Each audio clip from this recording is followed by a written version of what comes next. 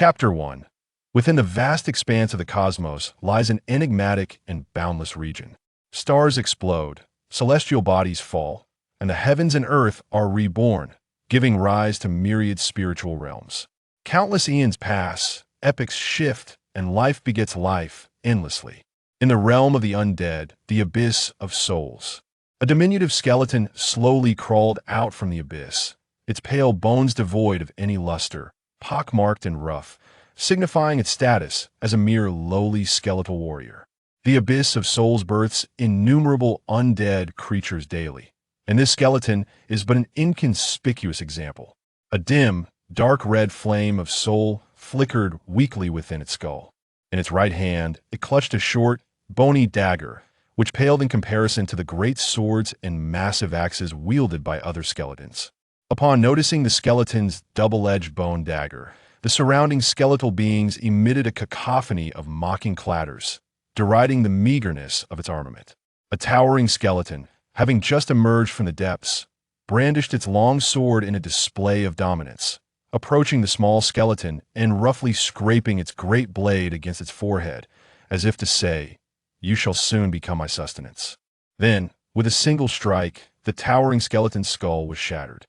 A shadow enveloped the small skeleton as an even larger skeleton materialized before it.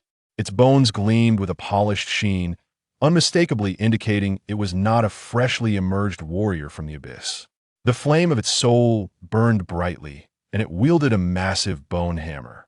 It reached down, seizing the flickering flame of the small skeleton's soul from the ground, hesitating momentarily before tearing it in two and, astonishingly, offering half of it to the small skeleton.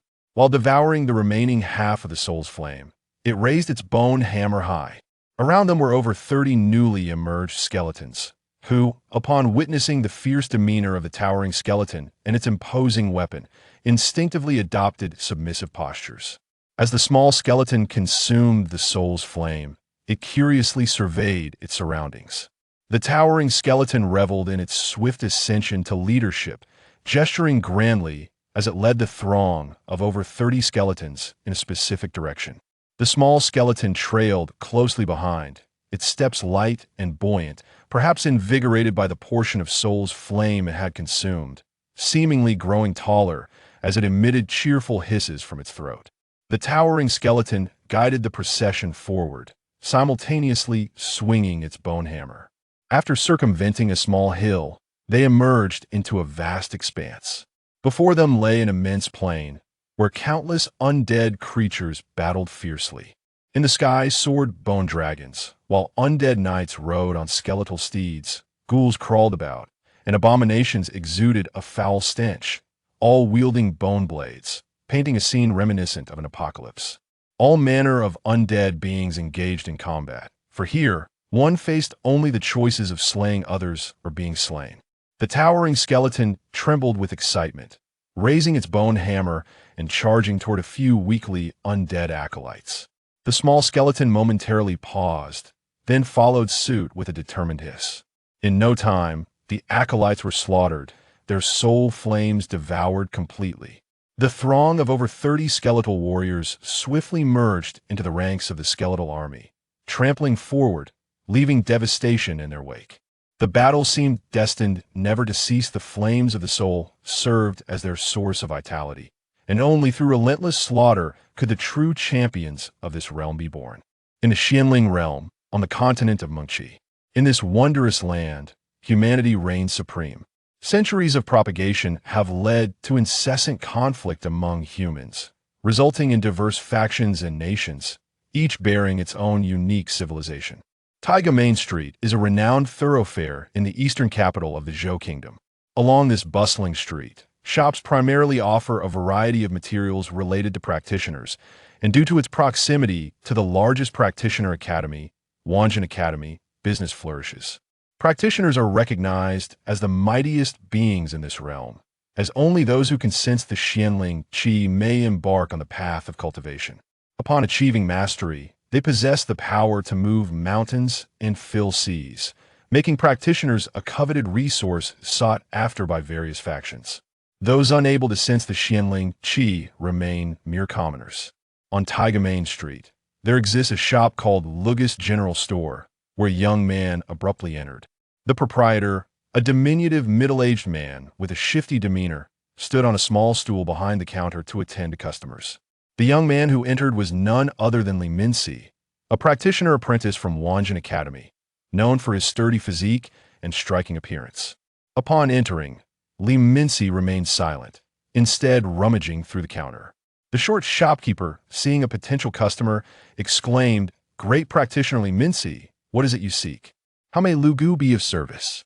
This was a flattering gesture, as, technically, apprentices were not yet regarded as practitioners. Typically, Li Minci would have graciously acknowledged the compliment with a nod and exchanged pleasantries, but his current agitation led him to point toward a corner and demand, "Where is the black stone I left here yesterday?" "You mean that utterly useless stone?" "It has already been sold," Lugu replied, bewildered. With a resounding bang, Li Minci slammed his fist on the counter. Fortunately, the surface was crafted from a special, transparent crystal, and it did not shatter under his strike. Lugu winced in pain and asked, "What troubles you, Sir Li Minci?" Li Minci's face turned a shade of deep anger as he questioned, "Who bought that stone?" "Who?" His roar was so fierce that it could likely be heard several streets away. Lugus' expression grew more pained. It was against protocol for him to divulge any information regarding his customers. However, witnessing Li Minci's ferocious demeanor, he pretended to ponder deeply. An image of a practitioner apprentice surfaced in Lugus' mind, one who resembled Li Minci in attire, both clad in the standardized garments issued by Wanjin Academy. This apprentice had lingered in the shop for quite some time before surreptitiously purchasing a forbidden talisman along with the black stone. As for the apprentice's name, Lugu truly did not know. After hearing Lugu recount the events, Li Minci's chest heaved violently before he asked, "What did this person look like? Describe every detail, no matter how small. If you provide sufficient detail, this Xian silver coin shall be yours." With that, he placed a gleaming Xian silver coin on the counter. Lugu swallowed hard and recollected. He was quite young, likely around your age. His clothing appeared somewhat worn, with significant fraying at the right sleeve, revealing some white fabric beneath. He stood nearly 1.8 meters tall, slender, exceedingly so. His eyes were large, and his skin was pale, suggesting he rarely ventured outdoors. He showed great interest in the forbidden talismans, scrutinizing many but seemed short on funds, ultimately purchasing just one forbidden talisman and, of course, that black stone. Li Minci furrowed his brow. Beyond Taiga Main Street lay Wanjin Academy, where, according to Lugus' description, there were likely hundreds of such apprentices. He inquired, "Think carefully. Besides being thin, did he possess any other distinguishing features?" "Distinguishing features, you say?" Lugu pondered deeply. After a moment, he exclaimed, "Ah, on the side of his neck, there was a birthmark. It resembled a skull." Li Minci's eyes gleamed with realization as he coldly stated, "I believe I know who he is. You wait right here." With that, he turned and exited the shop. Lugu hastily pocketed the Xian silver coin, muttering to himself, "What's so valuable about a worthless stone?" Yet he cast a furtive glance toward the back room, where a fleeting glimmer of green light flickered in his eyes, vanishing in an instant. Guji was an orphan who had wandered the streets since he was old enough to understand his surroundings. Had he not been discovered by a teacher from an academy who recognized his ability to sense Xianling Qi, he would likely still be begging for scraps. Upon his arrival at Wanjin Academy as a practitioner apprentice, he vowed to make a name for himself. However, after 3 years at the academy, he came to realize the naivety of that ambition. Firstly, the mentor who had recognized his potential passed away shortly after bringing him into the academy. It was said that he was killed by a malevolent practitioner during a mission to apprehend dark sorcerers, leaving behind no trace or relic. Secondly, the path of cultivation was an exceedingly costly endeavor. Without a favorable background or recognition, it was regrettably difficult to become a true practitioner. In Wanjin Academy, it was not uncommon for individuals to remain as apprentices for over a decade. However, this predicament is not entirely devoid of solutions. The reason they are referred to as cultivation apprentices is that their very identity is that of an apprentice. Where there are apprentices, there are also mentors. The Academy boasts a plethora of instructors who, aside from their regular lectures, often dabble in various side endeavors, such as crafting mystical talismans and concocting elixirs. This necessitates assistance for errands, thus highlighting the role of cultivation apprentices. Each time they assist a practitioner, they receive corresponding remuneration. They can then utilize these earnings to acquire what they need. Although the process may be slow, it nonetheless represents a viable path. Of course, there are other shortcuts, but they are fraught with peril and ill-suited for cultivation apprentices. Gu Zi, in particular, has taken on part-time labor for two practitioners, namely Master Li Chong and Master Qin Yuli. Both of these instructors share a common affinity for crafting mystical talismans. Mystical talismans are special charms crafted by high-level practitioners, encompassing various types of attack, defense, and support. As long as one can harness spiritual energy, they can trigger their release, with the potency being contingent upon both the talisman itself and the strength of the wielder. As consumables, mystical talismans are indeed an extravagant expense. Typically, practitioners create them independently. However, for some affluent practitioners, the cost of purchasing mystical talismans is hardly worth their concern. Due to Gu Zi's cleverness and reliability, both practitioners hold him in high regard. Occasionally, when crafting mystical talismans, they allow Gu Zi to observe, presenting an exceedingly rare opportunity for learning. Although he has yet to master the creation of mystical talismans, his understanding of them has deepened significantly. Driven by his passion for mystical talismans, Gu Zi clandestinely purchased a forbidden talisman in an unassuming black stone in Taiga's Main Street today. In the realm of the undead, the battlefield of the undead, the little skeleton severed the throat of the towering abomination with a dagger. The abomination did not perish, but merely slowed its movements.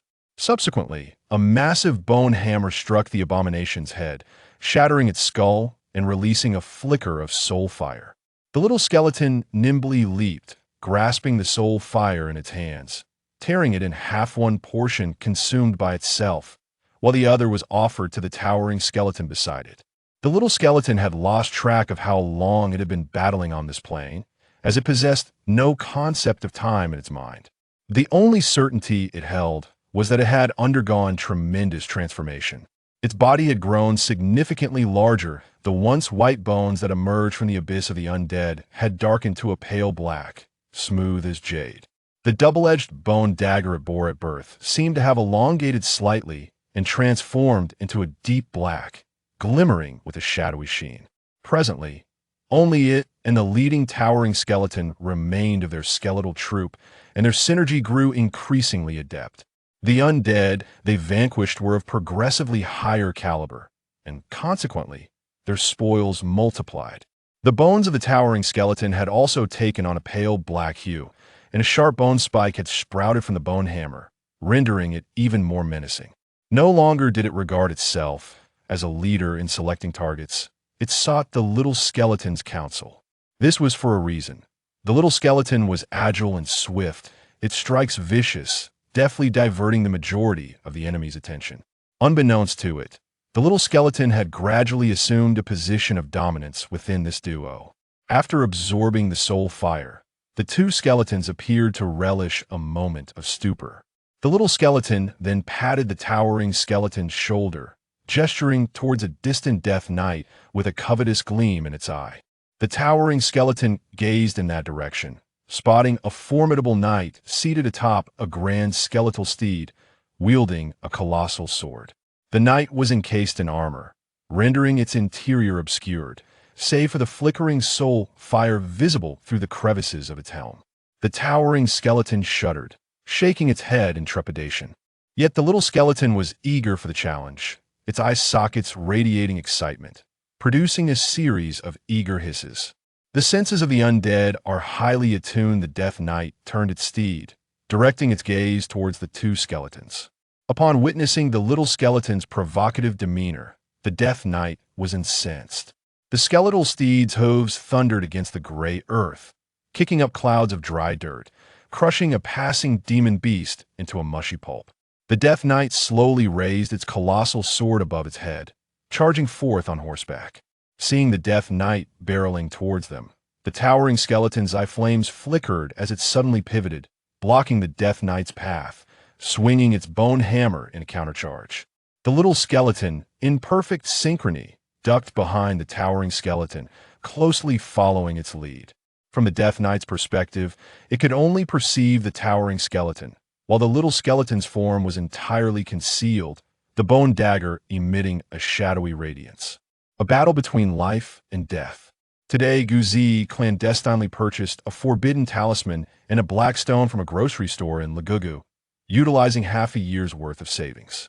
Forbidden talismans are typically malevolent charms produced by practitioners of dark arts, both inexpensive and potent. In the continent of Mengqi, the use of forbidden talismans is strictly prohibited, and practitioners of dark arts are regarded as embodiments of evil, subject to execution upon discovery. As for the black stone, it was acquired out of an instinctual feeling that it possessed some uniqueness coupled with its modest price. It was an impulsive purchase. The acquisition of the forbidden talisman stemmed from Guzi's intense curiosity regarding the unknown, providing him the opportunity to conduct thorough research. After all, the considerable power of forbidden talismans must have its reasons, which would deepen Guzi's understanding of mystical talismans. Guji was merely an orphan devoid of any background, existing at the lowest echelon among the apprentices of cultivation. Consequently, his quarters were situated in the northwest corner of Wanjin Academy, with the imposing northern wall of the institution looming behind. Upon returning to his room, Guji hurriedly drew the curtains, locked the door, and placed the recently acquired forbidden talismans alongside a mysterious black stone on the table, eagerly engrossing himself in their study. Time slipped away unnoticed until a sudden, urgent knocking at the door shattered his concentration. Jie found it peculiar. There were only 3 dilapidated houses in this area, all inhabited by cultivation apprentices, and there was little interaction among them. "Who is it?" "Gujie. What do you want?" He called out his astonishment. Before the words had fully escaped his lips, the door was forcefully kicked open, and a strikingly handsome young man stormed in. Upon entering, the youth's gaze fell upon the black stone on the table, and a glimmer of intensity sparked in his eyes. Jie, unfamiliar with this young man, tightened his grip on the forbidden talismans, wary of revealing their true nature. For this was a talisman crafted by a practitioner of sinister arts. He coldly inquired, "What is it that you seek?" The young man was Li Minci, who had just exited a general store in Lugu and made his way here. Upon seeing the black stone on the table, he finally exhaled in relief. With a calculated glance, he carefully closed the door behind him and, feigning nonchalance, remarked, "Gujie, I heard you acquired something quite remarkable today." Startled, Gujie retorted, "What do you mean?" Li Minci stepped forward, saying, "I wish to propose a deal. Would you consider selling that black stone to me for 1 mysterious gold coin?" Gujie felt a slight easing of tension. He had initially feared the young man, sought the forbidden talismans, but it appeared his interest lay solely in the stone. 1 mysterious gold coin. "Is there something special about this stone?" Gujie replied, lifting the black stone from the table to inspect it. "Are you certain you wish to purchase it?" Li Minci swallowed hard and nodded, noticing the glint of greed in the young man's eyes. Coupled with his forceful intrusion, Gujie's displeasure grew. "I only just acquired it and have no intention of selling. Please leave." Li Minci's eyes widened in anger. "Are you certain you won't sell? I told you to leave." "Did you not hear me?" Gujie retorted, irritation creeping into his tone. Li Minci remained unmoved, a sardonic smile playing on his lips. "I knew you wouldn't sell." With a swift motion, he unleashed a surge of mysterious energy from his palm, sending a radiant white light hurtling toward Gujie's left chest. The object in his hand was not a mysterious gold coin, but a sinister talisman.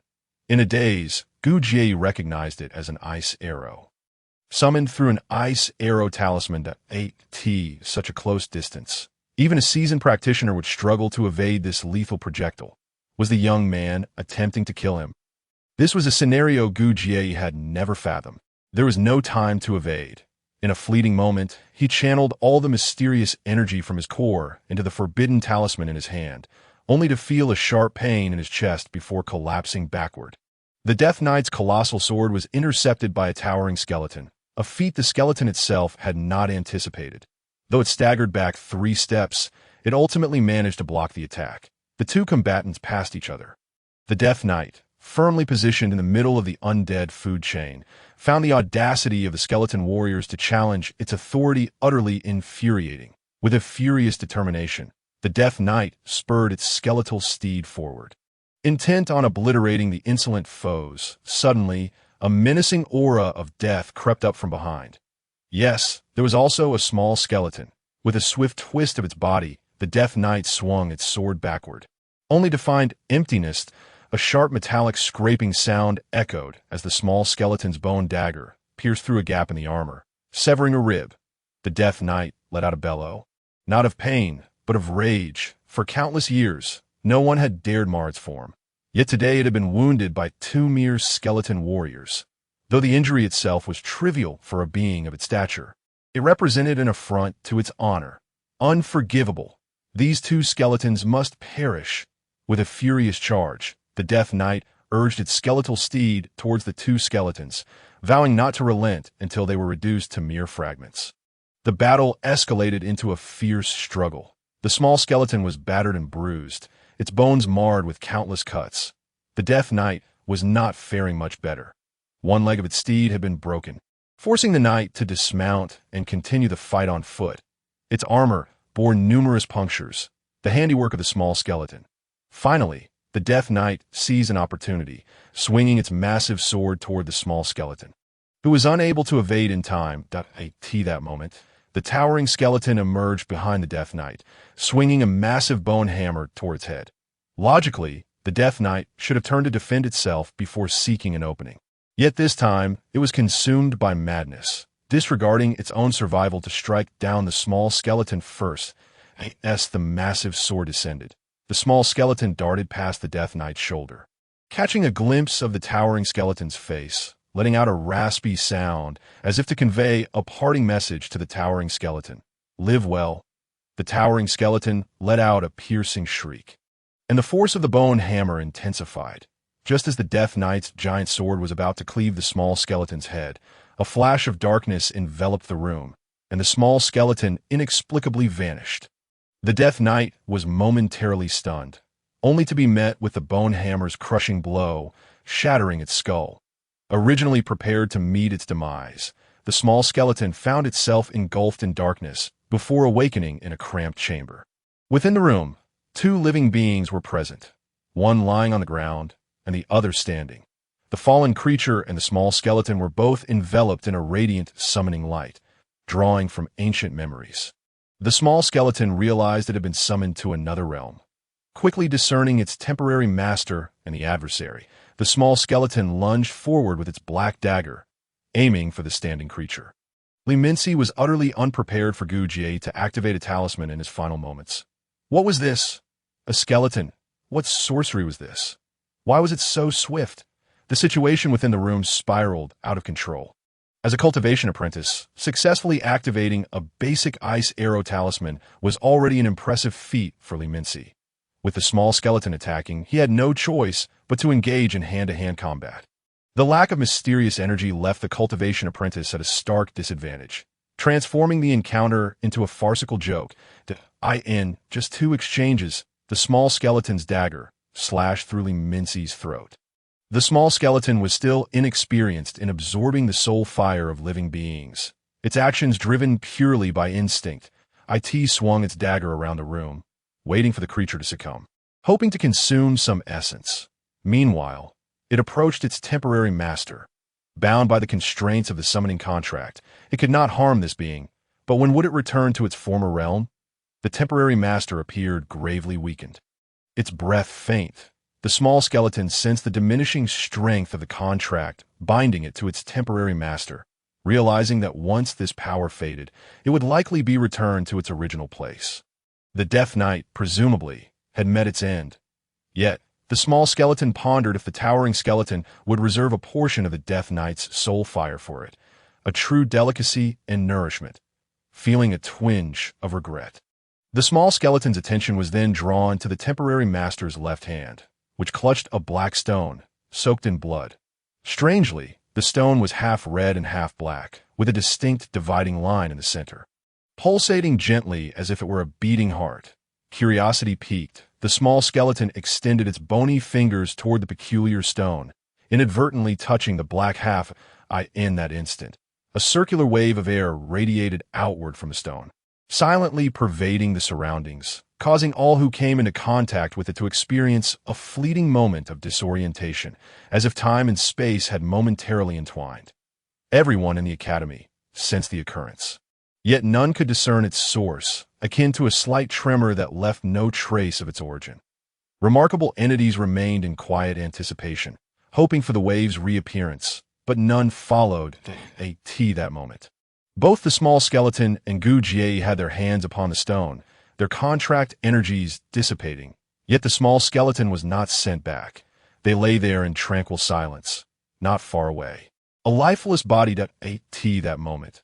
Li Minci finally breathed her last in a back room of a grocery store on Taigazheng Street.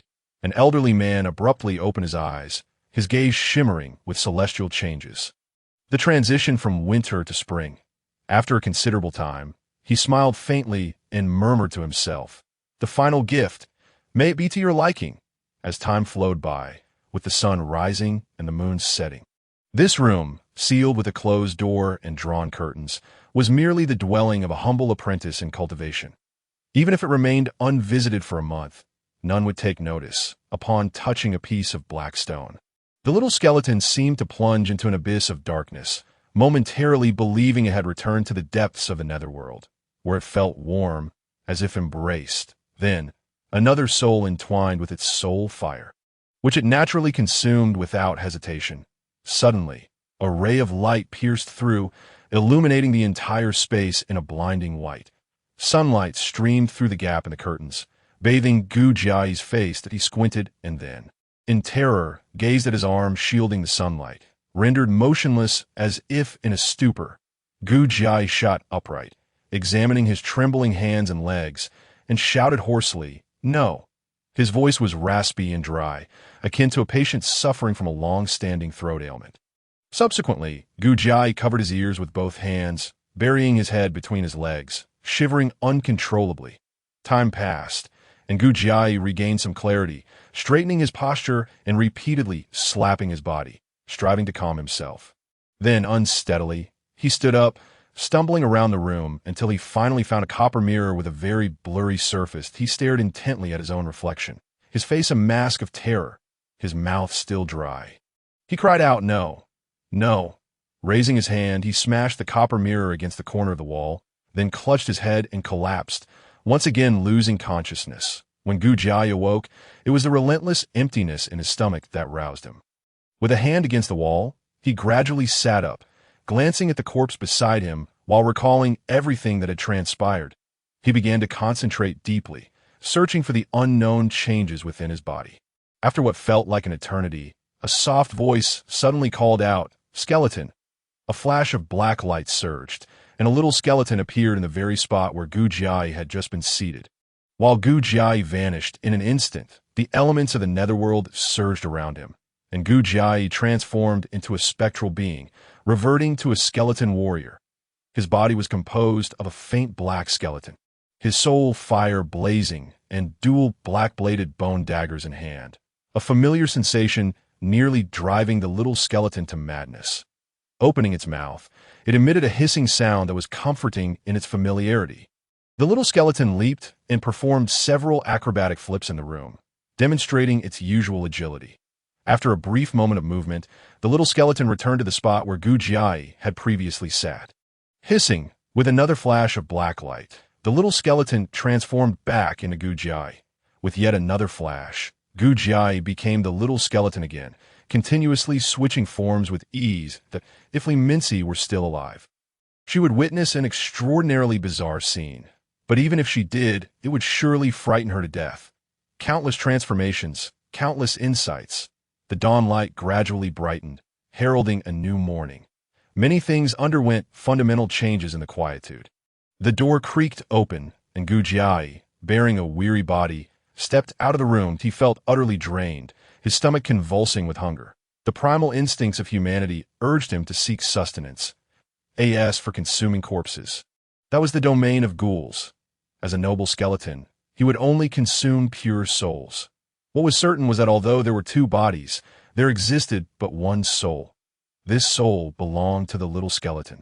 Despite retaining fragments of human memories and information, they were disjointed and sporadic. Perhaps it was the aftereffect of the little skeleton devouring Gu Jiai's soul. At least, that was how the little skeleton perceived it. As for why it had not gone mad from these chaotic memories, perhaps only the sovereign beings could provide an answer. Most crucially, the little skeleton had acquired a name. Undead beings typically lack names. Yet he was no longer a traditional undead creature. Thus he deserved a name. He was called Gu Jiai. Opening the door, he exited the room, leaving the corpse for later consideration, as he had no strength to deal with it now. He closed the door behind him and walked along the narrow path ahead. Humanity was indeed peculiar. Why construct roads, erect buildings, and wear clothing? It all seemed quite troublesome. As Gu Jiai walked, his thoughts wandered aimlessly. Though he possessed human memories, he was, after all, not human, or rather, he was not yet a pure human. In the morning light of the academy, many individuals had already risen to practice. For cultivators, possessing a robust physique was the foundation for better harnessing the mystical energy, and they were unwaveringly devoted to strengthening their bodies through exercise. That Gu Jiai kept his head down, walking forward along the path. The number of humans gradually increased, all clad in attire similar to his. Some engaged in physical activity, donning tighter warrior garb. Gu Jiai had always been an inconspicuous presence at the magical academy, lacking friends, so he assumed few would take notice of him on the road. Yet today, someone approached him. Gu Jiai. A voice called from a distance. Gu Jiai furrowed his brow, still unaccustomed to others calling his name. After a brief pause, he continued walking. A voice followed him. Gu Jiai, wait up. I need to talk to you. Gu Jiai pressed on, but suddenly a hand grasped his shoulder from behind. Startled, his instincts as an undead warned him that allowing others to come too close was perilous. Instinctively, he bent his waist and turned, delivering an elbow strike to the stranger's abdomen, followed by a left hook to the face, sending the assailant stumbling back several paces, blood gushing from his nose. Gu Jiai felt a twinge of regret. Human bodies were simply too weak, and with no weapon in hand, had he been in his skeleton warrior form, this person would have surely met his demise. The figure before him was a young boy, short and sharp-featured, dressed similarly to Gu Jiai. Clutching his face and retreating a few steps, with tears and snot streaming down, he pointed at Gu Jiai, exclaiming, "Gu Jiai, why did you hit me?" Gu Jiai couldn't recall who this person was, and, noticing the crowd gathering to observe, chose not to respond. Turning to leave. Gu Jiai, you wait, came the furious voice from behind. Gu Jiai frowned and mimicked the tone. Gu Jiai. The academy was vast, and Gu Jiai's memories were fragmented, causing him to wander for quite some time before finally exiting the gates of the Wanjin Academy. Beyond the gates lay a bustling street, alive with people coming and going. Gu Jiai paused for a moment, longing for a spectral being to appear, but alas, it was only humans, leaving him with a slight sense of regret. Directly across from the main entrance stood an establishment named Tianfeng Tavern. Observing the throngs of patrons and the enticing aroma of food wafting from within, Gu Jiai walked in without hesitation. Tianfeng Tavern was situated diagonally opposite Wanjin Academy, frequently filled to capacity with a steady stream of patrons. Although it was morning, those unwilling to dine in the Academy's dining hall had already begun to trickle into the tavern. The young attendant at the entrance, noticing a new customer, hurried over to greet him. Generally, attendants possessed keen eyes. Upon first glance, he scrutinized Gu Jiai's attire, slightly furrowing his brow. Gu Jiai was dressed in the garb of a cultivation apprentice, wrinkled and bearing a hole at the chest stained with blood, which struck the attendant as somewhat suspicious. Nonetheless, as an attendant, one must not judge by appearance, especially since the individual before him was a cultivation apprentice. Who knew? One day he might transform into a true practitioner, like a phoenix rising from the ashes. Thus he smiled warmly. "Sir, would you like breakfast?" Gu Jiai nodded and entered the tavern, situated near the academy. The tavern was bustling with morning diners. Though the esteemed practitioners typically dined in the Academy's exclusive hall, primarily filled with apprentices in Gu Jiai's memory, the concept of food was virtually blank, with no alternative. He discreetly observed what others were consuming, formulating a plan, and settled at a table in the far corner. Patting his growling stomach, he found human physiological needs quite troublesome. This was the little skeleton's first experience dining as a human, and he felt a flicker of anticipation. Though young, the attendant named Shun San was a veteran of the tavern. After Gu Jai seated himself, he glanced around, noticing the lack of an order, and feigned a cough. "Sir, what would you like to eat? We have a wide selection, and we can also prepare dishes now." Gu Jai pointed toward a nearby table. 10. After much contemplation, a number was finally uttered. Shun San followed the direction of the other's hand, stuck out his tongue, and quietly inquired, "Sir, do you desire 10 baskets of meat buns and 10 plates of braised meat?" Guji nodded slightly. Observing the foolishness in his demeanor, Shun San reminded him once more. "Sir, are you dining alone, or do you have companions? That is quite a substantial order." Gug glanced at the position of the young attendant's head, swallowed hard, and suddenly found the human experience quite troublesome. Exclaiming, "Hurry!" Shun San was taken aback and hastily responded, "These 10 portions are indeed substantial." A fierce glint flashed in Guji's eyes. Shun San was startled by the expression, feeling as if he was being scrutinized by a beast. He thought it ominous and quickly turned to leave. Around Guji, many patrons were dining, but none appeared to be alone. 2 or 3 individuals occupied each table, engaged in conversation about amusing tales from distant lands. Guji lowered his head, yet his ears perked up, listening intently to the surrounding chatter while secretly observing their mannerisms.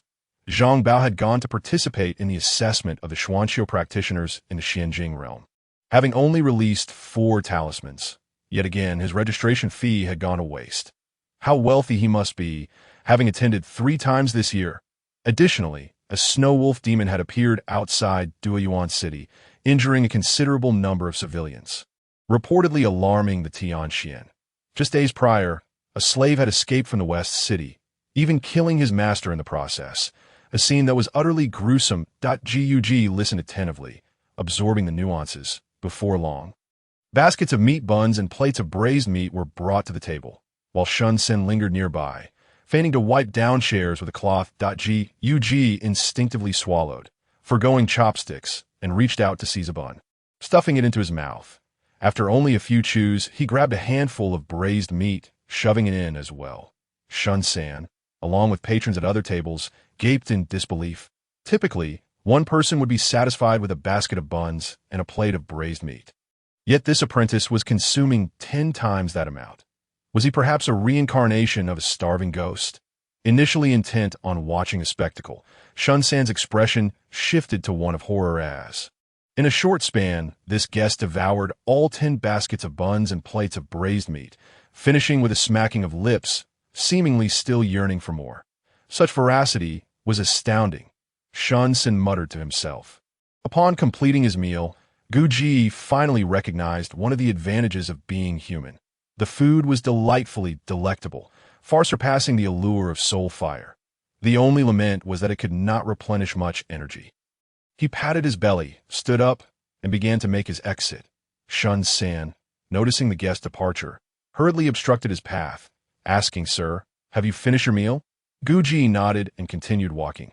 Growing anxious, Shun San interjected, "Sir, you haven't settled the bill yet." Settling the bill? Guji was momentarily perplexed. The term was familiar, suggesting an obligation to provide something in return. Yet his previous memories failed to elucidate this. Settling the bill. Shun San smiled insincerely, rubbing his fingers together. "To settle the bill?" Guji echoed, still bewildered. "With Xian copper coins." Shun San's insistence only deepened Guji's confusion as he rummaged through his belongings and replied, "I have none." Shun San's expression soured. Encountering a freeloader so early in the day was indeed unfortunate. "I knew you wouldn't eat so much without having gone a while without a meal. That outfit of yours certainly doesn't appear to have been acquired through legitimate means." With a fierce glare, he barked, "You have no money, yet dare to enter an establishment like this? Do you take us for fools?" His shout attracted a crowd, as it was indeed rare to find someone dining without paying at the entrance of the Wanjin Academy. Shun San exchanged glances with another attendant outside the crowd, signaling him to guard the entrance, then fixed his gaze back on Gu Ji, thinking, if you were a practitioner dining without paying, that could be overlooked, but you, an unknown apprentice, dare to eat and not settle your dues. Have you lost your mind? Establishments of this caliber wouldn't operate without some backing, so Shun San felt no fear of escalating the situation. Surrounded by onlookers, Gu Ji furrowed his brow, his eyes narrowing as he focused on the necks of those nearby. If only he could revert to his skeletal form, he could easily dispatch them all. Just as the tension peaked, a melodious voice rang out from the crowd. Is it just a meal's worth? We are all classmates from Wanjin Academy. I shall cover his expenses. The crowd turned to see a handsome young man. Though clad in similar apprentice attire, the fabric was evidently of superior quality. Keen observers noted golden threads woven into his garments, exuding an air of luxury, suggesting they were custom-made elsewhere. Upon recognizing the youth who had come to Gu Ji's aid, Shun San quickly donned a smiling facade, saying, Master Yu, if you're feeling generous, then of course it is no issue. The young man glanced at Gu Ji amidst the crowd, narrowing his eyes slightly. A glimmer of light flashing through in that case. Let this brother's meal be charged to my account. With someone stepping forward, the crowd lost interest and dispersed in a hurry. Yu Ji discreetly halted the summoning of a skeleton, casting a glance at the young man, saying nothing as he rose to leave. Shun San, unable to contain himself, blocked Gu Ji's path once more. Master Yu has resolved your urgent dilemma, yet you offer no words of gratitude? The young man, referred to as Master Yu, remarked, It is but a trivial matter, not worth mentioning. You ought not to trouble this kind sir any further. You are indeed magnanimous. Master Yu. Shun San thumbed up in approval. Allowing Gu Ji to pass, Gu Ji continued onward. The young Master Yu, noticing he had no intention of stopping, suddenly called out, May I inquire this kind sir's name? Gu Ji paused, seemingly in contemplation, then turned back to the youth, whispering, Gu Ji. Upon uttering those 3 syllables, his demeanor shifted, appearing less obtrusive. Leaving the tavern, Gu Ji ambled down the street, now troubled by what to do next. Should he remain or seek a way back to the realm of the undead? Deep down, he leaned toward the latter, for after years as a skeletal warrior, he found that body to be far more familiar. Where could the realm of the undead be? Gu Ji scanned the area, hoping to discover answers on the street, ideally encountering a human knowledgeable about the realm of the undead. Proceeding along the road, he suddenly spotted a shop that seemed somewhat familiar and pushed the door open. Lu Gu stood behind the counter, momentarily taken aback upon seeing Gu Ji. His gaze swept over Gu Ji's figure, particularly lingering on his chest. Pretending not to recognize him, Lu Gu inquired, Esteemed guest, how may I assist you? Gu Ji observed Lu Gu's gaunt visage and overly ingratiating expression, eliciting a peculiar feeling. Sniffing the air, he tentatively asked, The realm of the undead? Lu Gu, not comprehending, queried tentatively, The realm of the undead? Gu Ji nodded affirmatively. Lu Gu shook his head, stating, I have not heard of it. Although there are many wondrous places on this continent, I truly do not know where the realm of the undead is. Is that so? Gu Ji, unwilling to accept this, pressed for further information. Lu Gu's eyes darted, glancing behind him, and then he said, Truly, I do not know. However, Gu Ji's face brightened with hope, eagerly asking, However what? Lu Gu lowered his voice, saying, I am but a mere vendor. There are far too many places I have yet to visit. My ignorance does not preclude others from knowing. You might consider this book. With that, Lu Gu retrieved a black-covered book from behind the counter. It was not particularly thick, and the cover bore the title Miscellaneous Discussions, signed simply, An old man, does the book contain information? Gu Ji inquired hastily. Lu Gu, now somewhat accustomed to Gu Ji's half-sentences, explained, I have not read it myself. But some say the contents are worth a look. Gu Ji extended a hand, stating, Give it to me. He failed to notice any impropriety in Lu Gu's words. Lu Gu hesitated, clarifying, You see, this book requires payment. Payment? Xin copper coins? Gu Ji asked, as Lu Gu was not the first human to request money from him. No. This book cost 10 Xian silver coins. Lu Gu's eyes sparkled. The black-covered book's exterior was unique, resembling both paper and leather. Appearing exceptionally supple, an enigmatic dark red thread adorned it, exuding an ancient and profound aura. Held in the other party's hand, it emanated an eerie aura. Gu's eyes flickered with a glint of light as he reached out to snatch it again. Lu Gu quickly withdrew his hand and coldly stated, "You must pay first." That Gu replied, "I have no money." Lu Gu seemed to have anticipated Gu Jie's financial predicament, smiling as he said, "No money is no problem. I can lend you some." A cunning glint passed through his eyes. Lend? Gu Jie had never encountered this term before, and suddenly found a shopkeeper named Lu Gu rather intriguing. "Yes, I will lend it to you. You may take the book, but within 6 months, you must return me 15 Xian silver coins. If you still have no money after 6 months, you may return 20 coins within a year." However, the entire agreement lasts only 1 year, Lu Gu whispered, preparing himself for any potential fallout. After contemplating for a moment, Gu Jie replied, "Deal." He then extended his hand. Lu Gu was taken aback by Gu Jie's swift acceptance, momentarily stunned, before adding, "We must sign a contract. If you renege later, do not blame me for seeking payment from your academy." Gu nodded in agreement. The transaction unfolded so smoothly that Lu Gu felt somewhat bewildered. He had managed to sell a tattered book without spending a dime and successfully secured a high-interest loan for a year, earning a newfound admiration for himself. He hastily produced a contract and, after a short while, completed it. Gu scrawled his name in a haphazard manner and affixed his fingerprint as per Lu Gu's instructions. The contract was signed in duplicate. With excitement, Lu Gu handed over the black-covered book to Gu Jie, seemingly anxious that he might change his mind, saying, "Take care, and don't let the door hit you on the way out." Gu Jie glanced at the black book and inquired, "Is it real?" Lu Gu waved his fist, proclaiming, "Absolutely." Gu Jie nodded and made his way outside, pausing at the door to look back at Lu Gu, sniffing the air before exclaiming, "Stench." With that, he strode out. Lu Gu was puzzled, wondering what the unpleasant odor was or if it was even there. This boy had a habit of speaking in half-sentences, which was quite vexing. He retraced his steps back to his dwelling, where everything remained unchanged. The corpse of Li Minci was clearly undisturbed on the floor. Gu Jie securely shut the door. Nudging Li Minci's body against the wall, he then sat cross-legged on the bed, lifting the black book to examine it closely.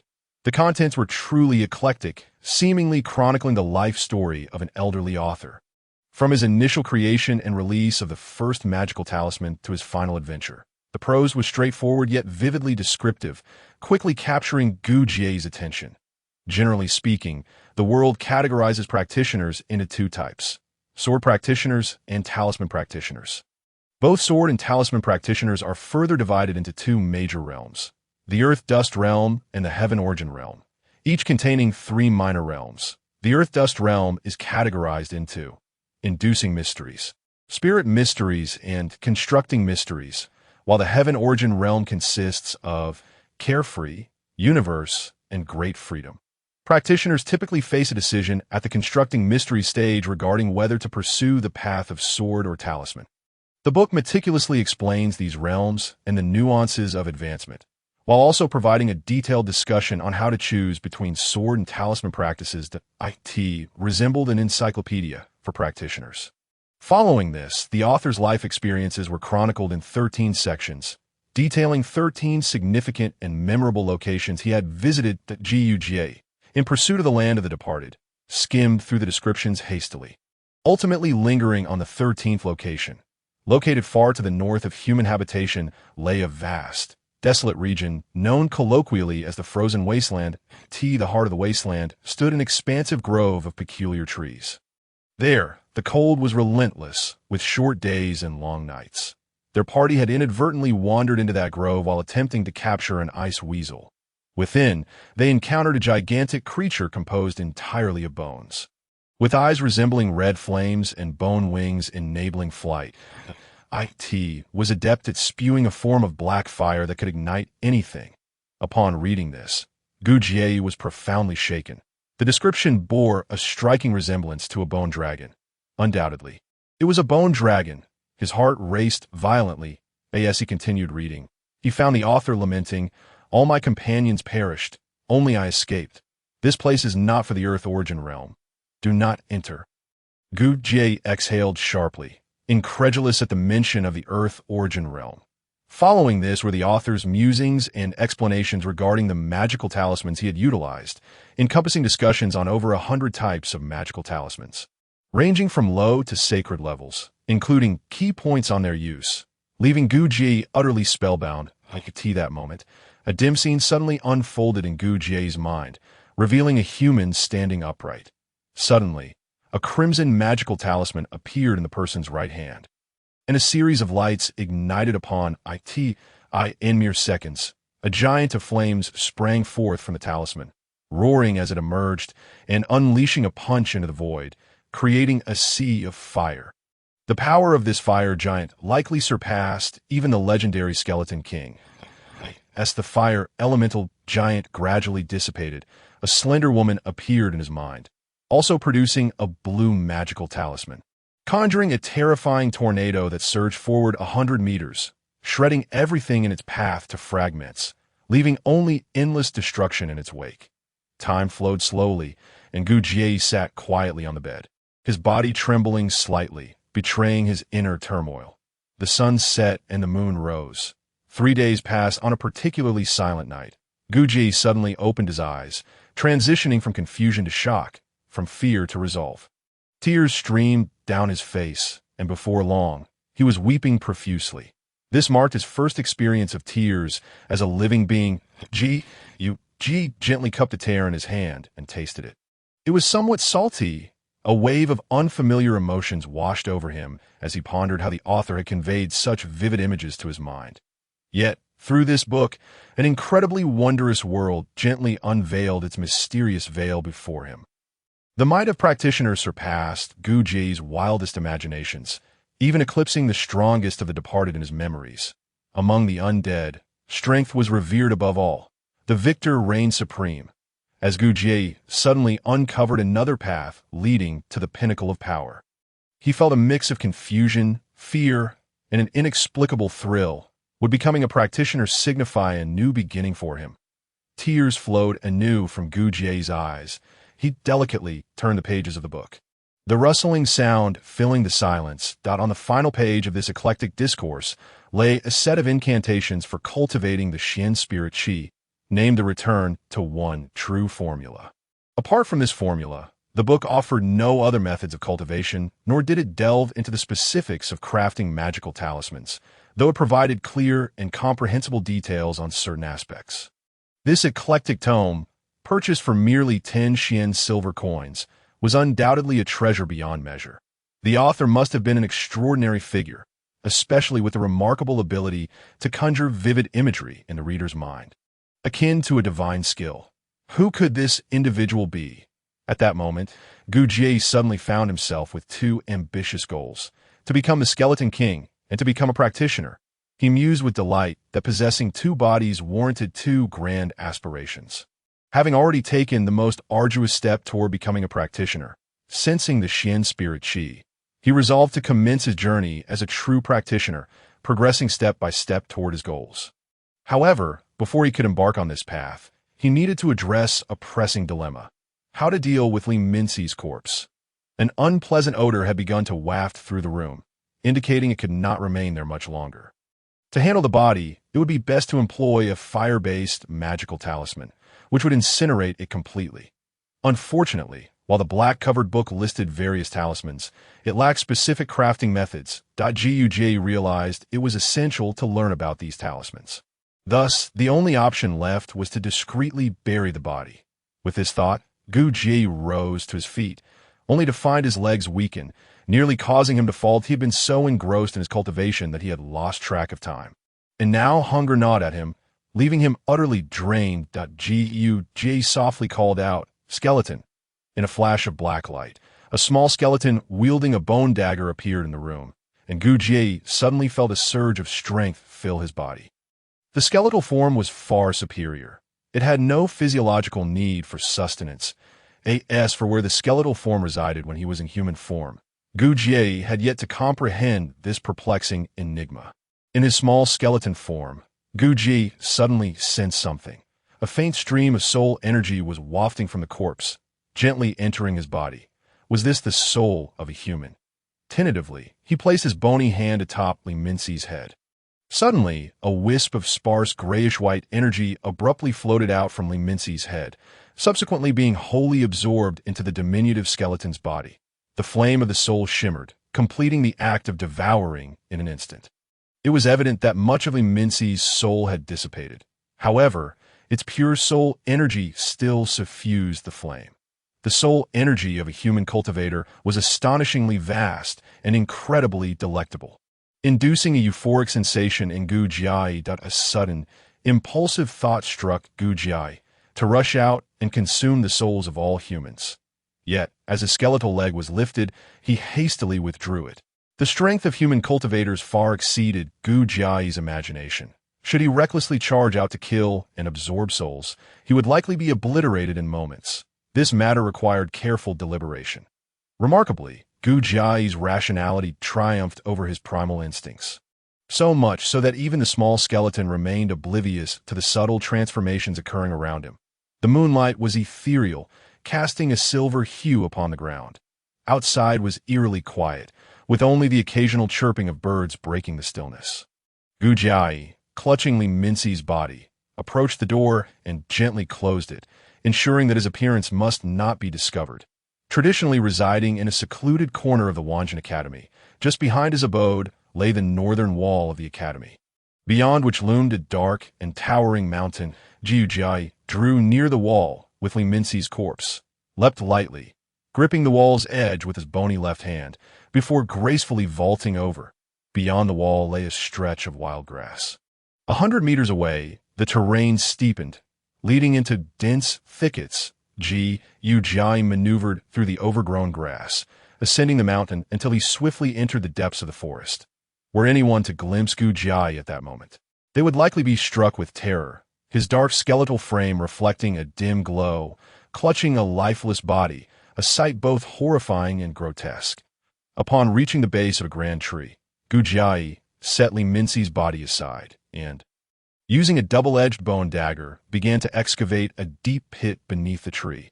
Just as he was about to cast Li Minxi into the pit, a small cloth pouch unexpectedly slipped from his grasp.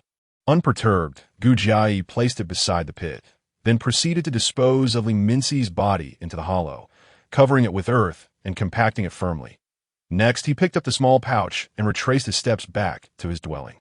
Once he reverted to his human form, Gu Jiai exhaled a sigh of relief. That it was then that he recalled the small pouch he had just collected. Illuminated by the moonlight, he opened it to inspect its contents. Inside, he discovered 8 silver coins and 35 yellow coins. Having perused the black tome, Gu Jiai finally grasped the common currency of the Mengqi continent. These should be Xian silver coins and Xian copper coins. 1 Xian silver coin equated to 100 Xian copper coins, while 100 Xian silver coins could be exchanged for a single Xian gold coin. In daily transactions, encounters with Xian gold coin users were rare.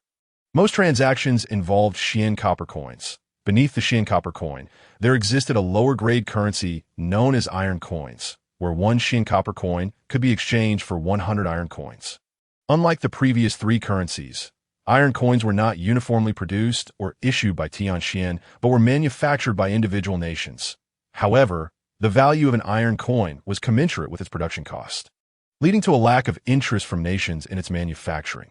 Moreover, the consumer level on the Mengqi continent was not particularly high. 10 Xian copper coins sufficed for the monthly expenses of an ordinary family of 3. Thus, a single Xian silver coin represented a considerable income. In addition to these coins, there lay a small black jade plaque within the pouch, inscribed with the words Ghost Shadow on one side, and an indistinct creature shrouded in mist on the other. The creature bore a striking resemblance to a unicorn-like undead being. Jiu Jiai glanced at it, dismissing its significance, and returned the jade plaque to the pouch, which he tucked into his inner layered. It was at this moment that he noticed the tattered state of his shirt, stained with splatters of blood. It seemed he would need to acquire a new garment by the morrow. But first he required sustenance, for hunger gnawed at him unrelentingly. With that thought, his stomach growled fiercely. The pangs of hunger were indeed unbearable. Yet, the night was deep, and no place offered food. Ultimately, with no other options, he reverted to his skeletal form and endured the night. As dawn broke, Gujai transformed back into his human guise and hurriedly exited his dwelling in the same spot, at the same tavern, with the same attendant. Shun Sen fixated on Gujai, disdain evident in his eyes as he mockingly remarked, "Ah, back for another meal, are we?" This time, Gujai exhibited far more composure than before, merely nodding in response. "Just so you know, meals require payment," Shun Sen retorted, rolling his eyes. "Indeed," Gujai replied curtly, swiftly entering the tavern. Taiga Main Street was a complex and enchanting thoroughfare, lined with shops that encompassed nearly every conceivable commercial venture related to cultivators. Notable establishments such as the Xintian Branch, Sword Forge, and the Mercenary Alliance all held a prominent presence along this street. The Xiaoping Tailor Shop, a venerable establishment on Taiga Main Street, boasted a century-long history. Now in the hands of Li Feng, it had reached its third generation. Since its inception, the Xiaoping Tailor Shop had specialized solely in crafting various battle garments for cultivators. Even the battle attire worn by the head of the Xintian branch originated from Li Feng, which ensured that their garments were consistently favored by numerous cultivators. Li Feng was known for her warm hospitality and adeptness in handling affairs, earning her the affectionate title of Sister Li among the neighboring shopkeepers. Having just finished her breakfast that morning, she drew back the shutters when a young man approached her, inquiring softly, "Do you sell clothes?" "This is a tailor shop, not a ready-made clothing store," Li Feng replied, glancing up to find a youth of 17 or 18 years standing before her. With black hair and eyes, fair skin, and a tall, slender frame, he wore a somewhat worn apprentice's robe, marred by a hole at the chest and stained with what appeared to be blood. The corners of his mouth glistened, suggesting he had just eaten breakfast. Li Feng's gaze inadvertently lingered on the birthmark on Gu Jiai's neck. The apprentice robes were either custom-tailored or distributed by the school, not available for purchase outside. Unless one sought the person in charge of issuing the robes to place an order, such garments were unattainable. It was clear that the youth was unaware of these regulations. With a smile, Li Feng remarked, "My shop is a tailor's, not a ready-made clothing store. However, a robe like yours is not for sale outside." The young man was none other than Gu Jai, who had just exited the Tianfeng Tavern, still carrying 10 bamboo steamers of buns and 10 platters of beef, leaving Shun San agape once more. The only difference was that today he had money, promptly paying for his meal with merely 2 Xian copper coins. Yet, Gu Jai found himself perplexed by many matters, which he could only unravel gradually. Upon hearing the woman's words, Gu Jai felt a twinge of confusion. Why was there no place to sell the robe he wore? Noticing the bewilderment on Gu Jai's face, Li Feng glanced at his robe and proposed, "How about I stitch it up for you? You can make do with it," but a smile spread across Gu Jai's face. This was indeed a splendid solution, and he eagerly nodded in agreement. The very moment Gu Jai entered the tailor shop, another youth pushed open the door to Lu Gu's general store. The boy was strikingly handsome, with large eyes and thin lips, clad in a robe embroidered with golden threads. Upon entering the shop, he cast a few glances at the diminutive Lu Gu before surveying the counter. He then retrieved a Xian silver coin from his pocket, tossing it idly in his hand.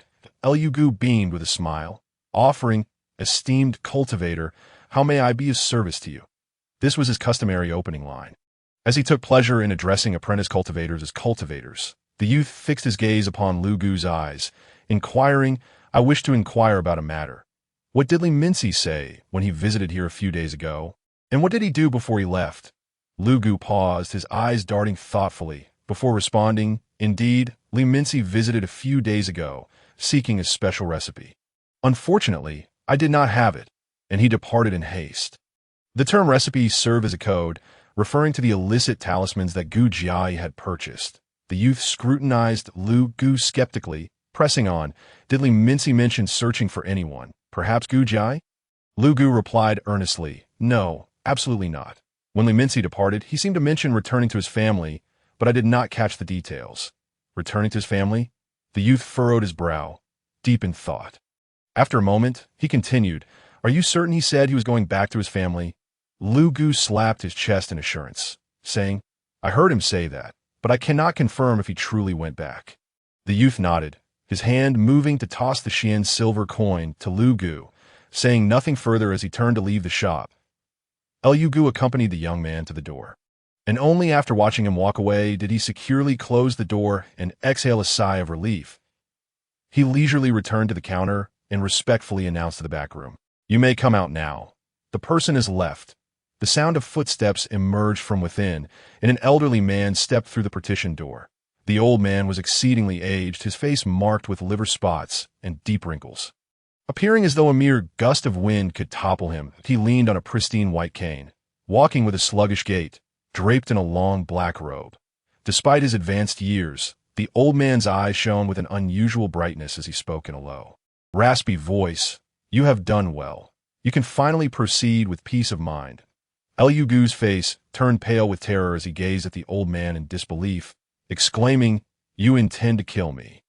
With that, he turned and fled.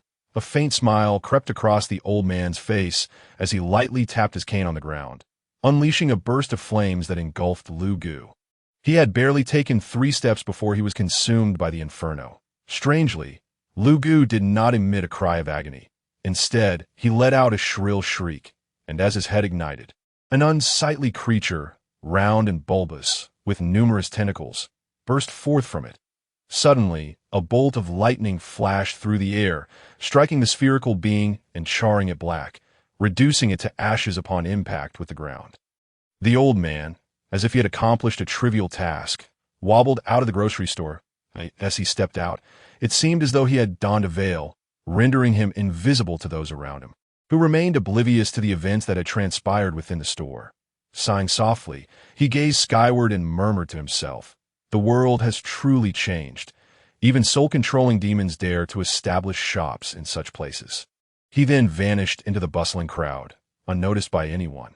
Upon entering the shop, Guji handed his clothes to Li Feng and settled into an intricately carved wooden chair, patiently awaiting her assistance in mending his garments.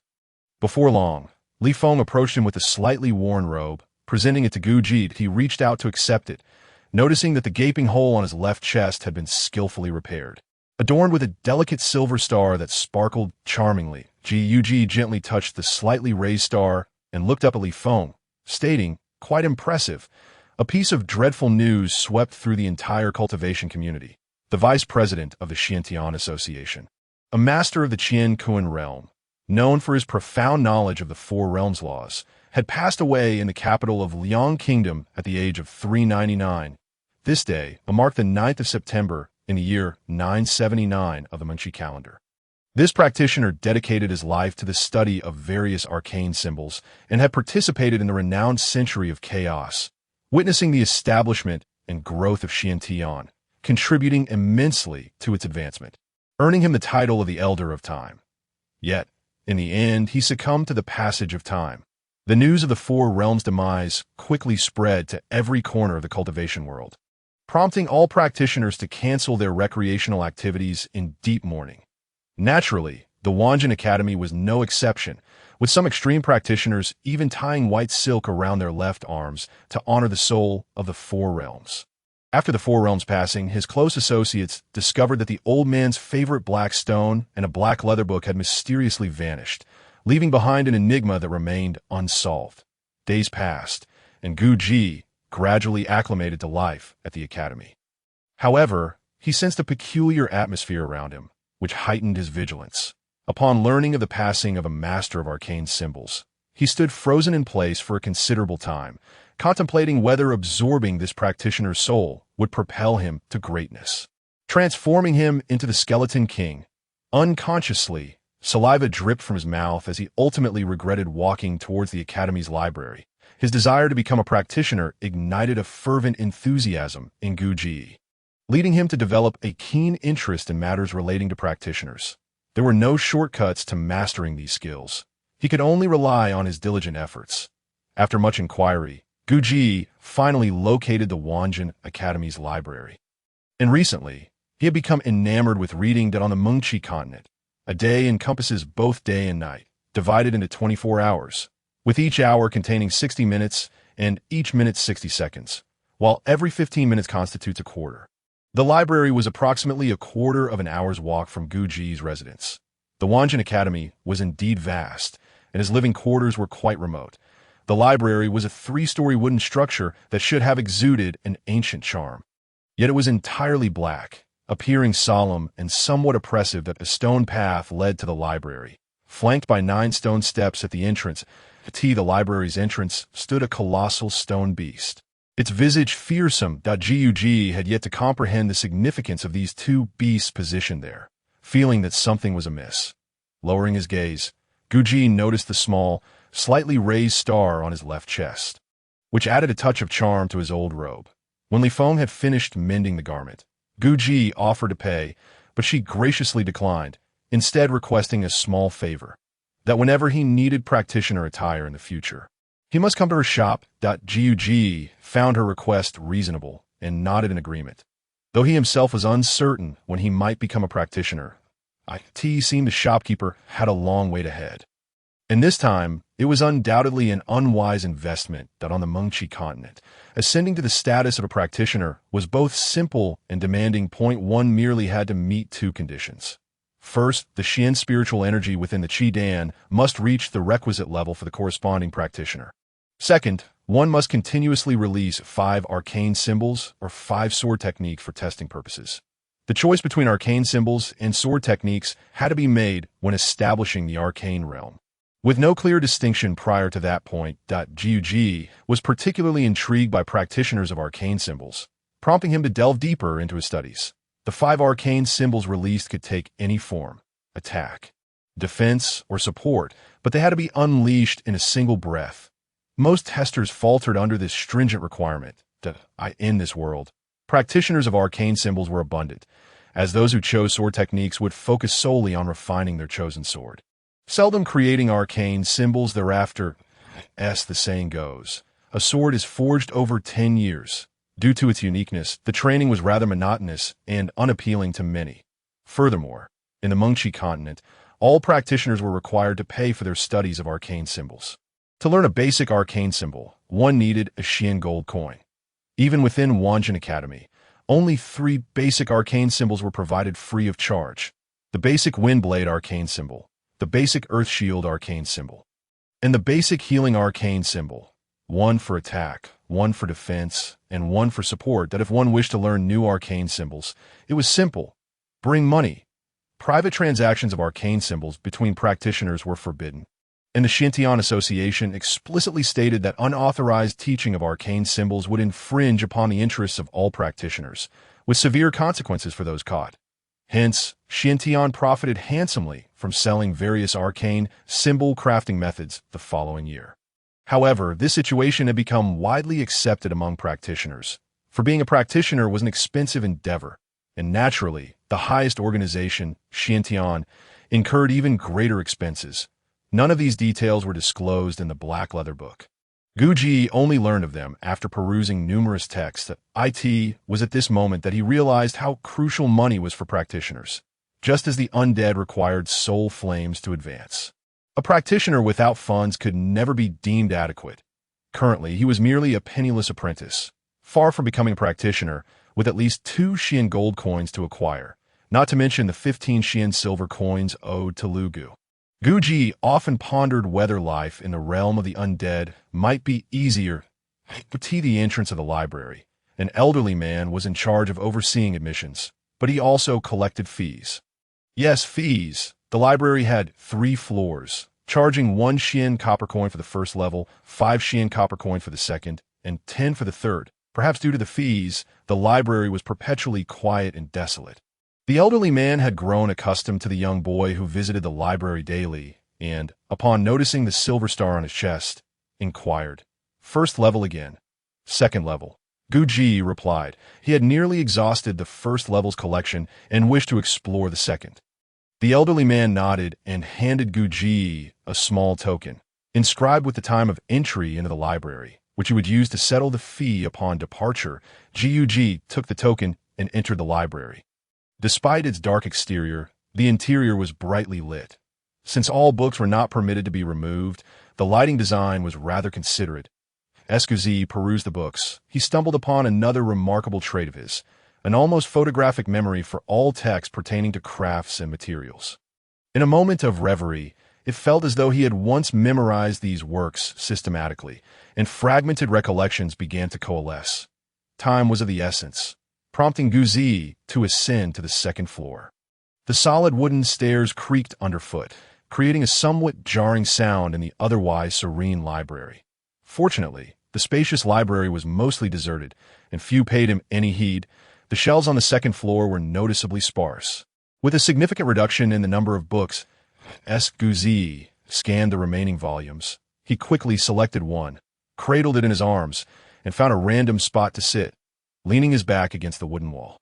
The book was titled A Comprehensive Overview of Xianling Qi Cultivation, serving as a guide on how to choose an effective method for practicing Xianling Qi. The passage of time always seems fleeting during moments of learning, and Guzi genuinely relished this intellectual pursuit, a luxury he had never dared to imagine during his previous existence as a spectral being. Thus, he cherished every fleeting second spent in this place. Before he realized it, the outside world had succumbed to darkness. Slowly, Guzi closed the book, his mind reaching a resolution that in recent days, he had been in a state of turmoil. After encountering the enigmatic black-covered tome, he developed a profound interest in the true formula of unity contained within it. Following a brief period of study, the notion of cultivating this technique had taken root in his mind. However, a daunting dilemma loomed ahead. Guzi's prior Qi cultivation method had been the universal practice imparted by the Wanjin Academy, known as the Wanjin Qi refinement method. Transitioning to a different cultivation method was feasible, but it required one crucial step: completely dissipating all the Xianling Qi cultivated through the Wanjin method, starting afresh. This would mean nullifying all his previous efforts. Different cultivation methods result in fundamentally distinct states of Xianling Qi within the body. An incompatible Qi forced together would inevitably lead to catastrophic consequences. Although Guzi possessed two bodies, he could not afford to squander them so recklessly, which kept him in a state of indecision. Today, however, he finally resolved to make a choice. The catalyst was the final sentence from the book he had just read, which struck a chord within him. It stated, "For practitioners, the key is not intelligence, diligence, or hard work. It is the choice one makes. A single erroneous choice can push you further away from your goal, no matter how hard you strive. Choice." He fervently hoped that this decision would prove to be the right one. Rising from his seat, Guzi returned the book to its rightful place and made his way downstairs with a light-hearted step. After paying with Xian copper coins at the entrance, he headed toward his residence. The elderly man at the door observed Guzi's retreating figure and muttered to himself, "This lad is destined for greatness. He spent nearly half a year here last year, and now he is back for another round."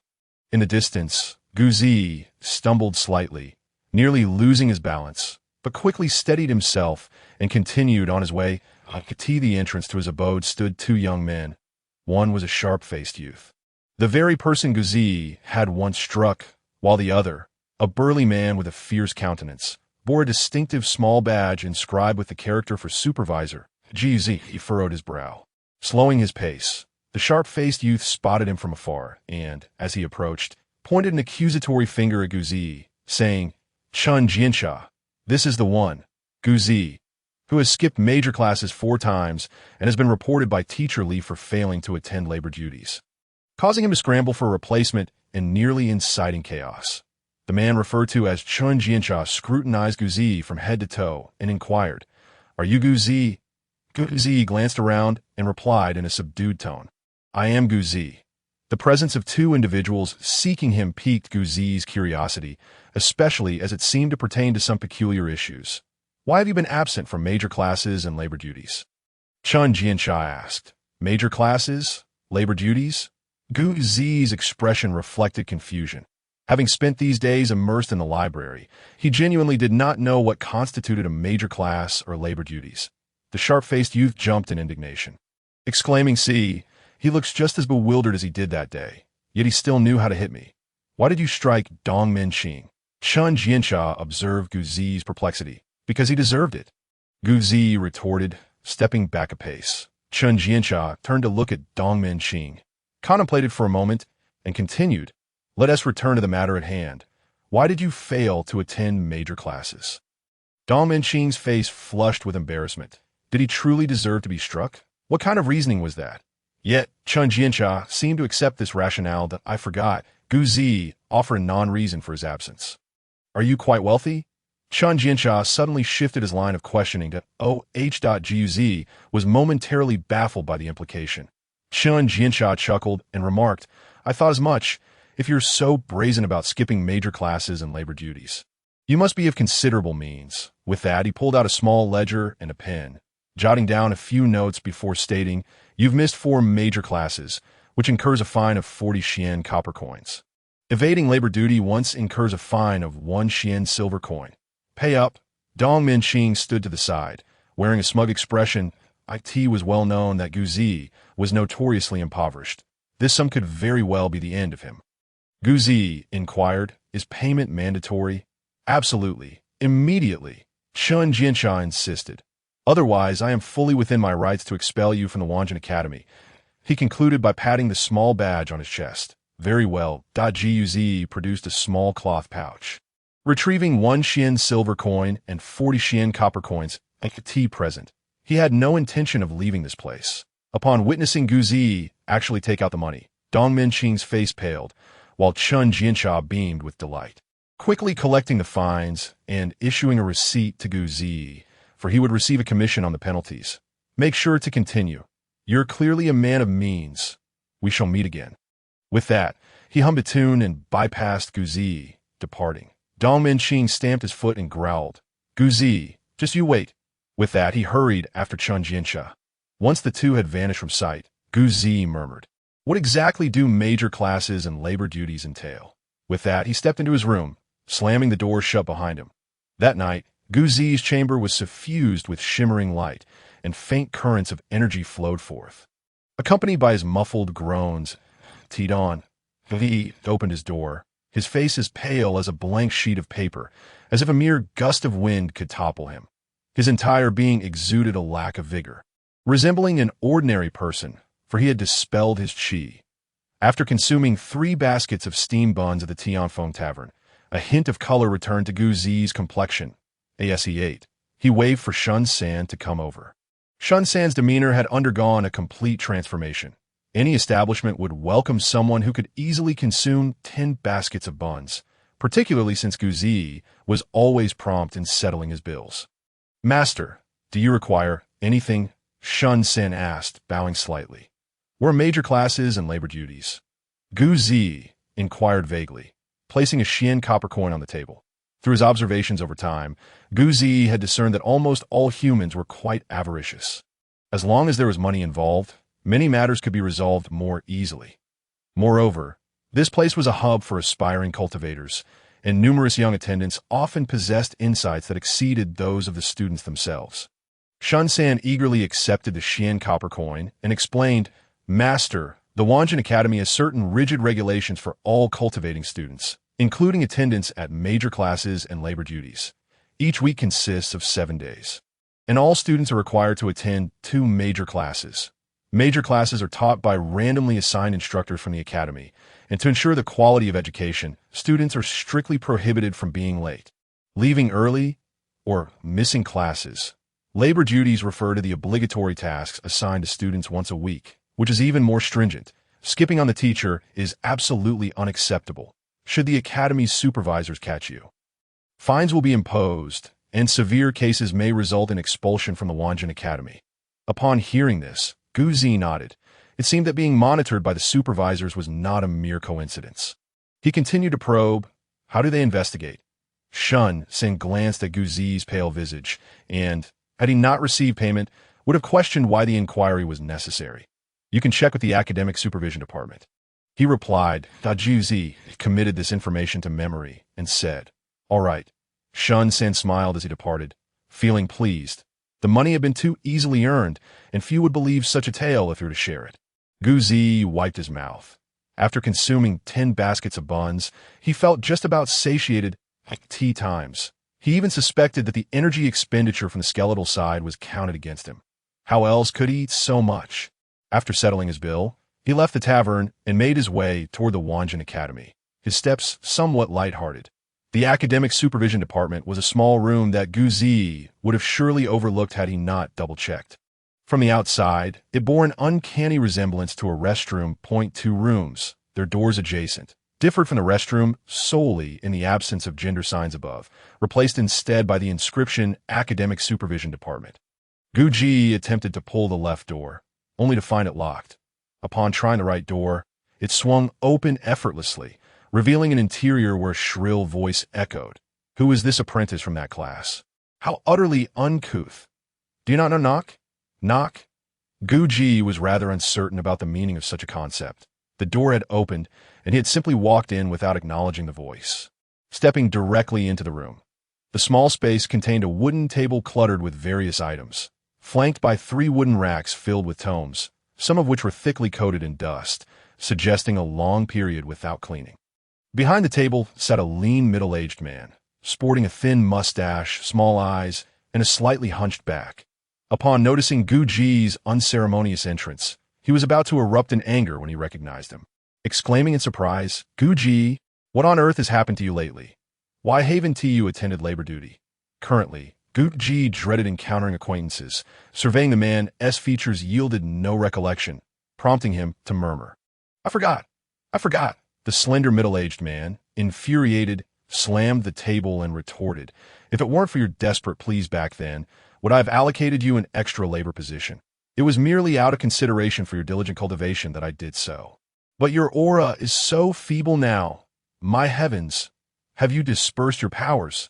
The man was not only verbose, but also astute, immediately discerning Gu Ji's depleted state. Gu Ji, feeling cornered, glanced at the man's throat, hesitating whether to transform into skeletal form and eliminate him. Sensing something amiss, the middle-aged man furrowed his brow, scrutinizing Gu Ji closely, yet finding nothing unusual, continued, "What caused your power to dissipate? Have you discovered a superior cultivation method?" Gu Ji found himself at a loss for words, particularly since this place was the core of the academy, where he surmised any act of violence would swiftly attract attention, leaving him in a quandary. Noting Gu Ji's silence, the middle-aged man, assuming he harbored some unspeakable secret, pondered aloud, "Could it be that you've fallen into a state of confusion, leading to your power's dispersal? Such occurrences, while rare, are not unheard of." Gu Ji, seizing upon the man's suggestion, nodded eagerly yes. The middle-aged man regarded him with a mixture of pity and regret, lamenting, "Poor child, your fate is indeed harsh. When your second brother brought you to the academy, he barely lingered before meeting his demise, leaving you unattended. Speak up. What troubles you? While it is uncommon to disperse one's powers, doing so necessitates starting anew. Fortunately, your journey in cultivation has not been extensive, though it is regrettable. Alas, such is the cruelty of fate. Gug inquired, "What are my major classes and labor duties?" The middle-aged man, puzzled by the question, replied, "What do you need to know that for?" Gu Ji stated simply, "I forgot." The man, regarding Gu Ji's head with disappointment, assumed the shock of dispersing his powers had affected his memory, saying, "Do not overexert yourself. You are not the only one who has faced such setbacks." The top practitioner in the dust realm of Zhou, Qing Wei, reportedly dispersed his powers while in Lingxian and then began anew, abandoning the talisman path to adopt the sword path. Gug found the man's remarks somewhat distant and pressed on. "One of my major classes and labor duties?" The middle-aged man, evidently well-versed in Gu Ji's schedule, answered directly this time. "Your major class is on Monday, Thursday in classroom Jiawu. Labor duty is Friday afternoon, with teacher Qing Yuli. There was also a labor duty on Wednesday, but since you failed to attend last time, it was canceled by teacher Li Chong. Oh, Gu Ji exclaimed, turning to leave. The middle-aged man watched his retreating figure, muttering, "Such a good child, yet it seems he has been ruined. He must have suffered some brain injury on the way." Gu Ji first inquired about the current day. Upon learning that today was the 7th day of the week, he realized tomorrow would be Monday, the day of his major class. Within Zhou, the week is divided into 7 days, from Monday to Sunday, with Sunday typically being a day of rest. Upon returning to his residence, Gu Ji retrieved a tome, flipping to the page detailing the Gaining Unity True method. diligently practicing it in light of the knowledge he had acquired in the library over the past few days. As night descended, Gu Ji, immersed in his practice, gradually lost track of time. Li Chong, a veteran of Wanjin Academy, had resided there for nearly 2 decades, as fate would have it. He finally encountered an apprentice daring enough to stand him up. Gu Ji. Without hesitation, he reported the incident to the inspection department, subsequently placing Gu Ji on his blacklist. Today, Li Chong was responsible for the major class of the second cohort and arrived early at classroom Jiwu. Wanjin Academy encompasses 3 grades: apprentice grade, Yinxian grade, and Lingxian grade, with Lingxian being the highest. Once a practitioner transitions from Lingxian to Zhuxian, they must decide whether to become a talisman practitioner or a sword practitioner, as one must choose their sole life weapon, true talisman or true sword. Representing divergent paths in cultivation. Post-transition, practitioners possess the ability to stand alone, regarded as experts among cultivators, and therefore is unnecessary to linger in the academy. Save for those who remain as instructors, as a broader world awaits their exploration. The debate over whether talisman practitioners or sword practitioners hold greater prowess has long been a contentious topic within the cultivation community, with opinions differing widely. The apprentice grade consists of 18 classes, with those in earlier classes having spent more time at Wanjin Academy, so the apprentices in the second class were typically veterans. Having been there for over 3 years, spending 3 years without advancing in Yinxian is considered quite dismal in the cultivation realm. The reason for investing time and effort in these individuals is simply one of profit. Naturally, lower-tier practitioners invest more in their advancement, while the higher-tier practitioners reap the greater rewards. Each class comprises 50 students. When one succeeds in advancing to Yinxian, apprentices from the subsequent classes must fill the vacancy to maintain the count of 50. Li Chong observed the stream of entering apprentices with a furrowed brow, noting that most were from affluent families, lacking ambition and diligence, hence unable to progress. The remaining few, though possessing poor innate talent, at least had a heart for advancement. Talent and innate conditions are paramount in cultivation. Li Chong had witnessed 6 or 7-year-old children who had never been apprentices successfully advance to Yinxian in a single day. Thus, it is clear that this world is inherently unequal, and it has never been devoid of so-called geniuses. When the bell tolled, the number of attendees was immediately apparent. 4 students were absent, and naturally, an inspector would record their names without burdening the teacher with the task. Just as Li Chong was about to commence the lesson, the door creaked open, and a youth entered. Of average height, appearing around 16 or 17, with fair skin and refined features. He could easily be mistaken for a girl at first glance, but a closer look revealed a trace of masculinity about his eyes. Regarding latecomers, the teacher's mood dictated the response. Li Chong glanced at the youth and said, "Return to your seat. Be more mindful next time." The youth clasped his hands in salute, replying, "Thank you, teacher." His demeanor exuded the poise of a noble family. Before the youth could reach his seat, the door swung open again, and a tall, slender youth entered. Li Chong recognized him instantly. It was the very Gu Ji he had placed on his blacklist. His expression darkened. Upon noticing the youth ahead of him moving toward a vacant seat, Gu Ji instinctively believed he should do the same, paying no heed to Li Chong as he made his way to an empty spot. Gu Ji's actions left Li Chong momentarily stunned. By the time he regained his wits, Gu Ji was already at the seat, about to sit down. Li Chong's anger flared, and he shouted, "Gu Ji, you're late. Do you not realize this?" Gu Ji glanced at Li Chong, feeling a sense of familiarity, raised an eyebrow, and inquired, "Not late, is it?" "Not late? I ask you, did the class bell ring?" Li Chong demanded. Gu Ji, having no recollection of such a bell, shook his head. "I don't know." Li Chong was infuriated, gasping for breath as he yelled, "The class bell is already rung. You are late."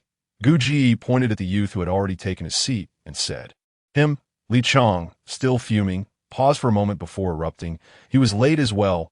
Both of you will stand and listen to the class today." Gu Ji responded with an "O" and moved to the back. The youth who had settled in earlier rolled his eyes, sensing Li Chang's fury, muttering under his breath, "Unlucky," before standing up to join Gu Ji at the back. Upon arriving at the last row, I cast a fierce glare at Gu Ji, then straightened up to face the front. Gu Ji, however, seemed indifferent. Since everyone was late, we might as well face the punishment together. Yet, this teacher appeared somewhat familiar. Today, Li Chong was discussing 2 elementary magical runes, of course refraining from divulging the methods of their creation, instead focusing on the characteristics, potency, and key points of usage of these runes. If the apprentices found these runes intriguing, they could register and purchase them, as Xintiang Point 1 rune was the elementary wooden spear rune, while the other was the elementary earth fissure rune, one offensive and the other supportive. These runes were also documented in various texts, with descriptions far more detailed than Li Chang's lecture, causing Gu Ji to lose interest as he listened. With no class dismissal, he could not leave, so he closed his eyes to revisit the newly learned Gi Jinjue from last night. Unbeknownst to him, Gu Ji fell into a meditative state. Countless strands of mystical aura drifted toward Gu Ji, entering his body and being absorbed by the Qi Dan. The mystical aura was the key to releasing magical runes. Before the establishment of the Xian, magical runes were the sole means of offense and defense for practitioners. Moreover, cultivators of the sword, like Gu Ji, must also practice magical runes, primarily to understand both themselves and their adversaries, as these runes pertain to more profound magical formations, knowledge every practitioner ought to grasp. Thus, it is often said that a great sword practitioner must inherently be a great rune practitioner. The reverse, however, is utterly untenable. Ji's breathing became steady, and at one moment, he suddenly opened his eyes, only to find a large face before him.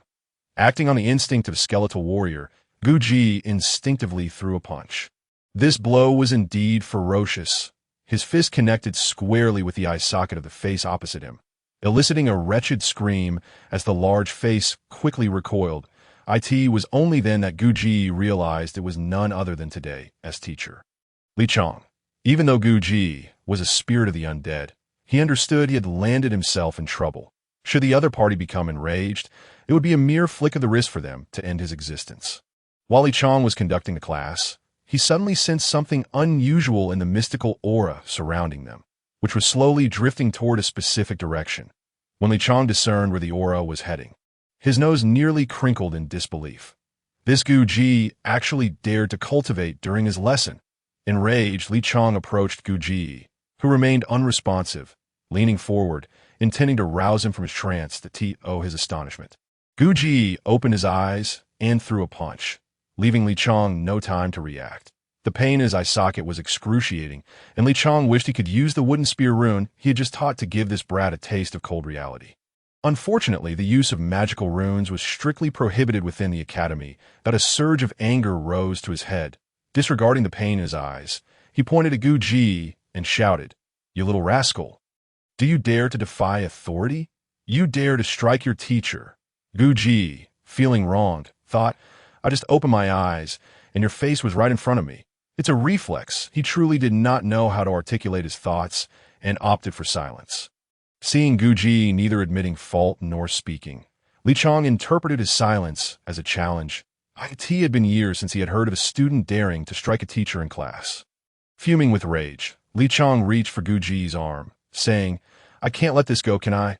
Come, I will take you to a place where we can discuss this properly." Gu Ji slightly shifted his body, swiftly dodging Li Chang's grasp. He did not wish to be restrained. If the conversation went awry, he would have no chance to escape.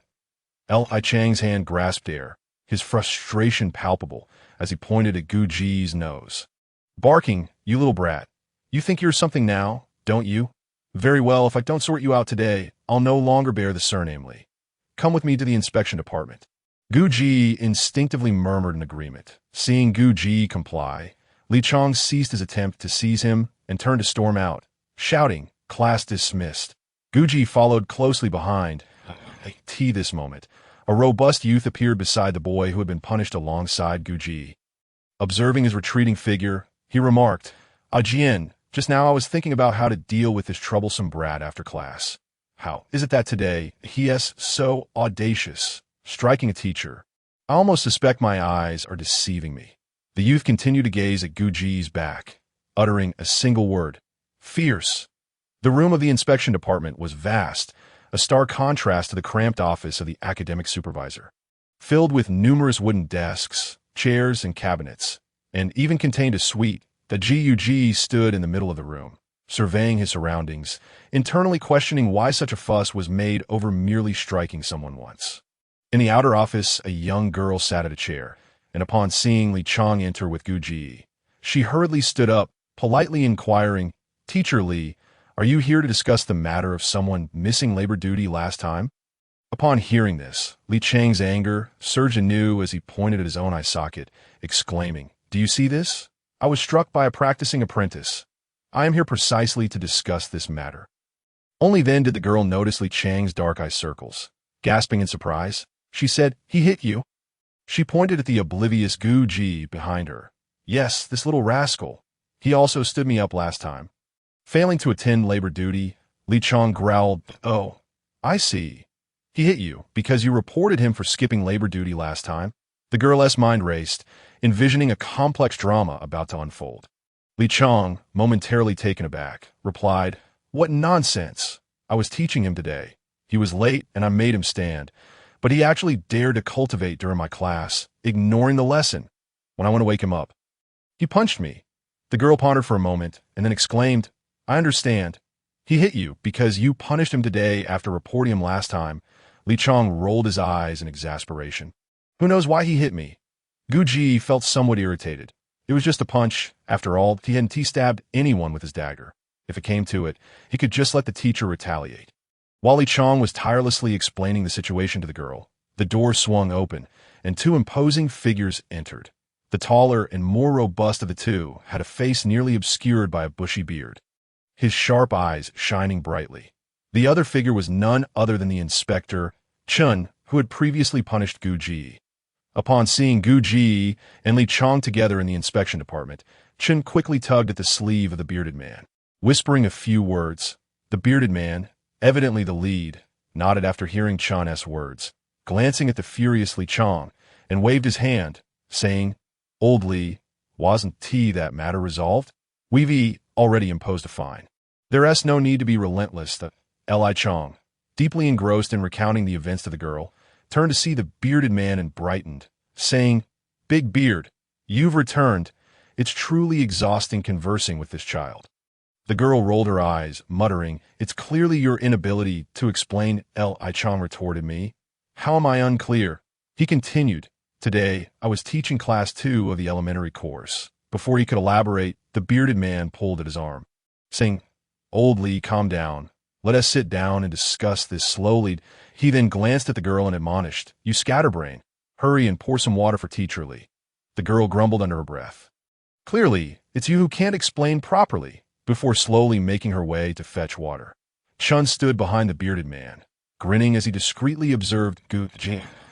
Li Chong reiterated the events of the day. The bearded man nodded, looking at the silent Gu Ji, and asked, "Gu Ji?" Gu Ji nodded.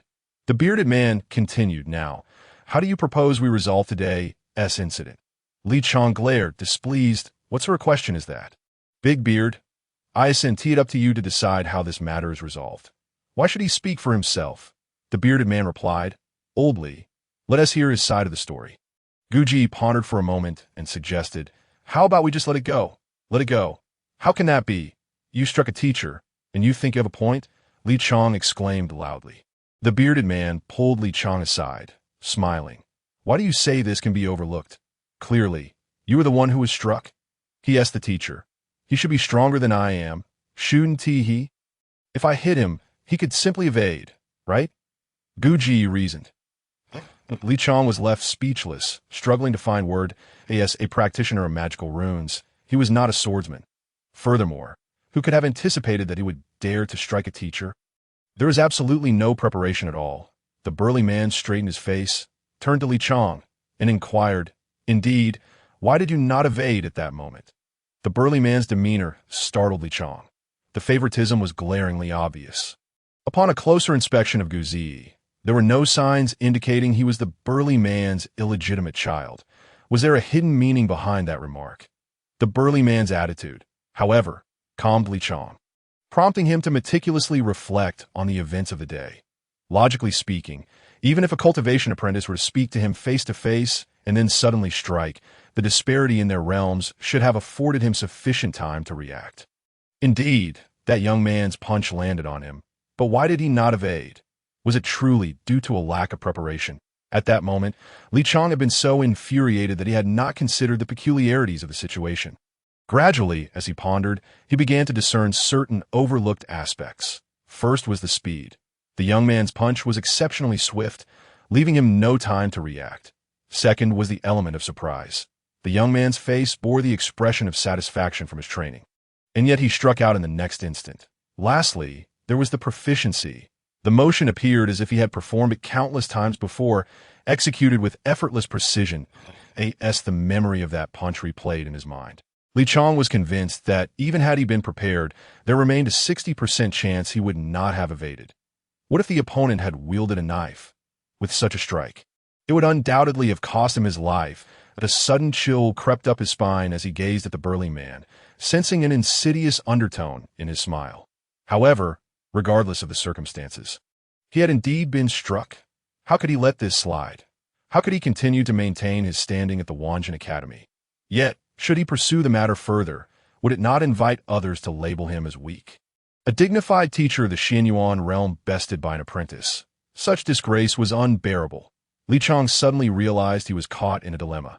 The burly man noticed Li Chang's inner turmoil, glanced at Gu Zi, and with a chuckle, proposed, "I have a solution that—" "Oh, pray tell," Li Chang inquired. "Naturally, there must be a punishment, but it cannot be under the pretense of striking a teacher. Instead, let us penalize him for unexcused absence from labor. He shall assist teacher Dongming in the Valley of Captured Demons for 3 months. What do you think?" the burly man suggested. Upon hearing the words Valley of Captured Demons, both Chun Jiansha and the individual referred to as Xiao Mihua turned pale. It was a grave misfortune. Li Chang shuddered at the mention of the Valley of Captured Demons. Casting a glance at Gu Zi, and remarked, "Isn't the punishment a tad severe?"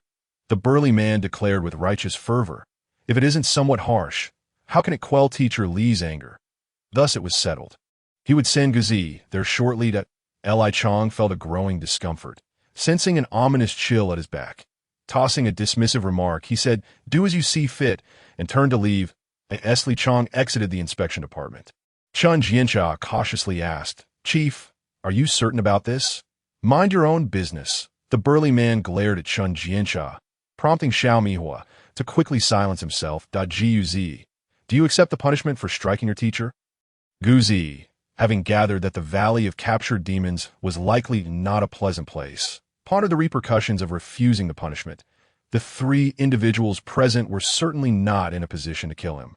And besides, Li Chang had already departed. Nodding, he said, "I accept." The 2 young men gasped in shock, regarding Gu Zi as though he were a ghost. The burly man, oblivious to their reactions, exclaimed, "Excellent. I shall lead you there at once." He then hurriedly took Gu Zi by the arm and turned to the 2 young men, instructing, "Quickly report to the Academic Supervision Department that if the class schedule and labor duties conflict with this punishment, the latter must take precedence." With that, he whisked Gu Zi away like a gust of wind. The infamous Valley of Captured Demons at Wanjin Academy was not far from Gu Zi's residence. Crossing over the hillside where Li Minci was buried, they soon approached a gorge nestled between 2 mountains, which was indeed the Valley of Captured Demons. As the burly man led the way, Gu Zi noticed a secluded path halfway up the slope that wound through the woods and led directly to the valley. Glancing back at the woods, he recalled that it was there he had interred Li Minci. The burly man, seemingly a bit excited, did not speak much as he hurried along. Gu Zi had no choice but to keep close behind until they arrived at the valley's entrance. Before them stood an ancient stone tablet inscribed with 3 large characters, "Valley of Captured Demons," accompanied by a smaller inscription that read, "Academy Restricted Area. Trespassers will be executed." The burly man appeared to ignore the warning and boldly strode into the valley. The path into the valley was singular, leading approximately 100 paces before revealing a grand metal gate, towering and imposing. Flanking the gate were high walls constructed of black stone, reaching nearly 5 meters in height. The walls extended endlessly, surrounding the entire Valley of Captured Demons. Embedded in the black stone were white stones adorned with vivid red patterns, spaced every 10 paces. Upon reaching the gate, The burly man hesitated, standing at the entrance and calling out loudly. Dongming! Dongming! I bring you another apprentice? Oh, this one is quite timely. The last lad just left yesterday, and today you've brought another, came a sharp, grating voice that was somewhat unsettling to, of course. He didn't come willingly. This young man struck a teacher today. So he's being punished to spend 3 months here, the burly man said with a grin. 3 months? Can he endure that long? The voice on the inside queried as the massive iron gate began to creak open. Even Guzi, who was typically unflappable, sensed the gravity of the situation. As the gate swung open, the first sight was a small house, presumably for accommodation, alongside an individual standing nearby, casting a predatory gaze outward. Not far behind the small house loomed an enormous iron cage, housing numerous creatures of various sizes. Each cage contained a primordial beast, and, at a glance, it appeared there were thousands of them. Guzi swallowed hard. Primordial beasts were unique creatures endemic to the Mengqi continent, each possessing special attributes. Their blood, fur, and hides were essential materials for crafting mystical talismans. Furthermore, through evolution, these beasts could transform into monstrous entities, posing a threat to the surrounding area. The individual inside gestured for them to enter. The Guz felt an instinctive heaviness in his feet, making each step feel laborious. The burly man patted Guzi's shoulder with vigor. Introducing, this is teacher Dongming. He is quite the figure at our academy, so you must obey him. Guzi scrutinized the individual before him. Not particularly tall, sporting a buzz cut and clad in a black robe. With high cheekbones that made his eyes appear small, Guzi discerned no remarkable features that would denote a figure of renown, and calmly addressed teacher Dongming. Dongming raised an eyebrow, muttering, not bad, just a bit on the lean side. The burly man interjected hastily. No need for such remarks. You might frighten the child. He winked knowingly. Realizing the potential implications, Dongming nodded and produced a document, handing it to Guzi with the instruction to sign. What is this? Guzi inquired, examining the paper, which turned out to be a waiver of liability, indicating he voluntarily came to the Valley of Captured Demons to assist, with no recourse for injury or death. Additionally, there was a monthly reward of 10 Xian silver coins, a detail the burly man had neglected to mention. With both individuals staring expectantly at him, Guzi had no choice but to awkwardly scrawl his name and imprint his handprint. Just then, a primordial beast in the nearest cage let out a furious roar, which quickly escalated into a cacophony of growls, as if issuing a challenge to Guzi. Seeing that Guzi had signed the waiver, Dongming promptly snatched it back, seemingly anxious that Guzi might reconsider. He then addressed the burly man. Thank you this time. I'll treat you to a meal another day. The burly man detected the dismissal in Dongming's tone and promptly nodded. I must ponder what to eat. I shall take my leave.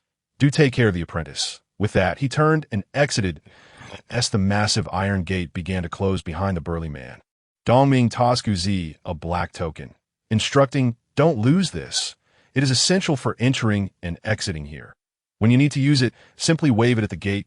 Do not attempt to scale the walls. Disobedient apprentices have perished atop them.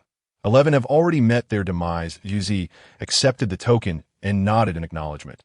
Observing Guzi's somewhat dazed expression, Dongming continued, you shall reside here for the next 3 months. When classes and labor arise, you may request leave from me. However, if you cannot leave, even if you seek guidance, you must not go elsewhere.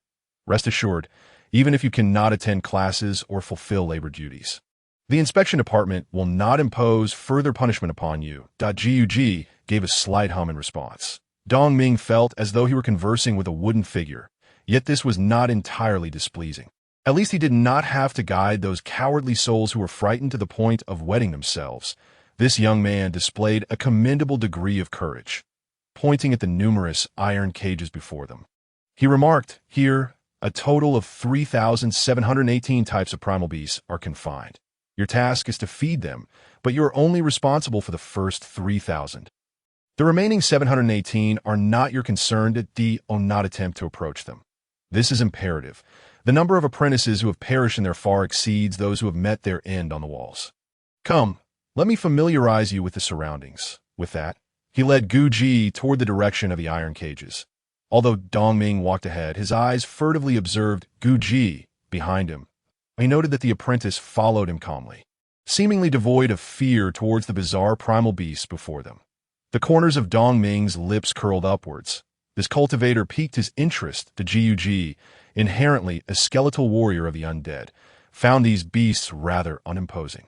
He had encountered far more grotesque and terrifying entities before, especially since these creatures were confined within cages. The primal beast that had just bellowed again resembled a domestic dog, with a large, dark head and a wide mouth. Coincidentally, Gu Ji recognized this creature, known as Shibian, a herbivorous primal beast. Recently, he had been studying the crafting of mystical talismans and had committed various materials to memory.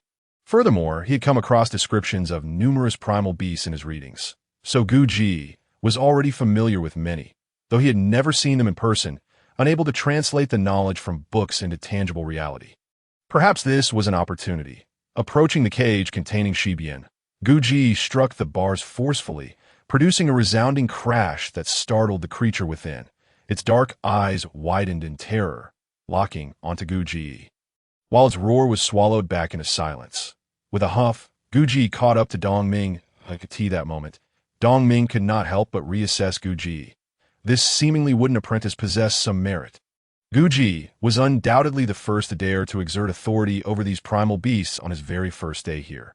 Each row of iron cages contained approximately 100 beasts, separated by a spacious passage through which the two men advanced.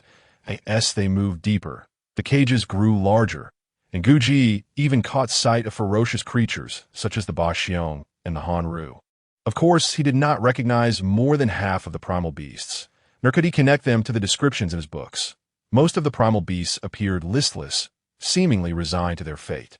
As Dongming and Gu Ji passed by their cages, the creatures hardly lifted their eyelids. A few, however, lunged at the bars as the two approached, causing the cages to rattle violently. Whenever Gu Ji encountered such a beast, he would kick the cage and glare fiercely, creating an impression that he was the more formidable presence.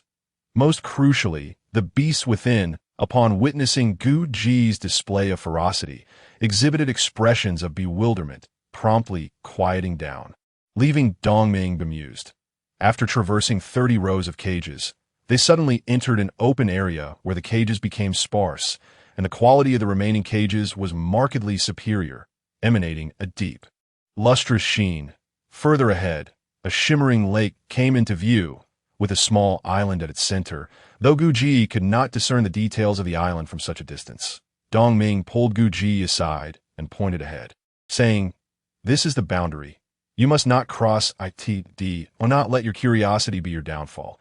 I find myself growing fond of you," Ji acknowledged with a hum, yet his gaze lingered on the island. Sensing an inexplicable presence observing him, Dongming playfully tapped Gu Ji on the head, warning, "Do not stare too long. Be wary of having your soul lured away. Come back." "Oh," Gu Ji replied succinctly. They returned to the small house at the gate, which consisted of only 3 small rooms. Dongming gestured toward one of the rooms, saying, "For the next 3 months, you will reside there. You will feed the primal beasts every 2 days. A special cart will deliver their food each morning, and your only responsibility is to feed them. Once you have completed this task, your work will be done, and the remainder of your time is yours to manage as you see fit. You may continue attending lectures or engage in labor, but do inform me first." "Understood," Gu Ji nodded.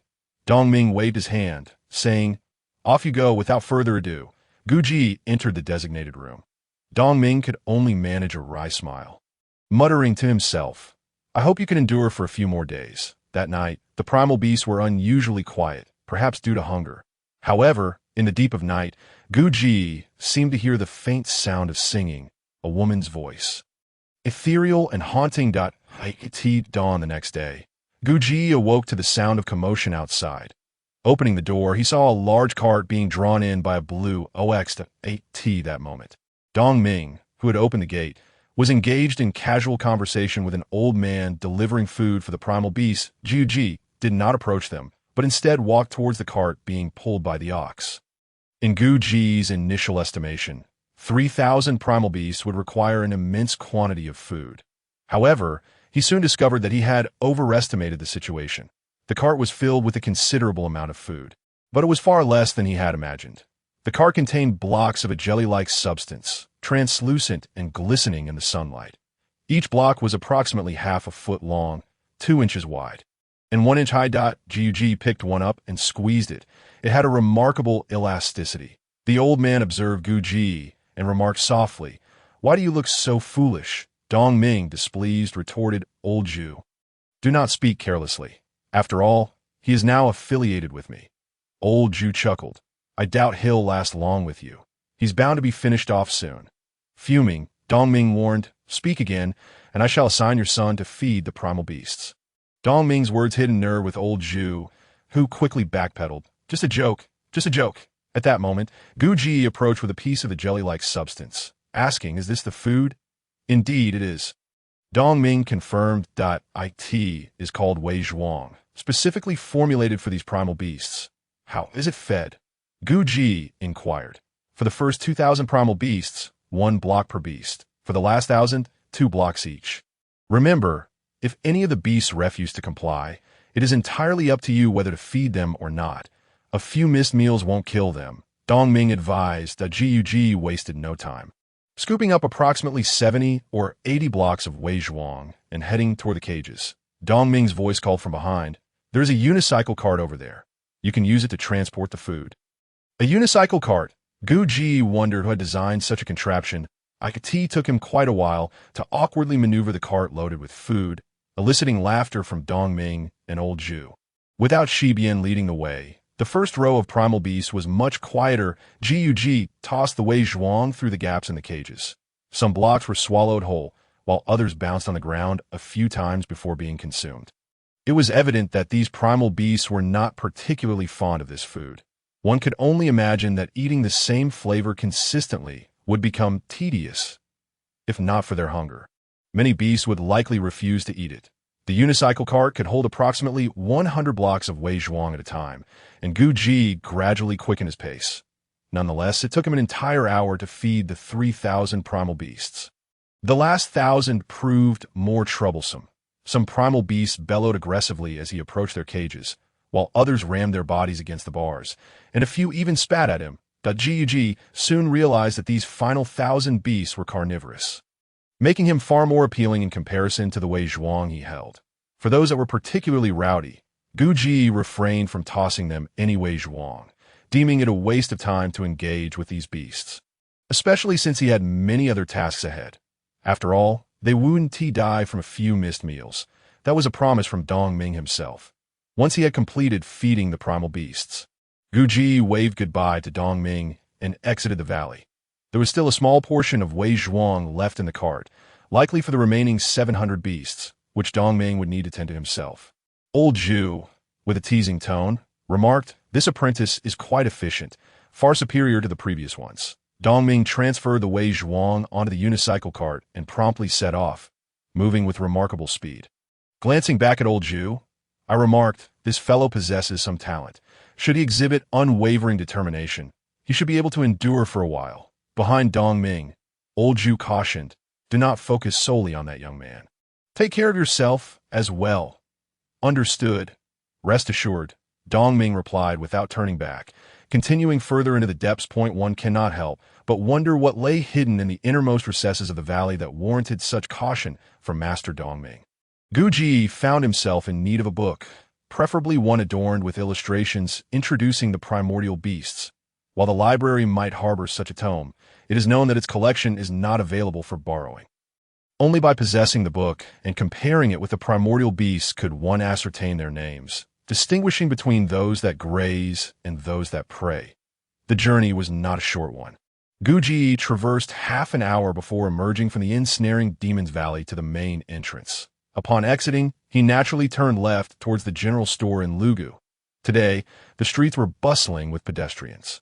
As Gug passed the Tianfeng Tavern, he could not resist the enthusiastic greeting from Shunsan and ventured inside for 10 trays of buns and 10 plates of beef. Gug's dining habits had become a spectacle at Tianfeng Tavern. Each time he entered, onlookers would gather, eager to witness the legendary appetite. After the performance concluded, Gug wiped the grease from the corner of his mouth, paid with a Xiantong coin, and departed the tavern. At the entrance, he encountered latecomers who expressed their regret. Continuing along Taiga Main Street, he soon arrived at Lugu's general store. Though the door was closed, Guji pushed it open and stepped inside. Just as he was about to speak, he realized the individual standing behind the counter was not the short man he had encountered previously. This was a young man in his 20s. With prominent eyebrows and bright eyes, and notably tall, Guji, feeling somewhat disoriented, furrowed his brow and inquired, "Where's the owner?" The young man smiled politely and replied, "I'm the owner. My name is Lugu." Guji seemed bewildered and asked, "Isn't the short man also named Lugu?" "Short man. Also named Lugu. Sir, are you mistaken? There has never been such a person here," the young man replied, casting a casual glance at the small stars adorning Guji's clothing. Guji scratched his head, exited the store, then re-entered, looking at the young man and asking, "Are there any other Lugu's general stores around here?" The young man shook his head and patted his chest, declaring, "This is an old establishment. I can assure you, I am the only Lugu's general store on this street." Guji turned in a circle, gazing at the array of familiar goods, utterly perplexed as to where the miscommunication had occurred. With rising agitation, he produced a contract from his pocket and pointed at the document, stating, "Does this mean it is also void? What is this?" The young man took the document, examined it briefly, and sighed. "I must say, you do indeed owe me 15 Xian silver coins, but alas, I have never seen this before. Furthermore, my store has never sold a book titled Miscellaneous Discussions, and I never extend credit for merchandise." Infuriated, Guji snatched the document back and tore it to shreds before storming out of the general store, but a feeling of being duped washed over him. Who could have played such a trick on him? Having not walked far, Guji turned back and re-entered the store, asking, "Do you have an illustrated introduction to primordial beasts?" The young man shook his head, indicating he did not. "Where can I find one?" Guji inquired. "Head west. Within Taichu, you can find everything, albeit at a slightly higher price," the young man replied. "You are Lugu?" Guji asked again that I am indeed Lugu. The young man affirmed. Guji fell silent and turned toward the west. Upon passing through the main gate of Wanjin Academy, the surroundings became vibrant. This was the central area of Taiga Main Street, where land prices soared to more than double that of the east and west sides. Merchants operating here held impressive backgrounds, such as the Mercenary Guild, Xintian, and Taichu itself. Taichu was a 4-story establishment, entirely wooden, with a deep red and black hue, exuding an ancient charm that a modest door faced the street, above which hung a sign inscribed with the words Taichu, the calligraphy bold and powerful, reminiscent of a dragon soaring through the sky. Guji stood beneath the sign for a considerable time before he discerned that it read Taichu. Why can't the characters be written properly? Guji pondered, feeling somewhat perplexed. There were no attendants at the entrance. Upon stepping inside, he found no one to attend to him. This service is far inferior to that of Tianfeng Tavern. Guji silently mused. The first floor displayed an array of materials related to primordial beasts, skins, bones, tendons, and blood, presumably for crafting mystical talismans, a dazzling assortment too vast to count. Behind each counter stood a beautiful attendant, uniformly clad, that if he did not inquire, she would not engage, embodying an air of aloofness. Guji scanned the space, but found nothing he required. He ascended the staircase to the second floor, where various books and cultivation techniques were more plentiful.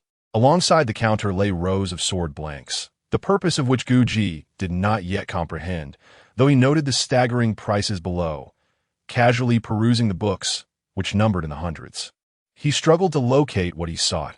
Approaching one counter, he asked the attendant, "Do you have any books introducing primordial beasts?" The attendant maintained her standard smile and replied, "For miscellaneous items, please proceed to the third floor. The second floor sells only products related to sword cultivation." "Sword cultivation?" Guji muttered at cultivate a sword. One must first refine the self.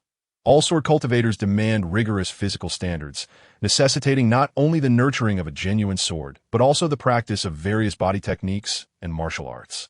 As the saying goes, one sword breaks myriad laws. However, in battles against talismanic practitioners, sword cultivators would evade confrontation rather than engage in direct conflict. The power of genuine talismanic treasures could far exceed human imagination. In the illusions of the miscellaneous discussions, Guji had never encountered the figure of a sword cultivator. All he saw were the towering forms of talismanic practitioners. Thus, he felt somewhat unfamiliar with sword cultivation.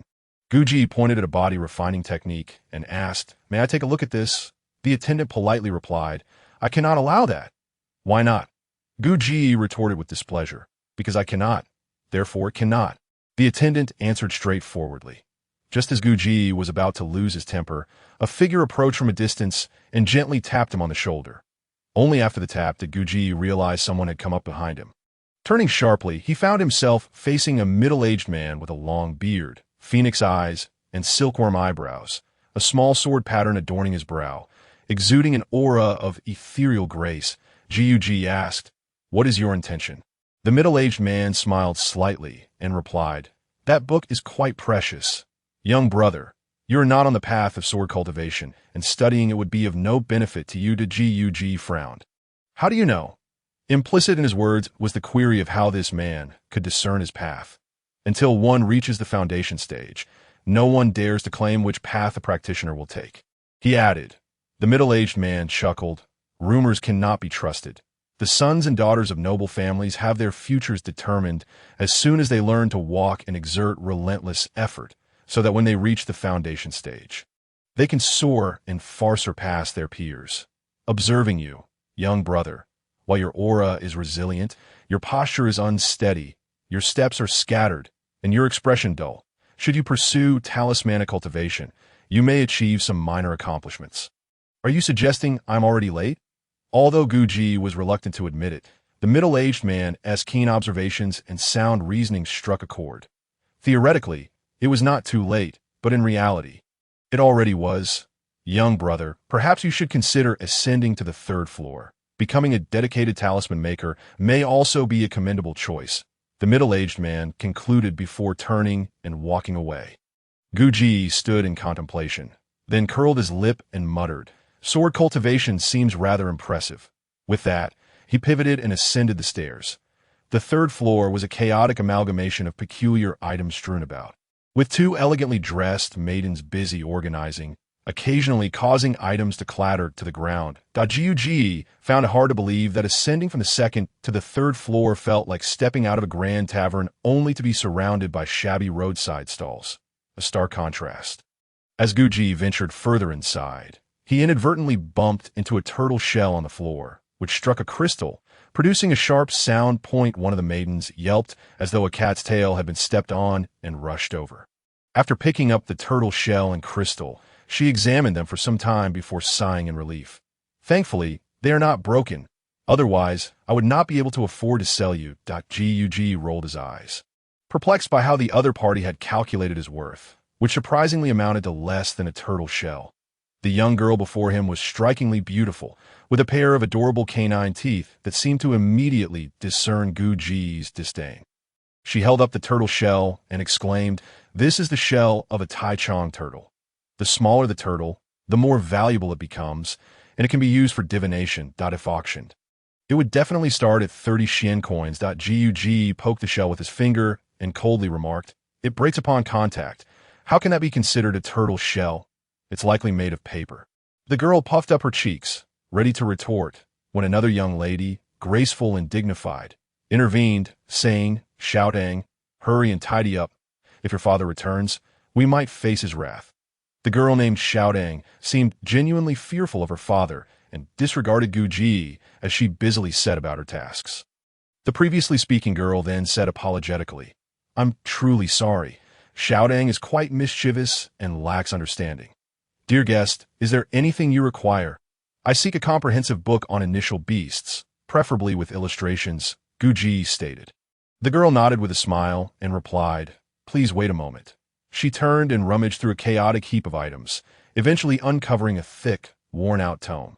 She approached Guji and said, "I have an old book on the initial beasts." A glimmer of joy crossed Guji's face as he inquired, "How much is it?" It was originally priced at 3 Xian silver coins, but due to Xiaodong's antics, you may have it for 2. As a gesture of goodwill, the girl replied calmly, "Very well." Guji responded without hesitation. He paid the 2 Xian silver coins and accepted the hefty book. Despite its tattered exterior, the illustrations and notes inside were still quite clear. Flipping through a few pages, he discovered the content to be exceedingly detailed, even outlining the living habits of various initial beasts. The illustrations made it easier for Guji to compare them with the living creatures. With this thought, he cradled the book on initial beasts and descended the stairs without looking back. The girl observed Guji's retreating figure, a peculiar smile gracing her lips.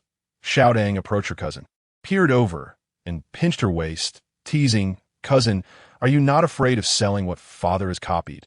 With a playful demeanor contrasting her earlier seriousness, the cousin chuckled. "This is all mere junk extracted from the Chinquan bag." "Do you think father will remember an old book?" Xiaodang replied, "But that's quite unfair. A new book on initial B sells for merely 10 Xian copper coins, and you're selling an old one for 2 Xian silver coins?" The cousin raised a finger and whispered, "Shh, lower your voice. Who told him to be so rude? Am I not helping you punish him? Besides, he looks rather foolish. If not him, then whom should we swindle?" Xiaodang rolled her eyes dramatically. "So by your logic, I should thank you?" The cousin tossed her a Xian silver coin with a grin. "Here, go buy some sweets." Xiaodang accepted the coin and tucked it away. Though she usually had no shortage of money, the thrill of swindling it from that foolish boy brought a unique satisfaction. She then adopted a serious expression, saying, "I can't indulge in too many sweets. You know that why mother named me Xiaodang to teach me a lesson, and it's quite an awful name." The cousin burst into laughter. Feigning seriousness, "We shall share the spoils. If anyone asks, we have never seen that book on initial beasts." "Understood. Rest assured, I got it." The two girls laughed for a while before returning to their chores. Unbeknownst to Guji, he had just been duped, yet he happily carried the hefty book back. His recent expenditures had been substantial, leaving him with less than 4 Xian silver coins from Li Minseed at 8T this rate. When would he ever gather enough to purchase the method for crafting a basic law talisman? Acquiring a basic law talisman required 1 Xian gold coin. As a disciple, if he could not produce 5 basic law talismans at once, he would forever remain a mere apprentice. However, without money, he could not buy the methods for crafting the other 2 basic law talismans. It truly was a vicious cycle. Of course, purchasing the crafting methods for basic law talismans was a common approach for apprentices. During assessments, Xuantiang would provide free materials for crafting basic law talismans. The candidates only needed to create 5 talismans and participate in the assessment. Even if they failed, they wouldn't be liable for material costs if a candidate brought their own basic law talismans. Using them would be in vain, and whether they passed or failed was their own responsibility. It's worth noting that the price for 5 basic law talismans was considerable, as each was priced above 2 Xian gold coins in the market. Guji did not even have enough money to purchase the crafting methods for law talismans, let alone buy finished talismans for mere amusement. As he walked, he pondered how to earn more money. If all else failed, should he consider utilizing the little skeleton's abilities to rob and devour souls simultaneously? Even upon returning to the demon-trapping valley, he remained undecided and could see the entrance of the demon-trapping valley. Guji spotted a woman, dressed in yellow. With her long hair elegantly coiled, she wore a touch of makeup that lent her an ethereal air, and she appeared somewhat familiar. Gug, beginning to feel a sense of recognition. Thought that anyone who looked familiar must surely be acquainted with the original owner of this body. As expected, when the woman turned and saw Guji, she inquired with curiosity, "Guji, what brings you here?" "Why, of course I am here." Guji feigned ignorance. The woman's intuition was remarkably sharp. She frowned slightly and asked, "Are you in any trouble?" "Nothing at all. Everything is quite well," Guji assured her. "Then why haven't you come to work for me these past 2 times?" Her eyes sparkled with interest. "Work? Work?" Guji muttered to himself, suddenly struck by a realization. Teacher Qing Yuli. The name sprang to mind. Tentatively he probed, "Teacher Qing?" "Yes. What is it?" The woman responded. "Teacher, I've been punished recently and can only feed initial beasts in the demon-trapping valley." Guji said, a sly glint in his eyes. Teacher Qing covered her mouth, suppressing her words, her face paling as she asked, "Punished? Why such a severe punishment?" "Severe? Not really. I just have to feed the initial beasts every other day." "I find it rather enjoyable," Guji replied, striving to portray himself as a wronged apprentice. Teacher Qing's gaze flickered as she asked, "Can you take me inside? I need to speak with Dongming." "Oh, certainly," Guji replied.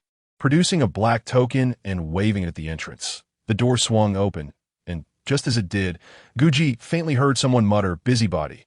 The voice was soft, and Teacher Ching, standing behind him, did not catch it. It seemed that Teacher Ching was no stranger to this place. She paid no heed to the distant beast cages and quickly arrived at Dongming's door. Without uttering a word, she pushed the door open. Shortly after, she emerged, visibly dejected. She looked around and called out, "Dongming, I know you're nearby. If you have the ability, just keep hiding from me." With that, she glanced at Guji and turned to leave. Guji felt as though he had witnessed a droplet of water dancing in the air. And if it were to fall upon his lips, it would surely taste salty. The heavy iron door slowly closed after Teacher Ching departed, just as the sound of the door's impact faded. Dongming stepped out of his room. Guji stared at him in astonishment, finding the spectacle rather magical. Dongming approached Guji, tapping his head lightly and scolding, "Did I not tell you not to let anyone else in?" Guji replied with a pout, "You never mentioned it." Dongming delivered a sharper tap and asserted, "Now I've told you. Do you remember?" Guji, clutching his head, nodded in agreement. If he were not afraid of Dongming, he would have considered retaliating with a dagger. Noticing Guji holding an old book, Dongming inquired, "What is that?" Guji flipped the book cover up and replied, "It's a treatise on initial beasts." "I wish to understand what these initial beasts are." Dongming took the book, flipped through a couple of pages, and returned it to Guji. "Be cautious. For some initial beasts, even standing outside the cage may not guarantee your safety. For instance, that creature in the second-to-last row that resembles a chick is called Jiushang. Don't be deceived by its small size. It can spray a venomous liquid if it lands on your skin. Congratulations. You may want to prepare for your final rites." Seeing Guji's complexion pale slightly, Dongming added, "Of course, it typically won't spray venom indiscriminately. It will only do so when cornered, as it too will perish after expelling its venom." Upon hearing this, Guji's expression lightened a bit. Dongming then glanced into the distance and asked, "Did you hear singing last night?" A faint and elusive presence of the ancient spirit lingered. One must refrain from delving too deeply. A cautionary reminder. Dongming's expression was exceedingly grave. Guzi replied. As Dongming departed, Guzi watched his retreating figure, perpetually enveloped in a sense of melancholy, unsure if it was merely an illusion. After having fed the initial beast today, and with no major classes or labor to attend to, Guzi cradled a hefty tome, diligently cross-referencing the intricate details of these initial beasts. One creature resembled a pig, adorned with bristly fur and tusks. This initial beast was named Haomin. Another boasted vibrant wings, a crimson beak and formidable claws, known as Liao Ingda III, with a tricolored floral skin and serpentine form, possessed 4 short limbs and was referred to as Manmang. Lastly, there was a bamboo-like creature, slender and segmental, called Zhu Song. Each initial beast was meticulously catalogued in the tome, with some exhibiting detailed explanations of their habits. Jiu Zi had never felt such exhilaration, akin to discovering a new realm teeming with fascinating life forms, all awaiting his gradual exploration. Each time he identified a real-world counterpart to a beast described in the book, a wave of joy washed over him, as if he had absorbed the very essence of a wandering spirit. Time slipped away unnoticed, and, as night fell, the initial beast seemed to grow restless. It was then that Guzi realized an entire day had elapsed, during which he had only managed to document 114 types of initial beasts. Marking each in his book, glancing upward at the sky, his stomach grumbled audibly. He was hungry once more. Where had the 10 trays of dumplings and 10 plates of beef disappeared? Guzi remained perplexed. If he could endure, he might manage until tomorrow, yet the discomfort of hunger was intolerable. Thus, he resolved to venture out for a bite to eat. The journey from the demon-trapping valley to the academy's entrance required traversing a lengthy, secluded mountain path. For a skeletal warrior, the concept of fear was non-existent, deeply ingrained within his being. The night breeze rustled the leaves, reminiscent of an enchanting nocturne. Upon arriving at Tianfeng Tavern, he drew the attention of numerous onlookers, prompting Guzi to ponder whether performing a dumpling-eating spectacle might yield some coin. However, considering the venue was Tianfeng Tavern, he ultimately dismissed the notion. Sated after his meal, Guzi retraced his steps toward the demon-trapping valley. Despite the whispering leaves, he sensed someone trailing him. This awareness stemmed from the innate keen senses of a skeletal warrior. Approaching the grove where Mincy had once been buried, Guzi suddenly pivoted on the spot and peered behind him. Indeed, a figure clad in a green robe lingered a mere 10 meters away, his face obscured by a grotesque mask that exuded an air of menace. Upon being noticed by Guzi, the figure did not appear flustered. Instead, he strode forward to confront Guzi. There's something you require? Guzi inquired, unfazed by the air of mystery surrounding the individual. Came the faint yet clear reply. What is it? Guzi pressed. Did you kill Mincy? The accusation was startling. At that moment, Guzi was no longer the naive little skeleton that had just arrived in this world. Shaking his head, he retorted, I have no idea what you're talking about. Is there anything else? Mincy once inquired about your residence, after which you vanished at D. Oh, you truly not know where he went? The figure probed further. Such matters were not to be admitted. Guzi responded, I have genuinely never encountered the person you speak of. The green-robed man stepped closer, fixing his gaze on Guzi. Is that truly the case? The night air was cool, and the figure's ghostly attire added to the tension. Guzi felt little fear. Yet he had yet to engage with a true practitioner and was uncertain if his skeletal form could withstand a confrontation. This thought was prompted by the sight of the green-robed man producing a basic magical talisman. Talisman of different attributes radiated distinctive auras, allowing for immediate discernment. The basic talisman in the man's hand glowed red, unmistakably indicating a fire attribute. He did not unleash the talisman immediately. Instead, he coldly inquired, Surname Gu, where exactly have you hidden Mincy? I have not seen him. Guzi replied coolly, not budging an inch. The green-robed man appeared momentarily taken aback. This youth was merely a cultivation apprentice, yet he did not flee upon seeing the talisman. Such audacity was extraordinary. I'll ask you one last time, the man insisted. You're quite verbose. Either strike or allow me to return to my slumber. Guzi retorted sharply. You seek death, the man declared, then, with a flick of his hand, conjured a fiery red sphere that hurtled toward Guzi's face with incredible speed, deftly altering its trajectory mid-air. In that instant, Guzi took a substantial step back and bellowed, the skeletal incantation has not yet escaped my lips. Just as it grazed his cheek, a streak of light zipped by, elegantly curving through the air, cleaving the fireball in two. Sparks flew. Guzi then realized a third party was present, hastily ceasing his transformation and glancing around.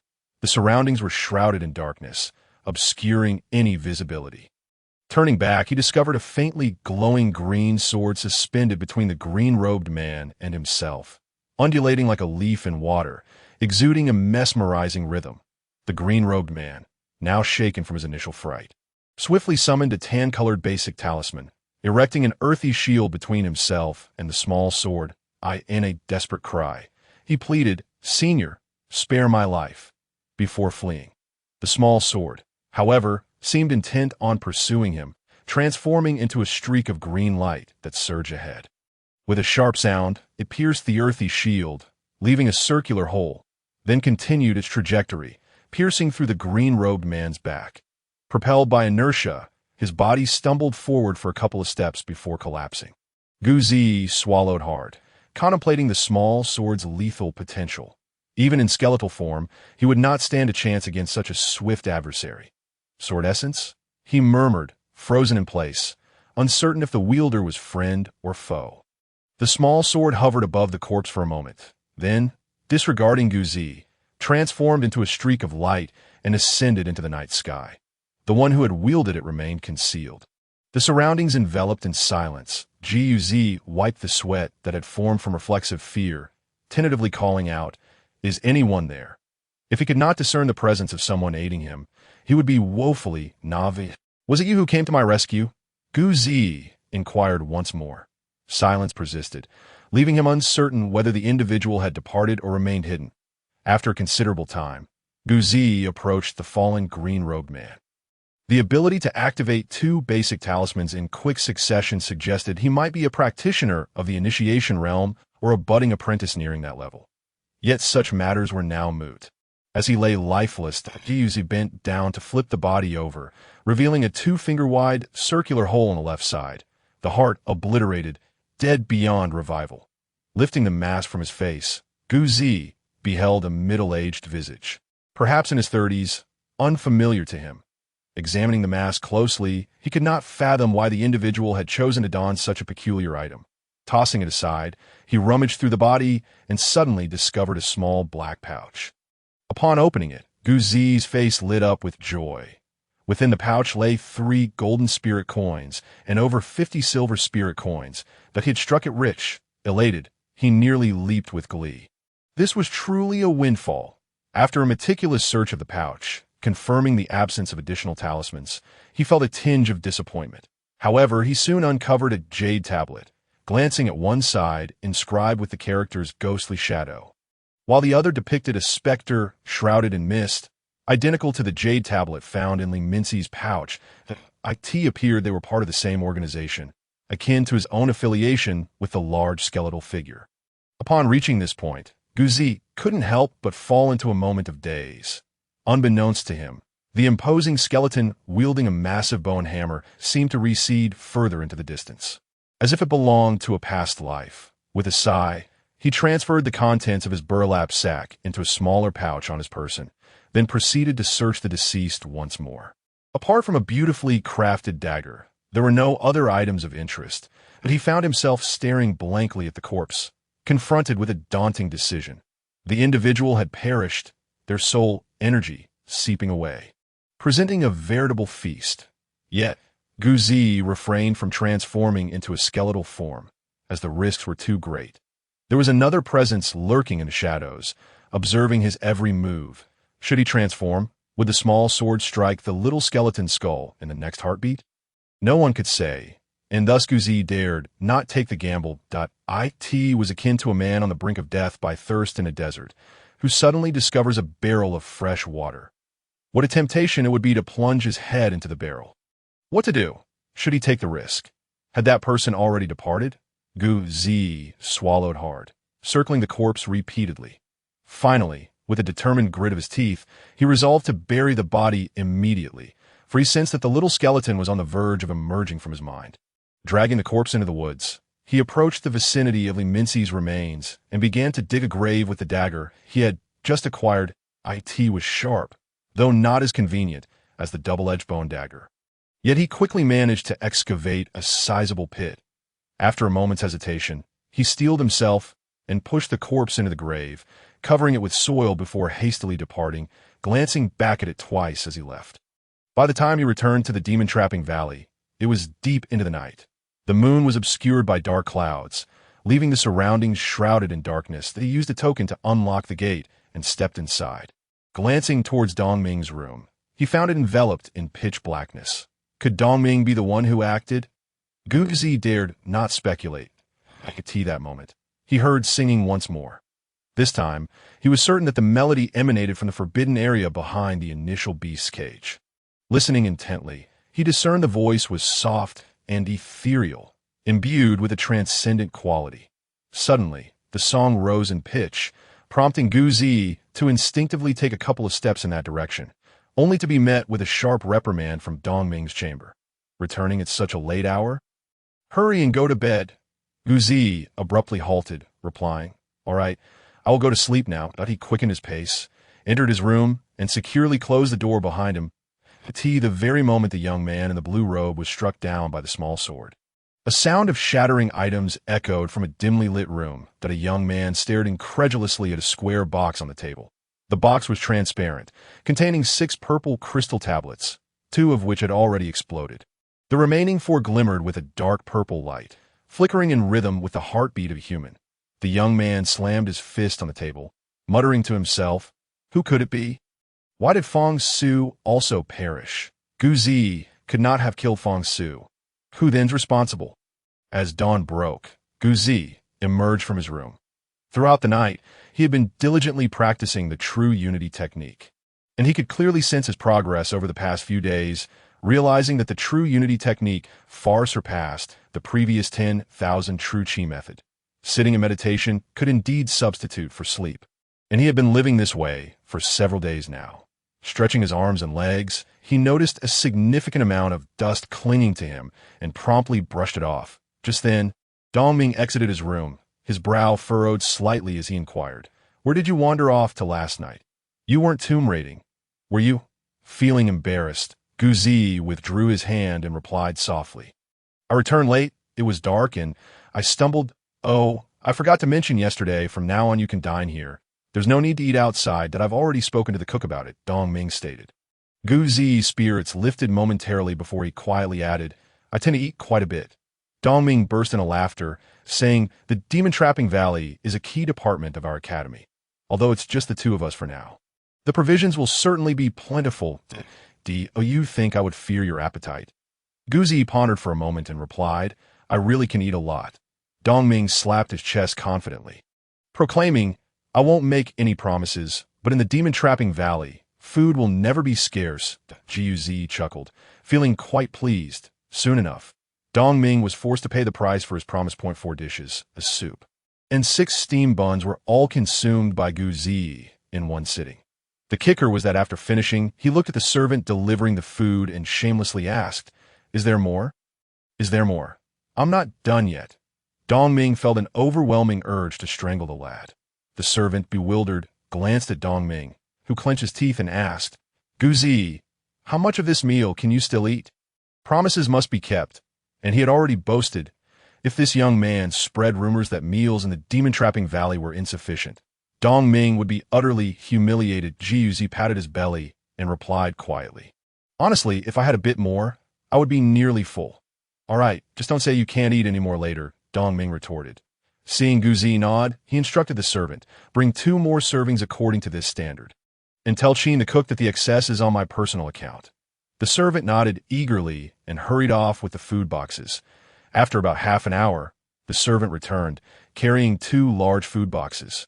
Visibly exhausted, like a magician, Guzi swiftly devoured another 8 buns, 4 dishes, and a bowl of soup. Dongming watched as Guzi's belly remained unchanged, muttering, "You can't possibly be a beast demon, can you?" Beast demons are special beings that have reached a certain level of cultivation and transformed into human form. However, such creatures are typically formidable entities, far from resembling Guzi. Dongming merely spoke without thought. As the servant departed, he felt as if he were walking on air. It was his first time encountering someone with such an insatiable appetite. Simultaneously, he began to worry that delivering food alone would become a daunting task, and he needed to have a word with Chef Qin about it. Dongming glanced at Guzi, who was still wiping grease from his mouth, and irritably said, "There's no need to feed the initial beast today. If there's nothing else, you can scram." Guzi understood that Dongming typically wouldn't leave the Demon Trapping Valley, as it was his duty. Without further ado, he dashed out. Now possessing 3 Xian coins, Guzi was finally able to procure the crafting methods for basic magical talismans. This was a significant matter that required immediate attention. However, before heading to acquire the talismans, Guzi had one more place to visit. Arriving at the building that resembled a restroom, he pushed the door open once more. Inside, the middle-aged man was present as before. Upon seeing Guzi enter, he was taken aback for a moment before eagerly standing up and asking, "Are you here to file a complaint against the inspection department?" I knew that the big, bearded man's punishment was a bit excessive. "If you complain about him, I will certainly advocate for you." This unexpected response left Guzi momentarily stunned. What was he even talking about? Moreover, the Demon Trapping Valley had enough provisions. Why would he want to complain to the inspection department? He quickly clarified, "You've misunderstood. I'm not here to complain about the inspection department." The middle-aged man paused, suddenly enlightened. "Ah, so you wish to complain about Dongming? That fellow is a bit peculiar, and those who train with him are dropping like flies, yet the academy fails to discipline him." Guzi replied, "I am not here to complain about teacher Dongming either. I'm here to collect the 3 free crafting methods for magical talismans provided by the academy." The middle-aged man scrutinized Guzi from head to toe and remarked, "You're still quite far from advancing. Why the rush for those?" Guzi responded, "I just want to familiarize myself." This time, the middle-aged man said nothing further till he returned to his desk, unlocked a drawer, and retrieved a booklet along with a rectangular paper pouch. He opened the booklet, pointed to a section, and instructed, "Sign here and press your thumbprint." Gu Zi complied, signing his name and pressing his thumbprint. Once finished, the middle-aged man handed the pouch to him, saying, "Don't lose this. Each person only gets one chance." Gu Zi accepted it, opening to find 3 thin paper slips. Upon a cursory glance, he confirmed they contained the crafting methods for the basic wind blade, basic earth shield, and basic healing talismans, carefully placing them back into the pouch and securing it close to his person. Noticing that Gu Zi was about to leave, the middle-aged man hurriedly said, "If you don't wish to stay in the demon-trapping valley, feel free to let me know. Although my elder brother has passed, I still don't want to see you bullied." There was a hint of sorrow in his words. Gu Zi nodded slightly and turned to exit the room. Rather than returning to the bewildering demon valley, he proceeded towards the exterior of the Wanjin Academy to acquire the methodologies for crafting other magical talismans. One could only venture to Xiantian, as trading was strictly prohibited elsewhere, and even mere whispers could lead to dire consequences, including the potential loss of one's head if discovered. Just yesterday, when Gu Zi visited Taichu, he had caught a distant glimpse of the magnificent edifice of Xiantian. Pondering when he might finally arrive there to procure the methods for talisman crafting, to his surprise, this wish was fulfilled merely a day later. Xiantian is situated at the very center of the Taichu main street. By walking along either side of the entrance to Xiantian, one would reach the endpoints of the eastern and western streets simultaneously.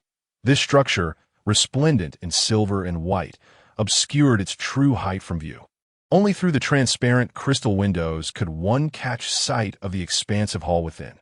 The grand entrance, also silver-white, was adorned with intricate carvings depicting various flora and fauna, captivating all who beheld it.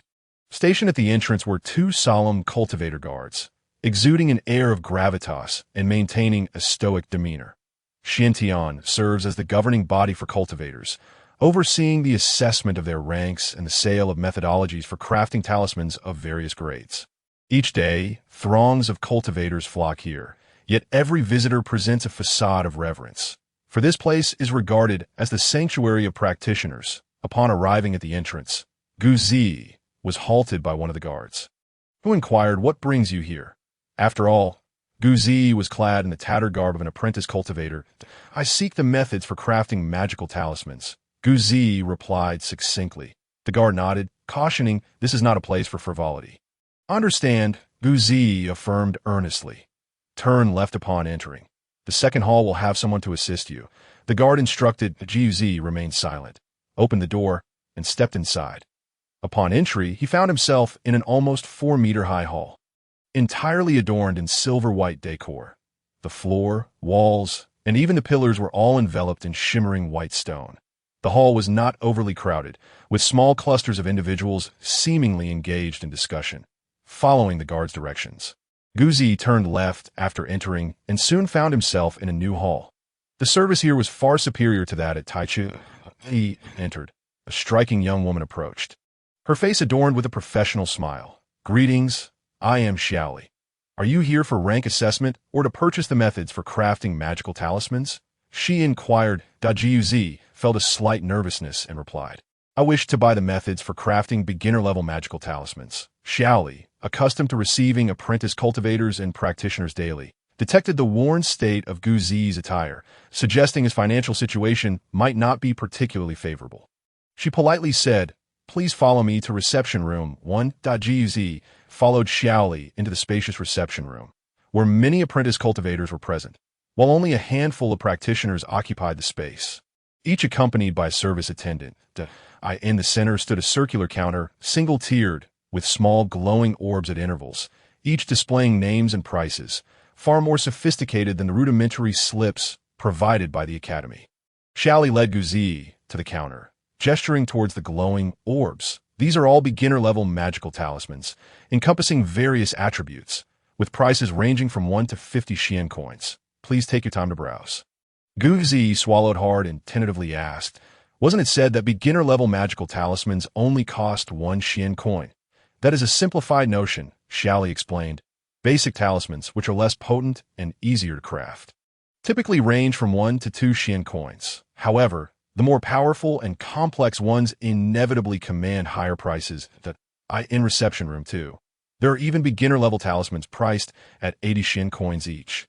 She elaborated, point 80 Xian coins? Gu Zi nearly bit his tongue, realizing how poverty had constrained his imagination. The treatise he had read had enumerated numerous talismans, but failed to mention the cost of beginner-level ones, indicating that the author had little regard for monetary concerns, or perhaps the talismans he utilized were freely accessible. Feeling the small pouch at his side, Gu Zi said, "I think I'll look at the more affordable talismans." Xiaoli displayed a knowing expression as she guided him to the far-right section, saying, "Here you will find beginner-level talismans priced from 1 to 5 Xian coins. You may select at your leisure." As Gu Zi gazed into the cabinet, he realized his previous assumptions had been somewhat misguided, that in this area, a considerable number of affordable talismans were available, with 20 types requiring only 1 Xian coin. While the 5 Xian coin variants numbered merely 7. It seemed that the 80 Xian coin talisman was likely an outlier. Now, having acquired 1 offensive, 1 defensive, and 1 supportive talisman method, Gu Zi, true to his nature, was inclined to select 2 more offensive talisman methods, his gaze fixating on those particular types. Among the 20 talismans, excluding the 3 he already possessed, there remained 17 options. However, of these, only 1 was offensive, the beginner-level Ice Arrow talisman. Left with little choice, he shifted his attention to the talismans priced at 2 Xian coins. Within this category, a total of 16 beginner-level talismans were available, 5 of which were offensive. Without hesitation, Gu Zi chose the beginner-level Fireball talisman. Having selected the methods for these 2 talismans, Gu Zi did not rush to payment, but continued along the counter, examining the offerings. Particularly, he was drawn to the far left side, where a talisman requiring 50 Xian coins caught his eye, the Lightning Spear. The name alone exuded a commanding presence, as if a bolt of lightning had flashed before him, leaving a charred scent in the air. Arkajizu raised an eyebrow, lamenting his lack of funds. He glanced around, quickly extinguishing any fleeting thoughts of theft that moment. Xiaoli appeared somewhat impatient. Having encountered numerous impoverished apprentice cultivators who merely came to gawk, often resulting in a beating from the guards, she was acutely aware that wasted time directly impacted her earnings. Clearing her throat, she asked, "Have you made your selection, esteemed guest?" "I have," Gu Zi replied, having surveyed all the talismans in Reception Room 1 and grasped their pricing. Xiaoli's face brightened as she inquired, "Which ones did you choose?" Gu Zi approached the far-right counter and pointed to the 2 talismans, stating the beginner-level Ice Arrow talisman and the beginner-level Fireball talisman. A smile graced Xiaoli's face as she promptly asked, "Will you be paying now, or would you like to continue browsing?" "I will pay now, but how do I view the crafting methods for these talismans?" Gu Zi inquired, eager to clarify his immediate concern. Xiaoli, having encountered many inexperienced individuals, refrained from mocking him, explaining, "This is called a Soul Sea Projection in a moment. I will provide you with a complimentary quiet room. Simply place this orb on your forehead, and it will seamlessly enter your soul sea. Close your eyes, and you shall see it. Rest assured of its confidentiality and safety." Guz's eyes widened in realization. This was precisely the projection he had observed in the treatise. It was indeed a soul sea projection. He quickly exclaimed, "I understand. I have seen it before." Xiaoli rolled her eyes, thinking, how can you claim to understand yet still ask questions? As Gu Zi proceeded to payment, he discovered that the process of purchasing the talismans was far more intricate than he had anticipated. First, he was required to fill out a commitment form, pledging not to disclose the purchased crafting methods to anyone. Next, he completed a personal information sheet detailing his name, age, and address. An arduous task indeed. Finally, Xiaoli escorted him to a quiet room, handing him 2 small boxes containing the glowing orbs. Guz felt somewhat dazed by the series of procedures as he entered the quiet room with the boxes in hand. The so-called quiet room was merely an empty chamber with a mat placed in the center. After securing the door, Gu Zi settled onto the mat. He took the glowing orb for the beginner-level Ice Arrow talisman and gently placed it on his forehead. The orb gradually melded into his mind, and as Gu Zi closed his eyes, an elderly figure composed of light and shadow materialized in his consciousness. The elder commenced a thorough explanation of the entire process for crafting the beginner-level Ice Arrow talisman. Detailing the necessary materials, the intricacies of drawing the magical formation, and more. Leaving no stone unturned, he even demonstrated basic usage methods for the talisman. As the elder concluded his demonstration, the entire process seemed to imprint itself within Guzi's mind, making it unlikely for him to forget. Even if he wished to, this projection was akin to those he had seen in the treatise. Yet it was clearer, and the final imprint was profoundly etched into his mind. A marvel indeed. It appears that this phenomenon is related to the radiant sphere of light, for after all, a mere book of miscellaneous discussions can evoke a similar effect, which is undeniably remarkable. The methods for crafting and utilizing the primary ice arrow spell have been firmly etched in Guzi's mind, and he was filled with elation as he hastily retrieved the sphere imbued with the primary fireball spell. Eagerly, he placed it upon his forehead. Everything transpired as it had with the previous Soul Sea projection sphere. Yet this time, it manifested as a burly man with a fearsome countenance, though the technique of its creation was commendable and swiftly completed, just as the light and shadow were on the verge of dissipating. An unexpected glitch occurred, causing a tempest within Guzi's Soul Sea. Suddenly, a half-black, half-red crystal rose from the depths of the Soul Sea, and Guzi transitioned abruptly from human form to that of a skeleton. The flames of his soul burned fiercely, and at that moment, it seemed a green light appeared, emitting a piercing scream. Although Guzi was in skeletal form, he collapsed, entirely losing consciousness in the southern region of the Mengchi continent. Within a certain cave, the atmosphere was dark and damp, permeated by an indescribable stench. At the innermost depths of the cave resided a corpulent mass, resembling a grotesque lump of decaying flesh, covered in an abundance of eyes that sent shivers down one's spine at a mere glance. At that moment, this mass writhed violently, rolling and emitting sharp cries. Among these eyes, one suddenly burst, oozing a ghastly green liquid. The shrieks reverberated far and wide, indiscriminately causing the surrounding frail creatures to drop dead. Shaoli found it peculiar. Ordinarily, one would emerge from the quiet room within an hour at most, yet this youth had been inside for an entire day. Had something gone awry? The incident rate of the Soul Sea projection sphere was 1 in 10,000. Could it be that such a coincidence befell him? Increasingly anxious, he hurried to the door of Guzi's quiet room and gently knocked, but received no response nor any sound. Something must have happened. The door to the quiet room was locked from within, and it could not be opened from the outside without seeking the supervisor. After knocking several more times, still met with silence. Shaoli grew increasingly alarmed and glanced at the time before hastily seeking Supervisor Wang. Supervisor Wang was a rotund man with small eyes, just about to attend a friend's banquet, when Shaoli intercepted him at the entrance. Upon hearing the unfolding events, Supervisor Wang's expression turned tense. If someone were to perish here, he would certainly lose his position as supervisor. Grasping the keys for management, he hurriedly followed Shaoli to the quiet room. Upon arriving at the door of Guzi's quiet room, Supervisor Wang knocked forcefully. "Guest, guest," he called out several times, yet received no reply. He glanced at Shaoli, who was anxiously biting his lip. Supervisor Wang inserted the management key into the lock, gently turning it to unlock the door before pushing it open with force. Both men peered into the room, initially hearing a strange hissing sound. Then a flash of black light revealed Guzi sitting on a cushion, staring at them, his expression one of astonishment. Shaoli instinctively remarked, "You haven't finished speaking," but was halted by Supervisor Wang's raised hand. Supervisor Wang inquired, "Guest, are you all right?"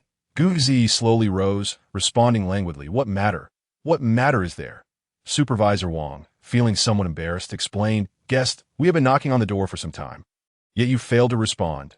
It is now closing time. Guz, feeling a tinge of embarrassment, admitted, "I must have dozed off.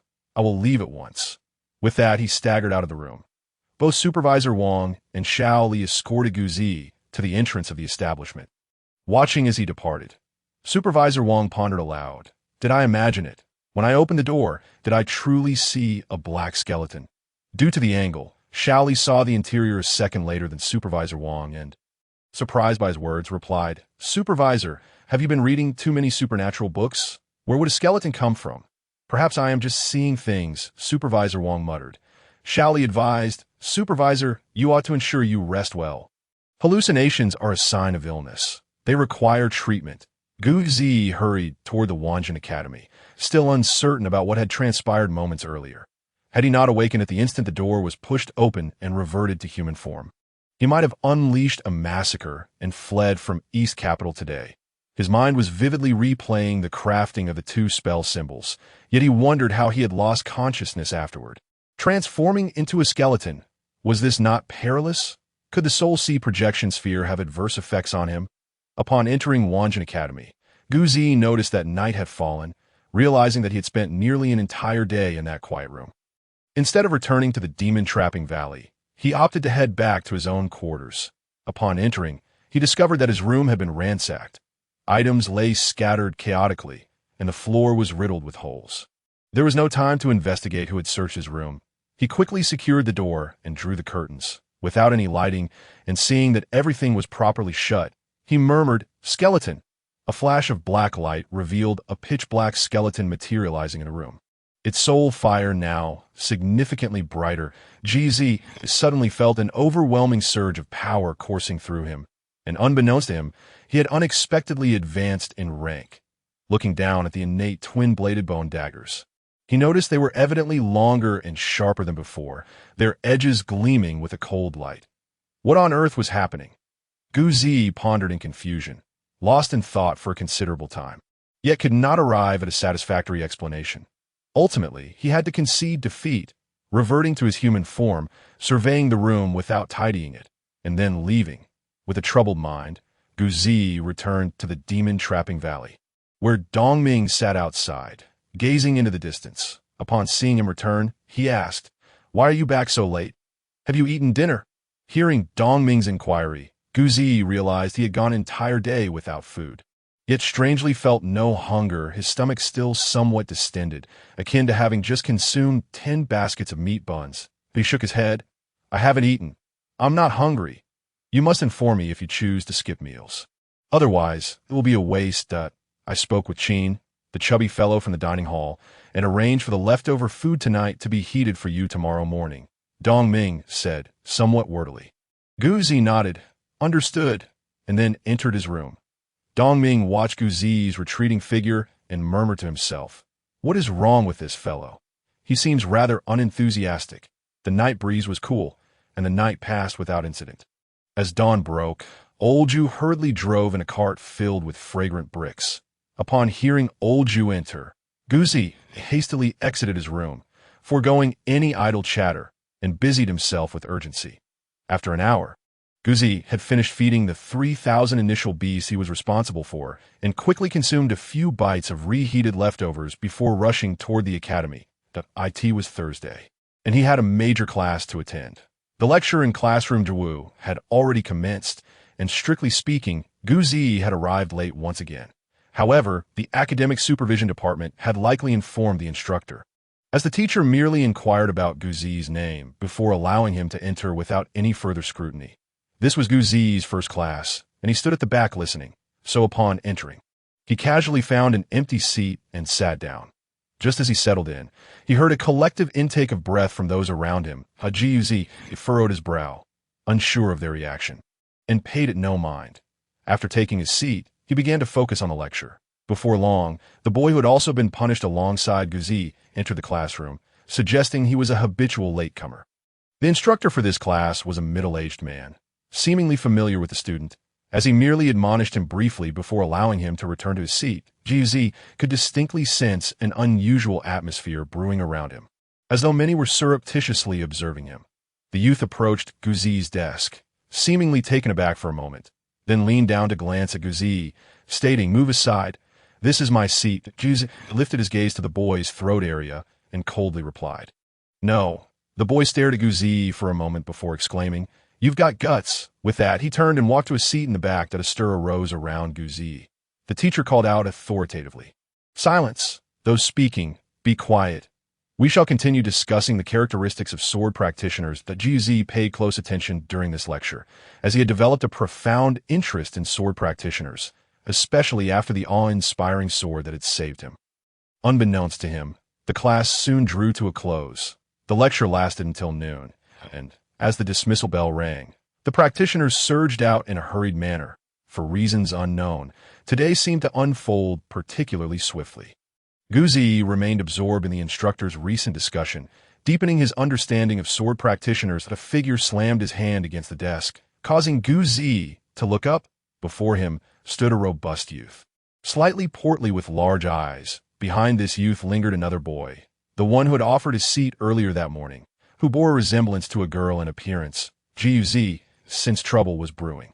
"Is there something you need?" Guzi inquired. "I know you're quite arrogant, but you can't just take a Jian's seat." The burly youth pointed to the boy behind him. "That I'll sit wherever I please." Guzi was not one to shy away from confrontation. "If you're truly bold, then come with us," the robust youth declared. Slapping the desk, Guzi rose, gesturing for the youth to lead the way. The burly youth glanced back at the girl-like boy, nodded, gave a thumbs up, and turned to exit. The Guzi took one last look at the boy and followed him out of the classroom. Upon exiting, they noticed a group of apprentices from their class watching from a distance, their faces alight with excitement as they pointed at the three of them. The burly youth sneered, gestured reassuringly, and forged ahead. The trio twisted and turned, making their way north, eventually arriving at the edge of a dense grove on the northern hillside. Guzi observed the bustling scene above and thought to himself that he would need to be cautious if he were to bury any bodies here in the future. The burly youth positioned himself, eager to engage, and turned to his companion, a Jian. "Shall I go first?" he asked. Jian nodded slightly. The burly youth then addressed Guzi. "Guzi, you've been quite arrogant lately, haven't you? You used to be so quiet. I never realized you possessed such formidable skills, even daring to strike a teacher." Guzi looked at the burly youth with curiosity. "What are your names? Were we familiar before?" The burly youth was taken aback, his eyes widening. "Are you joking? You've been in class 2 for nearly half a year. You don't recognize me, Zhu Huaqiang, and you don't know a Jian?" Guzi mentally noted their names, understanding they might encounter conflicts in the future, but he shook his head and asked, "Is a Jian quite renowned?" Without the use of magical symbols, a Jian is celebrated as the foremost master among apprentices. Zhu Huaqiang exclaimed. Guzi frowned, pondering for a moment. "Without using magical symbols, that's merely a brawl, isn't it? First place? I wonder who awarded that title," he remarked. "I don't know, nor do I wish to." "All right, quite the bravado. Today I'll let you experience the wrath of Zhu Huaqiang declared, launching a punch. Unarmed combat was typically an elective in their academy, pursued only by those apprentices interested in honing their physical skills. The primary aim of such martial arts was to strengthen the body, as no matter how proficient one became, they could never truly rival a practitioner. However, exceptions existed. Those who had chosen the path of swordsmanship could be an anomaly, as high-level sword practitioners often shared an intrinsic connection with martial arts. Zhu Huaqiang appeared to be preparing for the swordsmanship path, given his evident martial prowess. As Zhu Huaqiang swung his fist, Guzi effortlessly sidestepped, having endured countless life-and-death battles. Although he lacked a fixed style, the instinct for combat had become ingrained in his very being. Regrettably, his current physique was far too weak, a far cry from his former skeletal form. As Guzi moved, a Jian furrowed his brow and shouted, "Be careful, he's no ordinary opponent." With a roar, Zhu Huaqiang threw another punch at Guzi's chest, but Guzi merely dodged again, opting not to retaliate. Zhu Huaqiang unleashed a flurry of punches, over 20 in total, but none landed on Guzi, not even brushing against his clothing. Frustrated, he shouted and aimed a blow at Guzi's temple. Guzi lowered his head, stepped forward, and swiftly moved aside, bringing his elbow down hard against Zhu Huaqiang's ribs. The latter gasped, feeling his insides shift, cold sweat breaking out on his brow. In Guzi's world, there was no room for mercy.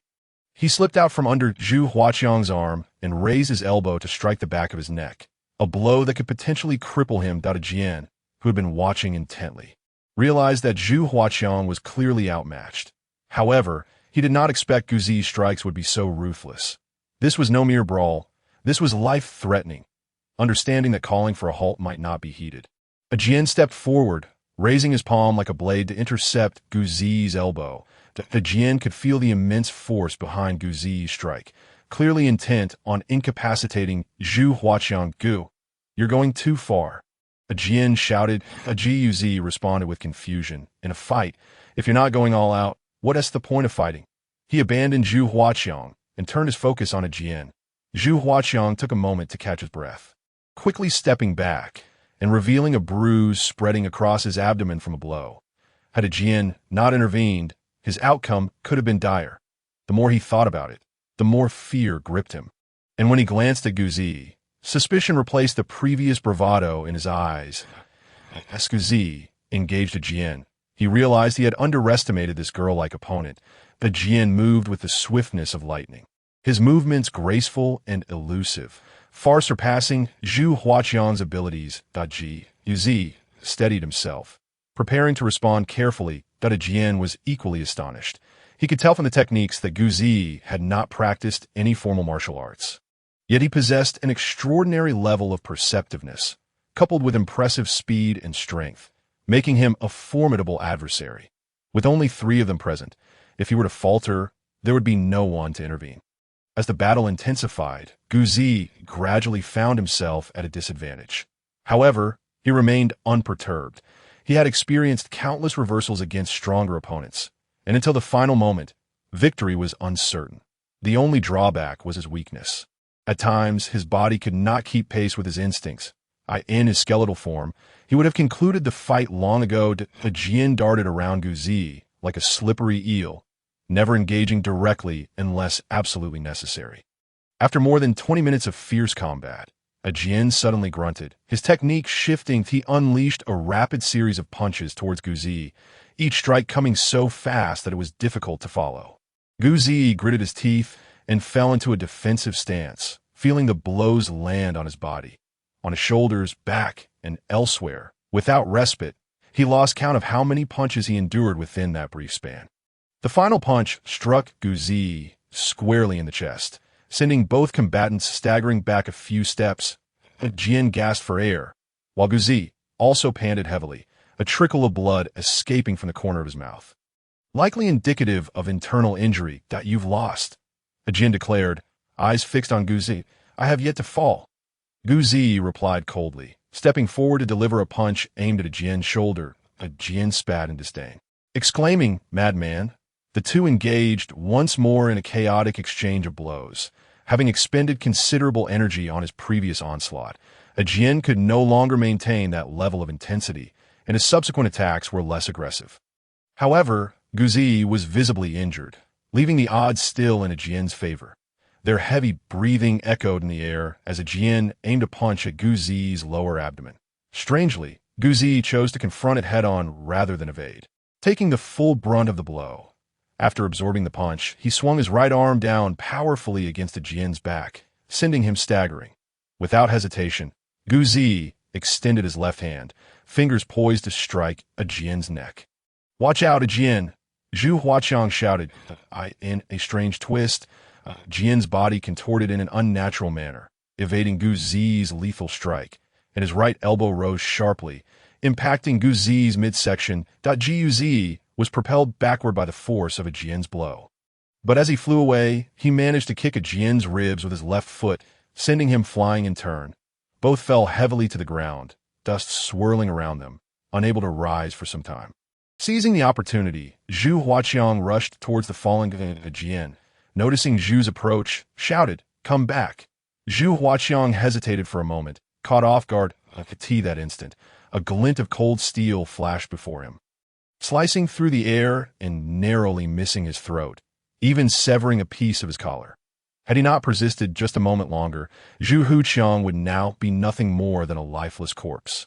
A Jian was equally startled. He had urged Zhu Huqiang to halt, believing it was wrong to take advantage of another's misfortune, yet by sheer coincidence, he had unwittingly saved Zhu Huqiang's life. Guzi, half-seated on the ground, clutched a sharp dagger in his right hand. A wounded beast is the most perilous, and a wounded spirit even more so.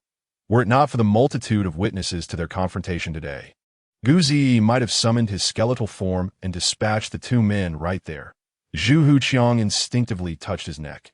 This was the second time today he had brushed so closely with death. With a mournful wail, he dashed to a Jian's side. A Jian was not unscathed either. Gu Zi's strength had surpassed his expectations.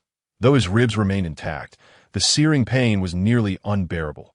Zhu Huqiang helped a Jian to his feet, and a Jian fixed a piercing gaze upon Gu Zi. You possess not only audacity, but also ruthlessness. However, remember this. Your lack of restraint will inevitably lead to trouble. That seat is yours. Damn it, who would believe it? Nearly cost a life over a mere seat. Huqiang, let us depart.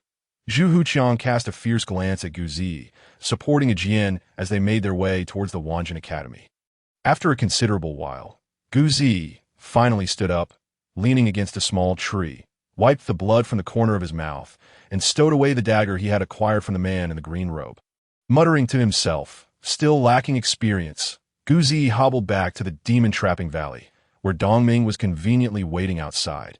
Upon seeing Gu Zi's disheveled appearance, Dongming refrained from inquiring whether Gu Zi had engaged in a brawl or had been bested by someone.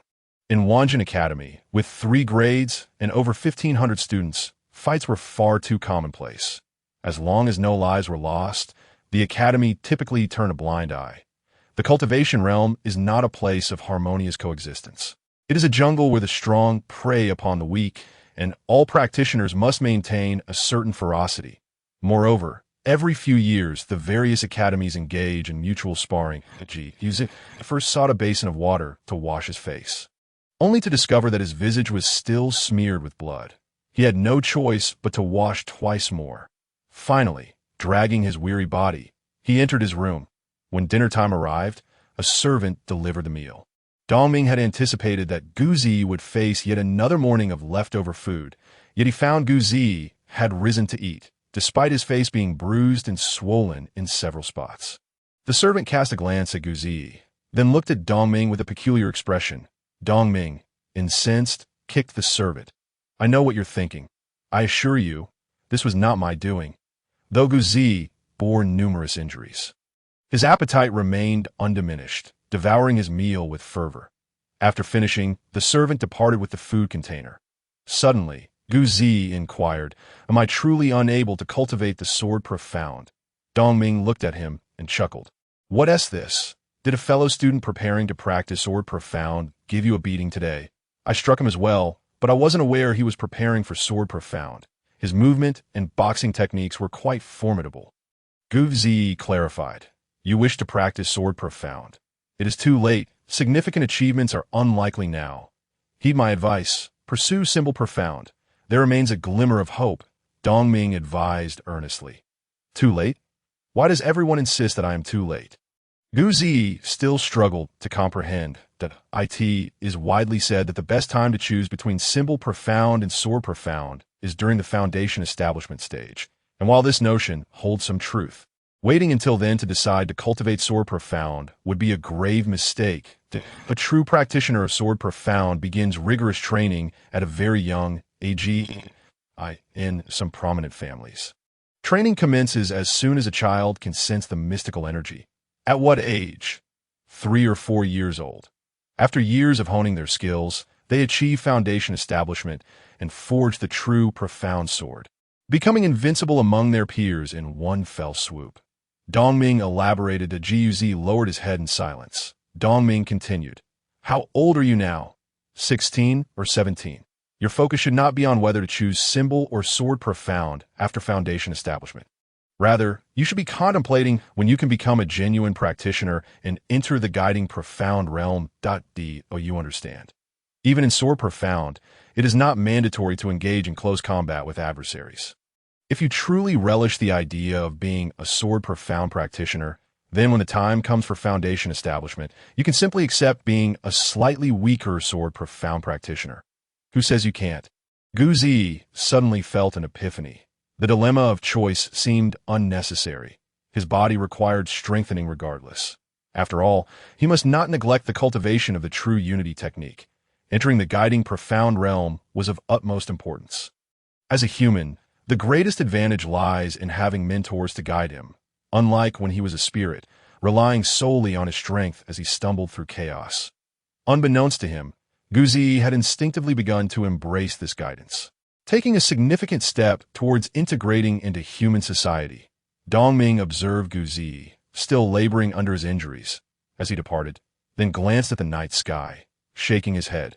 The evening's melodies seemed to resonate more clearly.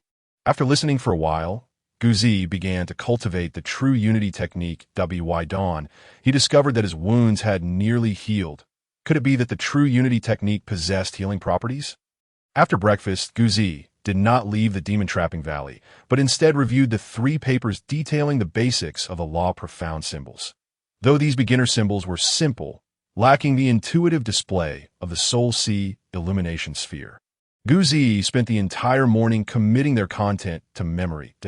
As noon approached, he exchanged greetings with Dong Ming and left the demon-trapping valley. That afternoon, he was to attend a labor session with teacher Qing Yuli. Upon entering Wanjin Academy, Guzi was intercepted by Inspector Chun, who wore a grim expression and, without uttering a word, escorted Guzi directly to the inspection department. Inside the inspection department, a burly man sat firmly behind a desk. Motioning for Guzi to take a seat in front of him, his face stern as he inquired, "Do you know Li Minci?" Guzi replied nonchalantly, "I do not." "Then did you see Li Minci a couple of days ago?" The burly man pressed, "I did not," Guzi responded. "Then how is it that someone has reported you for killing Li Minci? Speak." The burly man demanded. Guzi surmised that the accomplices of the man in the green robe were likely behind the ruse, perhaps anxious after the deaths of both Li Minci and the green robe man. The burly man scrutinized Guzi for a moment longer, then asked, "What happened to your face?" Guzi was led into the inspection room. When questioned about his injuries, he stated plainly, "I was involved in a scuffle with a Jian. A Jian. That a Jian." The burly man queried. Guzi rolled his eyes. It seemed Zhu Huqiang had been boasting, claiming that a Jian was well known, yet the burly man appeared oblivious to this fact that moment. Inspector Chen murmured a few words to the burly man, who then appeared to grasp the situation. After a moment of contemplation, he shifted the topic. "Before going missing, Li Minci had inquired about your residence. How do you explain this? If he was seeking your address, does that not imply you were the one who killed him? I am now curious about teacher Qing Yuli's whereabouts. If I were to go missing, would that mean she was responsible for my demise?" Guzi retorted, displeased.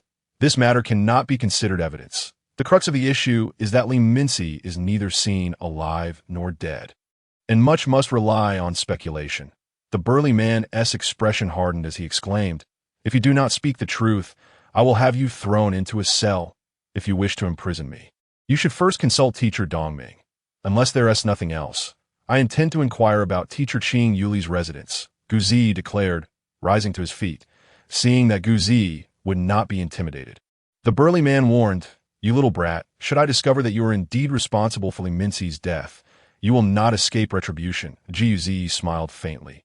"I assure you, I did not kill Li Minci. In fact, you might want to investigate the person who reported me for murder." The burly man glared. "Investigate what?" The informant barely finished speaking before realizing he couldn't divulge everything to you, and then changed his tune. "Do not stray too far for now. We will question you again once we find Li Minci's body. Where could I possibly go? Did you not instruct me to remain in the demon-trapping valley for 3 months?" With that, Guzi turned and departed. Once Guzi was a distance away, the burly man asked, "Xiao Chun, what is your take on this?" "I believe it's a prank.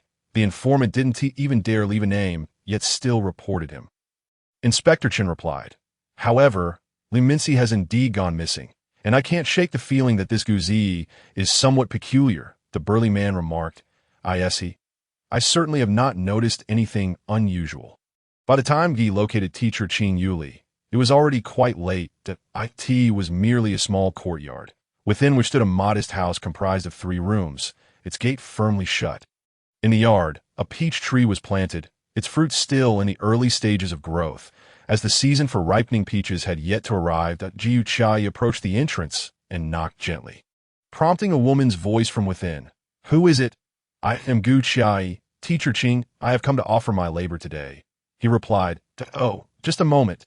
After a brief interval, the sound of footsteps approached, and the gate swung open to reveal Qing Yuli standing there.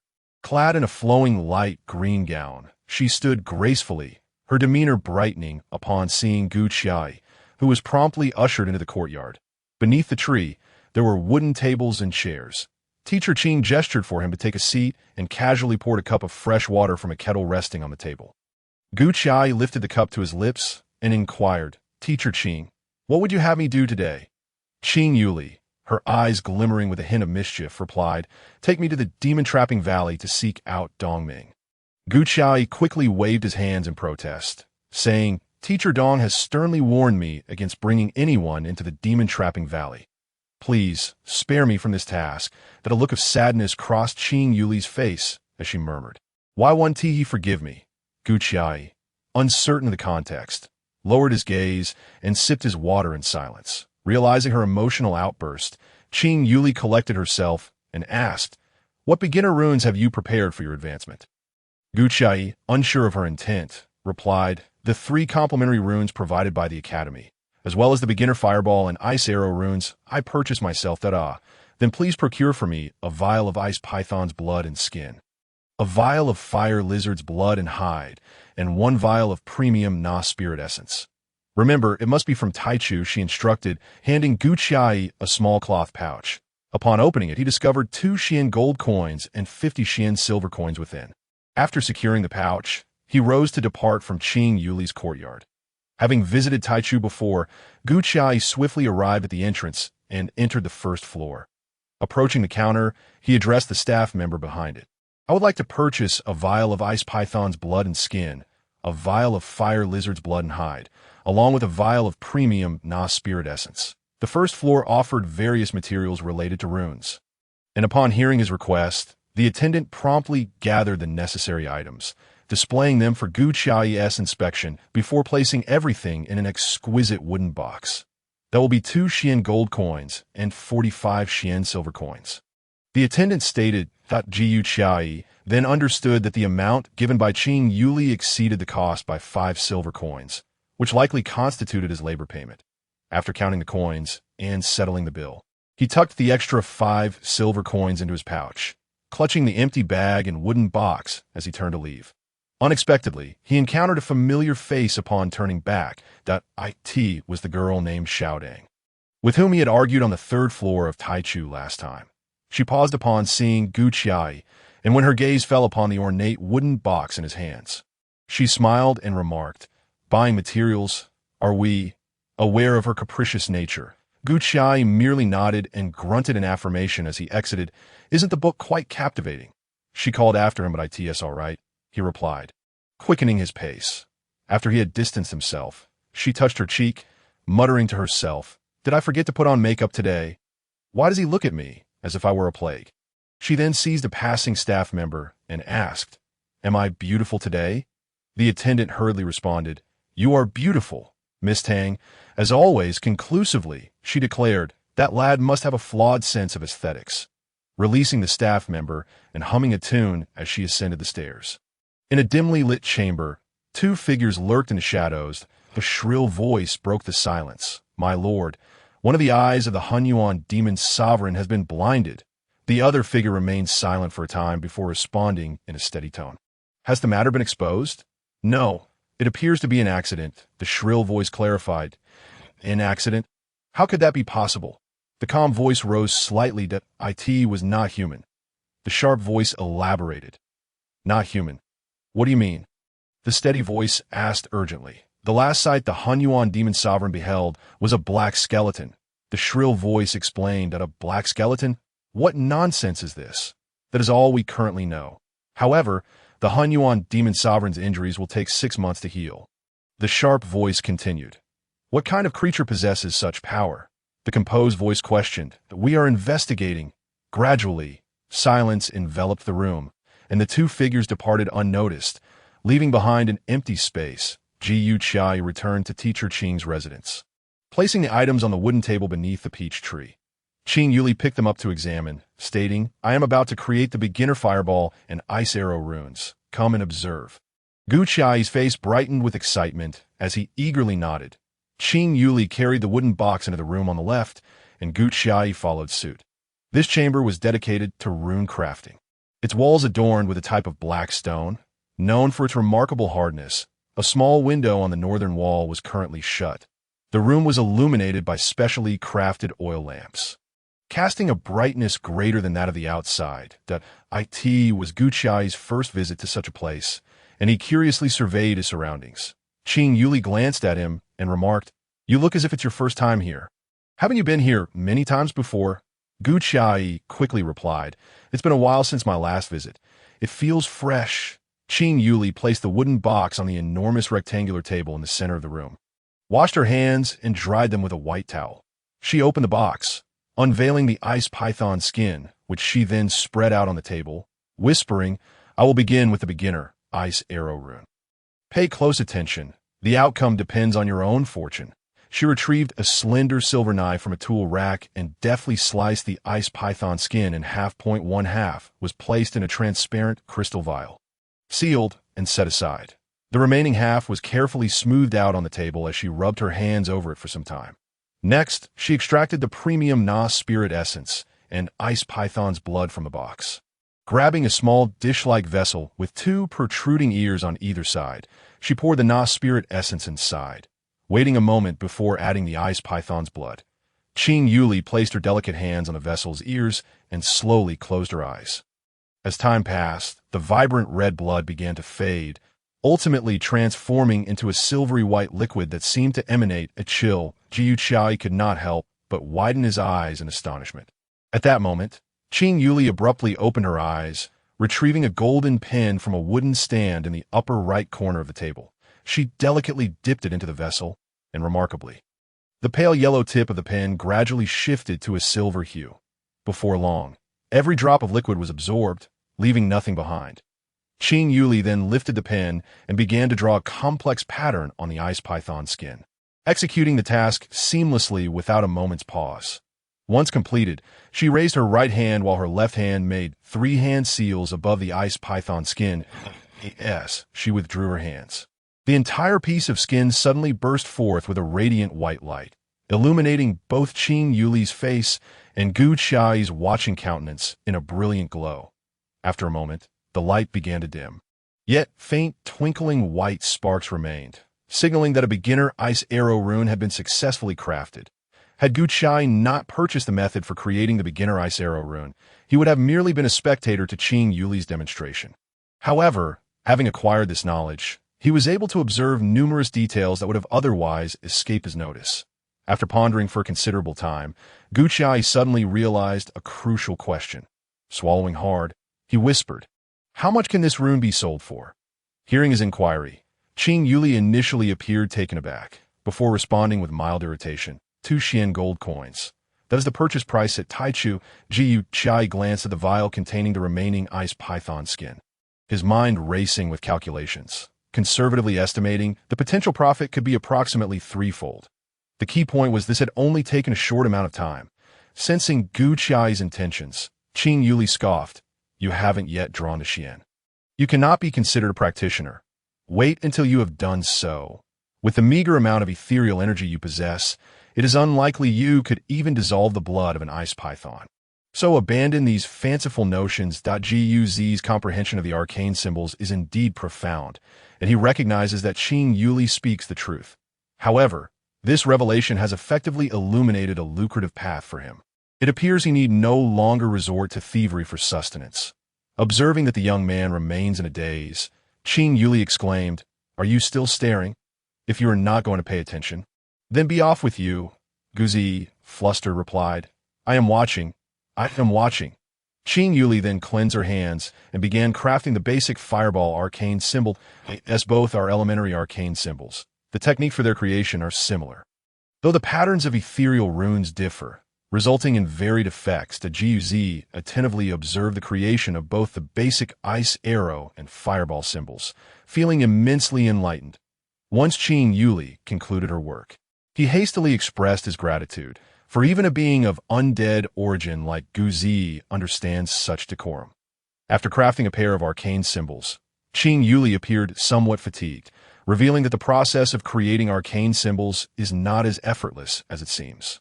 She escorted Guzi to the entrance, reminding him to arrive punctually for his labor next time, and refrained from further conversation, not even mentioning Dongming. Guzi bowed and took his leave. As dusk approached, hastening towards the demon-trapping valley for dinner, The onlookers seemed to derive pleasure from watching Guzi eat, as each plate of food disappeared into him, their satisfaction seemingly surpassing his own. Observing Guzi's dining habits, Dongming frowned, yet felt powerless to intervene. After the attendants, buoyant with their food boxes, departed, Dongming casually inquired, "Did you labor this afternoon?" Guzi, ready to leave, nodded upon hearing the question. "Qing Yuli, your labor supervisor?" Dongming asked. "Yes," Guzi affirmed. "Is she occupied with anything?" Dongming probed further. "What could she possibly have to do?" Guzi replied, puzzled. "What I mean is, did she inquire about me?" Dongming seemed conflicted. "No, she did not," Guzi answered, unwilling to wade into the murky waters between Qing Yuli and Dongming. "Oh, very well then." Dongming appeared somewhat disheartened. "That I shall return to my quarters," Guzi announced, turning to leave. "Are you absolutely certain she did not ask?" Dongming pressed once more. "Indeed, she did not," Guzi responded emphatically, departing with equal decisiveness, leaving Dongming to linger in contemplation. The following day marked the feeding of the initial beasts, and when Guzi reached the last row of cages, a black initial beast unexpectedly spat upon him, leaving him in a filthy state. When he inquired of Dongming, he too was perplexed, for this initial beast had never spat at anyone before, and its name remained unknown. Fortunately, although the spit was quite dirty, it posed no danger. Dongming amused himself by teasing Guzi about the incident for quite some time.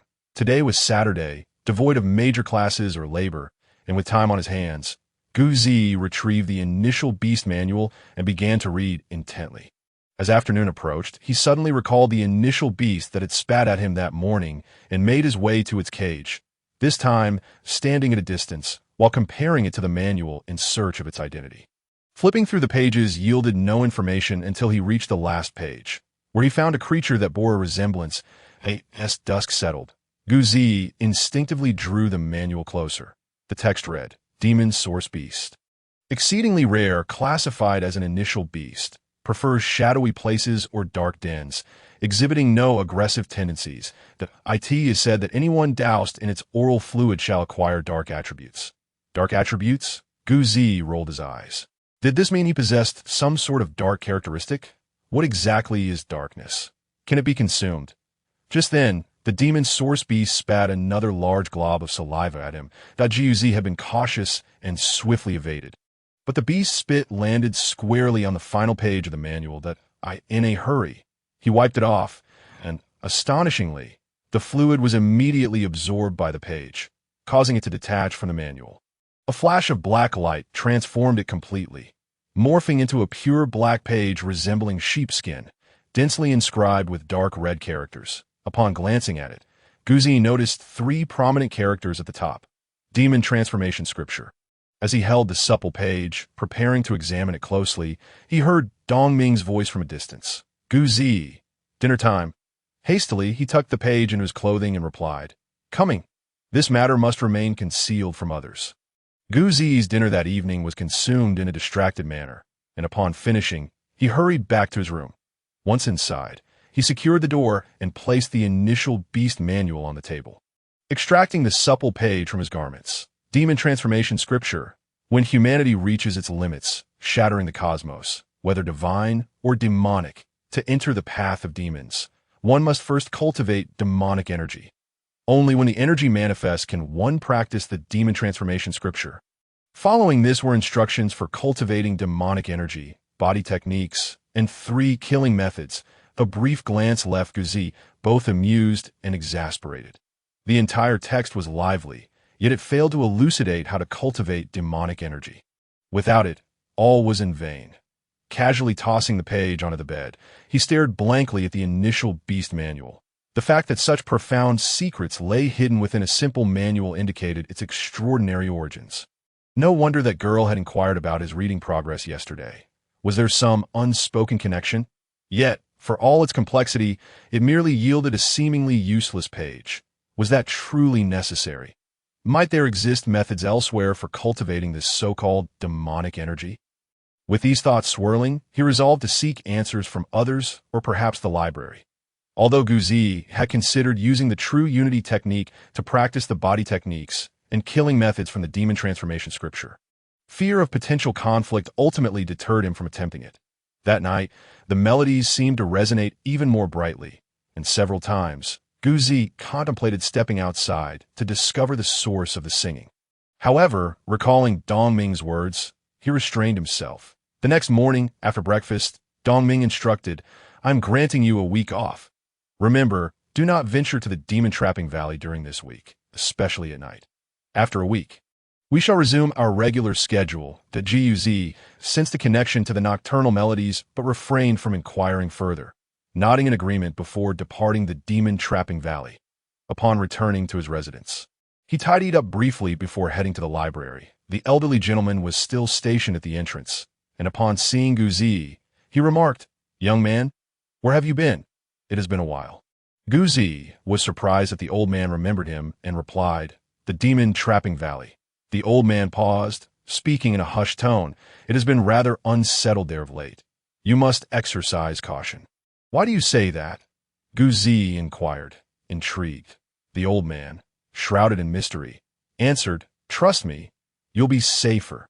Seeing his reluctance to elaborate, Guzi pressed on, "Sir, have you heard of any texts regarding demonic energy? Which floors might have such books?" The old man frowned. "Why do you ask?" "I heard others mention it, and I am simply curious," Guzi replied. "No such books exist on any floor. Claims about divine energy and demonic energy are merely fabrications by those with ulterior motives. It is said that possessing such things grants immortality and invincibility. All nonsense. Who has ever seen a god, or a demon for that matter? Young man, do not stray from the right path," the old man advised earnestly. "Is there truly no such thing as demons?" Guzi felt a lingering sense of dissatisfaction, especially now that he possessed the demon transformation scripture. Many years ago, a group of rogue mystics boasted of summoning an ancient demon god, towering and impervious to blades, capable of spewing demonic fire and devouring souls. Yet, what became of them? They were ultimately cleaved in two by a transcendent swordmaster, becoming the subject of jest. The old man chuckled. The story resonated deeply with Guzi, like a bolt of lightning illuminating his mind. Could demonic energy be akin to his own undead essence? Without hesitation, he turned and exited the library, making his way back to his residence. The old man called after him several times, but he seemed oblivious, leaving the old man perplexed. Once back in his room, Guzi did not emerge again. That night, the atmosphere around his quarters grew increasingly dim. Seemingly infused with an unseen, peculiar energy, a new day dawned. Guzi stood excitedly at the window, his eyes sparkling with a unique light, despite having gone all night without sleep. Today, Guzi is no longer the same Guzi of yesterday. Now he feels an acute shortage of time, for henceforth he must allocate half of his evenings to another body.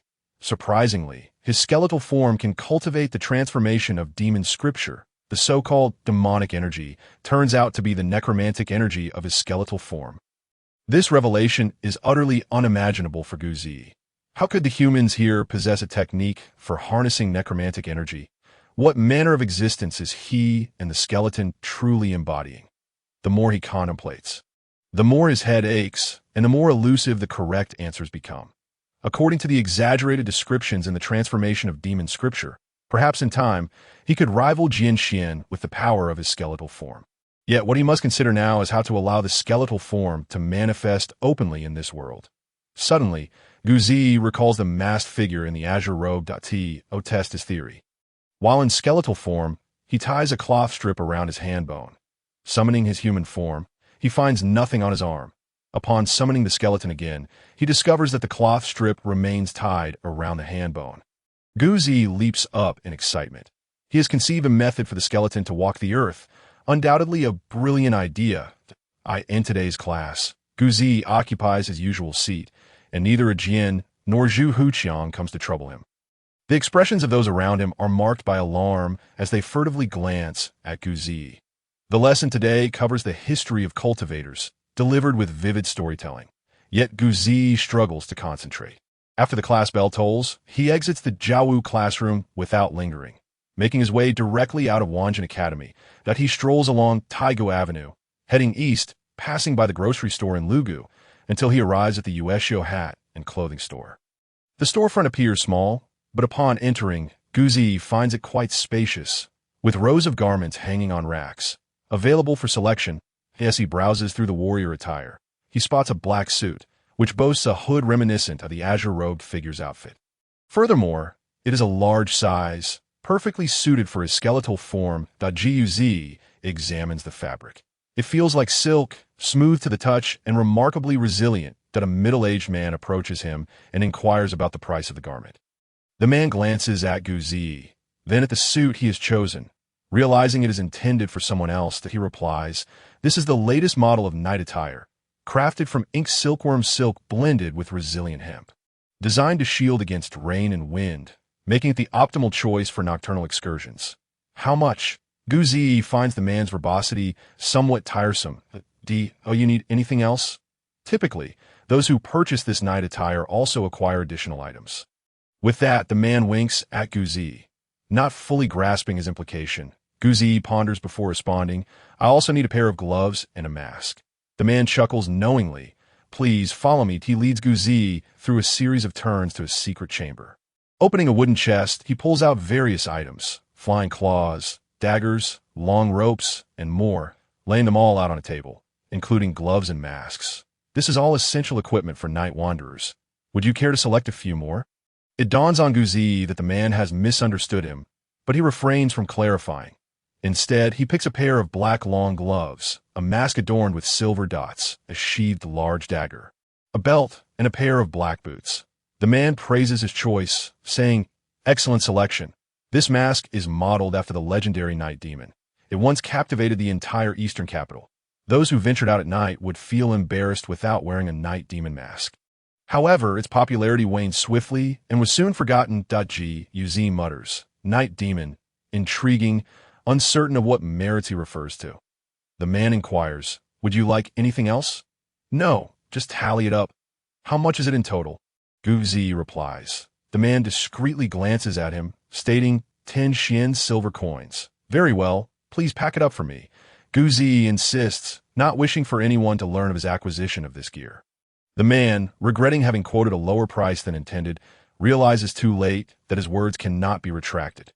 After accepting Guzi's 10 Xian silver coins, he carefully places the clothing and mask into a cloth bag. Guzi slings the bag over his shoulder and departs from the Uesho hat and clothing store. Guz remains cautious, deliberately avoiding the direction of Wanjin Academy. Instead, he walks east for a short distance and enters a small eatery, requesting a private room. After casually consuming a modest meal, he leaves the establishment. The staff in the restaurant are puzzled, as this customer entered with a large cloth bag but exited empty-handed, which they find quite strange. After wandering outside for a while, Guzi finally returns to Wanjin Academy. As he approaches the main gate, he notices a crowd gathered around a notice, animatedly discussing its contents. Curiosity piqued, Guzi joins the throng.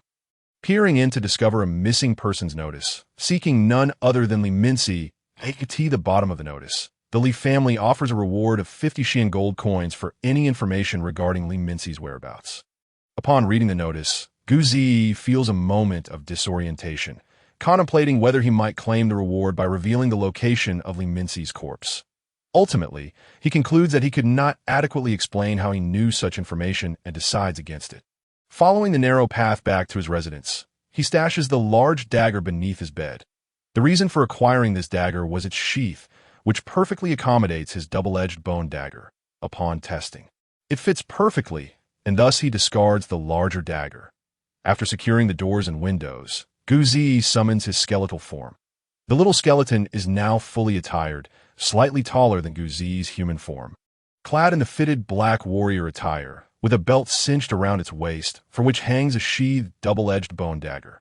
Its hands are gloved in black, its feet shod in black boots, and its face concealed behind a menacing black mask adorned with silver dots, exuding an aura of mystery.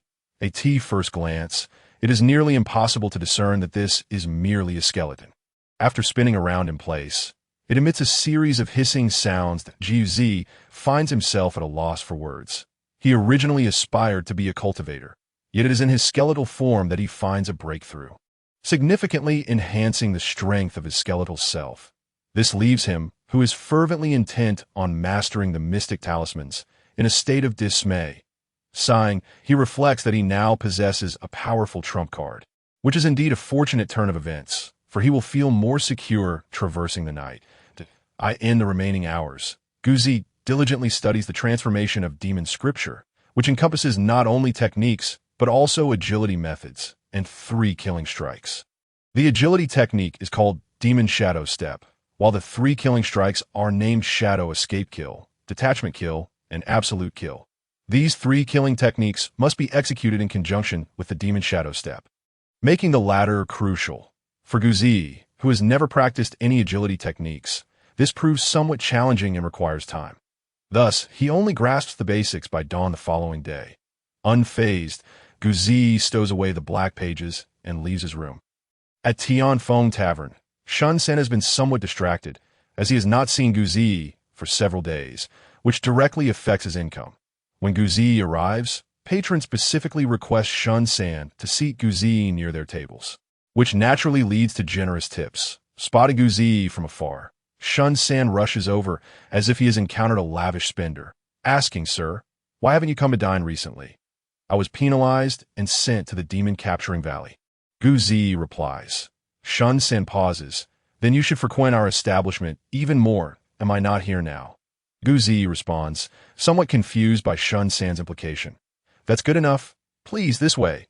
Shun San quickly regains his professional demeanor, leading Guzi to the innermost table. Without inquiring about his order, he promptly takes care of the arrangements. Before long, plates of sauced meat and steaming buns are served. Around them, onlookers begin to gather. Guzi pays no mind to the spectators, as their watching does not detract from his meal. With both hands in motion, he deftly indulges, unfazed by the occasional gasps of astonishment from the crowd. After finishing his meal and settling the bill, just as he prepares to leave, a figure suddenly blocks Guzi's path. He looks up to find none other than the young man who had paid for his meal on his first visit here, whom Shun Sen referred to as Yi. The young man asks, "Are you here to repay me?" The youthful figure was adorned in splendid attire, threads seemingly woven with strands of gold. With a smile, he remarked, "A mere sum for a meal. How could you ever take it to heart? Might I inquire if Brother Gu would permit a moment of your time for a private conversation?" "Certainly," Guzi replied readily, recalling how this individual had once come to his aid. The young man named Yu led Guzi directly to the 2nd floor of the Tianfeng restaurant, where he opened a private room and gestured for Guzi to enter. Though the room was modest in size, it was secluded and elegantly decorated, adorned with an exquisite landscape painting that evoked a sense of tranquility. The square table and 4 chairs awaited them. Guzi pulled out a chair and seated himself. The young man, Yu Xiaotao, smiled slightly as he took a seat opposite Guzi. That moment, a knock echoed from outside the room. "Come in," Yu called out.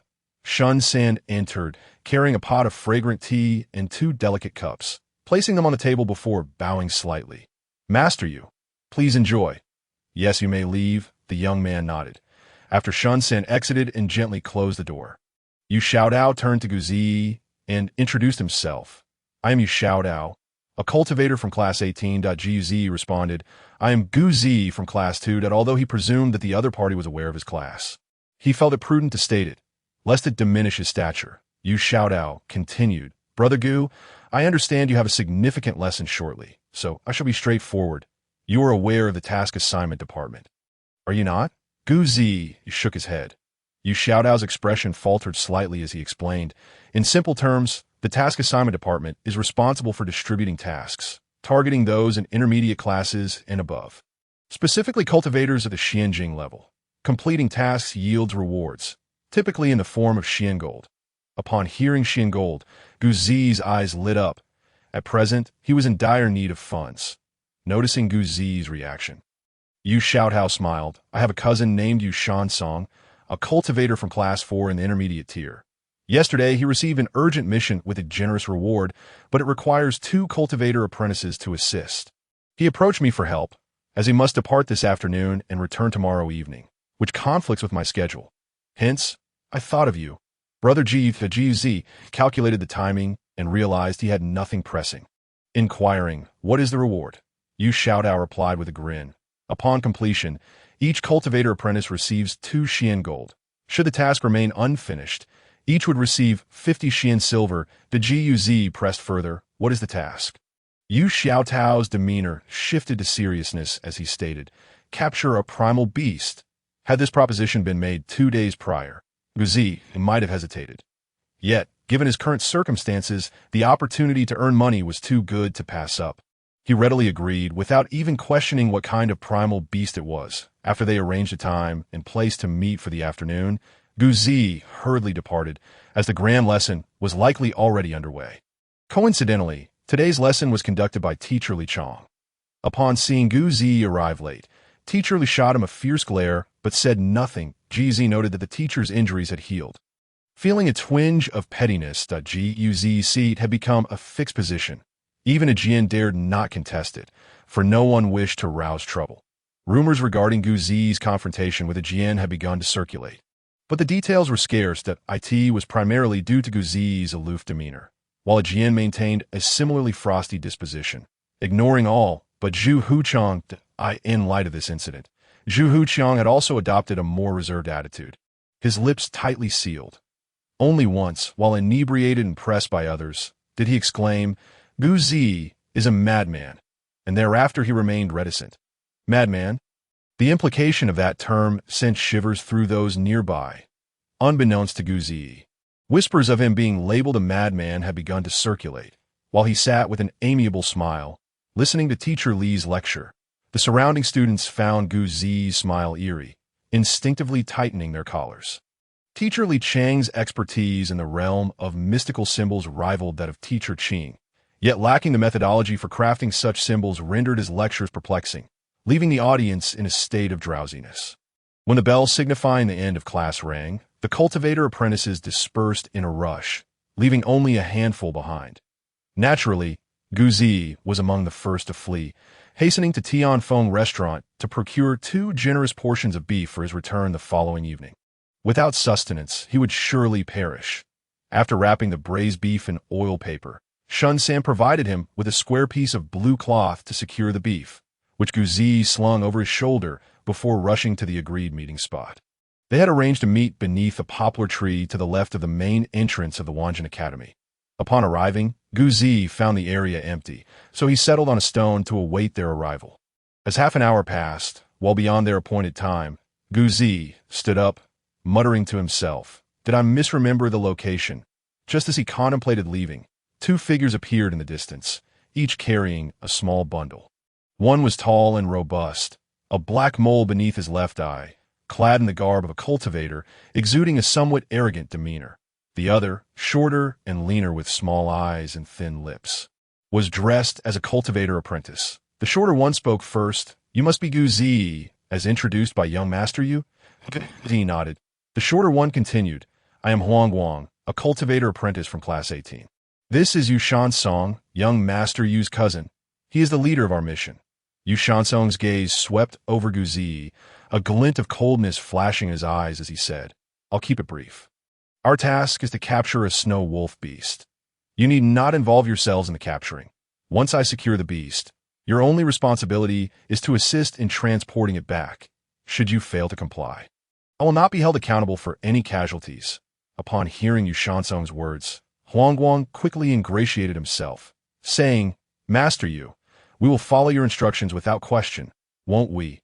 Guzi merely scoffed, offering no reply. Huang Guang bristled with annoyance, yet seeing that Yu Shansong remained silent, he refrained from expressing his displeasure, casting several furtive glares at Guzi. Noticing the tension among his subordinates, Yu Shansong smiled slightly and waved his hand, declaring, "Let us depart." Leading the way, Yu Shansong guided them west along Taiga Main Street, turning south at the intersection with Taiyuan Road. After approximately an hour's walk, they exited the southern gate of the eastern capital. During peacetime, there was no need for inspections or registrations at the city gates.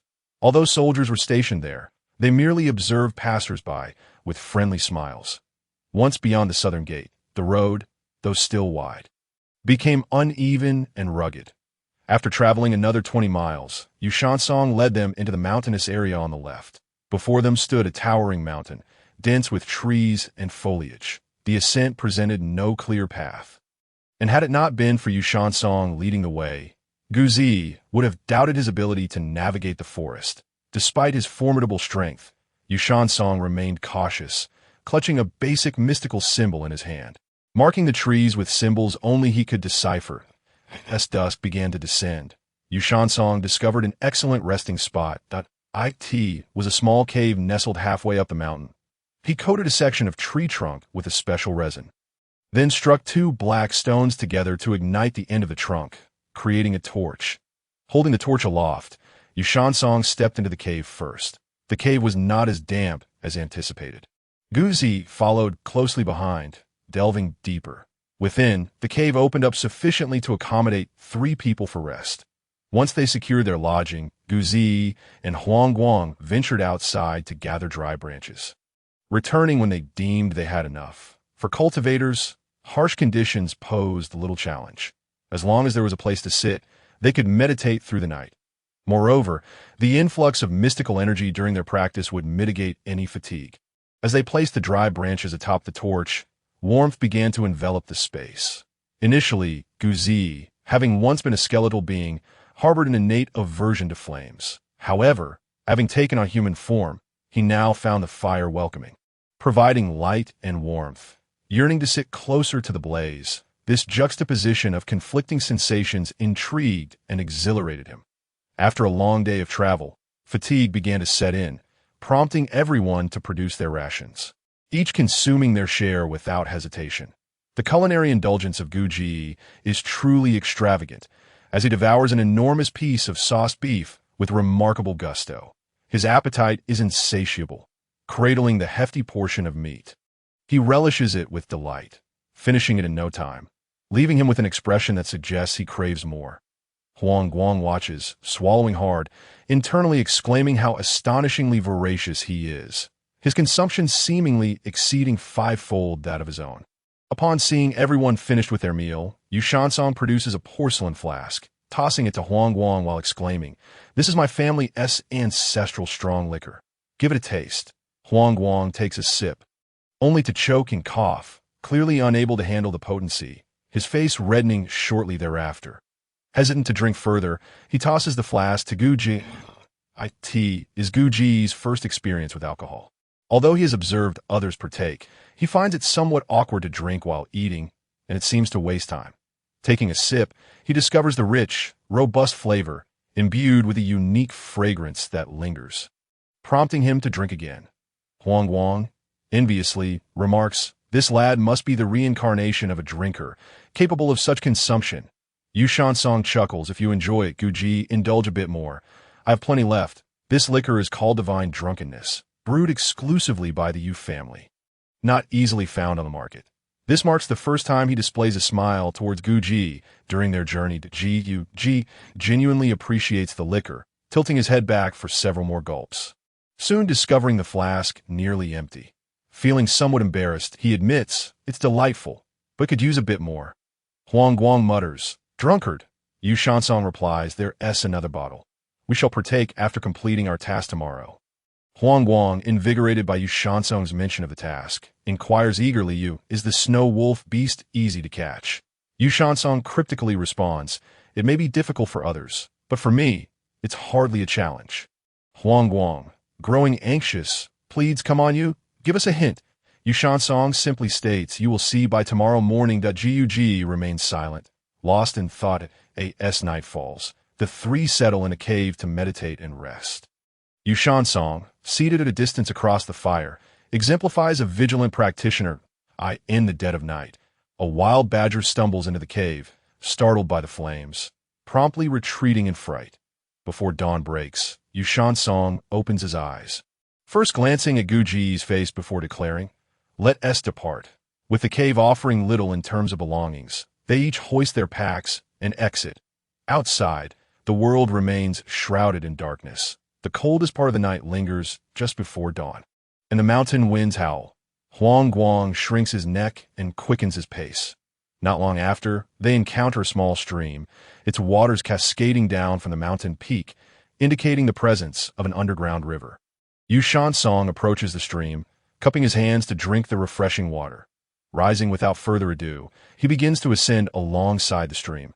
Quickening his steps, the Jiuji and Huang Guang follow suit, the latter glancing around, uncertain of Yu Shansong's intentions. Soon, they reach the source of the stream, where crystalline water flows from a crevice in the rocks, forming the brook over time.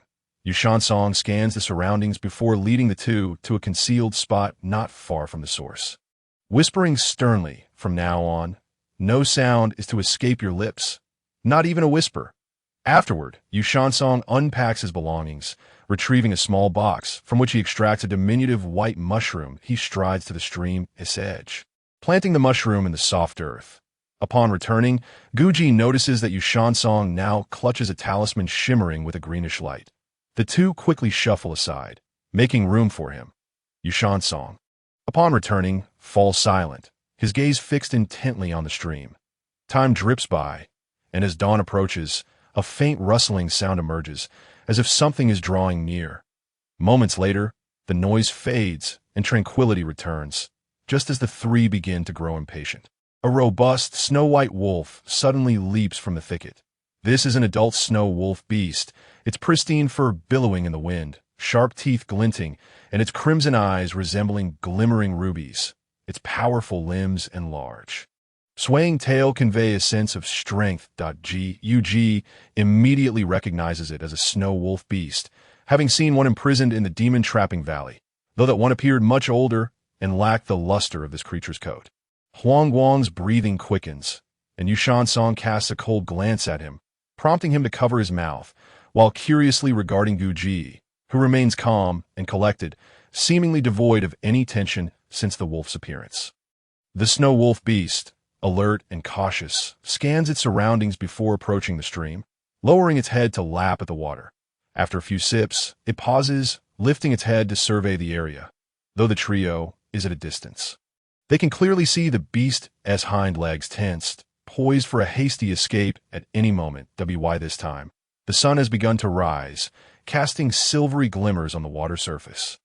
The snow wolf beast appears to shy away from the sunlight, taking a few more drinks before preparing to leave. Suddenly, its attention is captivated by the white mushroom on the ground.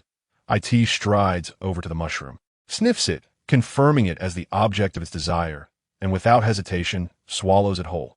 The moment the snow wolf beast consumes the mushroom, Yu Shansong bursts into laughter, leaping forward. The snow wolf beast instinctively recoils at the sight of a human, attempting to flee, but as it takes a step, its limbs weaken. Observing the wolf collapsing onto the grass, Yu Shansong seizes the opportunity. The talisman in his hand flares to life, and a massive log materializes above the snow wolf beast, crashing down and rendering it unconscious. His control over the log is precise. Any heavier and it would have killed the beast outright, yet the outcome is just right. This reveals Yu Shansong's remarkable understanding of the talisman's capabilities. Turning back, Yu Shansong instructs Huang Guang to fetch his pack, from which he retrieves 3 cord-like tendrils. Approaching the snow wolf beast, he skillfully binds its mouth, forelegs, and hind legs with remarkable efficiency that Jiuji observes as adept technique. Noting its impressive sturdiness, once the snow wolf beast is securely bound, Yu Shansong exhales deeply, grinning. Now we've struck it rich.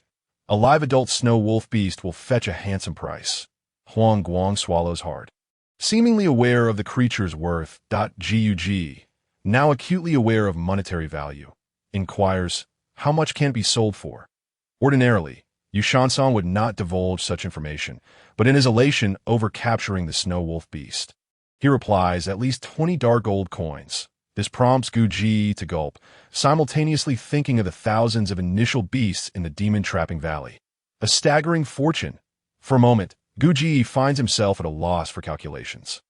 The mountains are replete with trees, and he selects a small pine, severing it and stripping it of its branches to form a long staff. Together with Huang Guang, they lift the snow wolf beast.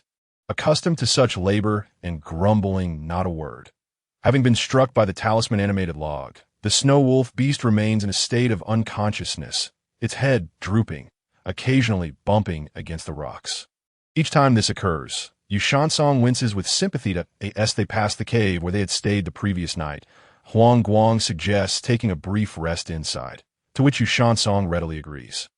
Carrying the snow wolf beast, they enter the cave, which now feels considerably more cramped with the addition of the robust creature, Jiu Ji and Huang Guang huff and puff, the snow wolf beast weighing at least 200 pounds. Huang Guang, curious, asks you, "How did you know the snow wolf beast would come here for water?" Yu Shansong cryptically replies, "It's a secret." Gu Ji smirks, fully aware of the reason. The information regarding the capture of snow wolf beast is detailed in a certain treatise, which also mentions some related insights. The snow wolf beast possesses a peculiar habit of visiting water sources at dawn, rarely opting to drink from downstream. Yu Shansong cleverly capitalized on this behavior. The white mushroom is a delicacy for the snow wolf beast. Known as the Wei Yu Jun, this particular food has an extremely short growth cycle, making it a rare find, and when encountered, the snow wolf beast is bound to consume it without hesitation. By employing a little trickery, the entire process becomes exceedingly simple. Observing Yu Shansong's reluctance to reveal his methods, Gu Ji opts not to press further. If one possesses a primary giant wood talisman, could one not capture a snow wolf beast as well? As Gu Zi indulged in such whimsical thoughts, Yu Shansong retrieved a porcelain vial from his bundle and proclaimed, "Regardless of the circumstances, we have captured the snow wolf beast, and that calls for celebration. You shall not be left out of the festivities." With that, he tossed the vial to Huang Guang. Upon receiving it, Huang Guang frowned and remarked, "This wine is far too strong. I shall abstain." He then passed the vial back to Jiu Zi, however, had a fondness for the liquor known as a mortal's drunkenness, and took a hearty gulp. Yet, as the liquid coursed down his throat, he sensed something amiss.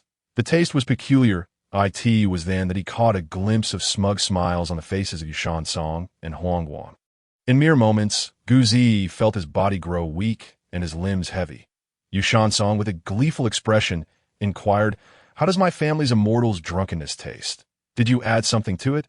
Gu Zi asked coldly. Huang Guang chuckled. "Without something extra, how could you behave so obediently?" Yu Shansong fixed Gu Zi with a penetrating gaze and threatened, "If you answer truthfully, I may spare your life. Otherwise, I shall chop you into pieces and feed you to the snow wolf beast." Gu Zi, perplexed, asked, "What is this about?" Yu Shansong exchanged a knowing glance with Huang Guang, who then approached Gu Zi, brandishing a small curved dagger, and questioned, "Are you connected to the deaths of Minci and Fong Su?" Gu Zi rolled his eyes in exasperation. It seemed the specter of his past actions was relentless. Having slain Li Minci, he found himself embroiled in further troubles. He regarded the two men and cautiously inquired, "Are you members of the Ghost Shadow sect?" Their expressions shifted in surprise, and Huang Guang instinctively kicked Gu Zi, retorting, "We are from the Ghost Shadow Gate." Yu Shansong, reacting swiftly, raised a hand to silence Huang Guang and asked, "How did you know we belong to the Ghost Shadow Gate?" Gu Zi replied nonchalantly, "I guessed." Huang Guang appeared to piece things together, searching Gu Zi's person until he unearthed a small cloth pouch and a finely crafted dagger. Upon opening the pouch, he discovered not only coins, but also 2 small jade tokens. Trembling, he handed the jade tokens to Yu Shansong, exclaiming, "It was him. He killed Li Minci and Fong Su." Yu Shansong, equally incredulous, stared at the tokens and dagger, demanding, "How did you manage to kill them?" "Fong Su is a practitioner of profound arts." Gu Zi declined to answer Yu Shansong and instead retorted, "Just how many members does your Ghost Shadow Gate have? Why do you persistently haunt me?" Huang Guang, eyes glinting with menace, waved the dagger before Gu Zi, ominously urging, "Speak. How did you slay the 2 of them? Or I'll make you bleed." With a sardonic laugh, Gu Zi replied, "You will soon meet them. You can ask them directly."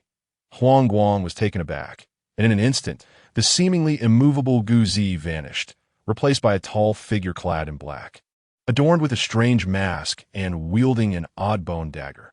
Before Huang Guang could comprehend the situation, the bone dagger had already slashed through his throat. Yu Shansong, struck with terror, stumbled backward, a blue talisman suddenly appearing in his left hand. However, the confines of the cave were too cramped. Upon retreating 2 steps, he found himself against the rock wall.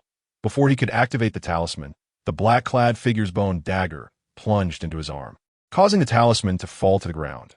The excruciating pain elicited a wail from Yushansong as he swung his right hand toward Guzi's face. Guzi drew his dagger and, in a fluid motion, countered the attack, executing the movements with grace reminiscent of flowing water. It had been ages since he felt such exhilaration. The bone dagger pierced Yushansong's abdomen, puncturing his heart.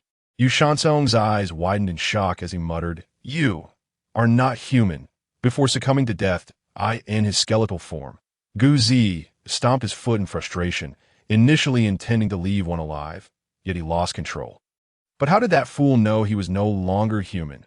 Guzi pondered, perplexed. Just as he was about to withdraw the dagger, he felt a surge of soul energy being absorbed into the soul fire through the dagger. To his astonishment, the double-edged bone dagger had gained this additional function upon his advancement, the entire process occurring with remarkable speed. He turned and thrust the dagger into Huangguang as well, similarly absorbing his soul energy. Strangely, the two energy orbs provided him with far less nourishment than he had anticipated, likely due to his own advancement in power and the cultivation of the demonic transformation scripture. Stowing away the bone dagger, he glanced to the side and noticed that the snow wolf beast had awakened at some point, now fixated on him with its gaze. Upon catching his eye, it hastily closed its eyes, feigning unconsciousness. Amused by its human-like antics, Guzi let out a chuckle, prompting the snow wolf beast to shut its eyes even tighter. Setting the two corpses aside, he shifted back to his human form. Though they were in a desolate wilderness, he feared that if a formidable figure were to stumble upon him, he would be swiftly dispatched. How had Yushansong discerned that he was not human? This posed a troubling question. In his human form, Guzi still felt achy and numb, but there was a trend toward improvement. At least a few fingers could move. The cave was thick with the stench of blood, and should other beasts be attracted to the scent, he might need to revert to his skeletal form. Of course, descending the mountain in skeletal form was an option. Yet even cloaked, Guzi felt no sense of security in broad daylight. He decided to wait a little longer. After another half hour, Guzi finally regained his mobility. He stood unsteadily, and upon hearing a noise, the snow wolf beast tightened its eyes even further for the first time. Guzi realized how perceptive the beast was. Perhaps this snow wolf beast was indeed unique. After observing it for some time, he found nothing out of the ordinary. Setting the snow wolf beast aside for the moment, he picked up the blue talisman from the ground. It was a primary water shield talisman, a defensive type. He examined it briefly before pocketing it, then began to search the two men's belongings. This was one of Guzi's favorite pastimes since arriving in this world. Unlike in the realm of the undead, where the spoils consisted solely of the flickering soul fire within one's mind, here in the human world, one often encountered unexpected treasures, as was the case this time. Huangguang was impoverished, possessing not even a single Xian coin, only a handful of Xian silver coins. Yet Yushansong's wealth far surpassed Huangguang's, akin to a grand bazaar of antiquities. Aside from the recently acquired primary water shield talisman, Yushansong's pockets held two additional primary talismans. One was a primary earth split talisman, and the other was indeed the primary giant wood talisman that had knocked out the snow wolf beast. Yushansong had kept a spare. Besides the talismans, Guzi discovered 21 Xian coins, nearly causing him to question his very existence. He stood, grinning foolishly while clutching the coins. The snow wolf beast cautiously peered at Guzi, wondering if this human had lost his mind. It attempted to shift its limbs, only to find itself utterly immobile, and thus it shut its eyes once more, continuing its charade of unconsciousness. In addition to these items, Guzi found various small vials in Yushansong's pockets, none of which bore any labels or notes. Guzi dared not open them and simply cast them aside. Indeed, in both men's pockets, without exception, he discovered a small jade token from the ghost shadow gate. Now, Guzi possessed 4 of these tokens, just enough for a game of mahjong. It seemed he had unwittingly forged a deadly enmity with the so-called ghost shadow gate. Should they discover his actions, they would undoubtedly seek retribution. With all these items gathered, Guzi turned to regard the snow wolf beast, feeling a twinge of concern. 2 lies had been extinguished, and Yu Xiaodao was aware that he had accompanied the 2 men. Just glancing at Yushansong, who carried over 20 Xian coins, it was clear that his background was no trifling matter. If he simply fled the eastern capital, Gu Zi found himself somewhat reluctant to part with the bounty. Moreover, there was the matter of how to dispose of these items. Carrying them was out of the question, yet hiding them in this desolate wilderness was equally precarious. As he contemplated, an idea struck him.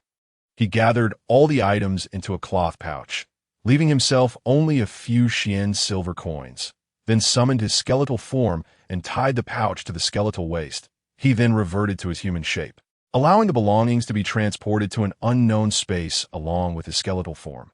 A perfect solution. Observing the snow wolf beast, Gu Zi concocted a mischievous plan as he summoned his skeletal form and approached the snow wolf beast.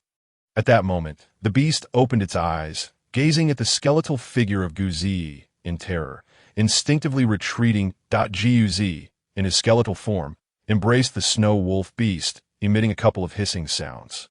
In a flash of black light, he transformed back into his human form. Still holding the snow wolf beast, Gu Zi offered an awkward smile, realizing that this method was unfeasible. The alternate space likely had limitations regarding weight or volume. The small creature is manageable, yet the larger one cannot be brought in at all. An alternative approach must be devised. Thus, there remain three options for dealing with this snow wolf beast: to kill it, to take it away, or to release it. Firstly, taking it away is impractical. Thus ruled out, Gu found himself wavering between the choices of killing or releasing. To slay the beast would allow him to trade its blood and hide for money. But certainly it would not be as valuable as a living creature. However, what benefit would releasing it bring to him? The snow wolf beast seemed to sense this internal conflict. At this moment, it was a pivotal juncture for its fate.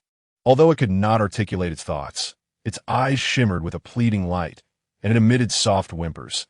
Observing the beast's intuitive demeanor, Gu Zi suddenly conceived a clever plan. He approached the snow wolf, gently patting its head, gesturing towards two corpses, and then softly patting its belly.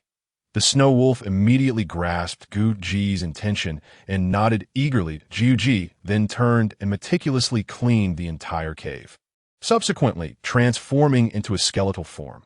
Armed with a bone dagger, he severed the sinewy connections in the wolf's mouth, maintaining a watchful gaze, before proceeding to its front paws and finally its hind paws. With 3 sinewy strands in hand, he slowly retreated. After all, the primal beast was a product of wild evolution, and Gu Zi could not afford to be careless. The snow wolf initially shook its head and let out a low growl. Its eyes glinted with ferocity, remembering who had rendered it unconscious, and lunged violently at Yushan Song. In its skeletal guise, Gu Zi emitted a hissing sound, akin to admiration. There was nothing worth lingering for, so he turned to leave. Just as he neared the cave entrance, a flash of darkness enveloped him, and he reverted to his human form, the sound of cracking bones echoing in his ears. He hastily descended the mountain path. The descent was comparatively easier, and Gu Zi recalled the markings made by Yushan Zong. By midday, he arrived at the foot of the mountain. However, rather than rushing back to the eastern capital, Gu Zi sought a sheltered spot to consume the remaining piece of beef, creating a scene of chaos around him to indicate that someone had recently been present. After lingering for an hour, he slowly retraced his steps. Entering through the south gate, he followed Taiyuan Road until reaching Taigazheng Street, where he caught sight of the grand entrance of Wanjin Academy. That moment, for individuals hurriedly emerged from Wanjin Academy. Glancing over, Gu Zi recognized that it was the bearded man accompanied by Inspector Chun, flanked by Yu Xiaotao and an elderly gentleman, just as they crossed paths with Gu Zi. Upon seeing Gu Zi, Yu Xiaotao's complexion shifted dramatically. She quickly grasped the elder's arm and whispered a few words. The elder had a rugged appearance, with large ears and deep-set eyes, his face marked by pronounced lines of age. After listening to Yu Xiaotao, he swiftly approached Gu Zi, seizing his arm, and demanded loudly, "Speak. How did my Shansong meet his demise?" Gu Zi was taken aback, feigning confusion. "Yu Shansong is dead? You traveled with him. Surely you must know." The elder tightened his grip. The Gu winced in pain, stifling a grunt, and fell silent, glaring fiercely. The bearded man stepped forward, intervening with a firm grip that pulled Guji away from the elder. Positioning himself protectively behind Guji. "You Lao, what is the meaning of this? I am the one asking questions, did you not hear?" The elder, addressed as Yu Lao, countered, "Is this how you conduct your inquiries? Although Yu Shansong's life token is shattered, who dares assert that this young apprentice is not involved?" The bearded man retorted coldly, "Yu Lao, you know full well that such a claim is unfounded." Yu Lao recognized his impatience and added, "He is the sole witness to the entire affair. He must know the truth, so why not allow him to speak?"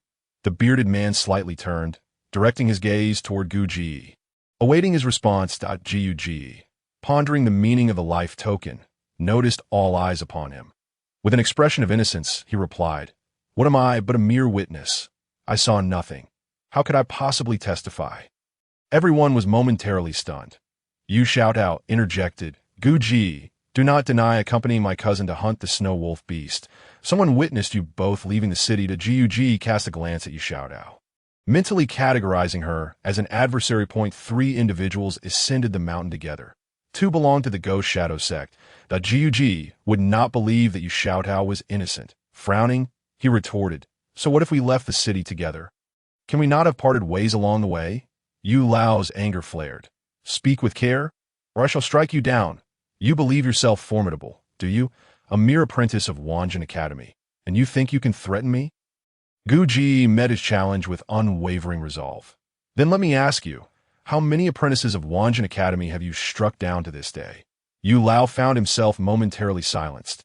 He had neither the courage nor the audacity to casually slay a student of Wanjin Academy in streets. The bearded man, observing Yu Lao's predicament, felt a surge of satisfaction, though he masked it with a stern demeanor. "Who dares to cause a ruckus? I, Ran Chong, will not stand idly by. Young man, do not worry. Recount the events as they transpired. If you are indeed innocent, none shall harm you." With that, he cast a glance at Yu Lao. Yu Lao huffed, yet his gaze remained fixed on Guji. Guji feigned composure and began. "Yesterday, it was Yu Xiaotao who sought me out, imploring me to accompany Yu Shansong and Huangguang to hunt the snow wolf beast. Upon meeting them, I felt some hesitation, yet ultimately acquiesced. Yu Shansong promised me 2 mysterious gold coins regardless of whether we captured the snow wolf. Throughout our journey, Yu Shansong led the way, and we spent the night in a cave on the mountain." Pausing momentarily, Guji continued, "However, I have yet to receive the 2 gold coins that Yu Shansong promised me. I wonder if anyone has already paid them?" In a sudden act of slight, Yu Lao produced 2 mysterious gold coins from seemingly thin air. Tossing them to Guji, "I fear you might have a means to earn yet lack the chance to spend."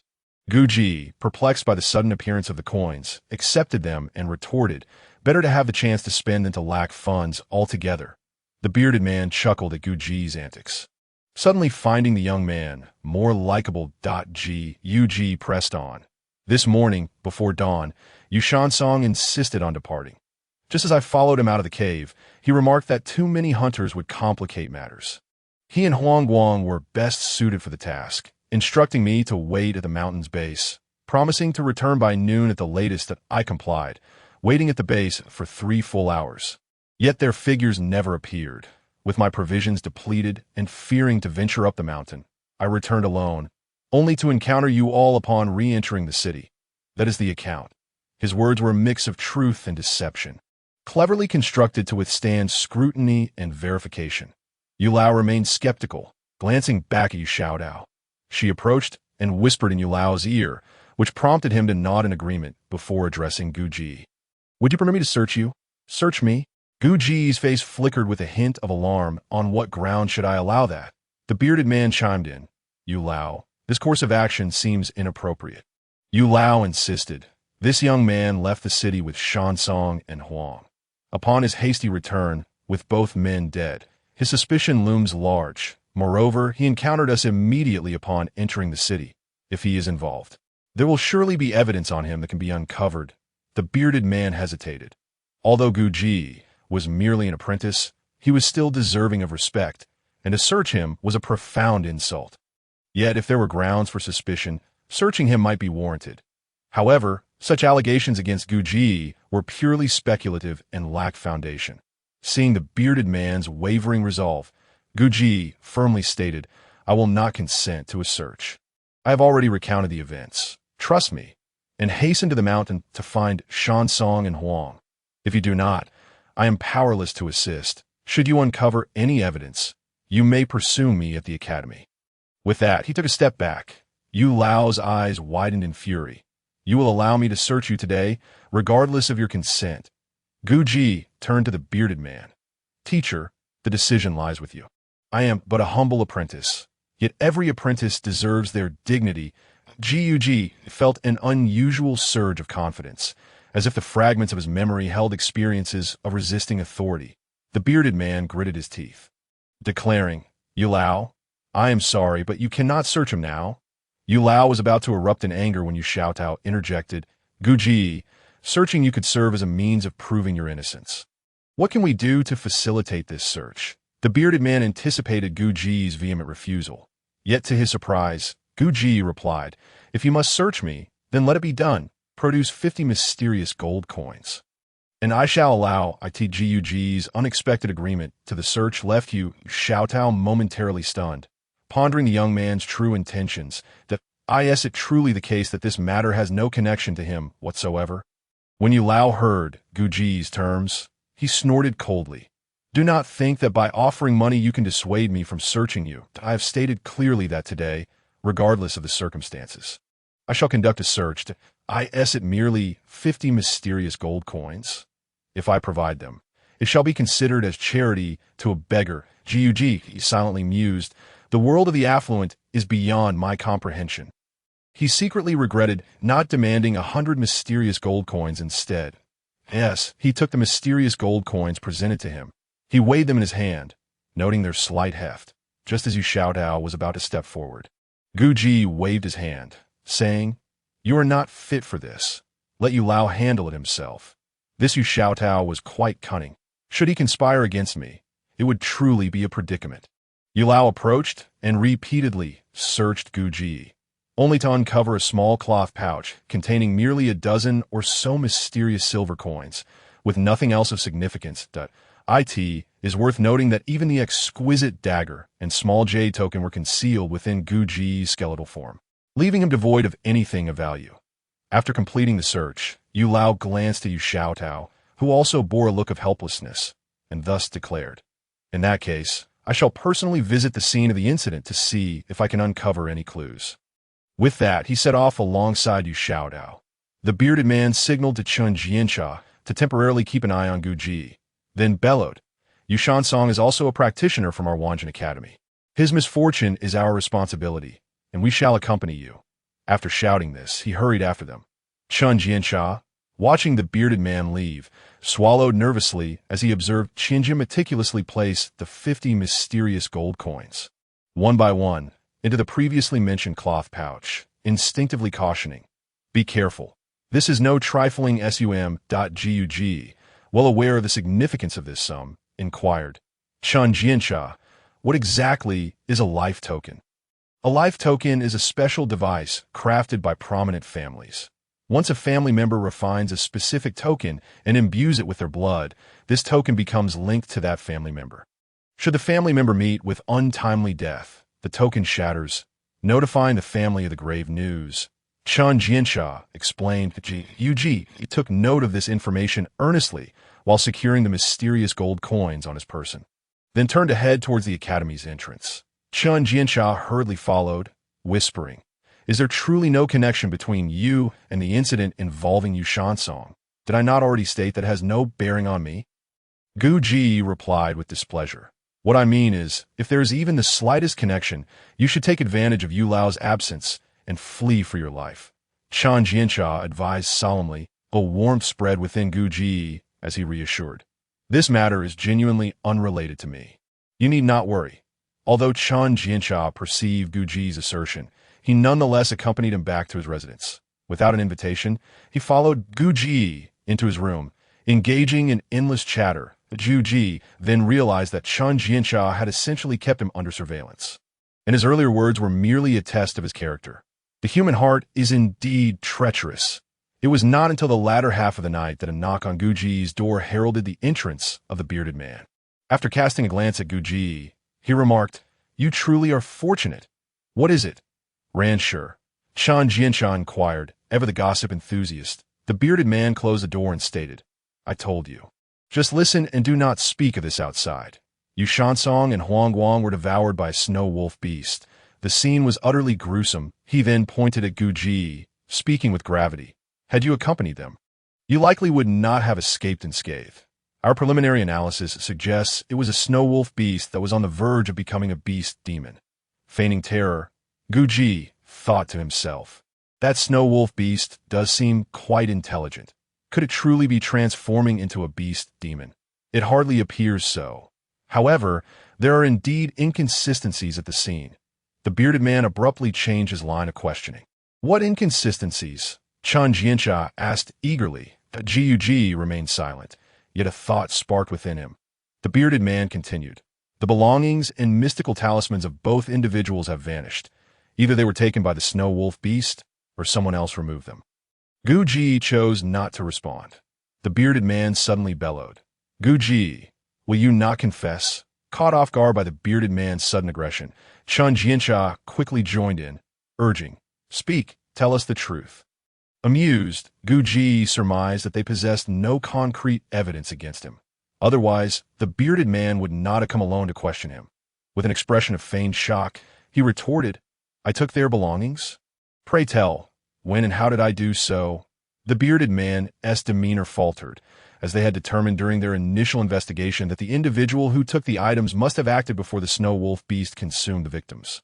Thus, it was clear that Gu Ji, a mere apprentice, could not have possibly overpowered two individuals unscathed, and no evidence of any drugs had been found on the deceased. Even if he had employed an unknown drug, it would be implausible for him to attract the snow wolf beast alone. Either another individual was involved, or the snow wolf beast genuinely took the items. Moreover, traces of another person's activity were discovered at the foot of the mountain, likely left by Gu Ji while awaiting the two men. Based on the evidence, Gu Ji's credibility had risen to over 80%. Consequently, even Yu Lao had little interest in interrogating Gu Ji, attributing it to mere luck on his part. Yet the bearded man sensed he was overlooking something. Recently, Li Minci had gone missing, with allegations pointing to Gu Ji as the culprit.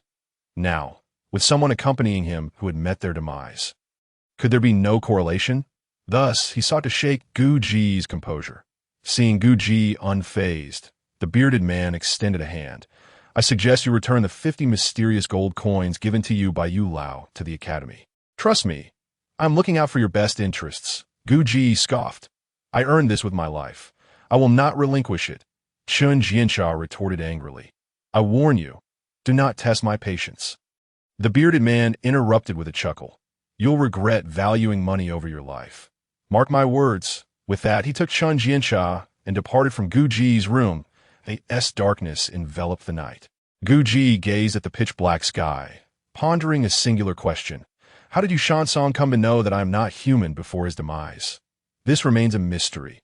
When dawn broke, Gu Ji dedicated himself to cultivating the return to unity true technique within his quarters.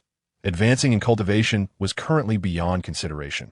His immediate goal was to cultivate sufficient mystical spiritual energy to unleash a basic mystical talisman, thereby enhancing his self-defense capabilities. With 73 mysterious gold coins now in his possession, this considerable sum must be utilized wisely. Possessing a top-tier movement technique is crucial, whether he chooses to pursue talismans or sword techniques. An exceptional movement ability is undoubtedly a winning asset, greatly increasing his odds of success in confrontations. Presently, his sole technique was the Demon Shadow Step from the transformation of Demon Scripture, executed seamlessly in skeletal form. Swift and ethereal as his comprehension of the Demon Shadow Step deepened. Gu Ji believed that employing the return to unity true technique to activate the Demon Shadow Step should pose no conflict. Contrary to his initial concerns, the return to unity true technique is a premier cultivation method that Gu Ji still struggles to fully grasp. It does not explicitly indicate whether it is suited for talisman or sword practitioners. Through the cultivation of the return to unity true technique, one can manipulate mystical spiritual energy to flow freely within the meridians, channeling it from the hands into mystical talismans, thereby activating them. If directed towards the legs, it can enhance Guji's speed. He wondered what would transpire if he executed the demon shadow steps simultaneously. Intrigued, Guji began to apply the return to unity true technique to the demon shadow step within the confines of his small space. Although he did indeed experience a slight increase in speed, it paled in comparison to the execution of the transformation of demon scripture. Lacking the essence of the skeletal form, it seems that while the return to unity true technique is remarkable, it is fundamentally distinct from the transformation of demon scripture. Without access to another top-tier movement technique, he must make do with what he has. When faced with perplexing matters, Guji's habitual response is to cease pondering them. The only regret he harbored was a meager amount of mystical, spiritual energy within his core. After a few attempts to utilize the demon shadow step with the return to unity true technique, he found himself depleted, which left him feeling quite despondent. He lamented the inadequacies of his previous self. After toiling for a while, it was noon, and he decided to have a meal. He noticed that today, Shunsan's expression towards him seemed peculiar. After inquiring several times, he received no response. The patrons of the tavern pointed and whispered about Guji. Could it be that his dining performance today lacked sufficient flair? Leaving Tianfeng Tavern, he hurried towards Teacher Qing's residence, for he had labored to attend to with her that afternoon. Upon seeing Guji, Qing Yuli appeared momentarily stunned and teased. "I thought you might not visit recently." Guji, in a curious tone, questioned, "Why haven't I been able to come anymore?" Qing Yuli chuckled in response. "Who doesn't know now? The cultivation apprentice Guji has extorted a considerable sum, amassing as many as 52 mysterious gold coins, which has left many envious. In frustration, Guji stamped his foot and exclaimed, "Who has such a loose tongue?" Qing Yuli laughed heartily. "I have no idea who it could be, but I know that nearly everyone in the academy is aware now.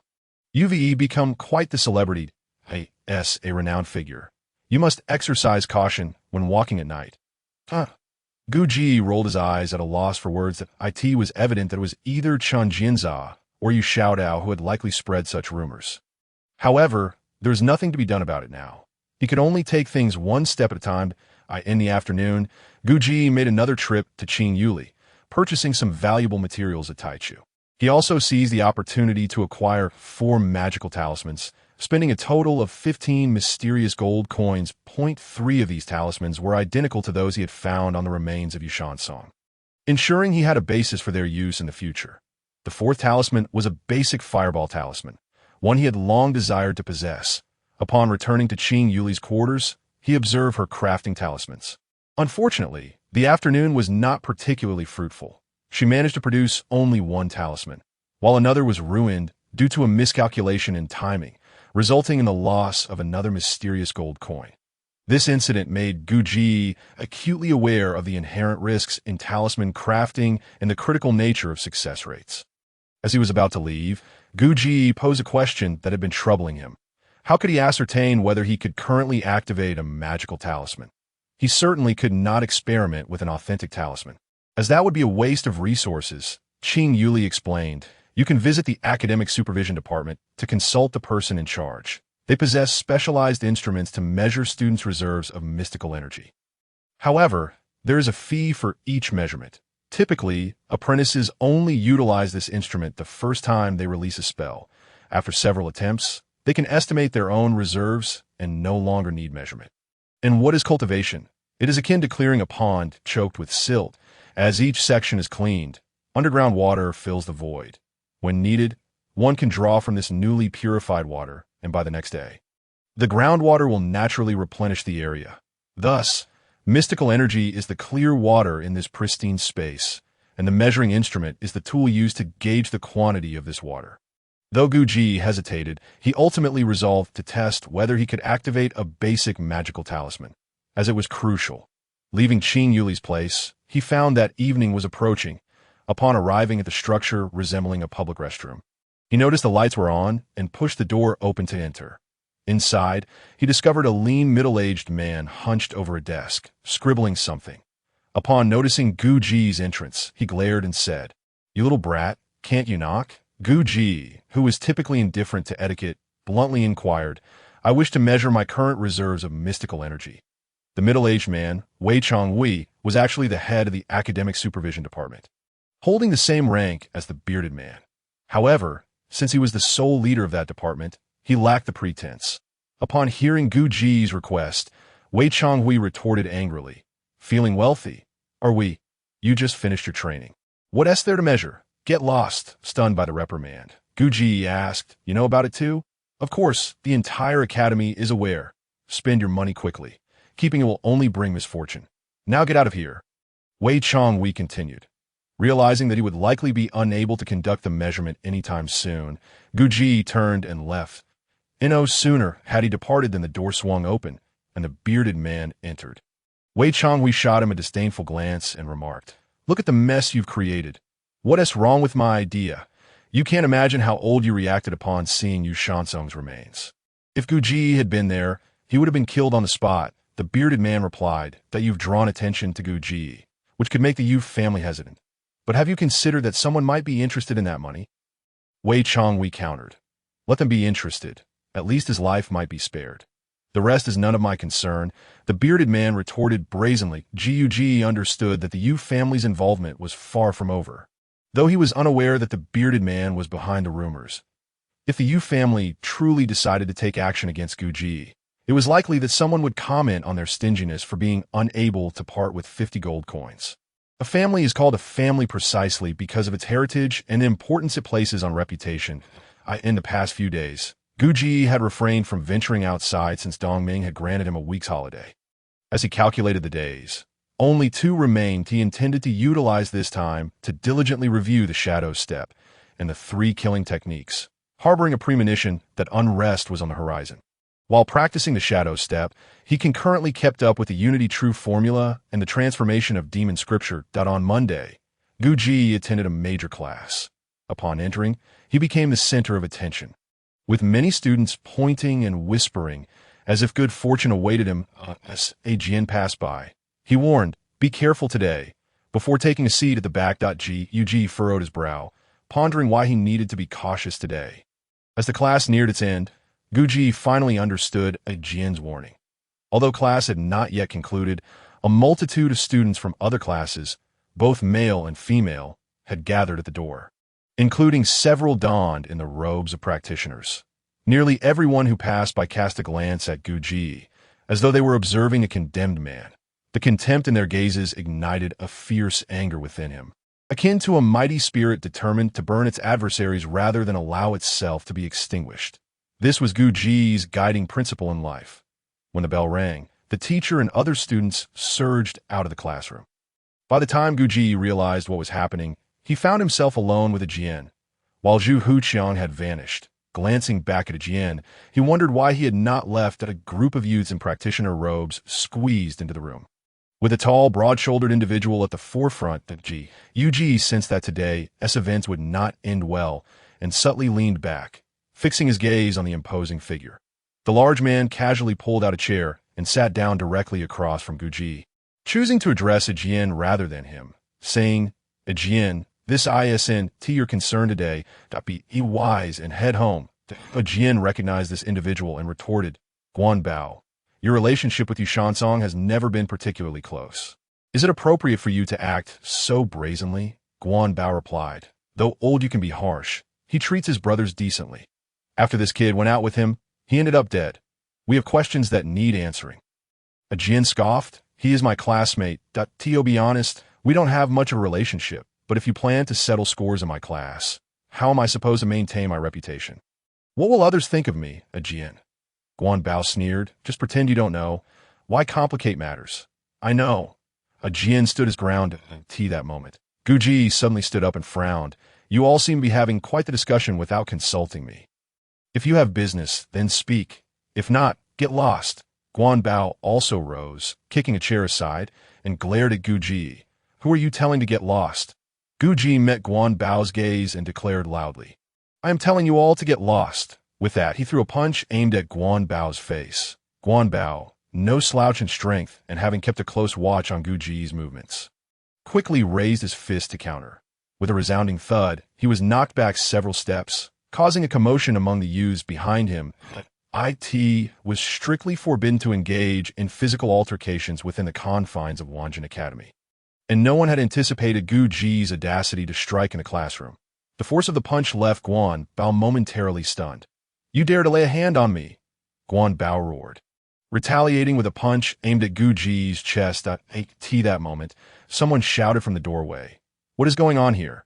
Is there no sense of decorum?" Chan Jianza had appeared at the entrance without anyone noticing. The crowd outside parted to create a path for him. Guan Bao lowered his fists and grinned. "Old Chun, it's just that the newcomer doesn't understand the rules. I was about to give him a lesson." Chun Jinza, quite astute, was not about to fall for Guan Bao's trick, stating, "Yu Shansong's death was an accident. This matter has already been concluded. It has nothing to do with Gu Jin. Do you understand?" Guan Bao was not initially intent on seeking justice for Yu Shansong today. He harbored an ulterior motive. Hearing Chun Jinsha's words, he continued to smile and said, "We are merely cautious of allowing nefarious individuals to exploit any vulnerabilities. We wish to inquire about the events that transpired without any ulterior motives." Gug, standing beside them, expressed his dissatisfaction, remarking, "Listening to your discourse is quite taxing. Is there a matter at hand?" "If you have none." "I certainly do." Chan Jiansha was momentarily taken aback, thinking to himself, "This Gu Ji truly lacks awareness. I am here to extricate him from his predicament, yet it seems I have become the meddlesome one." Guan Bao, his eyes glinting with a sudden idea, hastily turned to Gu Ji and proclaimed, "I certainly have a matter to discuss with you. I wish to extend a challenge." "A challenge? What sort of challenge?" Gu Ji inquired, puzzled. Jian, positioned behind him, interjected, "A fixed time and place where two individuals will compete on the dual platform, with terms of their own choosing." Gug was momentarily stunned. Is this truly the case? Observing Gu Ji's lack of understanding regarding the nature of a challenge, Guan Bao felt a surge of delight in his heart. "Gu, spare us the superfluous chatter. Do you dare to accept the challenge?" The onlookers, along with those gathered outside, echoed in unison, "Accept the challenge! Accept the challenge!" Gu Ji surveyed the crowd before him and coldly replied, "I shall accept the challenge, but not today. I have prior commitments." Chun Jianchao wished to intervene, but it was too late. Frustrated by Gu Ji's defiance, he chose to remain silent.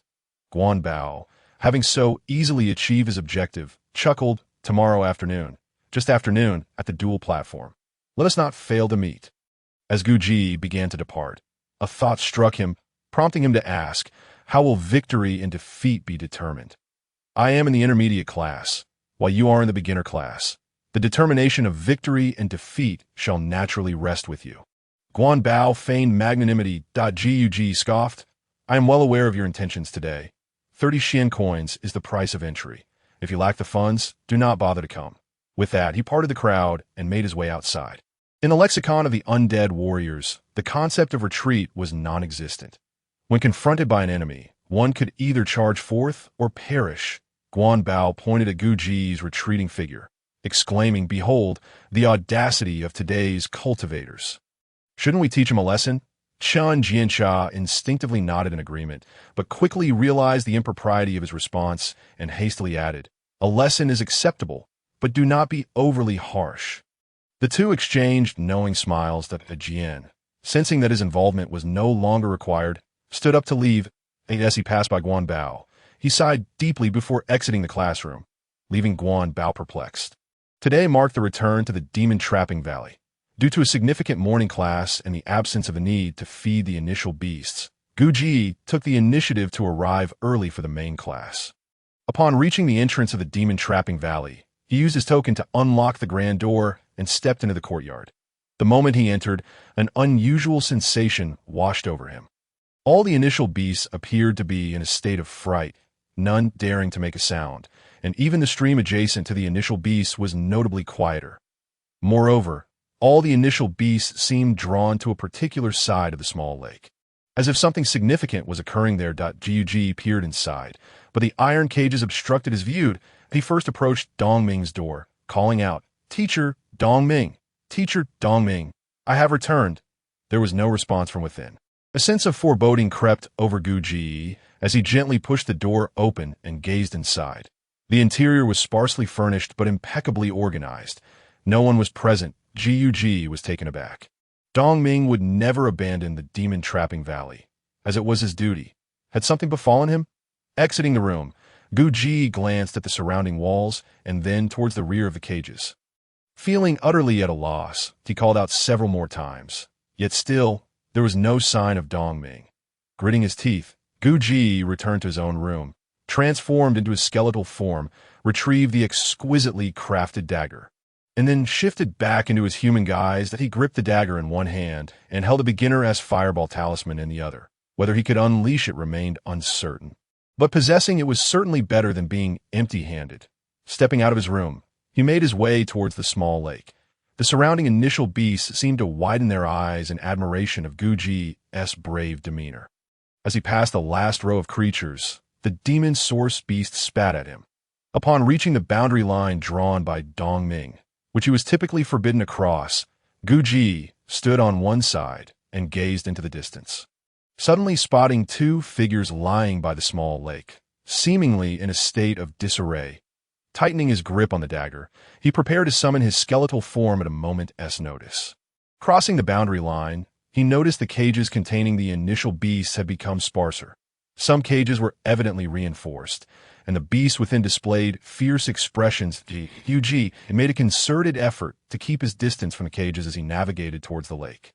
An eagle-like initial beast let out a furious screech directed at Guji, igniting a cacophony of roars from the surrounding initial beasts, their sounds echoing thunderously. The two figures by the lake stirred slightly, presumably awakened by the commotion. Upon seeing them move, Guji hastened his pace. As he drew nearer, the scene became clearer. Lying by the lake were two individuals. One was Dongming, and the other was a young girl. The girl was strikingly beautiful, with porcelain skin and a distinctive red spot on her brow. Her phoenix-like eyes and ruby lips marked her as a quintessential beauty. She wore a skirt made of animal hide, her long legs exposed and exuding an enticing allure. Most notably, a long, snow-white tail extended from her back, unmistakably indicating she was no human. Both Dongming and the girl appeared gravely injured. Dongming bore dried blood around his nose and ears, while the girl had furrowed brows, blood trickling from her mouth, and a sword wound across her body. A small golden sword lay fallen between Dongming and the girl, and upon closer inspection, one would notice a delicate golden chain fastened around the girl's neck, the other end submerged in the lake.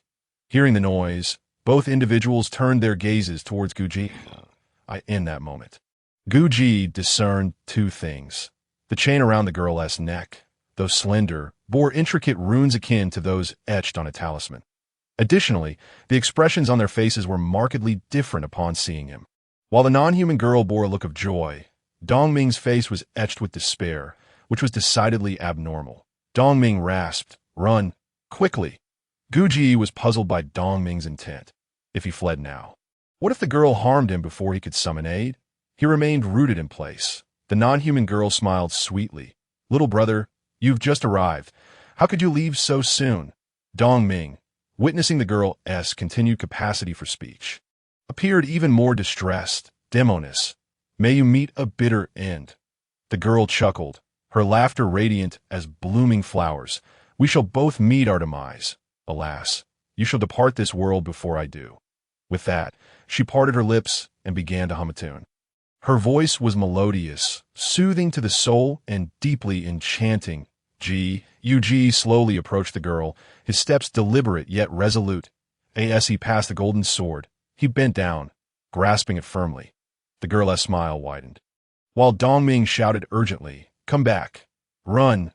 Yet Guji pressed on, arriving at the girl's side. At this juncture, the girl's joy was palpable, and had she not been singing, she would have erupted in laughter. As Guji stepped closer, her song faltered, and she smiled. "The sword belongs to me." Reaching out to seize the golden sword, Guji, in his lexicon, held no concept of tenderness towards the fair sex. To him, beings were simply categorized as either enemies or allies. Regrettably, the girl had been classified as an enemy. The girl's song abruptly ceased as her head tilted back, and she uttered not a single word more before losing consciousness. Gu Ji swiftly raised the golden dagger, aiming it at the girl's throat. Dong Ming, witnessing the unfolding scene, was utterly stunned. Realizing Gu Ji's intent to slay the girl, he urgently exclaimed, "Stop! You must not kill her." Gu Ji's dagger hovered precariously above the girl's neck as he inquired, "Why must I not kill her?" "You simply must not. Quickly assist me back," Dong Ming insisted. Gu Ji hesitated for a moment. If killing her was forbidden, then he would refrain from doing so. He turned around and approached Dong Ming, aiding him as they made their way towards the small house at the entrance. Upon returning to the room, Dong Ming retrieved a small golden token from his breast pocket and instructed, "Quickly, summon Elder Ling Hai." Gu Ji accepted the token, examined it, and asked, "Where must I go to summon him?" "To the Elder's Hall." As Gu Ji turned to leave, Dong Ming called out to him again, "Bring me the sword." As Gu Ji grasped the sword, he immediately recognized its extraordinary nature. It was not only exceptionally sharp, but also seemed to possess a certain sentience, fitting comfortably within his grasp. Looking at Dong Ming, he echoed his earlier question, "Why must I give you the sword?" Dong Ming was nearly suffocated with laughter, chastising, "You little rascal, that is my true Xian sword. If you won't return it to me, then to whom will you return it?" Gu Ji furrowed his brow slightly, contemplating whether to slay Dong Ming with a single stroke. After a prolonged moment of hesitation, he reluctantly returned the small sword to Dong Ming. Had it not been for the recent incident involving Yushan's song, Gu Ji might have indeed taken the perilous risk. Dong Ming accepted the small sword, feeling a wave of relief wash over him, and urged, "Why are you still standing there? Hurry and find Elder Ling Hai." Gu Ji acknowledged with a nod and turned to leave. Dong Ming gazed at Gu Ji's retreating figure, murmuring to himself, "What a peculiar creature this is." The elder's courtyard was easy to locate, yet difficult to enter, for a sentry stood guard at the entrance. The guard, a cultivator, mistook Gu Ji, an apprentice, for having wandered into the wrong place, and spoke to him coldly. It was only when Gu Ji presented a golden insignia that the guard's demeanor underwent a complete transformation. He instructed Gu Ji to wait momentarily while he hurried inside with the insignia in hand. Before long, an elderly man, with hair and beard as white as snow, rushed out, clutching the insignia that had just been delivered. Upon seeing Gu Ji at the entrance, he exclaimed, "Is there trouble?" Gu Ji pondered for a moment before nodding. "Indeed, there is a grave matter at hand." The elder, startled, did not have the luxury of time to inquire further. He seized Gu Ji by the collar and leapt into the air. Gu Ji struggled violently, questioning the elder's sanity for jumping so high. "Do not move," the elder commanded. Gu Ji then witnessed a streak of light materializing beneath the elder's feet, revealing a verdant sword in the blink of an eye. They found themselves hovering over the captive demon valley. Gu Ji nearly drooled at the sight. Could this be the fabled art of flying on a sword? The experience was brief, yet profoundly exhilarating, leaving an indelible impact on his soul. As the scenery rushed past him, Gu Ji felt his spirit soar alongside it, falling deeply in love with the sensation of unrestrained flight. Even after landing, he remained unable to quell his excitement. The elder, unable to cross the surrounding wall, gave Gu Ji a light tap on the back of his head, instructing, "Open the gate." Gu Ji hastily used the insignia to unlock the grand entrance, and the elder swiftly made his way to Dong Ming's quarters, with Gu Ji following closely behind. Dong Ming lay on the bed, but his condition was visibly improved compared to when Gu Ji had left. Upon noticing the elder's arrival, he quickly exclaimed, "Elder Ling Hai is here. What has transpired?" Ling Hai inquired, "What is the situation?" "The demoness is cunning. She causes disturbances for several days each month, and I have been keeping a watchful eye on her, ensuring nothing too outrageous occurred. However, I am uncertain of the means she used, but she has secretly undone 6 of the 7 seals placed upon her. I discovered this only yesterday, and she retaliated violently. As a result, we both sustained injuries. Had Gu Ji not arrived, this demoness might have escaped," Dong Ming elucidated. Ling Hai glanced at Gu Ji, frowning. How could he possibly stop the demoness? Her allure would have no effect on him. While Dong Ming was equally puzzled, he understood what had transpired. "That is implausible." Ling Hai's initial response was to deny, yet upon observing Dong Ming's serious demeanor, He turned to Guzi. Allure. What is allure? Guzi was completely oblivious to the enchantment that Dongming had mentioned the demoness had cast upon him. Had he known, he might have opted to take a risk and eliminate Dongming to acquire a fine sword. Guzi inwardly regretted this, but maintained an expression of ignorance. Ling Hai, not anticipating that Guzi could have such thoughts in such a brief time, asked, "Why are you not afraid of the demoness allure?" "What allure? I truly do not know." Guzi could only feign ignorance. Ling Hai seized Guzi's arm, delivering several sharp slaps to his back, pondering for a moment before delivering a few more, ultimately shaking his head. There is nothing amiss that he does not possess any supreme treasures to safeguard his soul, unless his spirit is stronger than the demoness, which is impossible. Dongming observed Guzi and remarked, "That indeed seems unlikely. Could it be that he is simply too naive?" Ling Hai smirked slightly, stating, "That is a possibility, but let's set that aside for now.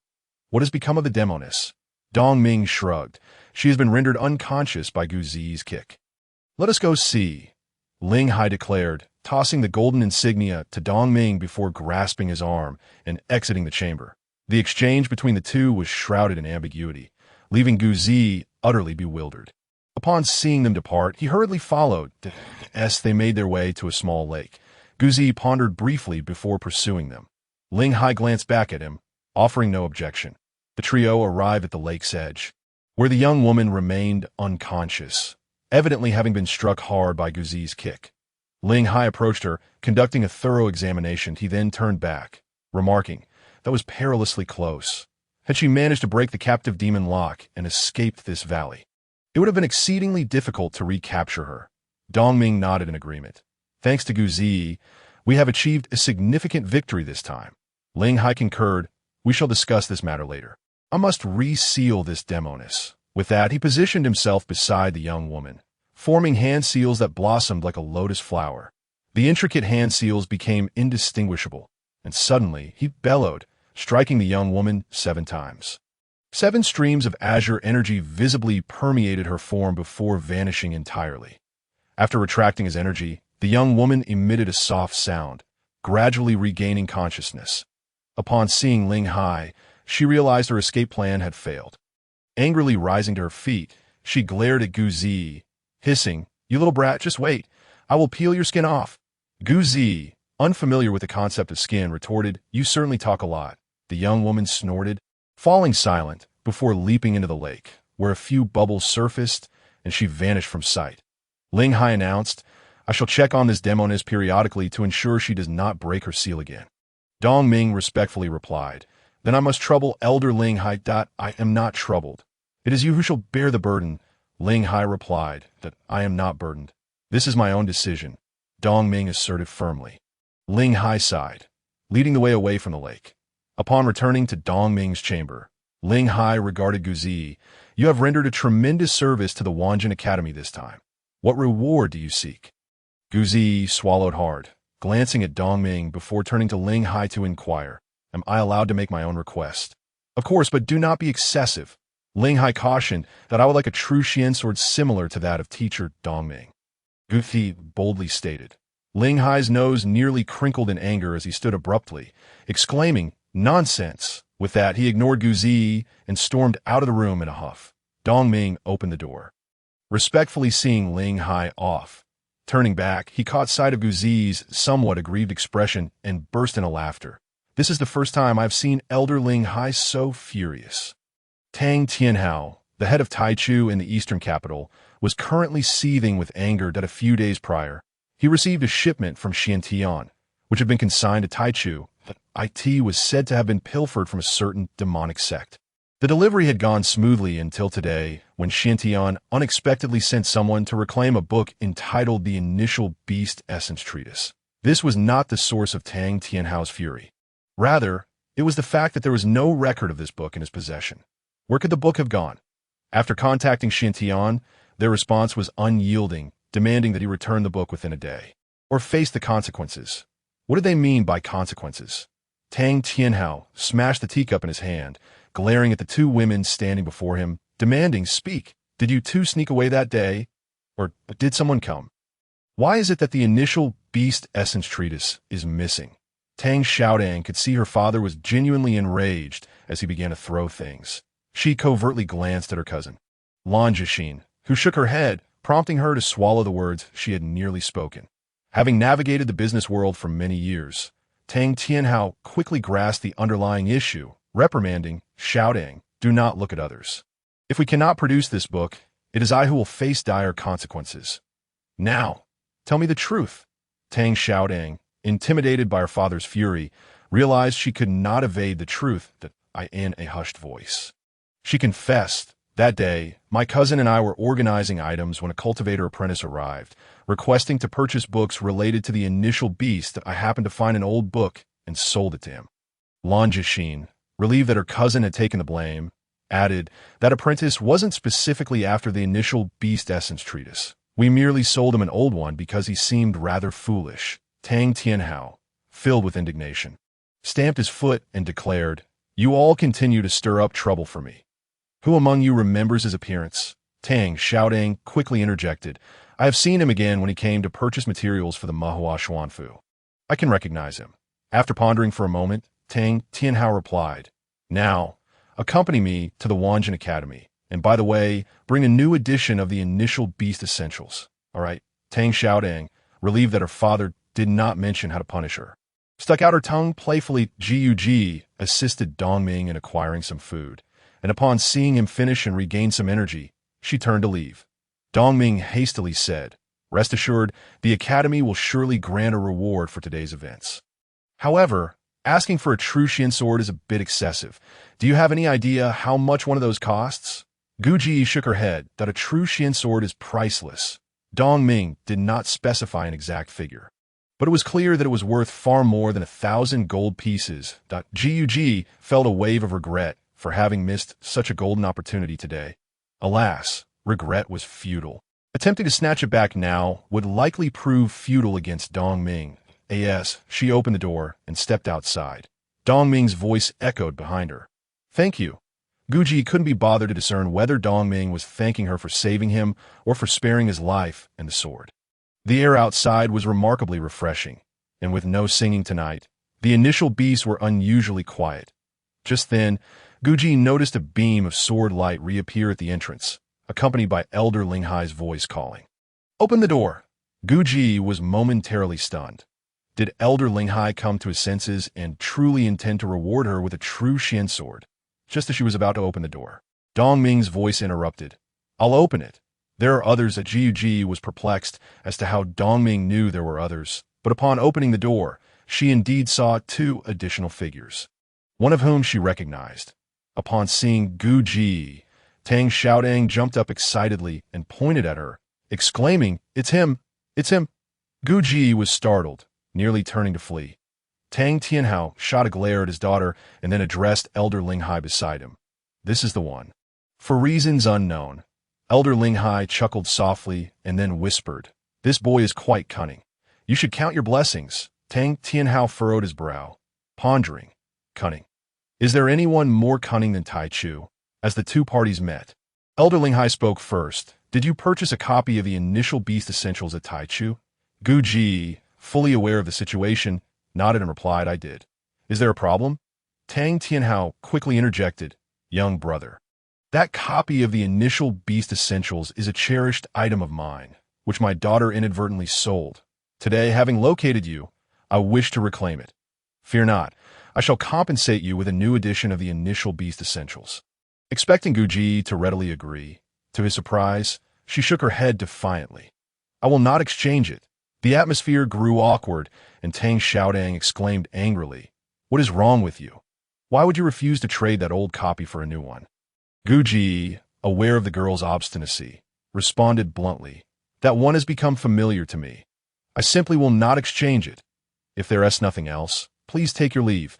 Tang Xiaodang opened her mouth to retort, but Tang Tianhao chastised her from behind, shouting, "Do not cause further trouble here." He then turned back to Guji, his tone softening, "Young brother, how about this? You return the initial Beast Essentials to me, and I shall offer you some compensation." Gug continued to shake her head, insisting, "I truly do not wish to exchange." Dong Ming and Elder Ling Hai were not simple figures, if they still failed to grasp that the initial beast essentials held significance. It would be quite foolish, given his close relationship with Tang Tianhao. Elder Ling Hai, sensing the conversation had reached a stalemate, quickly stepped in to mediate. Let us not linger outside. Come inside and sit for a while. Perhaps a discussion will alter your perspective. Dong Ming led the way, ushering everyone into the room. Elder Ling Hai first picked up the new edition of the initial Beast Essentials, flipping through its pages before casually handing it to Gu Ji. Take a look at this new version and see how it compares to your old one, that if they're the same, then you may as well exchange them. Tang Tianhao, seeing Elder Ling Hai support, added eagerly, Indeed, take a look. They're all the same. Gug, with no other choice, took the book and began to flip through it. As she perused, a sudden jolt of realization struck her. This new edition was indeed different from her own. More specifically, it lacked the page detailing the demon source beast, which meant it did not contain the transformative magic scripture. In that instant, a bold idea blossomed in Gu Ji's mind. Maintaining her composure, she finished reading and placed the book on the table, casually remarking, If they're all the same, why is it that you insist on reclaiming the original? This was a question that piqued the curiosity of everyone present, all eyes turning toward Tang Tianhao. His expression faltered slightly. In truth, he was also unaware of what made the original so extraordinary, but he had to fabricate an explanation. This book was passed down to me by a senior. Thus it holds immense sentimental value. Tang Xiaodang stifled a laugh, her lips twitching. Yu glanced at Tang Tianhao, and then at Elder Ling Hai, asking, Do you truly require that particular copy? Tang Tianhao nodded affirmatively. I must have Gug countered. If I refuse to give it to you, you wouldn't resort to violence, would you? Tang Tianhao's expression darkened, and he replied, If you do not comply, do not expect to purchase items from us at Taichu in the future. Is this a threat? Gu Ji remained unfazed. Tang Tianhao insisted, I cannot fathom your reasoning for refusal. Gug seemed to waver momentarily, stating, Do not say I have not offered you a chance. Elder Ling Hai can attest that I am willing to exchange. But you must pay a price. Are you willing? Very well. As long as you agree to the exchange, I can offer a certain price. Tang Tianhao responded. Elder Ling Hai suppressed a chuckle, but remained silent. After all, Gu Ji was a student of Wanjin Academy, and even if he had a good rapport with Tang Tianhao, in this situation, he had to side with the Academy's apprentice, even though he had an inkling of what Gu Ji desired. I want a true Xian sword, Gu Ji declared. Tang Xiaodang could not contain herself and burst out laughing. A book worth a mere few Xian copper coins in exchange for a sword valued at thousands? Surely she had misheard. Was this young man out of his mind? Tang Tianhao's expression darkened completely as he turned to Elder Ling Hai and asked, Are you jesting with me? Elder Ling Hai shook his head, responding, I assure you, he is not jesting, for he has just requested a true Xian sword from me as well, but I decline that if you find this unreasonable, you may choose not to proceed with the exchange. Tang Tianhao reviewed the situation from start to finish, contemplating how he would explain this to Xian Tian if he left empty-handed tonight. Rising from his seat, he swept his sleeve and turned to leave, only to pause at the door, his mind racing.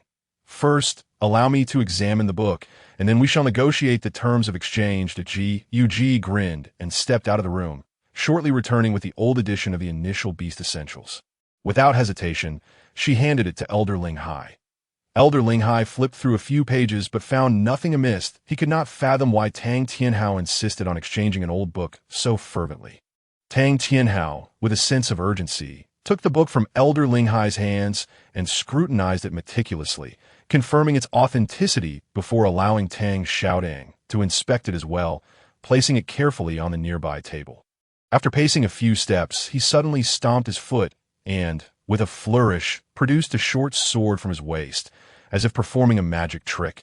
The hilt gleamed faintly with a red light, and the sheath was of a distinctly different material, clearly an inferior match. He gently placed the sword on the table and inquired, What do you think of this true Xian sword? Both Elder Ling Hai and Dong Ming's expressions shifted dramatically. Dong Ming hesitated to speak, but Elder Ling Hai, without reservations, retorted, This is the true Xian sword of an evil Xian master. It cannot be refined, and furthermore, It adversely affects the user's mind. What is your intention? Tang Tianhao chuckled. He just stated that I should bring a true Xian sword to exchange for this book. So, I posed this question. Is this sword not a true Xian sword? Elder Ling Hai found himself at a loss for words. Gu Ji, however, remained unfazed and found the sword visually appealing. She inquired, can the true Xian sword of an evil Xian master be wielded? Dong Ming explained, the Mahua Xuanfu of evil Xian masters is prohibited from use, but their weapons can be wielded. However, such a sword cannot be refined into one's body because if you treat it as your life-esque treasure, you will become an evil Xian master. Gu Ji was more concerned with the sword's sharpness than its compatibility with her body. Regarding the choices to be made in the future concerning the construction of a Xian, Gu Ji has not yet formulated any concrete plans. Nevertheless, he finds himself inclined towards the path of the talismanic practitioners, as the sword realm somewhat conflicts with his skeletal form. The primary reason for acquiring a true Xian sword is to navigate the imminent crisis he faces. Tomorrow, he must not only engage in a battle with a practitioner, but also traverse a considerable distance before establishing the Xian. Thus, this true Xian sword serves as a valuable asset, a being of the undead. Gu Ji does not contemplate matters too far ahead. If he cannot survive tomorrow, what future lies beyond? Is it sharp? Gu Ji directly inquired, voicing his inner doubts, sharp enough to slice through gold and jade. Incredibly so, Tang Tianhao responded. Deal, Gu Ji proclaimed loudly. Tang Tianhao chuckled, little brother, you're quite straightforward. However, this matter must be corroborated by Elder Ling Hai. You must safeguard this initial B scripture, once you have verified its authenticity. We shall proceed with the exchange. Once we step beyond this door, neither of us is permitted to renege. Gu Ji asserted. I, Gu Ji, shall not go back on my word either. Tang Xiaotang narrowed his eyes, silently committing Gu Ji's name to memory. Regardless of whether this true Xian sword could be refined, it appeared that Gu Ji was acquiring a significant advantage. Although Elder Ling Hai could not discern the secrets within this book, it was evident that it held immense importance for Tang Tianhao. In the end, with everyone in high spirits, he stood and announced, then let us depart. Tang Xiaodang placed the new initial B scripture on the table. Choosing not to take it with him as they exited the room, Gu Ji suddenly called out, wait. Elder Ling Hai, somewhat displeased, asked, do you have further matters to address? Gu Ji, feeling a bit awkward, inquired, does this sword have a name? The sword's name is Soul Devourer. Thus, they escorted everyone away from the demon-trapping valley. As the gates of Dongming closed, he glanced at Gu Ji and remarked, if I were you, I would discard that sword at once. At that moment, Gu Ji had already drawn the short red sword from its sheath, channeling Xian's spiritual energy into the Soul Devourer. Instantly, the sword transformed into a brilliant red beam, dazzling against the night sky. Why is that? He questioned, perplexed. Dongming replied, this Tang Tianhao must be irked by your coercion. Only then would he part with the Soul Devourer in exchange. This sword belonged to the leader of the Soul Devouring sect, which was later eradicated, leaving the Soul Devourer to wander. Consider the implications. Should any acolytes of the Soul Devouring sect learn that you possess this sword, what consequences might ensue? Gu Ji pondered. You suggest I become the sect leader? Dongming snorted in annoyance. Beware for your life. On the battlefield, those who fear death are invariably the first to perish. Gu sheathed the sword, securing it at his waist and covering it with his outer garment as he returned to his chamber. You little rascal, quite spirited you are. However, considering your ability to resist the temptress's allure, it seems a mere inanimate object would hardly affect you. But how exactly did you withstand her charm? Dongming mused to himself, casting a glance towards the small lake, his eyes reflecting a complex emotion. The following day marked the occasion of feeding the initial beasts. From this day forth, all initial beasts would be entrusted to Gu Ji, including the subsequent 718 ferocious initial beasts. However, he was not permitted to approach the central waters of the lake, as Dongming had delineated a boundary for him, placing 4 flavor bricks outside it, thus completing today's task. Due to the increased workload, Gu Ji arrived late for his large class. The instructor inquired about the reason and allowed him to return to his seat. Since Gu Ji entered the classroom, nearly everyone had been whispering and pointing at him. For for they knew he had accepted the challenge from a practitioner of the intermediate class, wagering 30 Xian gold coins. Those with a modicum of rationality deemed Gu Ji to be quite insane. Zhu Huqiang nudged Jian, murmuring, "This lad has stolen your thunder." But Jian remained noncommittal. Zhu Huqiang, aware that Jian still held a grudge over his stealthy departure the previous day, whispered, "Did you know? Someone has opened a betting pool on their match. The odds are 5-1. This lad has no hope of winning." Upon hearing about the betting, Jian's eyes narrowed. He rummaged through his belongings, producing a cloth pouch and tossing it to Zhu Huqiang, saying, "Place a bet for me." Zhu Huqiang weighed the pouch in his hand, muttering, 5-1? Winning wouldn't mean much. Jian shot him a glare, stating, "I told you to bet on Gu Ji's victory." The chair Zhu Huqiang occupied creaked loudly, prompting the instructor to glare at him. After a considerable pause, Zhu Huqiang leaned in, saying, "You want to bet on Gu Ji winning? Are you out of your mind?" Jian retorted, "I asked you to place the bet. Just do it without all the nonsense." "Fine, but I must inform you that everyone who knows the score is betting on Guan Bao to win." Zhu Huqiang replied. Jian shot Zhu Huqiang a cold look. "Have you grown wings?" Zhu Huqiang shrank back, hastily saying, "I'll take care of it after class." After the large class concluded, there was still an hour until the agreed-upon duel. Gu Ji decided to grab a bite to eat tea that moment. Jian approached him, saying, "Tianfeng restaurant, my treat." Although Gu Ji was not lacking in funds, he had no objections to being treated and followed Jian out of the classroom. Outside, numerous apprentices from other classes had gathered, most expressing their disbelief in his abilities. Ji walked behind Jian, seemingly unfazed by their remarks. Shun since spotted Gu Ji from a distance, initially hoping to profit from the spectacle, only to hear Jian state, "Private room upstairs." This left many who wished to witness Gu Ji's performance sorely disappointed. Private rooms were not easily accessible. Regardless of their size, they all had minimum consumption requirements. Once seated, Zhu Huqiang soon entered through the door. He felt somewhat intimidated by Gu Ji. Choosing to sit as far away from him as possible, Jian inquired, "Have you taken care of it?" "All done," Zhu Huqiang replied. Once the banquet was laid out, Jian raised his cup, saying, "I never realized before, but you are quite a man. Here's to you." Gu Ji, now particularly fond of drinking, welcomed the gesture and downed the contents of his cup in one go.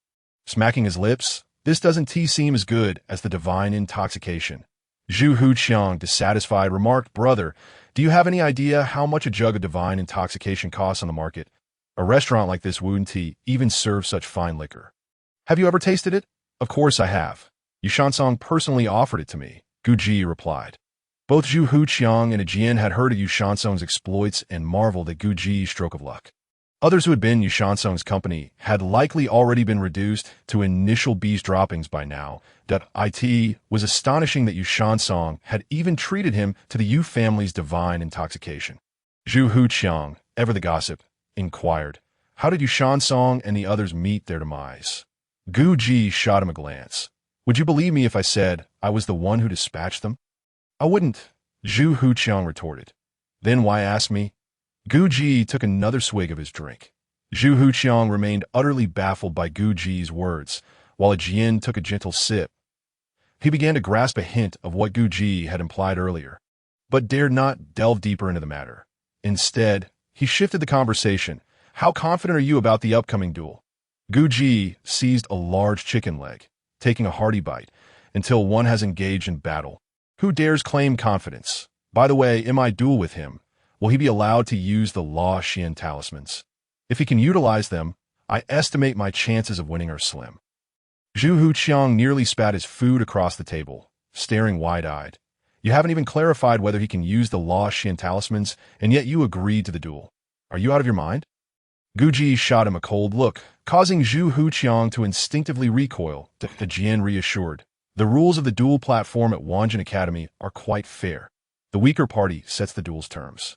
For instance, your match with Guan Bao will be conducted under the standards for cultivation apprentices. Whether to release Law Xian talismans and how many to release is entirely up to you. I assumed you were already aware of this, which is why you agreed so readily." Yu contemplated. "It merely appears fair on the surface. The disparity in our realms results in a significant difference in our Xian spiritual energy." Jian nodded. his expression affirming this reality. Otherwise, why would so many be betting against you? The three finished their meal in silence, and just as Guji intended to take his leave, Jian gestured. There is still a bit of time. I have something to discuss with you. The remnants of the meal were cleared away, replaced by delicate tea. Jian rose to his feet, lifted his right leg, and executed 3 swift kicks, each delivered at a most unconventional angle, slicing through the air with a fierce intensity. Jiu, perplexed by his actions, regarded Jian with curiosity. Jian explained, "This is a signature move from the martial arts of the steward, known as Kick of the Three Rivers. However, the moment he begins his kick, there lies a flaw in his left leg. If you can seize the opportunity, a single strike could secure victory." After demonstrating the move once more at a slower pace, Guji inquired, "What are you attempting to accomplish? We don't seem to be friends." The day's events had taken on an air of peculiarity, with the invitation to dine followed by the revelation of his opponent's technique. Jian replied, "I simply wish to assist you, as we share the same class." Guji remained silent, his gaze fixed on Jian. Jian continued, "I cannot abide the intermediate class bullying our junior class. I sincerely hope for your triumph." Guji's silence persisted, his expression growing colder. Jian stamped his foot, exclaiming, "I have wagered a substantial sum on you. You must not lose." At this, Guji cracked a smile. "Puzzled, have I not already staked 30 Xian coins on myself? How can you place a bet as well? Is it possible that Guan Bao has increased his wager?" Jian clarified, "I am betting on another S match." With odds of 5-1, Guji gasped and sprang to his feet, asking, "Is there truly such an opportunity?" Zhu Huqiang, standing nearby, nodded in agreement, thinking to himself, "What sort of opportunity is this?" Guji hastily retrieved 7 Xian coins from his pocket, the entirety of his visible Xian coins. After setting aside the 30, he handed them to Jian, saying, "Quickly, place a bet of 7 Xian coins for me, and remember, bet on my victory." Zhu Huqiang was perplexed by Guji's sudden confidence. Since Jian had arranged the wager, he wasted no time, taking the money and departing the tavern. Seizing the moment, Guji engaged Jian in a discussion regarding the rules of the duel. And soon they were making their way to the appointed venue. En route, they encountered Chen Jianxia and Dong Minqing, who had once received a blow from Guji. Upon spotting Guji, Chen Jianxia hurried over, whispering, "How do you feel? Are you confident? Should I have someone cancel the duel?" His face was laden with concern. Guji, with a nonchalant attitude, replied, "Rest assured, I will win. There is no need for such trouble." Chen Jianxia scrutinized Guji's eyes, warning, "Do not speak carelessly." Guji insisted, "Really, it's unnecessary. Just watch." Chen Jianxia, appearing contemplative, remarked, "I have some matters to attend to. You two go ahead. I will catch up shortly." As Guji and Jian continued on, Dong Minqing hurried to Chen Jianxia's side, saying, "If we don't place our bets soon, the odds will close. This fellow is so confident. Shall we bet on his victory?" Chen Jianxia shot Dong Minqing a glare, scolding, "Are you a fool? A mere apprentice challenging a practitioner, and you dare to believe he will win? What does that prove?" Dong Minqing inquired. "What does it prove?" "It proves he has a brain as foolish as yours. Come, let us go bet on Guan Bao to win." Chen Jianxia spun on his heel and ran off in a certain direction, with Dong Minqing calling after him, "Wait for me, I wish to place a bet too." The outdoor dueling platforms at Wanjin Academy No. 3, all situated within a single area, this moment. The platform on the far left was surrounded by a throng of onlookers, both apprentices and practitioners, male and female. Guan Bao had already arrived at the front of the stage, scanning the crowd with an air of confidence. Spotting Guji and Jian approaching from afar, a triumphant grin spread across Guan Bao's face, as if he had already pocketed 30 Xian coins, feeling quite at ease. He had also placed a hefty bet, though the odds of 5-1 were hardly substantial. Within the crowd, distinct factions had formed, each comprising a dozen or more apprentices or practitioners huddled together. However, this was merely a contest of uneven strength. The leaders of these factions seemed disinterested in this spectacle, for it had been many years since an apprentice dared to challenge a practitioner. Upon Guji's arrival, the crowd erupted into a frenzy. Guan Bao shouted, "Gu, regardless of the outcome today, I respect your courage. Gu Ji, straightforward as ever, replied, "Have you brought your money?" Guan Bao laughed heartily. "Naturally, I brought my funds. What of yours?" Gu Ji produced a small cloth pouch from his person, tossing it to a Jian, saying, "Place your money with a Jian. He shall be our witness." Guan Bao chuckled, producing his own pouch and tossing it to a Jian at Wanjin Academy. None dared to default on his debts. A Jian was taken aback at being designated as a witness, momentarily stunned, before opening each pouch and announcing loudly, "Each has 30 Xian coins, totaling 60. The winner shall take all the Xian coins after the duel." The crowd's enthusiasm ignited instantly, erupting in a thunderous roar. Among the throng, a youth clad in extravagant apprentice robes glared with malice, although he was unaware of how Gu Ji had dispatched Yushan Song and Huang Guang. He was certain that Gu Ji was involved in some capacity. The dueling platform stood nearly a yard high, and Guan Bao leaped onto the stage with a casual grace that Jiu Ji, employing the shadow step technique, found himself slightly at odds with the true return technique. Feeling it inappropriate to flaunt his skills at this juncture, he ascended the stairs obediently. The audience below erupted into laughter, the disparity between them evident. While a Jian harbored faith in Gu Ji, he still felt a bead of sweat trickle down his brow, for all his month's expenses rested upon this young man's success at that moment. Zhu Huqiang rushed breathlessly to a Jian's side, whispering, "The bet is placed." I almost missed the start at a Jian nodded, his gaze fixed upon the two figures on stage. Zhu Huqiang quietly asked, "Do you think he can do it?" "Seeing your confidence, I placed 50 Xian silver coins on him." A Jian chuckled.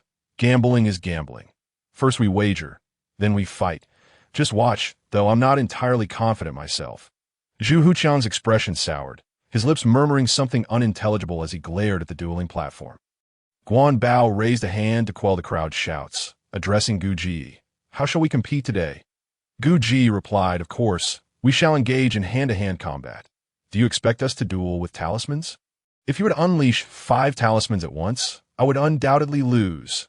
Guan Bao recognized Gu Ji's jibe, implying that he relied on his cultivation to intimidate others, and scoffed, "Let your bravado ring. Soon you shall find yourself humbled. I won't even need a weapon to defeat you. If you possess one, now would be the time to reveal." Guji patted his waist, stating, "I do have a weapon, but it is not yet time to employ it. If there is nothing more, let us commence. Begin." The dueling platform was ensconced within a secluded courtyard, enclosed by walls, and on the nearby wall sat 2 figures, one male and one female. The female's eyes were large, and her smile revealed 2 dimples. The male had a fair complexion and no beard, his long eyebrows framing bright eyes, handsome in appearance. The male was complaining. "Jingjia, are you truly so bored that you would come to witness such a duel? You may watch if you wish, but why must you drag me along?" The girl, named Jingjia, chuckled, saying, "This duel promises to be intriguing." "Intriguing? What do you mean?" the male asked, surprised. "This morning I overheard my grandfather mentioning that the demoness from the confounding Demon Valley stirs up trouble each year, claiming the lives of many apprentices that a few days ago." "It stirred once again," the girl replied in a low voice. "Did someone die again?" The male asked urgently. "No one died this time, but that is not the point. The key issue is that teacher Dongming suffered severe injuries and nearly fell to the demoness, only to be saved by an apprentice. The academy is currently debating how to reward him." She winked. "An apprentice saved teacher Dongming. You must have misheard." The male exclaimed in disbelief. "My ears are just fine." "Thank you very much," the girl retorted, displeased. Suddenly, the male grasped the implication of her words, pointing at Gu Ji on the platform, exclaiming, "You don't mean to say that this Gu Ji was the one who saved teacher Dongming?" The girl laughed. "Chatting with you is always a delight. You catch on quickly." The male gazed at the tall, slender figure on the stage, remarking, "Are you certain?" "Enough chatter. The duel has begun." Guan Bao regarded Gu Ji, not rushing to attack. The steward was from a respectable family in the Zhou Kingdom, known for its lineage of practitioners, having produced many remarkable individuals, with numerous descendants serving in critical positions within the kingdom. Guan Bao had long established his training path in the Jian Xian style, never neglecting his foundational martial arts training since childhood. Thus, he paid little heed to Gu Zi, a fledgling disciple lacking lineage. status, or any notable resources. Observing Guan Bao's stillness, Gu Zi seized the opportunity to strike first, launching a punch aimed directly at Guan Bao's face. Guan Bao deftly sidestepped, raising his left arm to meet Gu Zi's attack. Unfazed, Gu Zi pivoted, using his left hand to manipulate his right, retracting his arm to reveal his elbow, which he thrust towards Guan Bao's chest. Guan Bao was taken aback. The speed and technique of his opponent were exceptional. This young man was no ordinary foe. Clenching his right fist, he retaliated against Gu Zi's strike to end that moment. Both combatants infused their blows with a hint of mysterious energy, resulting in a resounding clash that sent both of them recoiling. Gu Zi staggered back 2 steps, while Guan Bao found himself retreating 3. An uproar erupted among the onlookers. Were it not for their own eyes witnessing the event, who would believe that a seasoned practitioner was bested by an inexperienced apprentice? And it was evident that Guan Bao had suffered a slight setback. Jiu Zi, emboldened by his advantage, executed the phantom shadow step, swiftly appearing at Guan Bao's left side and delivering a powerful punch to his ribs. Simultaneously, he lamented internally that had he employed the phantom step in a skeletal form, his speed would have surpassed even this. Guan Bao, now fully alert, dismissed his earlier underestimation, his arms moving in a blur as he parried Gu Zi's punch with 2 consecutive blocks. Gu Zi advanced, shoulder-checking Guan Bao with a reckless maneuver that risked his own stability in the pursuit of victory. Guan Bao, unaccustomed to such an unorthodox fighting style, found himself flustered and was forced to retreat repeatedly. The spectators, unaware of his initial complacency that led to this predicament, began to boo him. A woman atop the wall, known as Jing Jia, chuckled, "Well, isn't this quite interesting?" A man, utterly captivated by the duel between Gu Zi and Guan Bao, eagerly replied, "Indeed, very interesting." Though Guan Bao was on the defensive, he maintained his composure, contemplating strategies to overcome his opponent. Noticing that Gu Zi's attacks originated predominantly from above, he began to devise a counter. Just then, Gu Zi threw another left punch. Guan Bao planted his left leg firmly, abruptly halting and raised his right foot to execute the renowned technique of the Guan family, Kick of the 3 Rivers. Having engaged in relentless combat during his days as a wraith, Gu Zi's perception far exceeded that of ordinary practitioners. As Guan Bao's left leg straightened, Gu Zi discerned that his opponent intended to employ the technique demonstrated by Jian. Undeterred, Gu Zi maintained his left punch while swiftly drawing his right hand from his waist. A brilliant red light surged from his grasp, startling all who beheld it. At that moment, Guan Bao's right foot was already lifted. Leaving him unable to retract it, a dazzling crimson flash pierced through the air, striking fiercely against Guan Bao's left leg. Had it not been for Jian's repeated admonitions to refrain from killing, Gu Zi's strike would have targeted a far more lethal area. Caught mid-technique, the pain in Guan Bao's left leg surged, rendering him unable to sustain himself, and he collapsed. The previously fervent audience fell into stunned silence, gaping at Guan Bao atop the arena, unable to fathom that a seasoned practitioner had been defeated by a mere apprentice. As they witnessed the blood flowing from Guan Bao, they could no longer deny the reality. The intermediate-level Guan Bao had succumbed to a novice disciple. The 2 individuals atop the wall nearly tumbled down in disbelief. The man exclaimed, "I must be seeing things." Despite their distance, they perceived details more clearly than those in the crowd below. The woman craned her neck, stating, "You are not mistaken. Is that a genuine Su-En sword?" The man gasped in astonishment at a genuine Su-En sword. The woman affirmed. Could he be the child of a prestigious family, a mere apprentice wielding such a weapon? The man pondered aloud. "I must return and inquire with the elder about this matter." With that, he turned to descend from the wall. "Wait for me," the man called, hastily following suit. The audience dispersed amidst a chorus of disapproval. A loss was a loss, and there was little to discuss. Could a group of seasoned practitioners truly gang up on a single apprentice? Individuals rushed onto the stage to tend to the injured. Attending to wounds and administering bandages, Jiu Zi glanced at Guan Bao and remarked, "I have no further business here. I shall take my leave." Guan Bao gritted his teeth and inquired, "How did you see through my technique? Were you truly wielding a genuine Su-En sword?" As Gu Zi descended, he replied, Had someone not intervened, I would have dispatched you long ago. Therefore, I shall refrain from answering the questions of the deceased." With that, he coolly exited the arena. Below, Zhu Huqiang approached with a sycophantic grin, saying, "Master Gu, shouldn't we collect our winnings now?" Gu Zi did not correct Zhu Huqiang's address, merely nodding in agreement. "Let us go. Next time, if someone challenges me, I shall wager even more." Beside him, Ajin and Zhu Huqiang exchanged exasperated glances. Upon leaving the arena, Ajin handed 2 bags to Gu Zi. Without even glancing, Gu Zi tucked them into his cloak. Along the way, he noticed groups of 3 or more individuals glancing back at him, some apprentices even calling out, "Gu Zi!" Impressive. Gu Zi felt a twinge of annoyance, pondering why he was being likened to such a mundane creature as a cow. The one running the betting pool, a rather disheveled practitioner, was unfazed upon the arrival of the 3 major creditors, dutifully handing over the winnings to them. Zhu Zi had won 35 Su-in coins, a greater sum than he had earned from his match with Guan Bao. Ajin's winnings surpassed even that, totaling 70 Su-in coins, making him the greatest beneficiary of the bout. Zhu Huqiang received a share as well.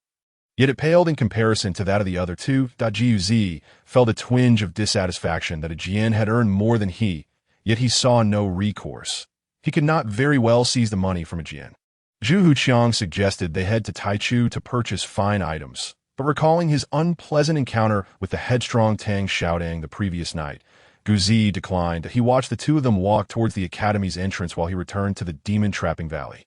The news of Gu Zi, a junior disciple, triumphing over the intermediate-level Guan Bao spread like wildfire, becoming the headline of the Wanzhun Academy, even overshadowing the prior incident of Gu Zi extorting 50 Su-in coins. Upon returning to the demon-trapping valley, Gu Zi discovered Elder Linghai waiting for him, though it was unclear how long he had been there.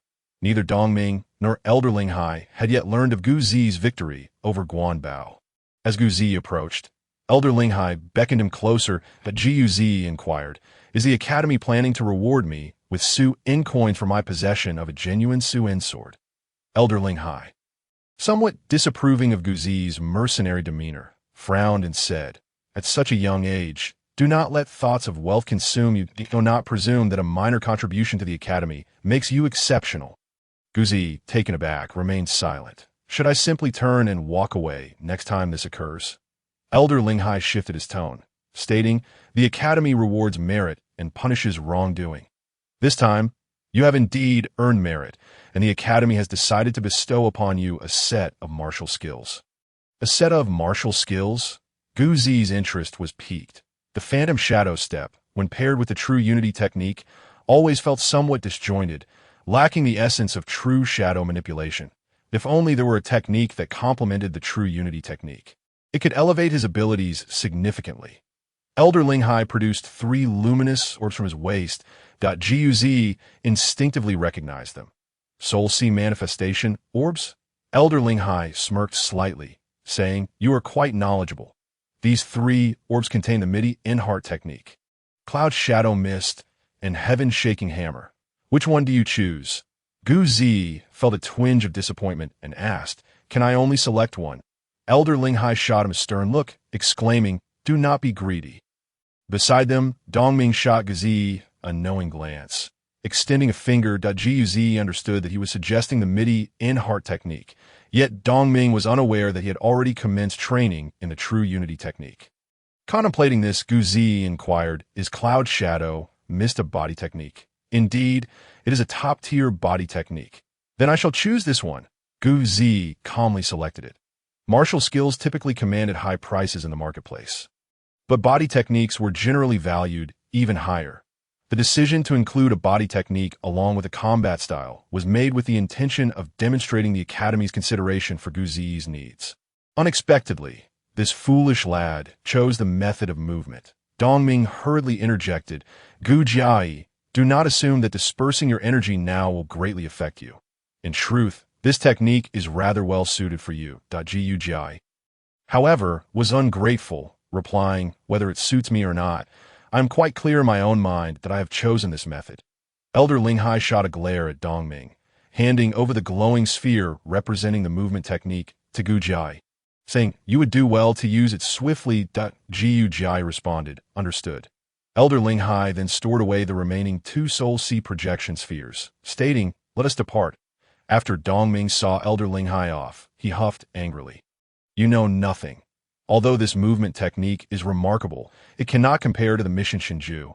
A technique is the foundation of cultivation. Do you understand?" With that, he ignored Gu Jai and turned to enter his room. Gu Jai snorted coldly, "You really know nothing," and retreated to his own chamber. Looking at the Soul Sea projection sphere, Gu Jai felt a twinge of hesitation. The last time he used a Soul Sea projection sphere, a peculiar situation had arisen, leaving him somewhat apprehensive. After locking the door securely, he contemplated for a moment, ultimately deciding to proceed with the usage. As the saying goes, long nights breed many dreams, and one must seize opportunities when they arise. He gently placed the glowing sphere upon his forehead, allowing it to enter his mind. A figure soared through the heavens. As dawn broke, Gu Jai stepped outside. Observing the projection sphere, he found no abnormalities as he had previously encountered. He began to grasp the entirety of the movement technique. It was as ethereal as its namesake, akin to wisps of smoke and clouds, unpredictable and elusive, and Gu Jai felt it was indeed a perfect fit for him. The confines of the room were too small for practice, so seizing the daylight, Gu Jai commenced rigorous training in the courtyard. Before long, Dongming emerged from the house, took a few glances, shook his head, and retreated back inside, likely lamenting Gu Jai's disregard for the techniques. As the sun ascended higher in the sky, the helpers arrived to deliver breakfast. The Gu Jai opened the door, allowing them into the courtyard. However, today, there was something distinctly odd about the helpers. Their gazes lingered on him with an unusual intensity. Dongming, being seasoned in such matters, quickly discerned the peculiarity and inquired, "What is going on?" The helper shrank back slightly, first glancing at Gu Jai before tentatively saying, "Hero Gu, you defeated a formidable practitioner from the intermediate class yesterday." "Hero?" Dongming nearly spat out his food. How had Gu Jai become a hero? The helper, sensing Dongming's disbelief, countered, "All the apprentices in the beginner class are calling him a hero now. The word has spread, and I heard it from others, not fabricated by me." Dongming turned to Gu Jai, asking, "What happened?" "It was merely a case of someone thinking I was wealthy and attempting to extort me, only to find themselves extorted instead," Gu Jai replied nonchalantly while stuffing food into his mouth. "Who did you defeat?" Dongming inquired, intrigued. "A fellow named Guan Bao," Gu Jai mumbled. Dongming chuckled, "You, aside from your eating prowess and shamelessness, have some skills after all. That I was wondering why you chose the movement technique." "Are you waiting for a critical moment?" Gu Jai frowned. He acknowledged his appetite but took offense at the insinuations of extortion and shamelessness. The helper snickered quietly from his side. Dongming quickly finished his meal, stating, "I need to go out for a stroll. Why does it feel like I'm always the last to hear any news? Keep an eye on the house, and remember, do not approach the lakeshore." Watching Dongming depart, Gu Jai bit into the bun in frustration. Once the helper tidied up the dishes, they too left. The Kuinyao Valley was left with only Gu Jai and a multitude of low-level beasts. With no other matters at hand, Gu Jai resumed practicing the ethereal movement technique. As he practiced, Gu Jai suddenly sensed something amiss. Instinctively, as a warrior of the undead, he felt the gaze of someone upon him. Following his intuition, he looked towards the lakeside and discovered a figure standing there. No, it appeared to be a demon. Though indistinct, he sensed the figure was beckoning him.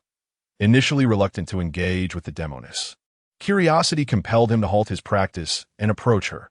Navigating through various low-level beast cages, Gu Jai reached the lakeshore, standing behind the line drawn by Dongming, scrutinizing the figure before him. The young woman was clad in a skirt of beast hide, her long legs striking. Had it not been for the tail behind her, one might not have realized she was a beast demon that moment.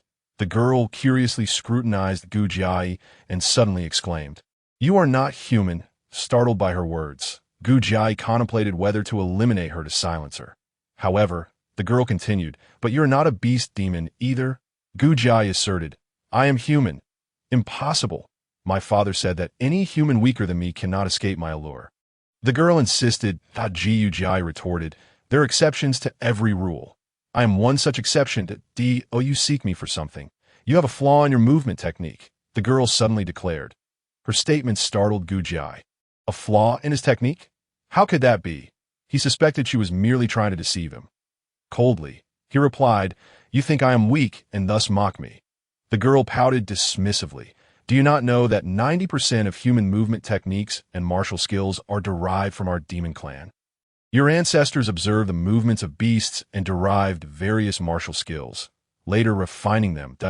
In essence, you humans are merely our demon clan's disciples. Gu Jai found her argument somewhat plausible and probed.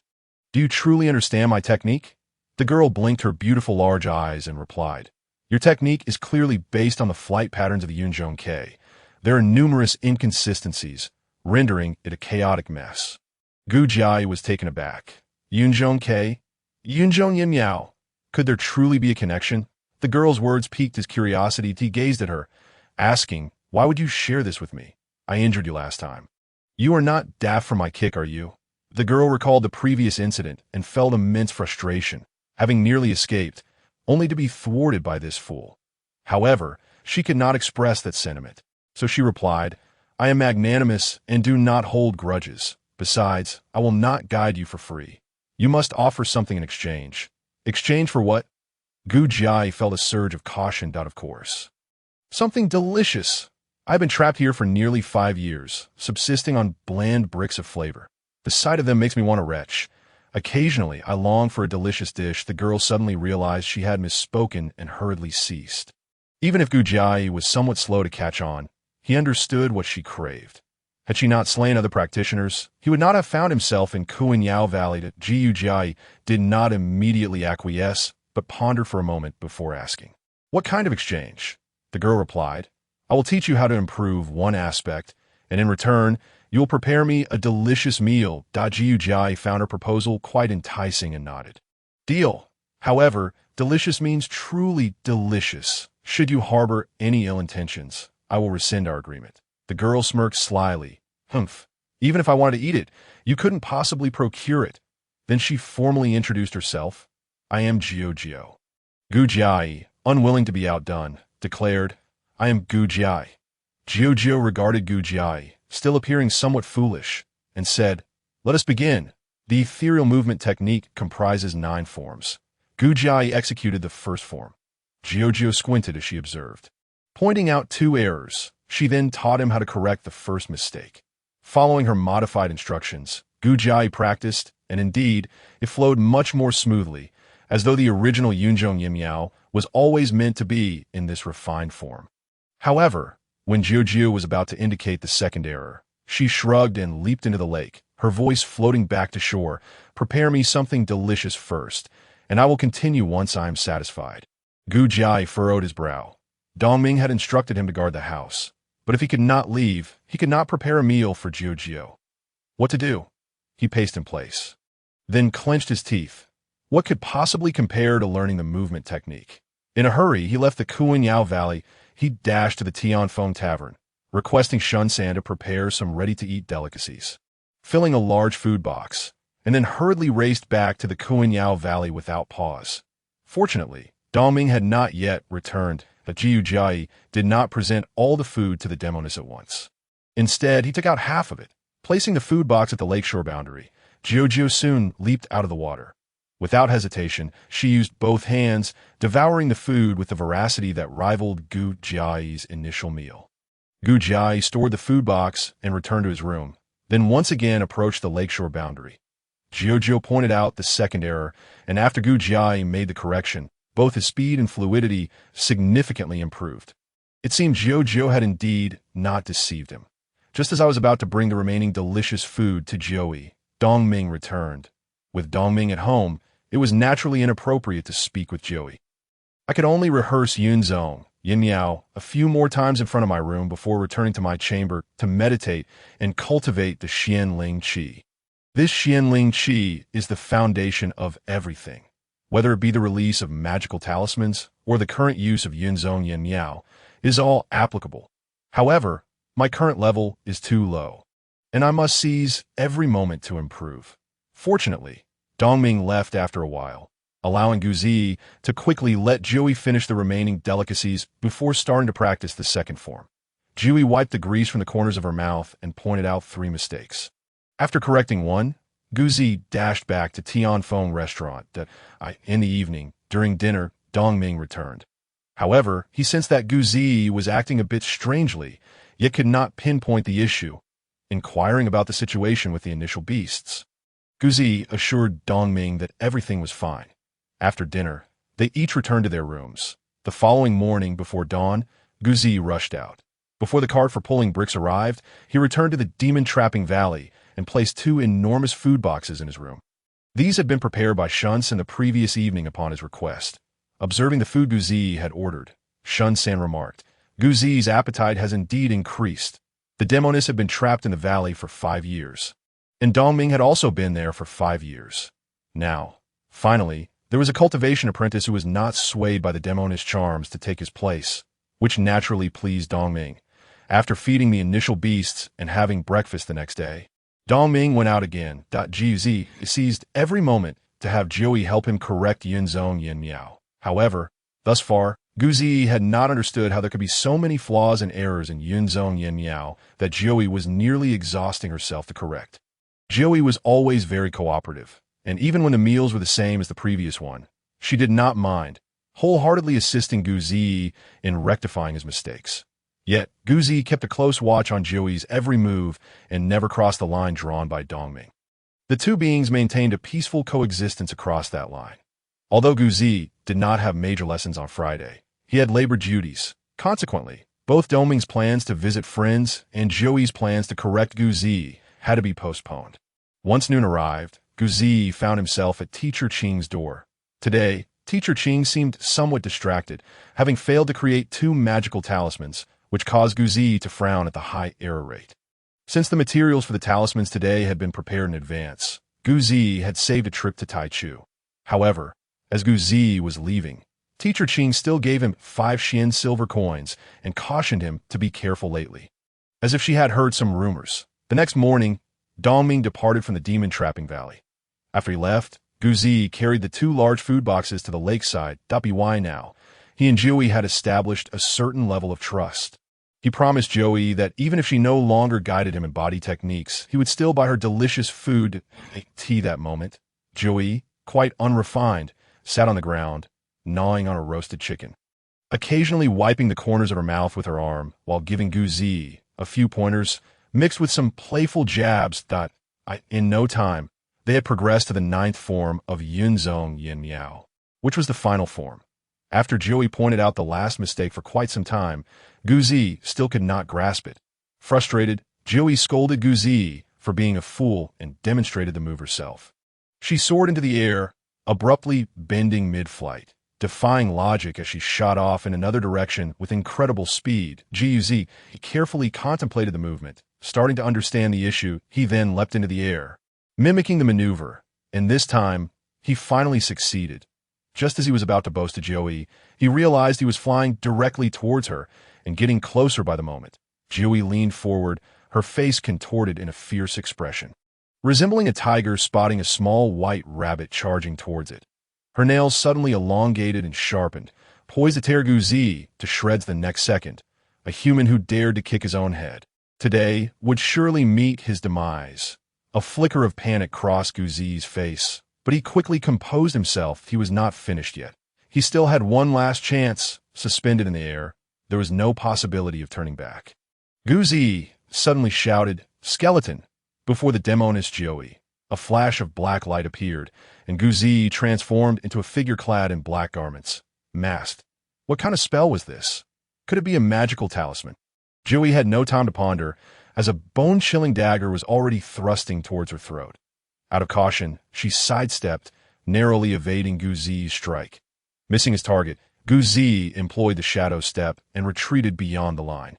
The skeleton emitted raspy sounds, and with another flash of black light, Guzi returned to his human form, coldly gazing at Jiui. Jiui pointed at Guzi, left speechless for a moment before finally exclaiming, "You are truly not human." Guzi chuckled and replied, "I am human. You can find 1,000 people to verify. I am undoubtedly human. but that figure in the black cloak was definitely not human. How did you conjure it? Jiuyi gazed at Guzi with a hint of fear. Guzi refrained from answering, instead asking, "How do you know he is not human?" Although it wore a mask, its eyes were two fiery red orbs. Devoid of any human emotion, what kind of monster are you? Jiuyi spoke urgently, for in those eyes, she had seen only death. Guzi finally understood the skeleton's flaw. It was the soul's fire in its eyes that had betrayed its identity. As for the demoness claiming to be a monster, Guzi was not concerned. Who would believe a demoness known for her deceit? He lowered his gaze to tidy up the food boxes, saying, "Say what you will, our collaboration ends here." After all, Jiuyi was born of beastly origins. After the initial shock, she quickly regained her composure. Seeing Guzi about to leave, she exclaimed, "You are a monster. I am a beast demon. Don't you think we should be closer?" Guzi rose, gazing at Jiuyi, and replied, "Regardless of what I am, I do not wish to befriend a creature that speaks in lies and is ever ready to kill me." Tears welled in Jiuyi's eyes as she said, "In truth, I never intended to kill you. I merely wanted to frighten you. Trust you. I would be a fool," Guzi declared, turning to leave. "Wait," Jiuyi shouted after him. Guzi halted. Jiuyi continued, "Whether you are human or not is irrelevant. What matters is that your strength is so feeble now, and I can truly assist you." Guzi turned back to look at Jiuyi and asked, "Do you think you are formidable? If you are so powerful, then why are you trapped here?"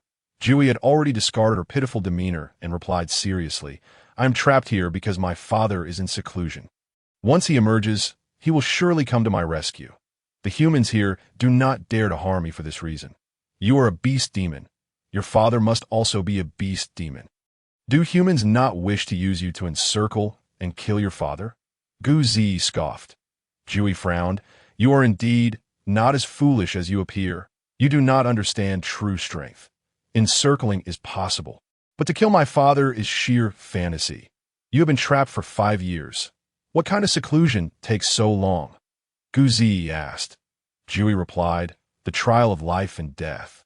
Once my father surpasses this trial, his strength will reach an inconceivable level." Guzi scoffed. "You can keep boasting."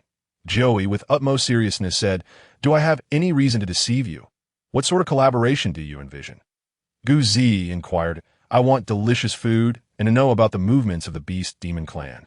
Jiuyi replied. Guzi pondered and asked, "What benefits will I gain?" Jiuyi said, "I can guide you in martial arts." Guzi, puzzled, asked, "Besides body techniques, can you instruct me in anything else?" Jiuyi dismissed his doubts. "My clan is quite unique. We rely on bloodline inheritance, and much foundational knowledge appears directly in my mind that I am not lying. From the moment I was born, I was at the level you refer to as the Xian Foundation realm. Even Dongming swordsmanship was taught by me." Dongming swordsmanship was taught by you?" Guzi expressed disbelief. "I do not wish to elaborate on my matters with him. I assure you, I am not deceiving you." Jiuyi spoke sincerely, perhaps because she sensed Guzi was not a true human, and in her lonely heart, she yearned for someone to confide. Guzi considered for a moment and said, "I will think it over." Currently, Guzi possesses not a single volume of swordsmanship secrets and wishes to seek guidance from Jiujiu, yet finds no words to express his requests. Jiujiu observes Guzi walking away. She silently strides towards the lakeside, murmuring to herself, "Were it not for the seal, even if you transformed, I could still rend you asunder. How unfortunate it is to have to compromise with such a feeble creature. But what manner of monster is he, after all?" Upon returning to his abode, Guzi first adopts a skeletal form, then removes his mask, transforming once more into his human guise, staring vacantly at the mask. This mask was crafted in the likeness of an ordinary human, with 2 hollow eye sockets. It was precisely for this reason that Yushan Song was able to discern his inhuman identity before his demise. Indeed, details dictate success or failure. Through his dialogue with Jiujiu, it is certain that she will not expose him, and his identity is not in immediate peril. However, such a state cannot endure indefinitely.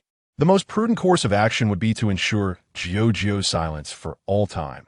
Should he resort to poisoning her meals, Guzi reflects on the debilitating toxin that Yushan Song had employed against him, administered within the depths of divine intoxication. This is a viable strategy, yet the timing is not yet ripe, for there remains a necessity for the enchantress's assistance. Dong Ming returned quite late today, conversing briefly with Gu Jiai before they both retired for the night. The following day is the 7th day of the week, the last day before the cycle renews. Dong Ming did not venture outside today, remaining indoors, seemingly preoccupied with some task, as breakfast was delivered to his room by Gu Jiai.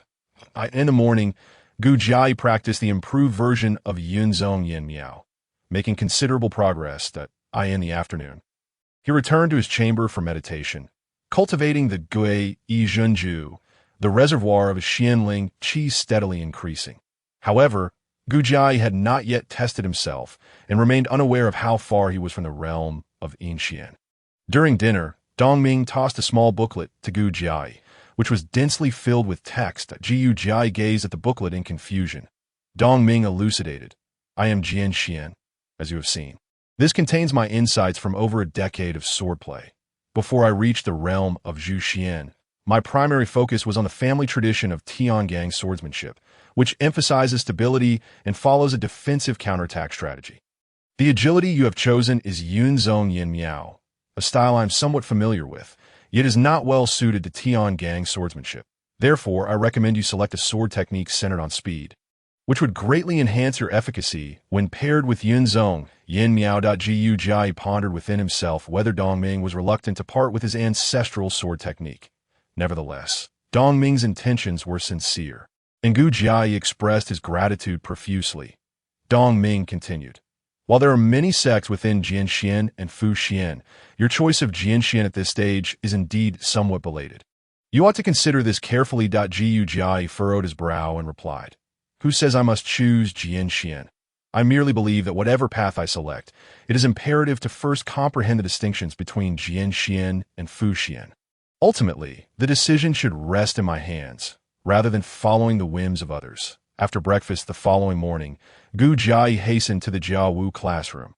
Upon entering, he instantly sensed a shift in the atmosphere. Even a plump female disciple cast him a flirtatious glance, sending a chill down his spine. Approaching his desk, Gu Jiai was astounded to find it overflowing with white slips of paper. Opening one, he discovered a challenge letter. Another revealed yet another challenge. Gu Jiai began to suspect that every practitioner in the intermediate class had issued a challenge to him. Moreover, mixed among the challenges were a few love letters, which only added to his vexation. That moment, a young female teacher entered the classroom and glanced at Gu Jiai, instructing, "That student, please tidy up the clutter on your desk. We are about to commence the lesson." Laughter erupted among the students. Gu Jiai, left with no alternative, gathered the letters in his arms and unceremoniously tossed them into the wastebasket at the back, refusing to even glance at them again. The lesson was unexpectedly about etiquette among practitioners, which left Gu Jiai drowsy. After what felt like an eternity, the class concluded, yet the entrance was once again obstructed. The young female teacher scolded a few times, calling them rude and uncivilized, then hastily departed. At the forefront stood a tall man with a square face and an air of arrogance, his waist adorned with a broad leather belt that accentuated his physique. Following closely behind him were over a dozen practitioners, most of whom were burly. Jian seemed to have anticipated trouble, remaining in the classroom after class had ended. This time, Zhu Huqiang, for reasons unknown, also chose not to leave, eagerly watching the entrance. The tall man pointed at Gu Jiai, declaring, "You, surnamed Gu, step outside." Gu Jiai remained seated, unperturbed, and replied, "If you have business, come in and speak." The tall man was momentarily taken aback, then raised his thumb. Indeed, quite audacious, he strode into the classroom. Some students who had not yet left hurriedly retreated to the back, fearing that they might be splattered with blood should a brawl ensue. Upon entering, the tall man did not follow the usual path, but instead kicked a desk aside, sending furniture flying in his wake. The timid students gasped in alarm, but Gu Jiai remained composed, waiting until the man approached before slowly rising to his feet. The tall man towered over Gu Jiai, looking down at him. I proclaimed, "I wish to challenge you." Gu Jiai replied, "I have no time." "Are you afraid?" The tall man's eyes widened in surprise. Gu Jiai remained silent, turning to retrieve the wastebasket and dumping its contents before the tall man, gesturing to the letters. I have no idea how many challenge letters are here. If every Tom, Dick, and Harry emerges claiming to challenge me, will I not be overwhelmed? Is this not your intermediate class's wheel of challenge strategy? The tall man, momentarily taken aback by the letters, looked at Gu Jai. What do you mean? You must first prove that you are the strongest among this pile of challengers. Only then will I accept your challenge. How does that sound? Gu Jai stated. The tall man realized Gu Jai was attempting to manipulate him and scoffed. What if I refuse? Gu Jai chuckled. Then just wait. When your turn comes, I will notify you. With that, Gu Jai made to leave. The tall man frowned, stepping forward to block Gu Jai's path, clearly ready to resort to violence. At that moment, a light laugh echoed from the entrance, as a remarkably handsome young man stepped into the classroom. This was the same individual who, alongside a woman, had observed the commotion from atop the wall previously. He called out, Gao, what he says is not without merit. I have a suggestion for you. Return to the intermediate class and declare your intention to challenge Gu Jai. If anyone believes they are stronger than you, they can fight you beforehand. However, based on my analysis, I doubt anyone will seek to engage you. Gao, you remain non-committal, eyeing the newcomer. Duan Jin, what do you mean? Are you helping Gu Jai? I am helping you. The Academy forbids private duels. Did you not know? I have seen someone go to seek out Ran Buju, Duan Jin replied with a smile. Gao Yi's expression shifted, casting a glance at Duan Jin before turning back to Gu Jai. Give me a week. Once I handle these nuisances, I shall return to find you. With assistance in resolving his troubles, Gu Jai felt a surge of delight, maintaining a facade of nonchalance. I shall await your esteemed presence. Gao Yi turned and instructed. Let us depart. Suddenly recalling something, he ordered those behind him. Take all these letters. Let's see who has challenged this little brat. Two practitioners stepped forward to begin collecting the letters from the wastebasket. At that moment, a delicate voice rang out. Wait. Everyone, including Gu Jai, paused in surprise. The female disciple who had initially cast him a flirtatious glance dashed to the pile of letters, retrieving a pink missive and declaring, this was written by someone. You cannot take it. Then, she turned to Gu Jai with a smile. My name is Yuan Shaohua. Let's be friends. A shiver ran down Gu Jai's spine. Once Gao Yi and his entourage departed, and Yuan Shaohua followed suit, Gu Jai finally felt a sense of tranquility. Duan Jin smiled. I am Duan Jin from Intermediate Class 11. It is a pleasure to meet you, Gu Jai, unsure of his intentions. Thought it odd that someone from the intermediate class would not harbor animosity towards him, but he inquired. What do you want? Duan Jin, evidently unprepared for Gu Jai's directness, paused before responding. I merely passed by and thought to check on the recently renowned Gu hero. Gu Jai nodded. So is that all? Indeed, nothing more, Duan Jin affirmed. Then until we meet again. Gu Zi turned around and exited the classroom, but a Jian seemed to have something to say to Gu Zi and hurriedly chased after him. Upon seeing a Jian leave, Zhu Huqiang also followed suit. Duan Jin scratched his head and chuckled bitterly. This lad is a bit unpredictable. Gu Zi walked out of the Wanjin Academy, while a Jian caught up from behind. A Jian remarked, Gao Yi is not someone who can be compared about it. He has quite a reputation in the intermediate class, and his personal strength is formidable. That Gu Zi replied dismissively. Victory or defeat is inevitable. Do you think I can defeat the entire intermediate class without a loss? The key is to confront them. No matter how strong he is, he must first defeat me. Jian paused, contemplating Gu Zi's words, before catching up again and asking, where are you headed? Gu Zi did not dislike a Jian, and in the Dictionary of the Undead, did not reject the notion of cooperative combat. However, he had yet to find someone worthy of being his teammate. Much like that figure capable of wielding a massive hammer, that he lowered his voice. I want to purchase a sword manual. That a Jian's expression turned somewhat peculiar, but he still inquired, what kind of sword manual? It's a manual that emphasizes swift strikes. Teacher Dongming said that type of manual suits me. Gu Zi explained. Jian hesitated for a moment and asked, haven't you practiced any sword techniques before? Gu Zi answered truthfully. Never. But Jian was astonished. Then how did you acquire your skills? Gu Zi almost mentioned that his abilities were honed through countless battles, but swallowed the words back, stating, it's innate. You truly are a talent. I'll accompany you. I know quite a bit about sword manuals. Jian declared that Zhu Zi was unsure whether Jian was boasting, but since he wanted to tag along, he saw no harm in it. Wait for me. Where are you going? Zhu Huqiang caught up. The entrance to Taichu was always quiet, yet its annual sales figures were astonishing. Jian, clearly irregular, led Guzi directly to the second floor. There was only one customer on the second floor, and the three approached the counter selling manuals. Jian asked, "What sword manuals do you have available?" The attendant first glanced at Jian and then replied, "Are you looking to purchase a sword manual?" Zhu Huqiang interjected impatiently. "Didn't Jian just say this? Stop with the unnecessary chatter and bring out your manuals." The attendant's expression soured. Manuals are precious and cannot be displayed carelessly. "I can introduce you to the manuals we have." Zhu Huqiang was about to retort, but Jian stopped him, saying, "Then please introduce them. Just mention their names." The attendant nodded and replied, "Currently, we have the Panshur sword manual, the Yuelu sword manual, the Qingfeng sword manual, the Jiaoyang sword manual, the Sanshan sword manual, among others." She introduced a total of 15 types of sword manuals in one breath. Guzi felt somewhat dizzy just from the names. How was he to choose? After pondering for a moment, Jian said to Guzi, "Among these 15 sword manuals, only 2 are suitable for you.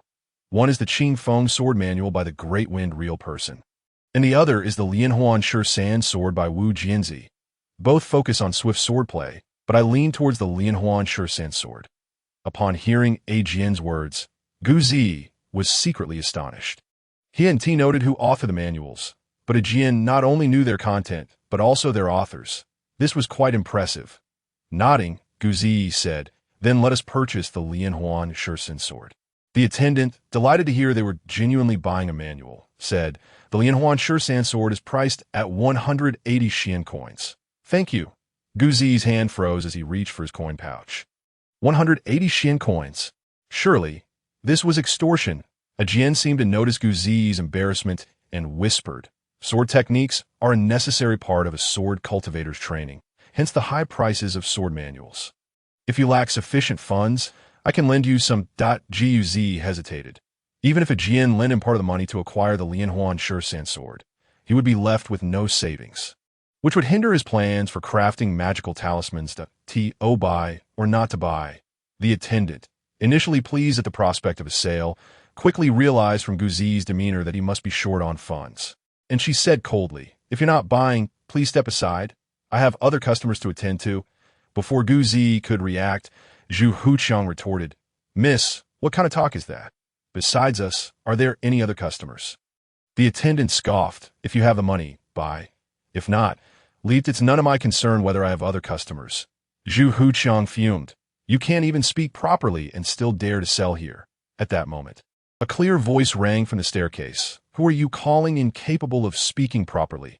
Be careful, or I might knock your teeth out." The three turned to see Tang Xiaodang, clad in a flowery long dress. Descending the stairs step by step, Guzi shot her a glance and turned to leave.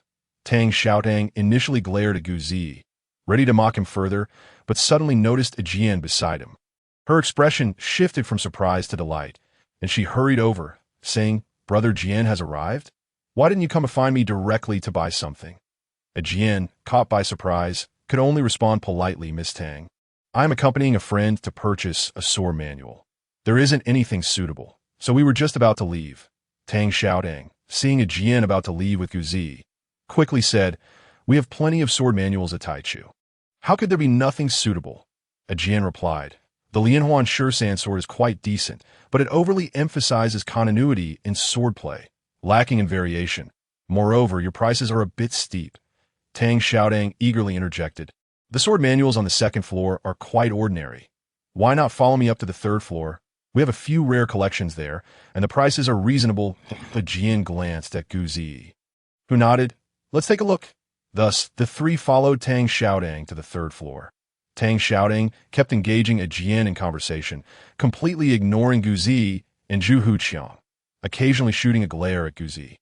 It seemed that her father had scolded her quite a bit after the incident with the True Xian sword exchange for the initial Beast Essence lecture. After chatting for a while on the third floor, primarily with Tang Xiaodang inquiring about Jian's recent activities, Guzi interrupted, "Could you please show me the sword manuals first?" Then you can continue chatting with your brother Jian. How does that sound? Miss Tang? Unable to lose face in front of Jian, Tang Xiaodang replied, if it weren't for brother Jian's presence, I wouldn't even bother with you. Just wait a moment. She then turned and entered an inner room. A short while later, she emerged holding several small booklets of varying materials, clearly showing her consideration for a Jian. Otherwise, she would not have brought the manuals out directly. After Tang Xiaodang handed the manuals to Guzi, she cautioned, you can only glance at them briefly. Do not damage them. Guzi took the manuals and began to flip through them. The Jian and Tang Xiaodang continued their light conversation, while Zhu Huqiang wandered around idly. The first few manuals did not satisfy Guzi, but when he reached the last one, he felt a stir in his heart. The title of the manual read Chidian, Sword Technique in bold. Powerful characters. Just from the introduction, Guzi was captivated. Lightning is fleeting. It transcends time and space, embodying swiftness. A swordsman must ride the lightning, striking the enemy unawares, inflicting injury in the blink of an eye. Guzi had a feeling that this was the manual he had been searching for. Without further scrutiny, he declared, I've made my choice. Tang Xiaotang, interrupted once again, felt somewhat displeased. However, upon seeing Guzi's selection, she burst into laughter. Guzi, do you even understand swords? This manual is fundamentally incomplete. I merely brought it to fill the numbers. Guzi looked towards a Jian. A Jian responded, Miss Tang is correct. This Chidian sword technique is a fragmentary edition. It contains 5 techniques: Jifeng, Xian, Zhiyu, Leiming, and Chidian, with the final technique named after the last one. The issue lies here. The last technique, Chidian, has been lost for various reasons. Currently, this manual only retains the first 4 techniques, and they're not entirely complete. I advise you, Guzi, to select another. Not changing? Guzi thought for a moment and replied, I'll stick with this one. How much is it? A Jian, seeing Guzi's insistence, chose not to argue further. Tang Xiaodang was about to say 50 Xian coins, but upon glancing at a Jian, she said, you can have it for 20 Xian coins. Guzi found himself somewhat taken aback. A tattered sword manual being sold for 20 dark gold coins was truly outrageous. Fortunately, he still had a sufficient amount of money on him, and he promptly retrieved his coin pouch to make the purchase. Tang Xiaodang jested, the goods from Taichu are sold without returns. Guzi carefully stowed away the sword manual and inquired, this isn't a treasured collection of your father's, is it? If you wish to exchange it back, be prepared to provide me with a genuine Xian sword that I can refine. Upon hearing Guzi's words, Tang Xiaodang's anger flared, and she retorted, Guzi, get lost. I never want to see you again. Guzi laughed heartily and was the first to descend the 3rd floor. The Jian, seeing no way to mediate between the two, feigned ignorance and followed them down. After some contemplation, Tang Xiaodang decided to accompany them downstairs. Watching the 3 depart, she murmured to herself, why is it that every time I encounter this Guzi, I can't contain my anger? Is he destined to be my nemesis? Bah! Upon reaching the 1st floor, Guzi purchased 2 sets of high-grade magical talisman practice tools, intended for beginners in talisman crafting. After all, the materials required for creating magical talismans were exceedingly precious, and no one would dare to recklessly experiment without mastering the steps. A Jian frowned upon seeing Guzi acquire these items, for as a practitioner, focus was paramount, a lesson imparted to him directly by his father. Whether in swordsmanship or talisman crafting, one must choose a path early on. For even if one specializes in just one, it is possible to never reach the pinnacle of mastery in a lifetime. The Guzi's indecisive attitude was, therefore, highly undesirable. However, based on past experiences, Guzi was a person of strong opinions who rarely heeded others' advice. So, a Jian decided to let it go. Arriving at the entrance of Wanjin Academy, a Jian suggested they share a meal, but Guzi declined. He had likely prepared food for himself in the dining hall. And if he did not return to eat, it would go to waste. The 3 parted ways, with Guzi heading towards the direction of the demon-confined valley, gradually acclimating to this way of life. Guzi had much to learn. His pursuits included not only the cultivation of martial skills and research on magical talismans, but also instructing his skeleton in the art of demon transformation. Thus, he often felt as though time was in short supply. The Uz was grateful to have the simple-minded Gao Yi as a shield. The next day, during the main class, his desk was devoid of any challenge letters. No, wait, there was one pink letter, a love note written by Yuan Shao. In front of all the apprentices, Gu Zi crumpled the note and tossed it into the miscellaneous basket. Yuan Shao's face flushed a deep crimson. Her fists clenched tightly, making cracking sounds. Jiu Zi pretended not to notice and calmly took his seat. The anticipated outburst did not occur, and thus he missed the opportunity to reprimand Yuan Shao. How could a specter possibly harbor feelings for a human? What a preposterous notion. Today's class was taught by teacher Qing, who primarily elaborated on the classifications of magical talismans and the distinctive characteristics of each type. Her language was straightforward and accessible, providing Gu Zi with substantial insights. At the end of class, a Jian informed Gu Zi to prepare for a duel with Gao Yi in a week's time. Since the previous afternoon, Gao Yi had already caused trouble for 4 practitioners seeking to challenge Gu Zi. The intermediate class unanimously agreed that Gao Yi was the undisputed candidate for the challenge. While the others who had submitted challenge letters had all shrunk back, Jiu Zi could not help but admire Gao Yi's swift actions and influence. It seemed this fellow was undoubtedly a formidable opponent. After the main class concluded, Gu Zi enjoyed a period of relative tranquility, even seeking out teacher Qing to cancel this week's labor duties. This granted him 5 days for preparation, particularly crucial since he still had not fully comprehended the Chidian sword technique. Despite Gu Zi's innate talent for magical talismans, he found himself baffled when studying the sword manual. For the past 2 days, Dongming had not ventured outside, leaving Gu Zi with no opportunity to consult the enchantress. Thus he could only immerse himself in solitary practice. The combat style of Spectre was exceedingly straightforward. The contest hinged on endurance, speed, and reflexes. As for the techniques, they revolved around basic maneuvers like slashing, thrusting, and hacking. Who would have thought that even a simple thrust could possess myriad nuances? Angle, force, speed, timing, and even the transition to the next move were all of great importance. At times, Gu Zi found himself questioning whether humans were deliberately complicating such a simple act. With the sword firmly in hand, he thought to simply strike at whatever displeased him. Did it truly need to be so intricate? In the meantime, he had inquired with Dongming, who, having little desire for Gu Zi to pursue swordsmanship, had only offered him insights as a favor. If asked to teach sword techniques, especially from a damaged manual, he had no interest whatsoever and promptly declined to answer any of Gu Zi's questions. The next morning, Dongming left early, likely to avoid Gu Zi persistently pestering him with inquiries about that flawed sword manual. With Dongming gone, Gu Zi felt he had no choice but to seek the enchantress. Upon meeting again, Jiu was in good spirits. Jiu Zi had prepared a lavish array of food, and Jiu naturally indulged heartily. Given her slender frame, she certainly consumed no less than Gu Zi. Gu Zi tossed the Chidian sword technique to Jiu and patiently waited. After reviewing the technique, Jiu frowned, scratching her head in contemplation. Remaining silent, Jiu Zi, aware of Jiu's cunning nature, feigned indifference and looked around. After a while, she first glanced at Gu Zi, then at the sword manual, and said, "Are you intentionally using a damaged sword manual to bait our demon clan's ultimate technique?" Seeing an opening, Gu Zi chuckled wryly and replied, "Do I look like someone with such ulterior motives? You seem particularly scheming," Jiu stated seriously. Gu Zi shrugged and said, "Regardless, this sword manual cost me 20 dark gold coins.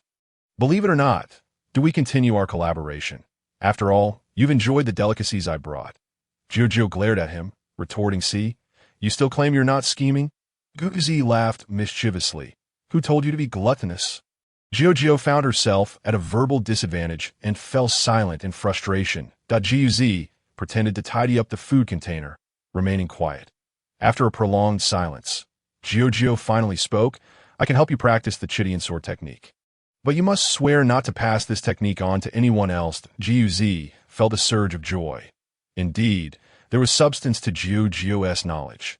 However, he displayed no outward signs of his excitement and replied, "I can swear not to share it with anyone, but I genuinely do not understand what binding force such a vow holds." Jiu mysteriously pointed at the sky, whispering, "The cycle of heaven." Gu Zi remained perplexed, but this did not hinder him from uttering a rather ominous oath. The wording devised by Jiao filled with threats of dismemberment and dire fates. Quite sinister indeed. Upon hearing Gu Zi solemnly declare the oath, Jiao appeared pleased. She continued, "To be honest, I too do not fully grasp the difference between the Chidian sword technique and our demon clan's ultimate technique, Chidian kill. They are quite similar, both consisting of 5 forms, with even the names of each form being identical. Chidian kill is the renowned technique of our beast demon clan's former demon emperor, Aoyao. It was self-created through his understanding of the natural formation of thunder and lightning. The key lies in the fact that the demon emperor Aoyao was extraordinarily powerful, equivalent to the highest-ranking practitioners among you humans. Jiu Zi instinctively swallowed hard, his lips twitching as he asked, "Do you possess the complete version of the Chidian sword technique? If I didn't have a complete version, why would I bother conversing with you?" Jiao grumbled. Jiu Zi urged, "Then what are we waiting for? Let us begin." Jiao cautioned, "Remember your oath. If you were human, I truly wouldn't teach you this." Gale wield the sword like a raging wind, penetrating every crevice. Swift cloud wield the sword in the sky. Elusive and unpredictable. Downpour wield the sword like raindrops, cascading like mercury. Thunder wield the sword left and right, leaving no trace. Lightning wield the sword like a flash of lightning, striking with fatal precision.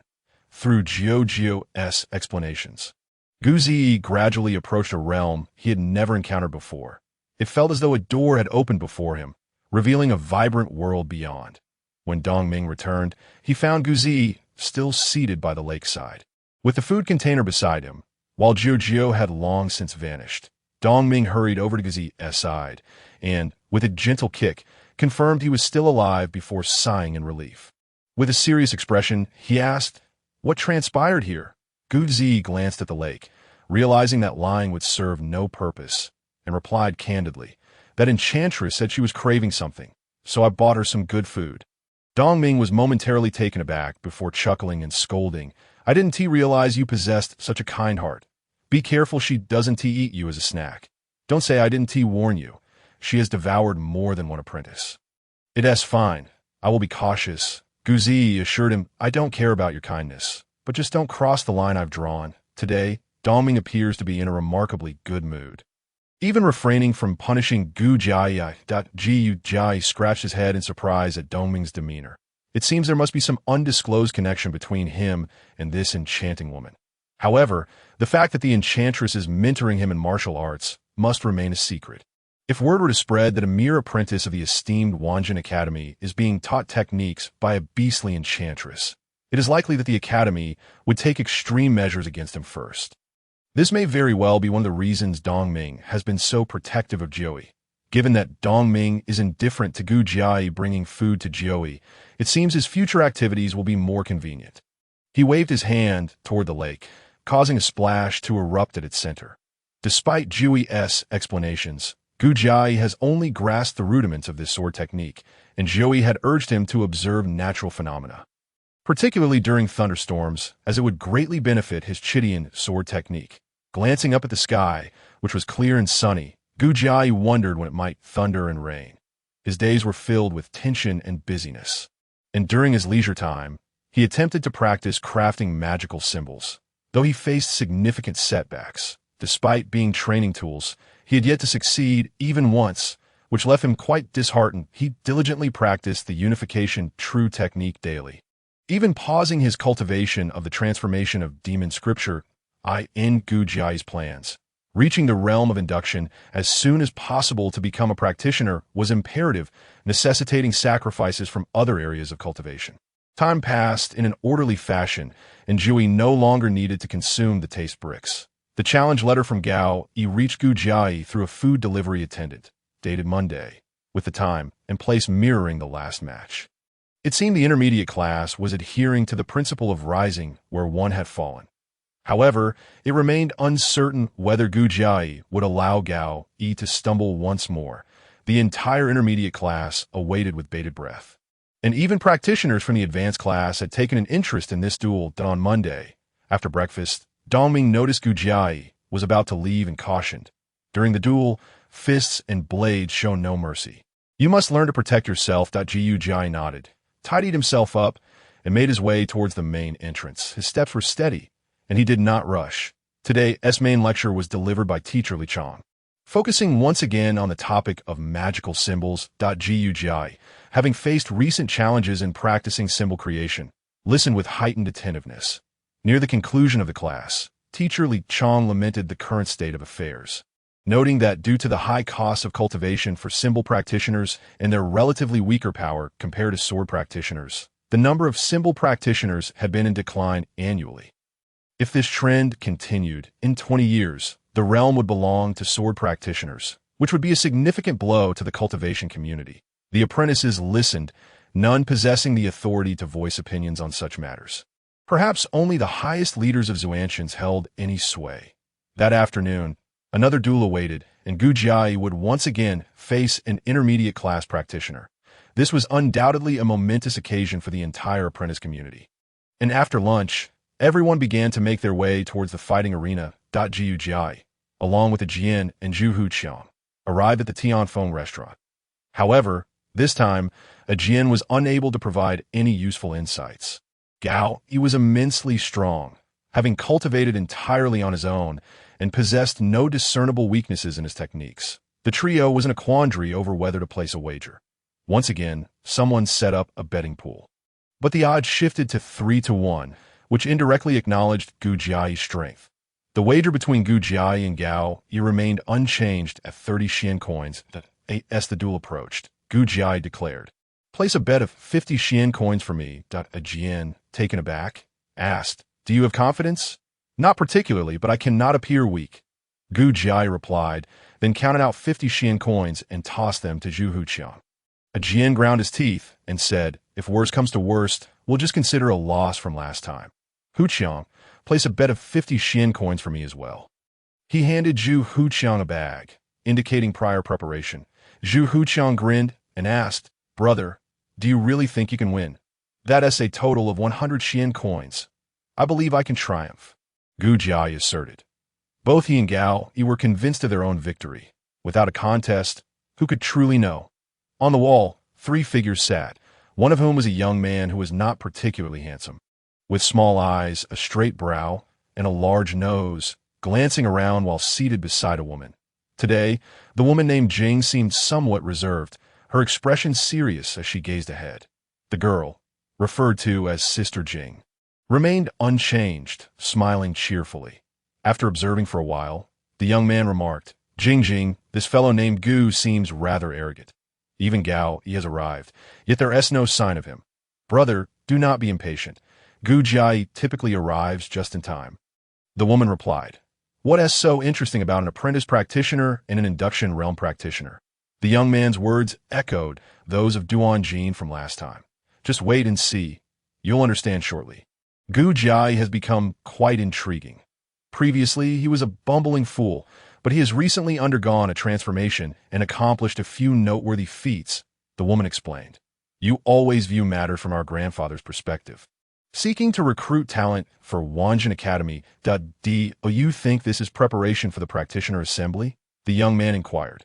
Whether Gu Jai can participate in the practitioner assembly depends entirely on him. Who knows if he can advance to the induction realm within 6 months?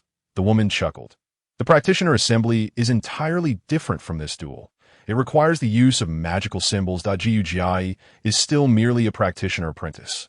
"I doubt he stand a chance this time," the young man asserted. "I disagree. I believe he not only has a chance, but a significant one," Duan Jin stated confidently from the side. "You little rascal. If you disagree, let us wager," the young man exclaimed. "If it's a wager, then I accept," Duan Jin retorted defiantly. "Are you two not bored?" the woman interjected hastily in an attempt to mediate among the crowd. Yu Xiaotao withdrew her gaze from the wall. She recognized all 3 individuals. The young man and the woman were siblings. The young man's name was Ren Yin, a practitioner in the advanced class. The woman's name was Run Jingjing, a practitioner in the intermediate class. They were the grandchildren of the vice president of Wanjin Academy, Rinda Hai. The young man beside them was one of Jingjing's suitors, named Duan Jin, a practitioner in the intermediate class. Yu Xiaotao was surprised to see that the duel between Gu Jiayi and Gao Yi had drawn the attention of the advanced class. The first battle between Gu Jiayi and Guan Bao had been subtly orchestrated by Yu Xiaotao, resulting in Guan Bao's defeat and the rise of Gu Jiayi's reputation. This had also sparked resentment among other intermediate practitioners, indicating that Gu Jiayi was in for a rough time this time around. Gao Yi was a veteran of the intermediate class, known for his formidable strength and aggressive style. Although he was still some distance from advancing to the spirit realm, he was more than capable of dealing with apprentice practitioners, a sentiment shared by most that if Gao Yi were to accidentally kill Gu Jiayi, it would be a perfect outcome. Yu Xiaotao mused gleefully as she stood among the crowd. As the duel approached, Gu Jiayi arrived fashionably late. Zhu Huqiang went to place the bets, carrying 100 Xian coins for the three of them. The crowd stirred, many of whom were seeing Gu Jiayi for the first time. Tall and slender with fair skin, he walked unsteadily, lacking the imposing aura of a strong man. As the crowd parted, Gu Jiayi made his way to the base of the dueling platform, glancing up at Gao Yi, who was already on stage, particularly studying the weapon he had brought before climbing the stairs to the platform. Below, the crowd was still buzzing with disapproval. Today, Gao Yi had learned from Guan Bao's failure and came prepared. In front of him lay a heavy sword. A heavy sword, by definition, must indeed be heavy. Weighing 35 pounds, it was not something just anyone could wield. Additionally, it needed to exude a commanding presence, characterized by a thick spine, long handle, and deep blood groove, all features of this formidable weapon. Gao Yi's choice of a heavy sword was also strategic, as Gu Jiayi wielded a true Xian sword. What is a true Xian sword? It is a divine weapon, crafted at great expense during the induction stage. Ordinary swords would meet a dismal fate against it, severed in an instant. Gao Yi's heavy sword, however, posed no fear to the sharpness of the true Xian sword. In a clash, it would likely be the true Xian sword that was deflected before it could even sever Gao Yi's weapon. Gao Yi regarded Gu Jiayi with icy disdain, saying, "You truly dare to show up. Today, allow me to showcase the formidable prowess of a practitioner." Gu Ji, slightly shorter than Gao Yi, raised his head slightly and said, "Enough with the trivialities. Have you brought the money?" Gao Yi grinned menacingly and replied, "Indeed, your greed knows no bounds." With that, he produced a cloth bag and tossed it at his feet. Yu Ji likewise retrieved a cloth bag, but instead of throwing it onto the dueling platform, he approached Gao Yi, bent down to pick up his bag, and tossed both bags to a Jian, who stood below the arena. As Gu Ji bent to collect the bag, his alabaster neck was exposed before Gao. In that fleeting moment, Gao Yi could have easily struck him down with a mere lift of his sword, yet he managed to suppress the temptation that surged within him. That a smirk crept across Gu Ji's lips as he thought to himself, truly lacking in courage. His hand, which had been resting on his waist, was gently withdrawn. A being of the undead, having witnessed countless extraordinary slayings, Gu Ji understood that once he stepped onto the dueling platform, he must remain vigilant at all times. If Gao Yi were to divert his gaze, he might seize the opportunity to strike first. The countless brushes with death he had experienced were the true treasures he now possessed. After tossing the cloth bag, Gu Ji had advanced slightly forward, now standing 5 steps away from Gao Yi. The two locked eyes, each seeing unwavering determination reflected in the other. Let the battle commence. Gao Yi bellowed, simultaneously raising his heavy sword to assert his might, an act that proved to be redundant. Had Gu Ji not chosen to attack, it might have appeared quite imposing. In truth, the moment Gao Yi uttered the word commence, Gu Ji had already made his move. The improved technique of Yunzong, Yin Miao, transformed Gu Ji into a wisp of azure smoke, and by the time Gao Yi shouted battle, Gu Ji was already upon him, a sudden downpour. The third form of the Chitiandian sword technique erupted violently, with the soul-devouring true Xian sword in his hand, radiating a blinding crimson light, cascading down like torrential red rain. It was a spectacle to behold. Gao Yi wielded a heavy sword, yet when he raised it, he could not even block Gu Ji's strike, let alone deflect the true Xian sword. In the confined space, Gu Ji had skillfully evaded Gao Yi's heavy sword, resulting in 3 less strikes landing upon him. Nevertheless, despite the shallowness of the wounds, Gao Yi found himself pierced by 6 blades to his chest and abdomen. Gu Ji was prudent. To slay Gao, you would bring about complications, not only jeopardizing the prize for this duel, but also likely forfeiting the bets placed. Wealth brings strength, especially for practitioners. One thing puzzled Gu Ji.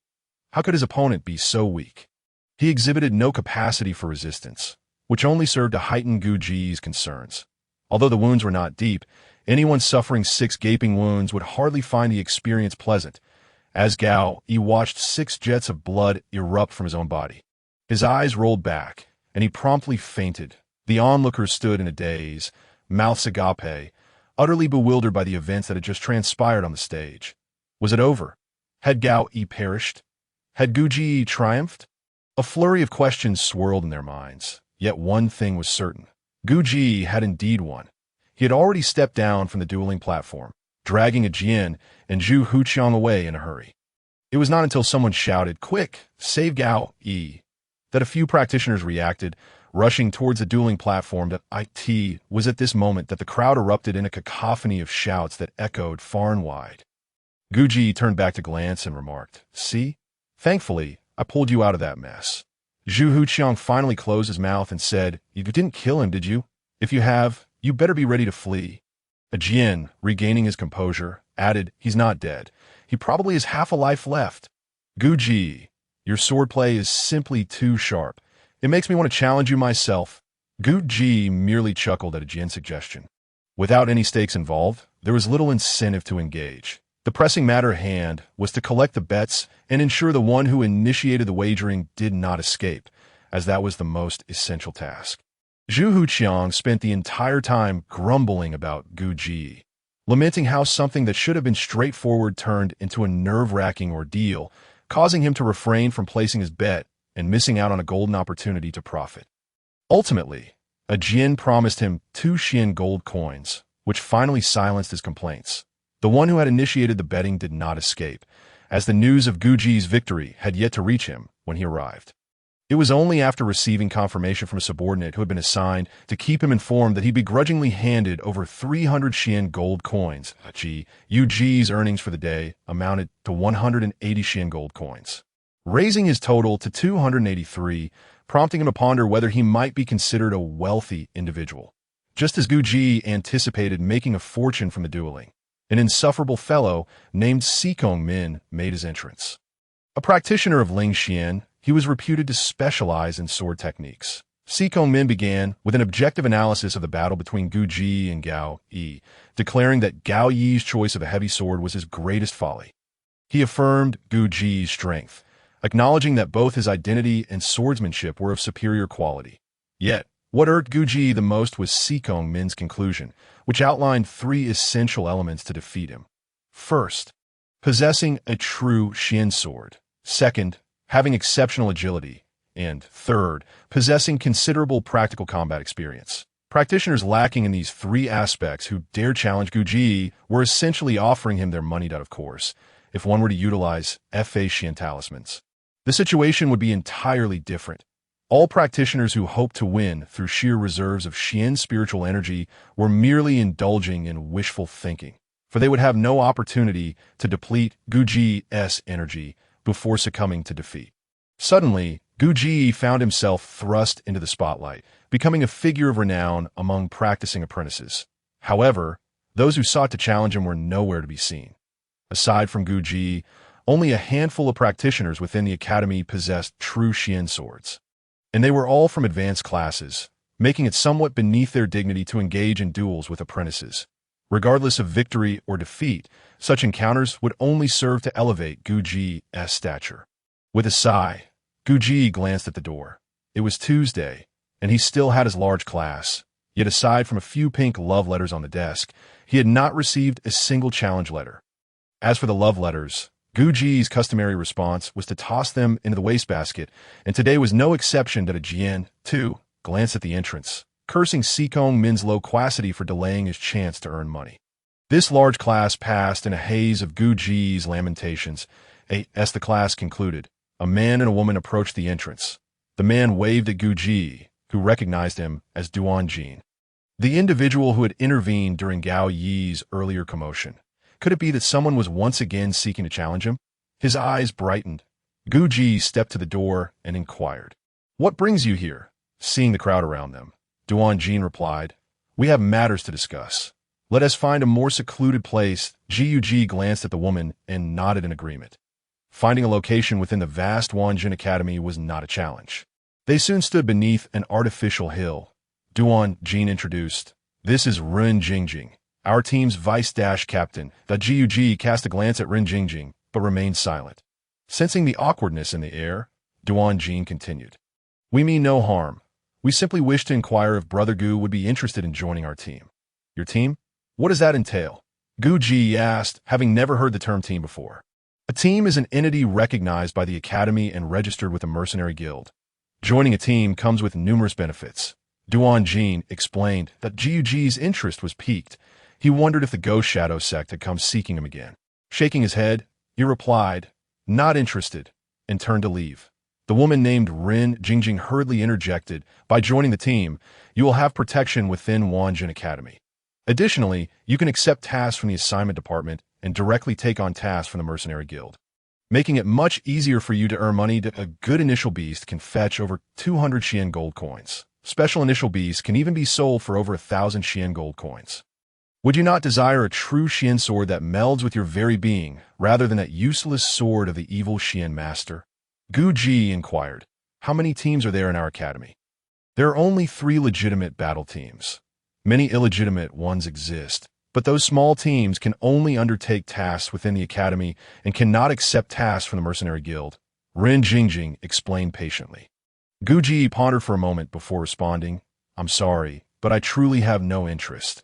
Ren Jingjing's demeanor shifted slightly as she said, "Gu Ji, you should think this through. Countless practitioners wish to join our team, but we only recruit the most exceptional talents." Without uttering another word, Gu Ji turned and walked away.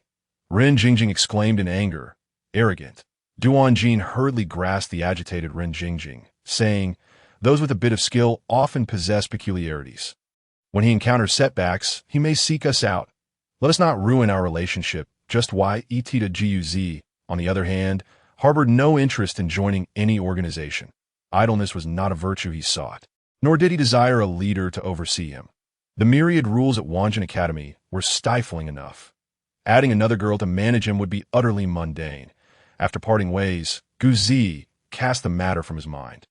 The absence of his participation in their organization did not mean he would be schemed against, unless it involved members of the Ghost Shadow sect.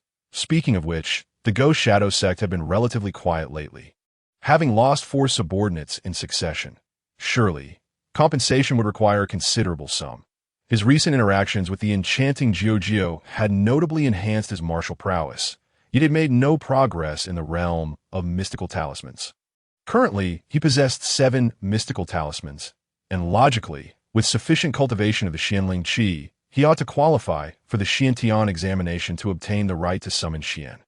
However, the thought of expending 5 of his own talismans was painful, for each had been acquired through considerable risk, and it felt like a waste. Through his training in martial arts, Guzi had gained some insights. There was a reason for testing a practitioner's level through the activation of mystical talismans before building the Xian. Before one could establish their Xian, determining their level was quite challenging. Was it based on speed or swordsmanship? How could one draw such distinctions? Thus, the unified requirement to activate 5 mystical talismans, while somewhat crude, allowed practitioners to understand the talisman's essence from the outset, immensely benefiting future confrontations that at the very least. When a talisman was raised, the swordsman must be aware of which mystical talisman was at play to avoid disadvantage. The wisdom of ancestors is truly boundless. Had the undead possessed such wisdom, they would have likely forged an invincible army long. It stands to reason that he should lack wisdom. So where did his current understanding stem from? Could it be the remnants left by that deceased ghost? Guzi, such ponderings, which eluded comprehension, were soon cast aside in his customary fashion, that if he wished to avoid using his mystical talismans, he would need to personally craft 5 free talismans in Xintian. Yet he was utterly incapable of creating even one at present. That was simply unacceptable that he needed to invest effort into the mystical talismans. Commencing the creation of mystical talismans implied another task must be undertaken forthwith, measuring the reserves of his Xianling Qi. First, he needed to ascertain whether he could release a talisman, and second, whether he could produce one. As he recalled the man with the 8-pointed beard, Gu Zi felt a twinge of reluctance, with a mindset of trial and error. He approached the building that resembled a lavatory and pushed the door open that Gu Zi could not fathom why he disliked knocking on this door. Wei Chonghui, upon seeing Gu Zi enter, first shot him a glare before inquiring, "What brings you here, young man? You become quite the notable figure." Gu Zi was direct, stating, "I wish to measure my Xianling Qi reserves." Wei Chonghui for once did not object and asked, "What is this? Do you think you can advance to Xintian?" "No, I wish to craft mystical talismans," Gu Zi replied candidly. "Oh, then let us measure it. It will cost 2 Xian silver coins per attempt." Wei Chonghui said that Gu Zi fished 2 coins from his pocket and handed them over. Wei Chonghui unceremoniously tossed them into a nearby box, turned the lock, and retrieved a milky white object from the drawer beneath his desk. At first glance, it resembled a jade tablet, shimmering with a crystalline glow. Wei Chonghui gently placed the tablet on the desk, explaining, "This is the Xian measurement board, a universal instrument for gauging Xianling Qi reserves. Simply place your hand upon it, and the board will illuminate in various colors, allowing me to determine the total amount of your Xianling Qi." He candidly admitted, "To be honest, this device isn't 100 accurate, as each individual's constitution differs, and the capacity of their Qi Dan varies. It can only provide a rough estimate." That Guz nodded in understanding, approached the desk, and lightly placed his hand on the Xian measurement board. Soon, the board began to change, shifting from milky white to a soft purple before ceasing its transformation. Wei Chonghui observed closely and remarked, "Given your current reserves, you should be able to release 2 basic mystical talismans. You still have room for improvement." Gu Zi inquired, "If I were to craft basic mystical talismans, how many could I produce?" The Xianling Qi required for releasing a basic mystical talisman is similar to that needed for crafting one, but production depends not only on the quantity of Xianling Qi, but also on your comprehension of the talisman's formation. Material management, the application of the Xianling brush, timing and drawing, and a touch of luck. Therefore, it is best to wait until you reach the Xian summoning realm before attempting to create talismans, Wei Chonghui advised. Clearly showing responsibility towards Gu Zi, somewhat perplexed, asked, "But isn't it said that the talismans used during advancement can be crafted by oneself? Aren't they free?" Wei Chonghui sighed. "That is what they claim. But go ask in Xintian how many years it has been since a novice has crafted their own mystical talismans. That privilege is reserved for those prodigies. Are you one of them?" Gu Zi asserted firmly, "I am not a prodigy, but I will surely succeed." Wei Chonghui playfully tapped Gu Zi on the head. As he moved, Gu Zi noticed the gesture and slightly dodged, yet not only did he fail to evade, but the hit landed quite heavily. Gu Zi grimaced. Wei Chonghui dismissed his reaction, saying, "Child, you could do the math. Purchasing 5 of the cheapest basic mystical talismans would require about 10 Xian gold coins. However, should you wish to be able to craft talismans during your apprentice period, it would cost 100 Xian gold coins. You can figure out which is more worthwhile." Gu Zi pondered briefly before exclaiming, "Your calculations are flawed. I am spending 100 Xian gold coins, but acquiring the skill to craft talismans is invaluable, something money cannot buy. Old fool, I shall take my leave." With that, he turned and walked away without even a word of thanks. Wei Chonghui huffed in annoyance, muttering, "If you wish to squander your time, so be it. It's not my concern." The mystical talisman was essential to Gu Zi's cultivation, for it had sparked his curiosity about practitioners and opened the door to this vibrant world. He seemed to possess a particular fondness for mystical talismans, or perhaps it was an obsession in his heart, the ability to command the elements of wind, rain, thunder, and lightning was the essence of a true practitioner. Moreover, an important point to note was that talisman practitioners found it easier to earn a living. The following morning, just as Tai Chu opened its doors, a tall and slender youth strode in.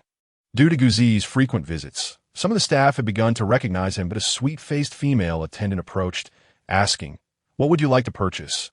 Gu Zi surveyed the array of materials on the counter and replied, "I wish to buy a complete set of tools for crafting mystical talismans, along with 2 sets of materials for producing basic ice arrow mystical talismans, and also some high-quality spirit-nourishing liquid." The attendant calculated and inquired, The complete tool sets come in 3 tiers: low, medium, and high. Which one do you prefer? What are the price ranges? Gu Zi asked, feeling confident with a well-filled purse. The low-tier set costs 3 Xian gold coins. The medium tier 10 and the high tier 30, the attendant answered. Having studied mystical talismans for quite some time, Gu Zi naturally understood the distinctions among the 3 tiers. High-tier tools reduce the failure rate of crafting mystical talismans and can produce nearly all types.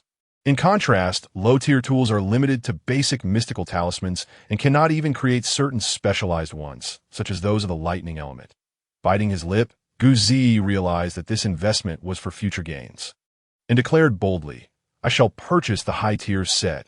The attendant's smile broadened as she stated, "There'll be a total of 33 Xian gold coins." Esteemed customer, Gu Zi retrieved a cloth pouch and paid the sum. The attendant carefully packaged his purchases in 2 exquisite wooden boxes and handed them to him with a smile. As he left Tai Chu, he encountered Tang Xiaodang descending the stairs. Noticing Gu Zi's retreating figure, she approached the counter and asked, "What did he come to buy so early in the morning?" The attendant, still elated from the large sale, replied, "A set of high-tier talisman crafting tools and materials for 2 basic ice arrow mystical talismans." Tang Xiaodang frowned slightly, muttering to herself, "He just acquired a genuine Xian sword and a sword manual, yet he is also learning to craft talismans. This lad is too greedy." Carrying 2 exquisite wooden boxes, Gu Zi stepped into the demon binding valley. Dongming was basking in the sun outside, and, upon seeing Gu Zi enter, his gaze lingered particularly on the 2 wooden boxes in his hands. He remarked, "The mystic talisman is the essence of a cultivator's path that I am delighted by your choice." Gu Zi merely raised an eyebrow, said nothing further, and proceeded directly to his room.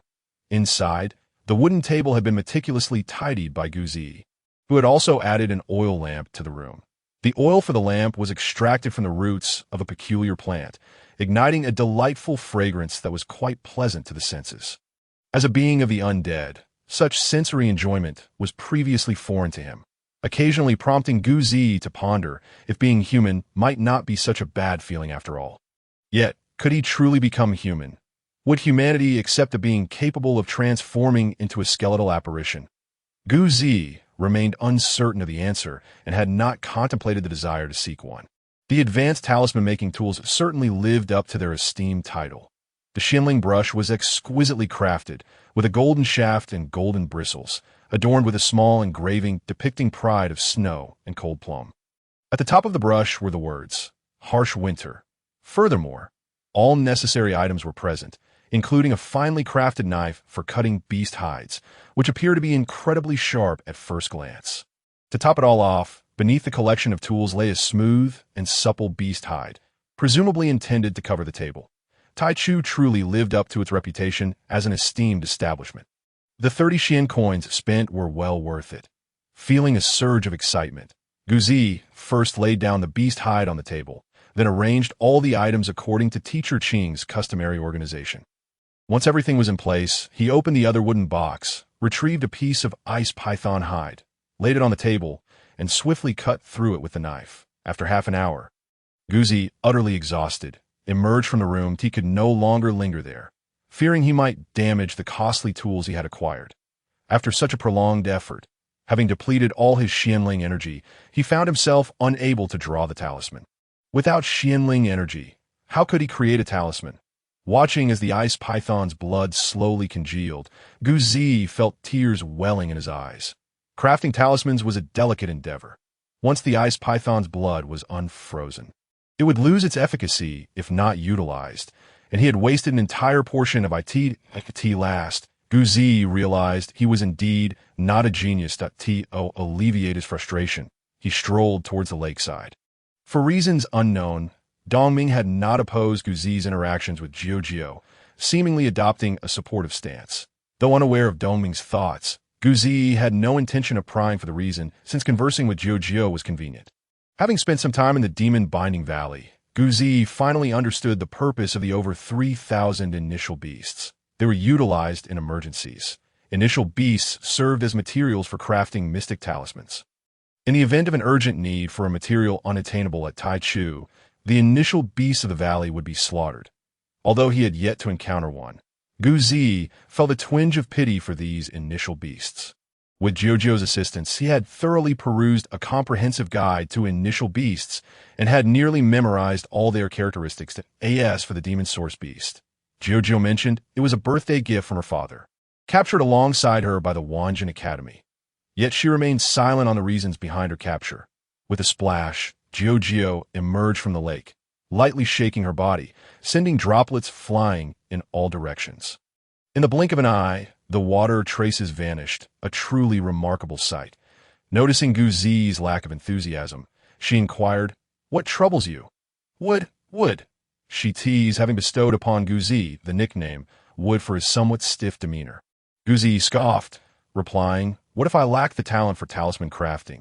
What should I do if I still want to become a talisman cultivator?" Jiuzhou paused, taken aback by Gu Zi's question. After all, the beast demons harbored great disdain for human mystic talismans. Lowering her head, she softly replied, "If I were a beast demon, I would say you should abandon talisman crafting and become a sword cultivator instead." After a moment's pause, she added, "However, if you wish to grow stronger, you must learn to create talismans." Jiu Zi had asked merely out of curiosity, but Jiuzhou's response surprised him, prompting him to ask, "Why is it essential to learn talisman crafting?" Historically, sword cultivators emerged before talisman cultivators. Jiuzhou explained that, in our battles against humanity, we beast demons were evenly matched until the advent of talisman cultivators, after which we began to suffer defeats. "But why does my teacher say that talisman cultivators are in decline now?" Gu Zi queried. Jiuzhou shook her head. "I have been trapped here for over 5 years, so I'm truly unaware of the current circumstances. However, one can surmise it is due to power struggles among factions. With sword cultivators in control, they naturally suppress talisman cultivators. Nevertheless, there should be strict regulations within Xian Tian mandating that talisman cultivators must make up a certain proportion of all practitioners. Therefore, these matters are not for a mere apprentice like you to ponder. Besides, aren't you not even human? Shouldn't you learn the most formidable skills of humanity?" Gu Zi shot her a glare and retorted, "I am human. You are human. You are human. Forget I said anything. Regardless, my demon source beast will not spit on a human," Jiuzhou declared, seemingly aware of the incident involving the beast spit. "Curse the demon source beast. I'll capture it and roast it for dinner," Gu Zi proclaimed. "You dare would. If you harm my little beast, I will ignore you." Jiuzhou huffed angrily, surprised by Jiuzhou's mild rebuke, which was far less severe than he had anticipated. Gu Zi chuckled. "Let us head back. Do not harm the demon source beast," Jiuzhou warned. "Understood. It's filthy anyway. I wouldn't eat it," Gu Zi replied. However, as he passed by the cage of the demon source beast, he couldn't resist kicking it, provoking several spits from the beast. Jiuzhou watched from a distance, a glimmer of something inscrutable flashing in her eyes. Devoid of Xianling energy, Gu Zi had lost the motivation to continue his talisman crafting endeavors. He returned to his room, extinguished the lamp, and began meditating to cultivate the true unity technique. In the dead of night, he softly called out, "Skeleton," transitioning into his skeletal form, and commenced his practice of the demonic transformation scriptures. Perhaps it was due to his inherent nature as an undead skeleton that made him particularly attuned to the scriptures. He felt his strength surging at an astonishing rate, seemingly on the verge of achieving the first level of mastery described in the scriptures. Known as mist illusion, like mist, like illusion, would he no longer require disguises when that time came? Gu Zi was filled with anticipation. There was one other matter that had long occupied Gu Zi's thoughts, settling the score with Yu Xiaotao. It was he who had compelled Gu Zi to partake in that fateful mission. Had it not been for his ability to transform, he would have likely perished long ago. This vendetta must be avenged. The practice of the demonic transformation scriptures should not be prolonged, primarily to avoid arousing Dongming's suspicion. After about 2 hours of cultivation, he reverted to his human form and resumed practicing the true unity technique. At dawn, Gu Zi joyfully opened his eyes. After depleting his Xianling energy the previous day, he had not only fully replenished it during the night, but had also made significant progress, far surpassing his usual training. It seemed the crafting of mystic talismans must continue. After feeding the initial beasts and finishing breakfast, Gu Zi immersed himself once more in the grand endeavor of talisman crafting. Once his Xianling energy was exhausted, he began meditating to cultivate the true unity technique again, then resumed his talisman crafting. Although the ice python's blood was no longer usable, it served adequately for practice. After repeated thawing and freezing, it ultimately became a puddle of blood sludge, losing all its efficacy. With no other options, Gu Zi opened a new vial of ice python blood and continued his practice. After a day had passed, it was finally time for Gu Zi to assist Teacher Qing. He arrived at her residence with inquiries. Today, Teacher Qing intended to create 2 mystic talismans. However, these were not basic talismans. They were 2 intermediate-level mystic talismans. Just for the materials, 10 Xian coins were required. Moreover, Gu Zi's errant fee had also inflated to 10 Xian silver coins. Gu Zi. These sums were insignificant. However, the opportunity to be near Teacher Qing and observe the talisman crafting process up close was invaluable. In fact, he would gladly pay 10 Xian silver coins just for the chance to assist her. The afternoon's talisman crafting proved relatively smooth. One was successful, while the other failed, with half of the raw materials remaining. There should be enough to produce 2 more talismans. The successful one was a lightning chain, an intermediate-level mystic talisman that left a deep impression on Gu Zi. Noticing Teacher Qing was in a good mood, Gu Zi inquired, "Teacher Qing, may I ask why I expend so much Xianling energy when thawing ice python blood?" Upon hearing this, Qing Yuli asked, "Have you begun crafting talismans?" Gu Zi, feeling somewhat bashful, remarked, "Indeed, I recently acquired some funds and thought to learn a thing or 2. Qing Yuli smiled and replied, "I've heard about your resourcefulness. However, I must admit I am quite surprised that you could defeat a practitioner of the Yin Xian realm." Gu Zi lowered his head in silence. Qing Yuli inquired further, "Have you tested the capacity of your Xianling Qi?" "Yes, I believe I can release 2 basic Fa Xian talismans," Gu Zi responded. After pondering for a moment, Qing Yuli said, "Although making talismans may seem straightforward, each step is laden with intricacies and subtleties that if you truly wish to learn talisman crafting now, I might find myself at a disadvantage by accepting you as my disciple. Are you willing?" Gu Zi understood that taking on a master was not akin to labor or attending lectures. Once he became Qing Yuli's apprentice, any future task for her would be unpaid. These considerations were secondary, for in the memories of the deceased, the concept of master and disciple did not exist. His best teacher was the struggle between life and death. Noticing Gu Zi's hesitation, Qing Yuli, amused, remarked, "You cheeky lad, what is it that you are reluctant about? Are you afraid I won't teach you properly?" Gu Zi replied, "No, it's mainly that I'm rather dim-witted and fear I won't learn well." Qing Yuli chuckled, "Do you think I take on disciples on a whim? I have observed you for some time. You possess a solid understanding of materials and the various types of Fa Xian talismans. And you are quite diligent. That is why I have decided to accept you as my disciple. Consider it carefully. Once you miss this opportunity, it may not come again." After contemplating for a while, Gu Zi bowed deeply, saying, "Greetings, master, greetings, disciple."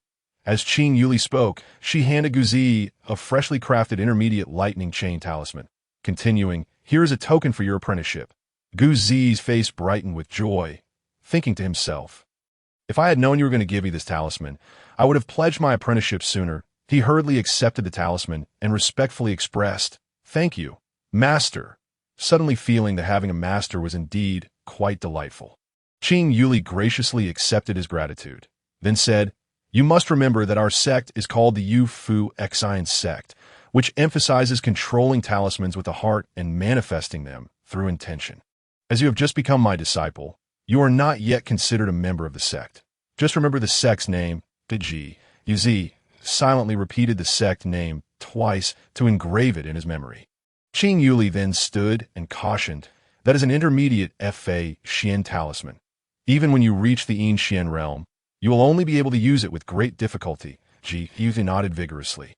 Qing Yuli continued, "Come, let us see where you make your talismans." With that, she stepped outside. Gu Zi was momentarily stunned, suddenly recalling Dong Ming's words forbidding him from bringing Qing Yuli into the demon-trapping valley.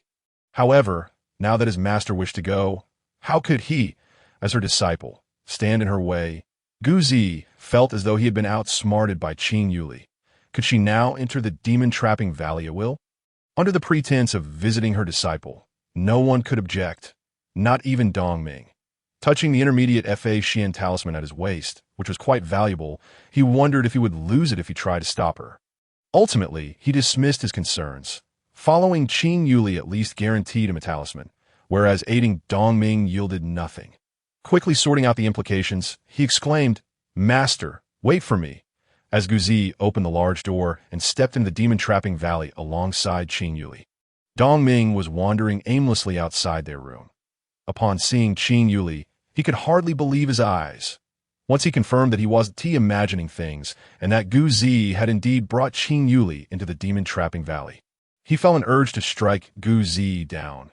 Qing Yuli, with a neutral expression, said, "I sent this Dong Ming. It has been quite a while, hasn't it?" Dong Ming hurriedly replied, "Sister Qing, you've come. I just got back, having been away for a few days." That Guzi rolled his eyes at Dong Ming's blather.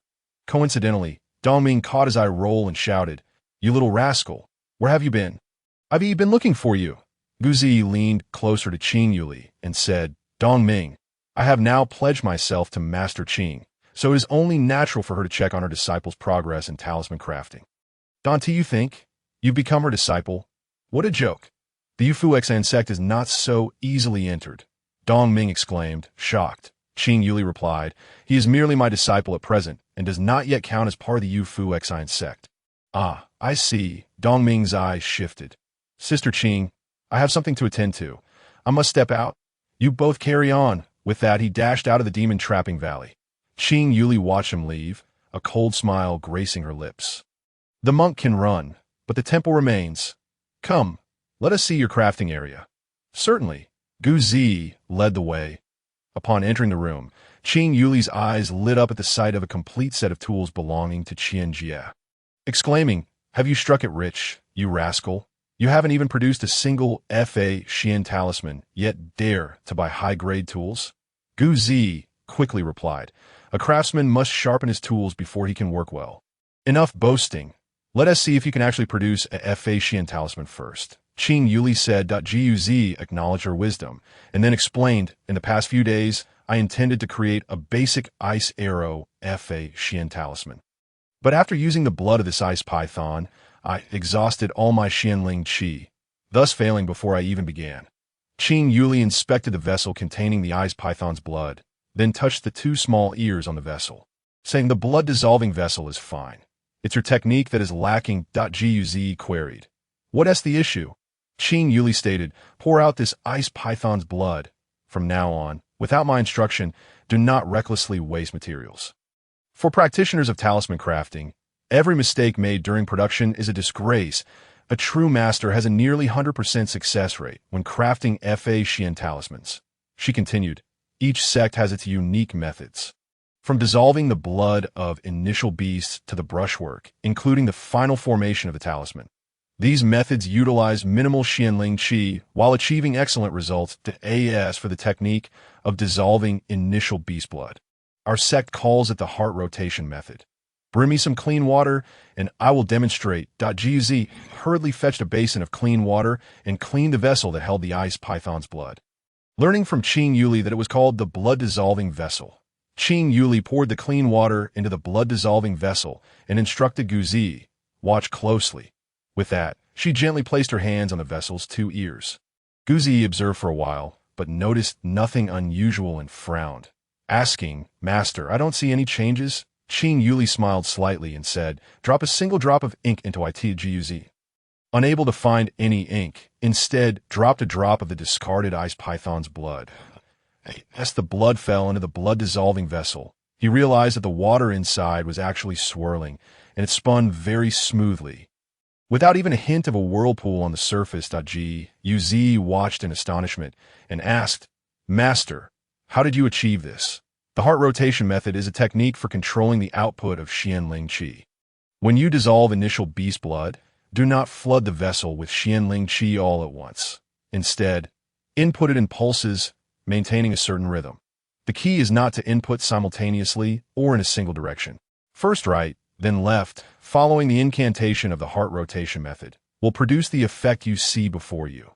This way, The process of dissolving initial beast blood can reduce your Xianling Qi consumption by at least half. Gu Zi swallowed hard, excitement bubbling within him. Then please teach me the heart rotation method. Qing Yuli's expression suddenly turned serious, as she said, though the heart rotation method appears simple, it is one of the core techniques of the Yu Fu Xian sect.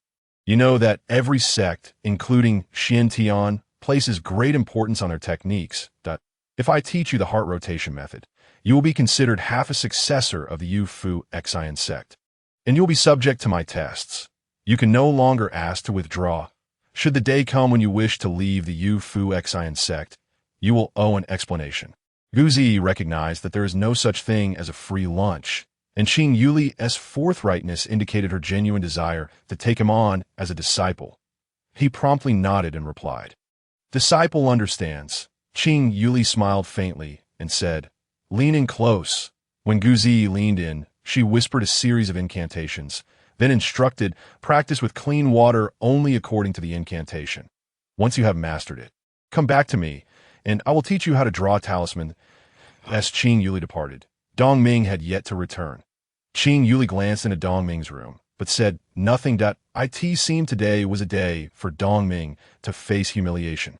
And Qing Yuli appeared to be in good spirits. Ji Zi still found it difficult to fully grasp the complexities of human emotions, but he felt truly fortunate about his apprenticeship.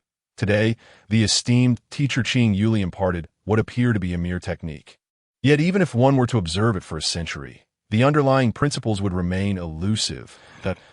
In these moments, Gu Zi often finds himself marveling at the fortune of humanity. Humans advance upon the shoulders of countless giants, whereas the departed souls, alas, some may never ascend to such heights in their lifetime. Upon returning to his chamber, Gu Zi commenced his practice of the heart rotation technique bestowed upon him by Qing Yuli. Although he had not succeeded even once, he gradually discerned certain patterns, which filled him with uncontainable joy. During dinner, Dong Ming returned, remarkably entering Gu Zi's room for a thorough inspection. He lavished praise upon Gu Zi's sophisticated tools, never once broaching the subject of apprenticeship. Nevertheless, it was evident that Dong Ming wholeheartedly approved of Gu Zi's choice to delve into talisman crafting. He had previously remarked that Gu Zi's decision to pursue swordsmanship was somewhat belated. In truth, Gu Zi harbored a vague notion regarding his future path. It felt somewhat incomplete, as if the timing were not yet ripe. Due to Sikong Min's imprudent remarks, Gu Zi had received a plethora of love letters, yet not a single challenge. Moreover, the number of love letters was dwindling, as he not only refrained from responding, but also discarded all missives into a clutterby. It was said that Gao Yi had suffered severe injuries and was compelled to suspend his studies for 2 months, rendering Gu Zi untouchable within the junior class. However, Gu Zi had never bullied any fellow disciples, for he was far too occupied with a myriad of subjects awaiting his study in the realm of talisman crafting. Gu Zi finally mastered the heart rotation technique, though he had yet to reach the level of teacher Qing Yuli. Nonetheless, his consumption of profound spiritual energy had significantly decreased. Qing Yuli also taught him the heart wisdom technique for talisman drawing, which was considerably more challenging and demanded extensive practice daily, though it did not excessively deplete his spiritual energy in terms of martial skills. Gu Zi made remarkable progress in both the cloud tracking and lightning sword techniques, earning him accolades from Jiu, who declared him a prodigy in martial arts. Yet, Gu Zi was acutely aware that his combat experience was unparalleled. Likely, no one at the Wanjin Academy had participated in as many life-and-death battles as he had, which constituted his greatest treasure. Although Jiu was not an exemplary teacher, her insights into martial arts were undoubtedly of a masterful caliber. This made Gu Zi contemplate sharing the Demon Transformation Sutra with her for guidance. Yet he ultimately restrained himself. The skeleton remained his greatest secret, and even if Jiu learned a fraction of it, he would not allow her to grasp more. Time passed swiftly, and Gu Zi lived a fulfilling life.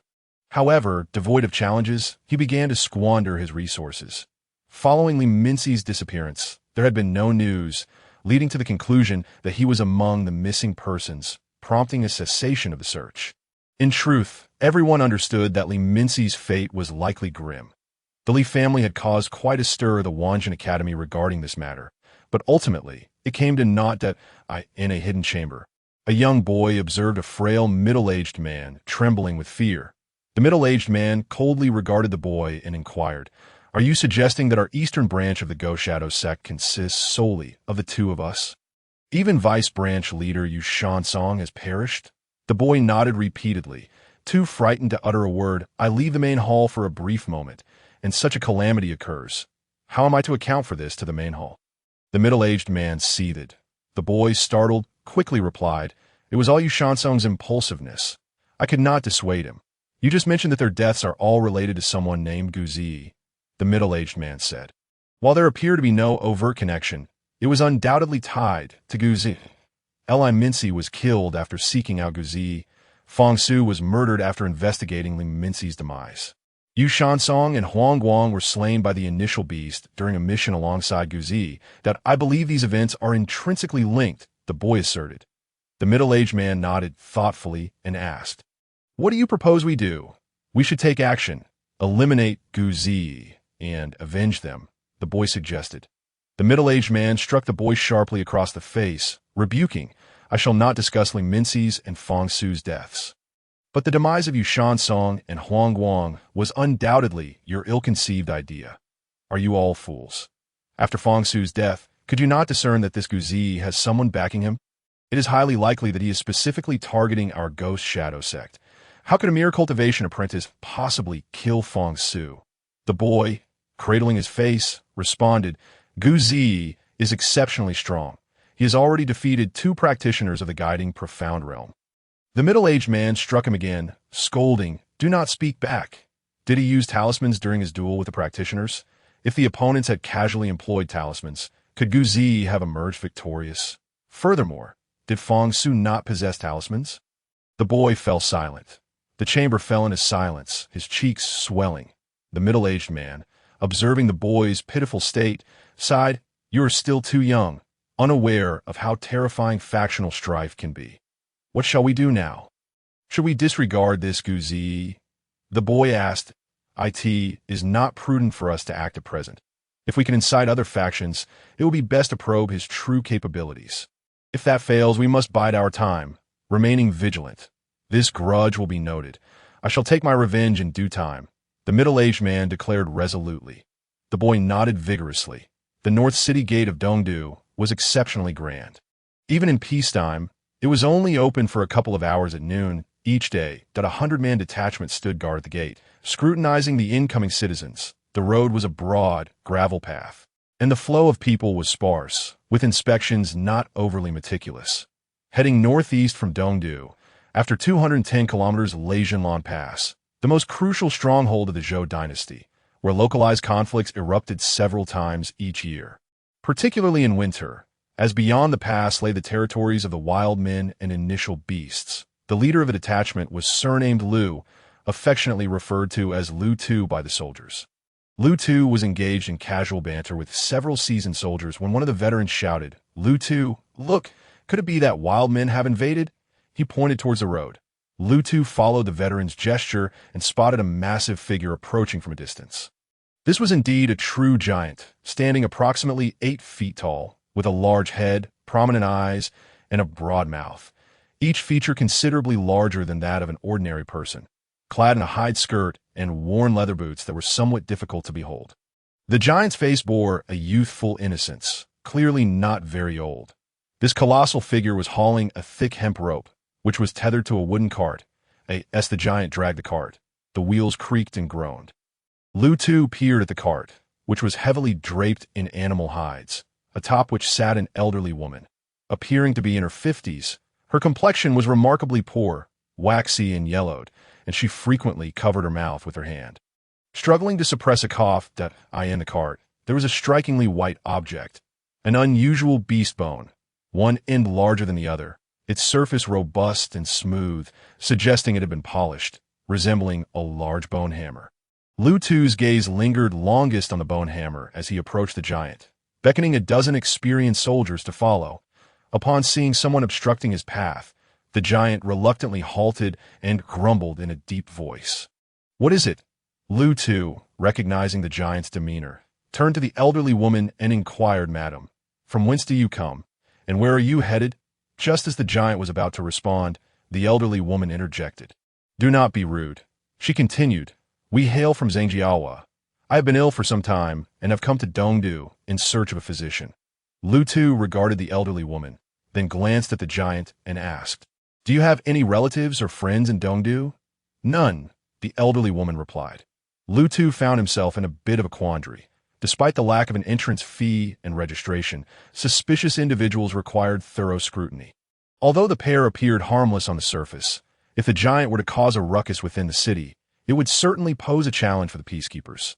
Sensing Lu Tu's hesitation, the elderly woman hastily added, "Do not be misled by my foolish son's stature. He is very obedient and will not trouble you, gentlemen."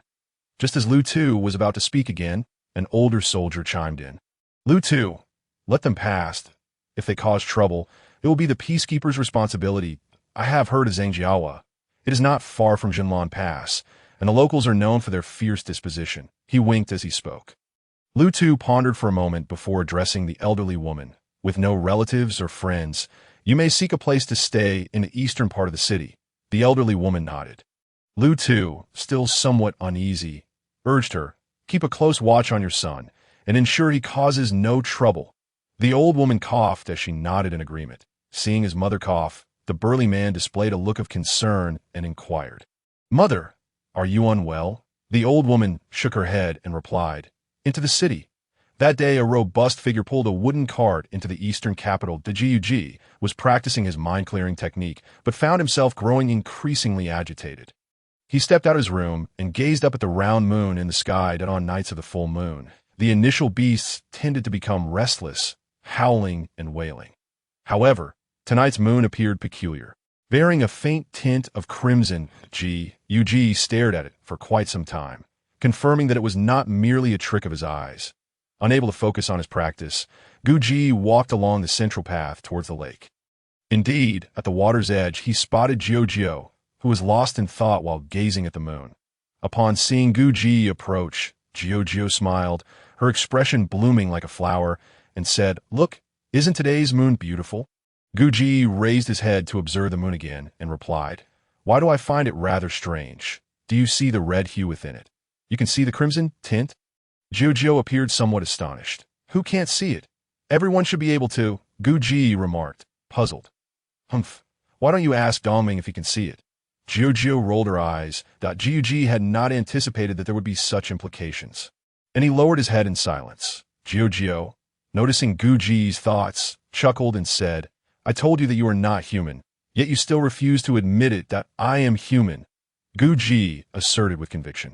All right, enough of this nonsense. Tell me, if I were to escape, would you be willing to come with me?" Jiujio suddenly posed a curious question. Jiuji, his mind flickering, responded, "To go with you would be akin to committing suicide. What is there to learn from the initial beasts? How to devour humans. Besides, if I fall into your hands, would there be any good outcome for me?" Jiujio genuinely pondered for a moment before saying, "I promise not to eat you." "Not going." Guji's stance was resolute.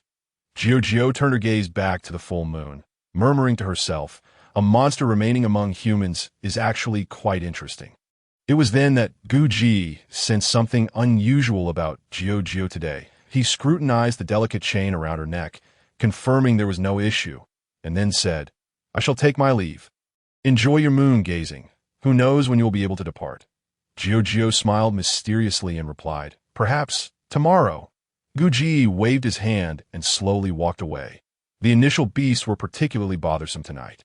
Their incessant cries echoing through the the east of the continent lay the wild sea, where a solitary island named Ascension Island resided. Typically, the area surrounding Ascension Island was shrouded in mist, and vessels passing by often remained oblivious to its existence. Should a ship stray from its course and venture near Ascension Island, it would become disoriented and unknowingly be expelled, bewildered as to what had transpired. Thus, rumors circulated that the island was home to deities. Though no one had witnessed them, the tales grew increasingly fantastical, with some even claiming to have seen the deities themselves. The island's core stood a peak. its summit a flat expanse where two individuals were currently situated, one clad in white and the other in dark attire. Both appeared to be in their 60s, with snow-white beards and gaunt cheeks, bearing a striking resemblance to one another. Their eyes shone brightly, radiating a luminous glow. The elder in white remarked, "The situation from 5 years ago must be resolved. If that fellow has advanced further in cultivation, would it not pose a danger? Perhaps I should accompany you." "Fear not, old Zhuang. He will lend me his assistance. If you were to go, that fellow would undoubtedly refrain from showing himself," the elder in white replied confidently, taking a step into the air as a golden small sword appeared beneath his feet, soaring towards the mainland and vanishing without a trace in an instant. As dawn broke, Guji sensed something amiss after concluding his practice and pushed open the door. He found the sky ominously overcast, a mass of black clouds rolling in from the west at an alarming speed. Dong Ming emerged from his room, his complexion paling upon witnessing the scene outside. He turned to Guji and urged, "Quickly hide. Something significant is about to happen." Guji suddenly recalled Jiozhou's strange words from the previous night and formed a rough hypothesis. If hiding was necessary, where could he possibly conceal himself? Would climbing the nearby mountains only hasten his demise? Dong Ming suddenly exclaimed, "Return to your room." Yet he himself dashed towards the lakeside. Ji momentarily froze, quickly grasping Dong Ming's intent. If the intruder was there to rescue the demoness, then the vicinity surrounding her would likely be the safest place. Whether they would be unwittingly slaughtered was merely a matter of fortune. Guji disregarded Dong Ming's directive and, as if possessed, sprinted to the small lake's edge. That moment, Jiozhou stood by the water, her face alight with excitement as she gazed at the swirling black clouds. Suddenly, the white stones on the black stone wall surrounding them began to illuminate one by one, exuding a mesmerizing glow that, in quick succession, a milky white barrier rose around the walls, enveloping the entire demon-restraining valley within. From the clouds above, a roar echoed, and a black whip shot forth, shattering the protective formation as if it were mere dust, scattering luminous particles across the sky. A figure emerged from the clouds, striding directly before the three of them. Yuji inwardly lamented, realizing that running towards this direction was tantamount to courting death. Yet, the commotion caused by the newcomer, without any opposition, was truly perplexing. The individual appeared middle-aged, with a fair complexion and no beard, sharp brows and long eyes, strikingly handsome and exceedingly tall, with a black whip coiled around his right arm. But he paid no attention to Guji or Dongming. His gaze fixated solely on Jiozhou. With a mere lift of his hand, the demon-restraining shackle shattered at his command. Yuji spat in disbelief, fully aware that even if he transformed into a skeletal form now, he was utterly doomed. "Father!" Jiozhou cried, tears welling in her eyes as she leapt into the embrace of the middle-aged man. Dongming's true Xian sword had just soared into the air when he was met with the middle-aged man's fierce glare, causing it to plummet to the ground as if struck. Simultaneously, Guji realized he was utterly immobilized. The middle-aged man gently patted Jiozhou's back, saying, "These past years have been hard on you." Jiozhou's tears fell like rain, evoking sympathy. The middle-aged man wore an expression of guilt as he raised his hand, intending to strike down Guji and Dongming, but Jiozhou hastily interjected. "Wait," the middle-aged man, surprised, asked, "Did they not bully you?" "Of course, they did bully me, but their crimes do not warrant death. Allow me to handle them myself," Jiozhou replied, a glint of coldness in her eyes. The middle-aged man nodded, saying, "Then make it quick. The old fellows are growing impatient." Jiozhou had long suspected that the matter would not be so simple, yet she remained puzzled as to why no one had made a move against her father thus far. The middle-aged man discerned Jiozhou's doubts and smiled. "Humans are fond of schemes. They know that if I were to take you, my strength would significantly diminish. Here in the city, it is inconvenient to act. Thus, the best time to strike will be on our way out." A look of anxiety flashed across Jiozhou's face as she asked, "What should we do if my fox sovereign dares to come?" "There is nothing to fear from them. Quickly deal with these two humans, and we shall depart," the middle-aged man urged softly. "Understood." A glimmer of ferocity shone in Jiozhou's eyes. she turned to Gu Ji, delivering a powerful kick to his head. Since the demoness had previously stated that he was not deserving of death, Gu Ji did not put up a final struggle, hoping she would honor her word. The kick was heavy, far more forceful than the one Gu Ji had delivered to her previously. Ji felt a ringing in his head and promptly lost consciousness. In the moment before Gu Ji fainted. He did not even have time to glimpse what Jiao had done to Dongming. It seemed likely she would spare his life. The world before him faded into darkness. Time passed, and Gu Ji slowly opened his eyes, feeling as though his head had swollen to twice its size. He hazily observed a figure moving before him, soon hearing heart-wrenching cries that sounded like Dongming's, before slipping into unconsciousness once more. When Gu Ji awoke again, it was 2 days later, and the room was filled with the bitter scent of herbs. He deduced that he must be in Dongming's chamber, lying not far from him. Leaning slightly, he finally got a clear view of Dongming's condition. This moment, Dongming should be fast asleep, covered by a thin blanket. Thick gauze is wrapped around his eyes, with 2 drops of fresh blood seeping through, resembling plum blossoms. Strikingly vivid, Ji suddenly felt a surge of resentment towards Jiao, an emotion that should not have arisen, yet it manifested nonetheless. Jiao had actually blinded Dongming. Qing Yuli sat at the bedside of Dongming, her eyes tinged with red, veins of crimson coursing through them. The Jie murmured, "How could it be like this?" Upon noticing Gu Jie had awakened, Qing Yuli finally wore a semblance of a smile, though it was more sorrowful than her tears, and she whispered, "It's good that you're awake. It's good that you're awake." Gu Jie inquired, "Did the demoness and that fox lord get captured?" Qing Yuli shook her head with a bitter smile and replied, "That is a renowned great demon. Capturing them is no easy feat. It is said that he merely sustained some injuries. Despite being in a daze these past 2 days, Gu Jie was clear about one thing. Dongming had voluntarily gone to the lakeside. He asked, "Am I teacher Dongming, in fact, part of this scheme?" Qing Yuli shook her head sadly and said, "Dongming is, but you're not." Ji scoffed, "Why do I feel otherwise? You have been bringing Jiao delicacies lately." And Dongming did not intervene, fearing that should any issues arise, such small favors might save your life. "It appears his plan has succeeded," she lamented, her head bowed in tears once more. Jiao, in a fit of anger, retorted, "We know not when that fox lord may come. Does anyone else not know? If only we had been informed in advance, we could have retreated unharmed. I refuse to believe the fox lord would come looking for us in the academy." Qing Yuli replied, "Who dares to speculate on the demoness' hatred for Dongming? What if she comes looking? How many lives would be lost in the academy? Moreover, when great powers orchestrate schemes, they merely consider the likelihood of unforeseen circumstances.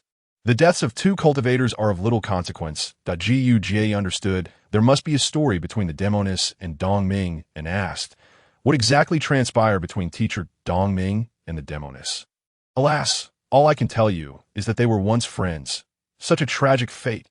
Qing Yuli said with a heavy heart. The Jiao found it hard to fathom that 2 individuals, once friends, could now be at odds, swords drawn against each other. He realized he was the one truly unfortunate. Had he remained indoors, perhaps he would have been spared from all this turmoil. Even if the demoness had found him, it would have merely resulted in a kick. Glancing at the gauze covering Dongming's eyes, Gu Jie felt a flicker of gratitude. Had he been struck down, perhaps no one would remember his name. After more than 10 days, Dongming's injuries began to mend slowly. Yet even with the formidable recovery abilities of a cultivator, his eyesight could not be restored. During these days, it was Qing Yuli who tended to Dongming. Gu Jie was able to walk the day after he awoke, promptly returning to his own room, unwilling to intrude upon their intimate world.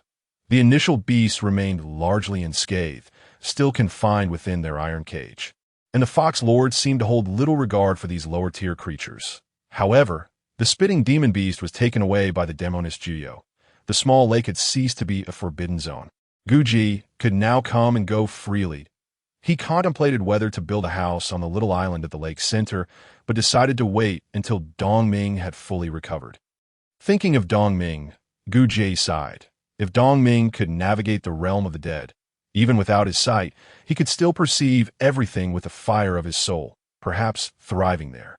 As Gu Jie retraced his steps, he spotted Dongming, assisted by Qing Yuli, exiting the room. The burly man had settled with his mother in the western part of the city, deliberately avoiding the eastern area mentioned by Lu Tu. Housing in the eastern capital was exorbitant. Purchasing was out of the question, so they rented a modest dwelling for one mysterious silver coin per month. The house consisted of a single room with an outdoor kitchen, and the yard was quite small. The rent had to be paid for 6 months in advance, but fortunately, they had brought some leather goods, which they sold to barely cover the rent. Country folk typically have modest expectations of their living conditions, so the elderly and young quickly adapted to their new lifestyle. However, the only regret was that the door was exceedingly low, and within days, it was broken down by the burly man. The doorframe came crashing down, and repairing it would be a considerable undertaking, so they had to abandon the idea. For now, as the weather was still mild, they simply propped up a makeshift barrier beside the doorway. Originally a hunter, the burly man had lived in the countryside near dense forests, where hunting was not an issue. Now, however, in the city, even an early morning departure to hunt in the nearest woodland would take over a day round trip. Unwilling to leave his mother alone in this new environment, he had to devise another plan. The eastern capital was rife with chaos, teeming with gangs, and the burly man, unfamiliar with the area, had wandered around the mercenary guild for several days without finding any work. As his household faced the prospect of living without food, anxiety began to etch itself on his face like a T that moment. A small, sharp-featured fellow approached the burly man, asking, "Hey, big guy, looking for work?" Although the burly man disliked the term used to describe him. He glanced down at the small man and nodded, replying in a deep voice, "Do you have work?" "Of course. Are you interested?" the small man inquired. "What kind of work?" The burly man looked somewhat foolish, but he was not truly dim-witted. "Good work. Just tell me if you're in or not." The small man insisted that if you don't clarify, "I'm not going," the burly man retorted, withdrawing his gaze. The small man's eyes darted, and he then leaned in closer, whispering the details into the burly man's ear. After listening, the burly man considered it and said, "I can do it. Let us discuss the deposit." With that, he cast a glance at the grain shop across the street. When it came to payment, the small man was quite forthcoming, producing 2 mysterious silver coins from his pocket and tossing them to the burly man. Said, "Wait here this afternoon for the next 3 days. They may come looking for you at any moment." The burly man cheerfully tucked the silver coins into his pocket, hefting his bone hammer, and said, "I understand." The small man smiled slightly as he watched the burly man merrily head towards the grain shop before turning away. After traversing several streets, he found himself outside the back wall of an opulent residence that a small, dark door was set into the wall, behind which stood an elderly man clad in butler attire. Upon seeing the small man arrive, he whispered, "Have you found the scapegoat?" "Yes, finding a scapegoat that meets your conditions is no simple task," the small man replied, his eyes darting. "You little brat. Once the job is done, your reward is guaranteed," the elder said, tossing a cloth bag to the small man and adding, "If things escalate, you'd better hide for a while, understand?" The small man, surprised, asked, "Aren't you being a bit too cautious?" "Better safe than sorry. Now scram. You've got lessons to learn," the elder retorted, then pushed the door open and entered the grand estate. The small man gazed enviously at the vast mansion before swiftly retracing his steps. Dongming's eyes were covered with a black cloth, obscuring his vision entirely. Qing Yuli supported his right arm, while he grasped her left hand tightly. Hearing Gu Jie's voice, Dongming said, "Yuli and I are stepping out for a moment. We'll return shortly to discuss something with you." Jiu Jie was uncertain of what Dongming intended to say, but it was rare for him to exhibit a brighter mood, so he suppressed his own anguish and nodded in agreement. However, as his head lowered, he suddenly realized Dongming could not see and quickly responded, "All right." Dongming did not elaborate further, patting Qing Yuli's arm, and they exited the confines of the demon confinement valley together. Guji was still unsure whether this place could still be called the Demon Confinement Valley. Without demons, what was being confined here? A group of creatures that merely made a ruckus. Originally, the walls had formed an intricate and formidable array. But with the Foxlord's assault, it had all dissipated like smoke. Fortunately, the main gate remained intact, and its opening mechanism was still functional, though everything else had become mere decoration. Without Juyo, it was somewhat dull. Though she was cunning and ruthless, she was also extraordinarily skilled in martial arts. even surpassing the teachings of the Academy's martial arts instructors. The only consolation was that he had completed the instruction of Yunzong Yin Miao and Shi Jian Jianju. Otherwise, Gu Jie would have felt utterly cheated. After about an hour, Dong Ming and Qin Yuli returned together. A hint of joy gracing their faces, Gu Jie struggled to comprehend what could possibly bring Dong Ming joy at this moment. The three of them sat on a wooden bench outside Dong Ming's room, and Dong Ming got straight to the point, saying, "Yuli and I are leaving." Gu Ji let out a sound of acknowledgement. Dong Ming had anticipated that Gu Ji would be astonished and would inquire about the reasons, but to his surprise, he did not. Instead, he asked, "Aren't you curious why we are leaving?" Gu Ji replied, "The enemy is already upon us, and no one has come to your aid. If it were me, I would have departed long ago. Besides, aren't your eyes blind? Would the Academy really keep a cripple?" The black cloth before Dong Ming's eyes fluttered without wind. Ji sensed an aura of killing intent. Qin Yuli quickly tugged at Dong Ming's hand and admonished, "Gu Ji, how can you speak to teacher Dong Ming like that?" Just as Gu Ji was about to respond, Dong Ming interjected, "Listen to me. The matter is quite simple. This demon-trapping valley will be under your care from now on, aside from room and board. You will receive 50 Xian silver coins each month. Moreover, you may hire a servant, but the payment must come from your own funds. That if you choose not to hire anyone, you'll have to guard this place alone. The rest, you can arrange as you see fit, you foul-mouthed Gu Ji." Having said this, he tossed a golden token to Gu Ji and turned to enter the room with Qin Yuli's assistance. After escorting Dong Ming inside, Qin Yuli swiftly returned and handed Gu Ji a white scroll, saying, "This is the heart ascending technique, a method for gathering talismans when forming Xian symbols. You must practice diligently. From now on, your future is in your own hands." Ji accepted the scroll and remarked, "Indeed, Master is the most unreliable one." "Who said that?" Qin Yuli retorted, fuming. "Jiao said so." Gu Ji replied, "Don't listen to her nonsense. You have already acquired the 3 core techniques of the Yu-Fu Exine sect. The rest depends on your own efforts." Qin Yuli stated. Ji pondered for a moment and expressed his gratitude. "Thank you, Master. Take care of yourself in the future. Don't overexert yourself." Qin Yuli cautioned. Ji was not particularly moved by this moment of warmth and asked, "Where are you two headed?" "Last night, I recounted a legend of our Yu-Fu Exine sect to Dong Ming. Originally, the Yu-Fu Exine sect was a grand sect, known as the Exine Xian sect. However, it later split into 2 factions. One faction is our Yu-Fu Exine sect, while the other is called the Yu Jian Exine sect. The latter produced a remarkable figure, an undefeated master throughout his life, who happened to be blind," Qin Yuli explained. "Are you suggesting that Dong Ming wishes to go to the Yu-Fu Exine sect to learn swordsmanship?" Gu Ji inquired with curiosity. "That it's not that simple, but regardless, we have found a direction to strive towards," Qin Yuli said solemnly, her words directed more at Gu Ji than at herself. "Dong Ming is not blind, nor is his swordsmanship lacking," Gu Ji commented. A cough resonated from Dong Ming's room, prompting Qin Yuli to shoot Gu Ji a fierce glare before returning to the room. Ji first tucked away the golden token, which surely symbolized his identity within the demon-trapping valley, a place that also oversaw over 3,000 initial beasts. In truth, he ought to be thankful to Dong Ming. Without Jiao's demon-trapping valley, his safety had significantly increased, as there were likely many eyes watching. Safe travels. Gu Ji also returned to his own room. The coughing abruptly ceased, and Dong Ming's quarters fell silent, with the great demon's assault. Not many in the eastern capital knew the true situation.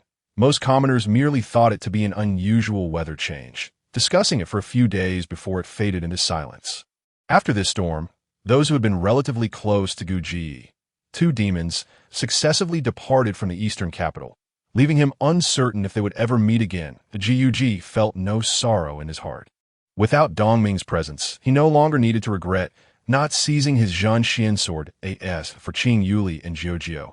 They had imparted most of what they could teach him. Beyond that, it was ultimately up to him. If they left, then they left. Before departing, Qin Yuli had also reminded Gu Ji that if he encountered any questions regarding the Xian symbols, he could consult Li Chong. The response he received was a roll of his eyes. He did not believe that Li Chong would so quickly forget the grudge from their previous encounter.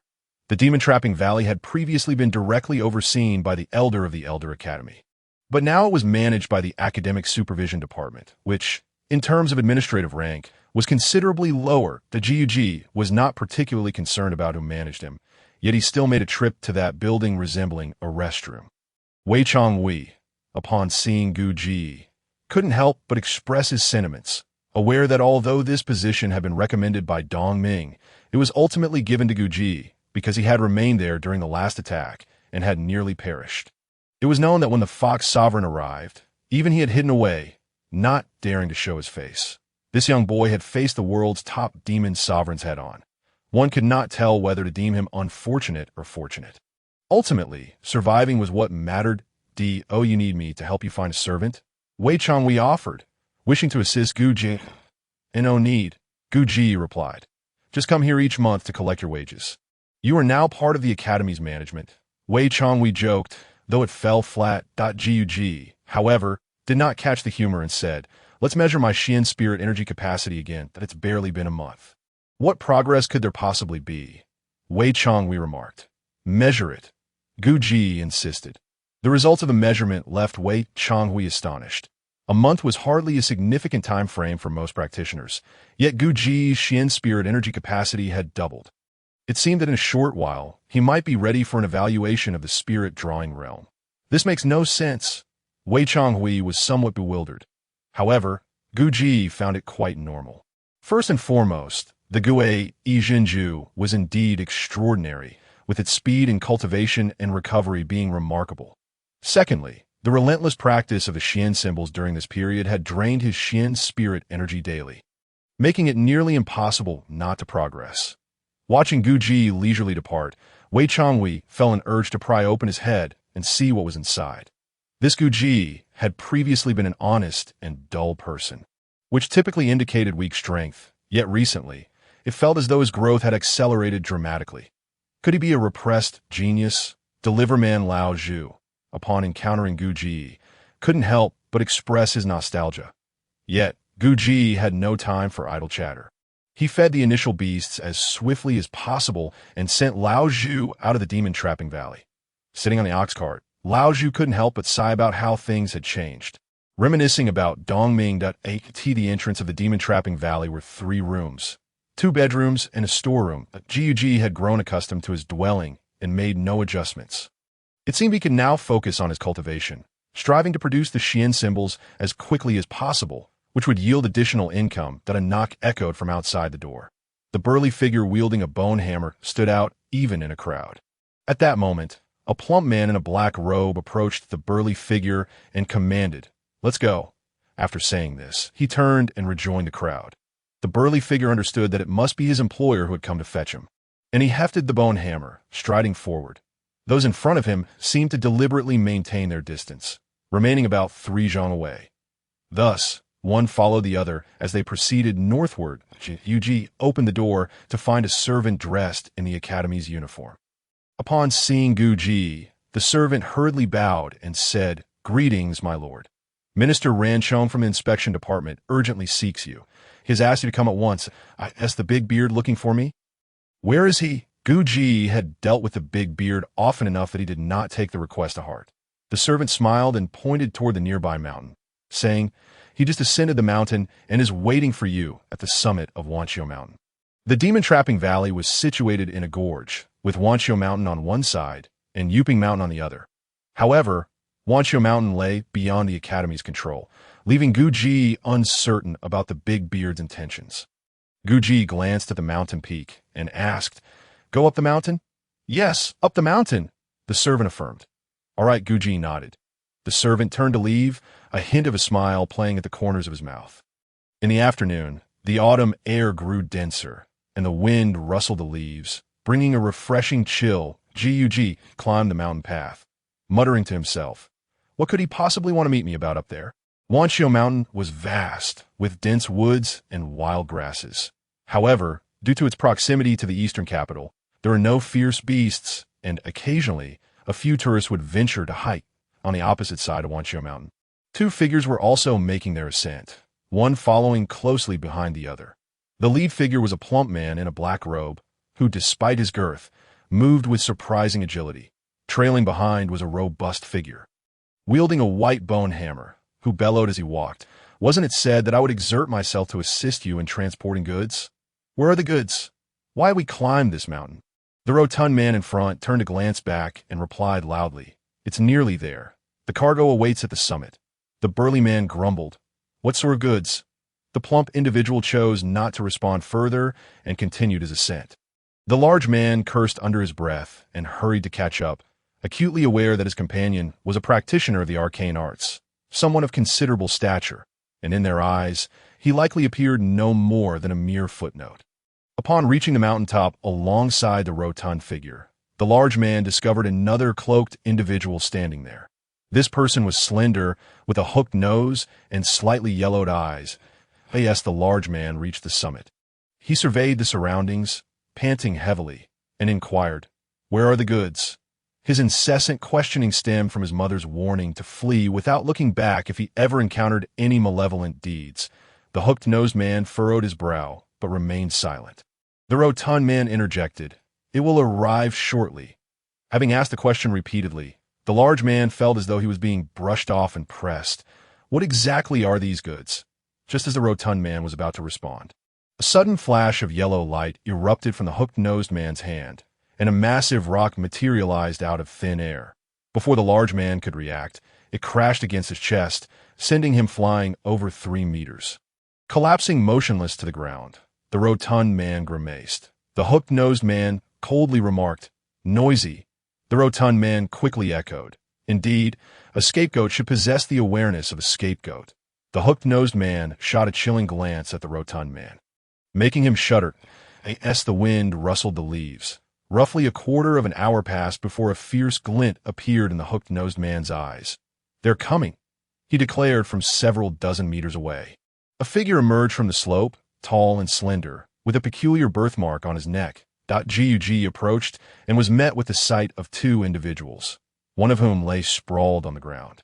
His gaze lingered, particularly drawn to the enormous white bone hammer beside the fallen figure, which seemed to transport him back to a grim past. Gug coldly inquired, "What have you done to him?" The hook-nosed man fixed his gaze on Gug. "You are Gug? I ask again, what have you done to him?" Gug pressed on. The hook-nosed man and the rotund man exchanged bewildered glances, perplexed by Gug's demeanor. The rotund man retorted, "He is merely a scapegoat. Once we finish you off, he will be the one to perish in your struggle. Is your hearing impaired? I demand to know what you have done to him." Gug's eyes flickered with a crimson light, revealing a fierce countenance. The hooked-nosed man held a mystical talisman, icy disdain in his voice. "He is not dead. Soon, he will die alongside you."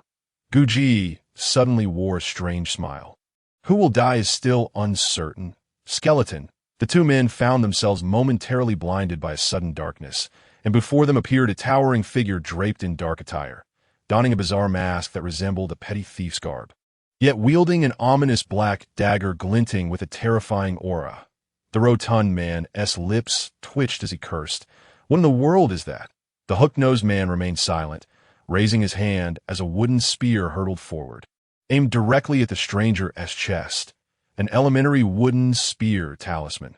The rotund man roared in fury, unleashing an elementary ice sword talisman, a green and a blue projectile, radiating lethal brilliance, sped toward Gug. Utilizing the skeletal form, Gug executed the shadow step, achieving remarkable efficiency, vanishing like a specter before their eyes.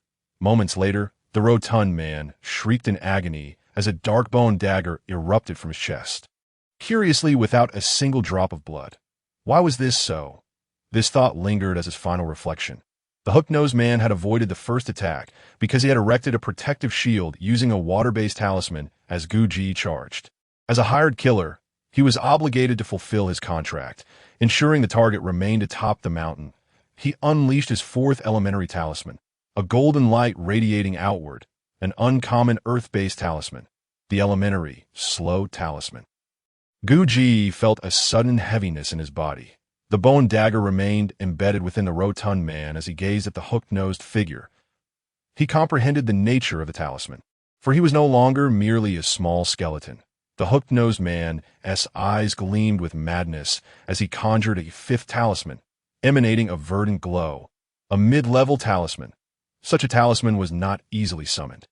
One hand supporting the talisman while the other rested on his arm, it began to shimmer brilliantly, with emerald light bursting forth. Ug slowly extracted the bone dagger from the rotund man's body, gently pushing the soulless corpse aside, and brandished the dagger as he charged at the hooked-nosed man.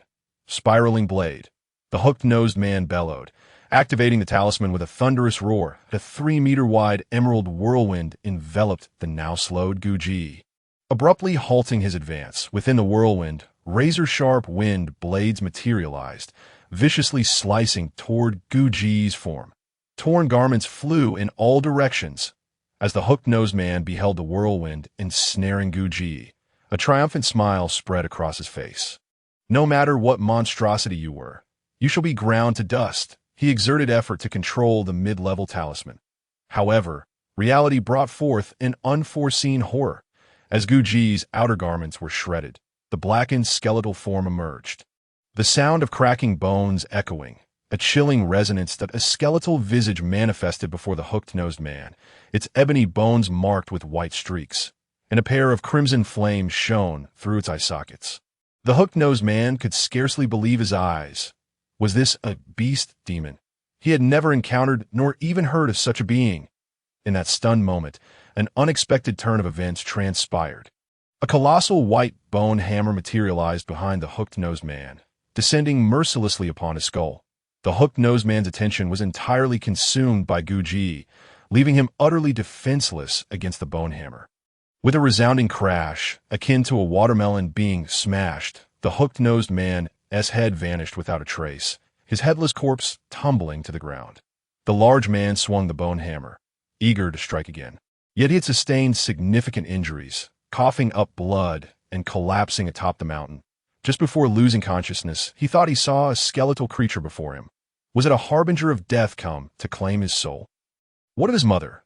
In a fit of panic, he slipped further into unconsciousness. Gug approached the large man, discovering he had merely fainted, emitting soft, wheezing sounds. The earlier mid-level talisman had inflicted considerable harm on Guji as well. Had the large man not aided him, the outcome would have been uncertain. Extending his hand, Guji absorbed the surrounding soul energy, feeling a sense of satisfaction as he stood for a moment. A faint black mist beginning to emanate from his bones. Though scant, it was undeniably real that he approached the two corpses, retrieving a cloth pouch from each, and then dragged the bodies into the dense forest, finding a secluded spot to bury them. His actions were methodical and deft. Upon returning, one hand grasped the bone hammer while the other hoisted the large man, using the shadow step to descend the mountain. As he neared the foot of the mountain, Guji transformed back into human form, carrying the large man on his back as he made his way toward the demon-trapping valley. Despite his recent rigorous training, which had significantly strengthened his physique, the return to the valley left Guji utterly exhausted, drenched in sweat. After much effort, he laid the large man onto Dongming's bed. Finally, allowing himself to catch a few deep breaths, he examined the bone hammer, caressing it before placing it carefully beside the bed. With a lingering gaze at the large man, a rare emotion flickered in Guji's eyes. Longing, a sentiment that had never before graced his countenance. The following morning, the large man awakened with a start, sitting up abruptly and startling Guji. In a deep, rumbling voice, he asked, "Where am I?" Guji remained silent, instead inquiring, "Are you from the realm of the undead?" The burly man gazed at Guzi with a puzzled expression and inquired, "What is the realm of the dead?" Guzi, with utmost seriousness, asked, "Is it truly not so?" "No. I hail from a village near Jinlan Pass. Have I committed murder again?" The burly man mumbled. Guzi did not notice the word again in his statement and felt a tinge of despondency. Nodding, he replied, "Indeed, one has met their demise. What shall I do now? My mother has stated that killing requires retribution." The burly man exclaimed loudly, "Fear not. I have buried the body. No one will take notice." Guzi assured him, "If it is buried, then I need not worry. But what of the skeleton I saw yesterday?" The burly man questioned. Upon finishing his inquiry, he suddenly felt a chill, and Gu Zi's complexion also darkened. The room fell into a profound silence. After a considerable pause, Gu Zi stated, "There was no skeleton. It was merely an illusion caused by your injury. Furthermore, if you choose to accompany me, I shall provide you with a task." "Excellent. My life is yours to save.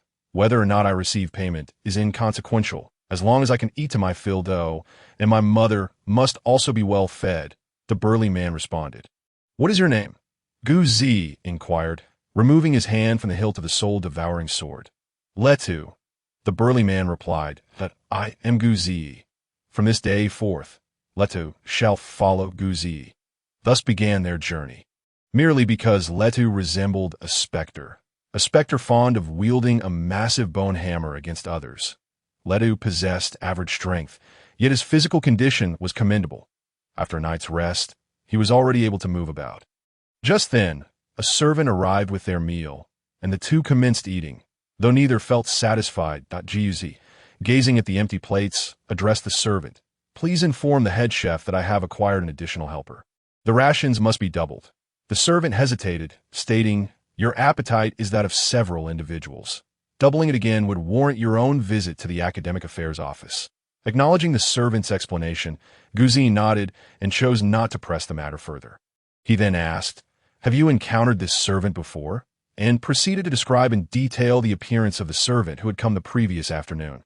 The servant pondered for a moment before responding. "I do not know. I have not seen him. You may leave. I shall address the request for additional food myself," Gu Zi said. Once the servant departed, Gu Zi queried, "Atu, why were you present there yesterday?" Gu Zi preferred to call Letu Atu, to which Letu had no objections. "My lord, I was deceived by a fellow who promised me a good job." Letu retorted with indignation, referring to Gu Zi as "my lord." Though he was uncertain why he deemed Gu Zi worthy of such a title. "Oh, you still know that person?" Gu Zi inquired. "I do," Letu affirmed resolutely. "Then let us go and seek him out," Gu Zi declared, leading Letu out of the demon-trapping valley. They first located Wei Chongwei, who facilitated some simple paperwork for Letu. Wei Chongwei scrutinized Letu's stature with a furrowed brow, repeatedly cautioning him not to disrupt the order of the practitioners. Letu promptly assured him that Jiuzi then broached the subject of their meals. After a lengthy debate, they arrived at a conclusion satisfactory to all. Henceforth, the dining hall would no longer send meals to the demon-trapping valley. Instead, Letu would fetch the food himself. Jiuzi would also pay the academy an additional 5 Xian silver coins each month. "Stingy," Gu Zi exclaimed, throwing down the words and storming out of the Academic Affairs Office. Wei Chongwei called after him, "You can eat, and you find another who can eat just as much. Do you wish to bankrupt our Wanjin Academy?" Outside, there was no response. Wei Chongwei smiled, knowing Gu Zi had wandered far away. Just as he was about to attend to other matters, someone entered with a knock. "I say, Big Beard, what is wrong with all of you? Do you not know to knock when entering?" Wei Chongwei complained. The newcomer was the burly man Ran Zhong, who asked, "Old Wei, have you taken the wrong medicine?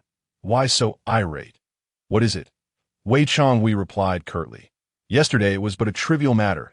Today it seems to have escalated into something significant." Ran Zhong remarked, "Speak plainly." Wei Chongwei interjected. "Yesterday, a servant was knocked unconscious, stripped of his clothing, and bound in the woods, only to be discovered later that night. This was initially a minor incident, yet this morning, inquiries have arisen concerning what transpired at Wanjin Academy yesterday. The crux of the matter is, I am unaware of what happened yesterday. Why do they suspect that something occurred?" Ran Zhong frowned. Upon hearing this convoluted account, Wei Chonghui's expression turned grave as he responded, "Is it possible that something transpired of which you are unaware?" "It is possible. There is nothing impossible. For instance, I still cannot ascertain where that towering figure accompanying Gu Zi originated." Ran Zhong muttered. "Could it be related to Gu Zi?" Wei Chongwei suggested. Ran Zhong fell silent for a while before finally stating, "This Gu Zi does indeed seem to be somewhat problematic," as Gu Zi walked along the street. He sneezed and glanced back at Liu, saying, "Atu, you need not walk behind me. In our locality, there's a Zhang Yuan Wai whose son commands a large entourage. Whenever he appears, I see all his subordinates standing behind him, exuding an imposing presence. Leto remarked. Guz envisioned the scenario Leto described and shook his head, deeming it rather foolish. Presently, he and Leto strolled through the streets, attracting a gaze of absolute attention, one towering and robust, akin to a moving stone mountain, the other tall and slender, resembling a bamboo stalk. Their combined appearance resembled a bamboo stick propped against a boulder. With such a visage, locating someone who was deliberately avoiding them seemed an unlikely endeavor. Indeed, the two meandered around the vicinity of the mercenary guild several times without spotting the individual who had employed Leto. Since they could not find him, they resolved to take their time. The pair then made their way to Leto's home. In the future, Leto would reside in the demon-trapping valley, and naturally, he intended to bring his mother along. Upon entering the courtyard, they heard the sound of coughing coming from inside the room. Leto hurried inside, while Guz remained cautious, given the recent increase in assassination attempts against him. After a moment, Leto's voice resonated from within. "My lord, please come in." Hearing Leto's steady tone, Guz understood that all was well and stepped through the doorway. The room was dimly lit, but Guz's keen eyesight allowed him to immediately spot the elderly woman in bed. He nodded in silence, unsure of what to say. The elderly woman, observing Guz's refined demeanor, fully trusted her son Leto's words and graciously expressed, "Thank you, benefactor, for saving my son's life. No need for formalities. If there is nothing further, we shall take our leave," Guz replied. The elderly woman hesitated, saying, "We may depart, but my foolish son damaged the door. We ought to leave some compensation for the landlord to ensure a proper conclusion." Guz comprehended her intention and retrieved 2 Xian gold coins from his cloth pouch. Placing them on the bed as he said, "From now on, Atu shall follow me. We are akin to family, and matters should be addressed openly." Atu's mother, having come from a humble background, had never encountered Xian gold coins in her life. Upon seeing the 2 coins placed before her, she was momentarily taken aback. After some flustered gestures, she finally exclaimed, This is far too much." Guz pushed the coins towards the elderly woman, stating, "This is for you, compensation for the door. When the landlord arrives, I shall pay him accordingly. In truth, this is Atu's due. Yesterday, Leto had struck a decisive blow against the crooked-nosed man, which ultimately allowed Guz to claim victory. Also uncovering 162 Xian gold coins from those 2, these 2 coins were merely a fraction of that sum. The elderly woman's eyes grew misty, and she hurriedly urged, "My son, do not forget to thank the Lord." "Thank you, my lord." Leto, who had been bowing his head in the room, lowered it even further. "What are these bizarre titles?" Guz felt somewhat bewildered after retrieving the landlord the moment he saw the doorway. He puffed out his cheeks and glared. However, upon noticing the Xian silver coins Guz extended, his expression instantly transformed into one of joy, as if he had just welcomed a healthy baby boy. Leto lifted his mother onto a wooden cart, covering her with a newly purchased bedding, while Leto pulled the cart, and the 3 of them made their way back to the demon-trapping valley. They did not pass through the academy as usual, but instead circled around its walls before entering the demon-trapping valley. Leto's mother was astonished to discover that her son, despite his youth, managed to oversee such a vast territory, along with so many initial beasts. The initial beasts are far from mere wild animals. They are considerably more ferocious and precious. Ug allocated a spacious room originally belonging to Dongming for the 2 of them. Although it lacked a bed, Leto chuckled mischievously, seizing an axe meant for chopping wood, and ascended the mountain. By evening, he returned bearing 2 stout logs, and in the courtyard he set about crafting his own grand bed. During this time, Guz emerged to inspect Leto's handiwork twice, and concluded that Leto possessed considerable skill. Dinner was served in Dongming's room, and it was the first time Leto's mother had indulged in such a lavish meal, one that was more than sufficient.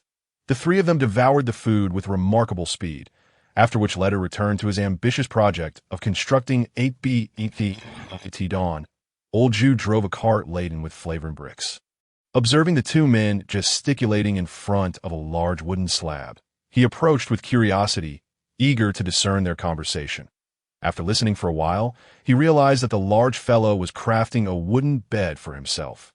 While Guz was praising his craftsmanship, Old Ju glanced around, and indeed, the bed appeared quite sturdy, yet he sensed something was amiss. He inquired, Gu, did this bed originate from the large fellow? Indeed, it was made by Letta himself. Quite impressive, don't you think? Gu Ji replied. I was merely wondering how such a large bed is to be brought into the room. Old Ju asked. Gu's expression darkened, as did Letu's, after feeding the initial beasts and seeing off the talkative old Ju. Letu went to the dining hall to fetch food for the three of them. The mealtime was delightful, but once the meal concluded, they had to confront the dilemma of what to do with the bed. Letu suggested, perhaps I should dismantle the bed and reassemble it inside the room. Guji shook his head, saying, your room seems too small to accommodate this bed. What then? Letta asked, a hint of anxiety creeping into his voice. Perhaps you should construct another room. Guji proposed tentatively. Splendid, Letu exclaimed with delight. Guji promptly departed from the confined Demon Valley, leaving Letu to his own devices. What began as a mere bed issue suddenly transformed into the necessity of building an entirely new room, which gave Guji a headache just thinking about it. Letta's mother observed Guji's retreating figure and remarked, he clearly is a sensible gentleman that it is adult. Letta corrected her. There was a grand class today. Ever since the incident at the confined Demon Valley, Guji had not attended the grand class, and the academy had remained silent on the matter. His arrival sparked a stir among the apprentices. Some, coming from influential backgrounds, were aware that a creature had been rescued from the confined Demon Valley, and that the two guardians had been injured, one of whom was Guji. Rumors had it that the previous teacher of Dongming had been blinded and thus had to leave the academy, while Guji had taken over his responsibilities, continuing to oversee the confined Demon Valley. As Guji settled into his seat, Li Chong entered the classroom. Today, Li Chong was teaching the techniques of crafting mystical symbols. And although it lacked the profound depth of Qing Yuli's teachings, it nonetheless provided Guji with valuable insights. At the end of the class, a Jian approached Guji and asked, have you been nursing an injury? What injury? Guji replied, I have not been hurt. The Jian chuckled and said, you could deny it all you like, but I heard that Dongming's eyes were gouged out for a mere apprentice like you. Merely surviving is a feat. Yuji knew arguing was futile and remained silent. A Jian continued, have you heard? In a couple of days, the great academy from the Western capital will come to our academy for an exchange. An exchange? What sort of exchange? Guji asked, always slow to catch on to such matters. A Jian gestured with his fists. What else could it be? It's all about exchanging techniques. Moreover, every match will have judges. So using mystical symbols will be permitted. Upon hearing this, Guji suddenly inquired, are there awards? Of course, at last year's exchange, it was said that the top 3 received a spiritual elixir each. Treasures indeed. A Jian replied. Are there bets involved? Guji pressed on. A crucial question. That's uncertain, but for the key matches, there will undoubtedly be bets. The academy might even set up a betting pool, a Jian said. Guji's eyes sparkled with excitement as he asked, where can I sign up? No need to sign up now. Tomorrow morning, there will be a direct selection. Just remember to arrive early, a Jian said before departing with Zhu Huqian. Upon returning to the confined Demon Valley, Guji noticed an abundance of wood in the courtyard, along with numerous enormous boulders, the origins of which were a mystery to him. Perhaps Letu had been a craftsman in a past life. In this new environment, Letta's mother was thriving, offering her son various suggestions. The tools in the storage room were plentiful and quite new, indicating that Dongming had seldom used them. Now they were nearly all brought out by Letu, making it easy to trip over one. After much effort, Guji finally returned to his room and secured the door, deciding not to venture out in the afternoon. He had nearly mastered the heart rotation and heart wisdom techniques for crafting mystical symbols and was now delving into the heart enlightenment technique. Once he completed the heart enlightenment, he could aspire to create his first symbol, which filled him with anticipation. After practicing for a while, Guji opted to meditate, as the occasional loud noises from outside were quite distracting. During dinner, he intended to remind Letu to keep his voice down, but upon noticing a tall wall being constructed against the eastern wall, he chose to remain silent. This fellow truly knew how to build. Guji mused silently. After finishing dinner, Guji wandered over to the wall, offering a few words of encouragement before retreating to his room. He wondered if once the house was completed, he could have build him a house on the small island in the center of the lake. Leto was getting along quite harmoniously with the initial beasts. Essentially, when one roared at him, he roared back. When one shook its head, he mirrored the action. When one spat at him, he would do the same. There were moments when Guji found it quite nauseating to witness. After a hearty breakfast the next morning, Guji arrived early at the classroom. As soon as class began, 3 teachers entered. Li Chong, a burly man, and Li Li, who taught the history of practitioners' development. Among the 3, Li Li was the youngest, and naturally, she stepped forward to address the class that in 2 days, the practitioners from the Great Academy of the Western Capital will arrive at our academy for a 10-day exchange event. Each of our 3 grades will send 10 representatives to participate, and I hope everyone will eagerly join. Let us showcase the prowess of our academy. Her words were quite inspiring, yet only Guji and Ajian raised their hands to indicate their willingness to participate. No other apprentices volunteered. Ali noted down the names of Guji and Ajian before adding, "The exchange is completely safe. There will be no risk to your lives. Not only are there substantial reward for participation, but each participant will also receive 3 basic mystical symbols." Still, there was no response from the audience, prompting the burly man to scoff, "Cowards," and leave in a huff. Ali instructed Guji and Ajian, "You two, gather at the inspection department's entrance this afternoon." Guji glanced at Ajian in confusion, wondering why it seemed as though the selection process had already been decided. Ajian shrugged. Appearing indifferent at noon, Ajian treated Guji to a meal at the Tianfeng restaurant. Shortly after they sat down, Zhu Huqiang rushed in, panting heavily. After sipping some tea, he said, "This year, it seems the Western capital has produced some formidable talents. They claim this is the strongest exchange in nearly a decade. Many people have heard this rumor and refrained from signing up." Guji nodded. "With formidable opponents, it becomes all the more interesting." Ajian remarked, "The Western capital has always been known for its strong practitioners. The capital of Zhou was originally established there, but due to the incursions of the barbarian tribes and the ensuing chaos, it was forced to relocate to the eastern capital. However, in the realm of practitioners in the Western capital, there has always been discontent regarding this matter. Thus, every time a conflict arises between the Western and Eastern capitals, it garners public attention.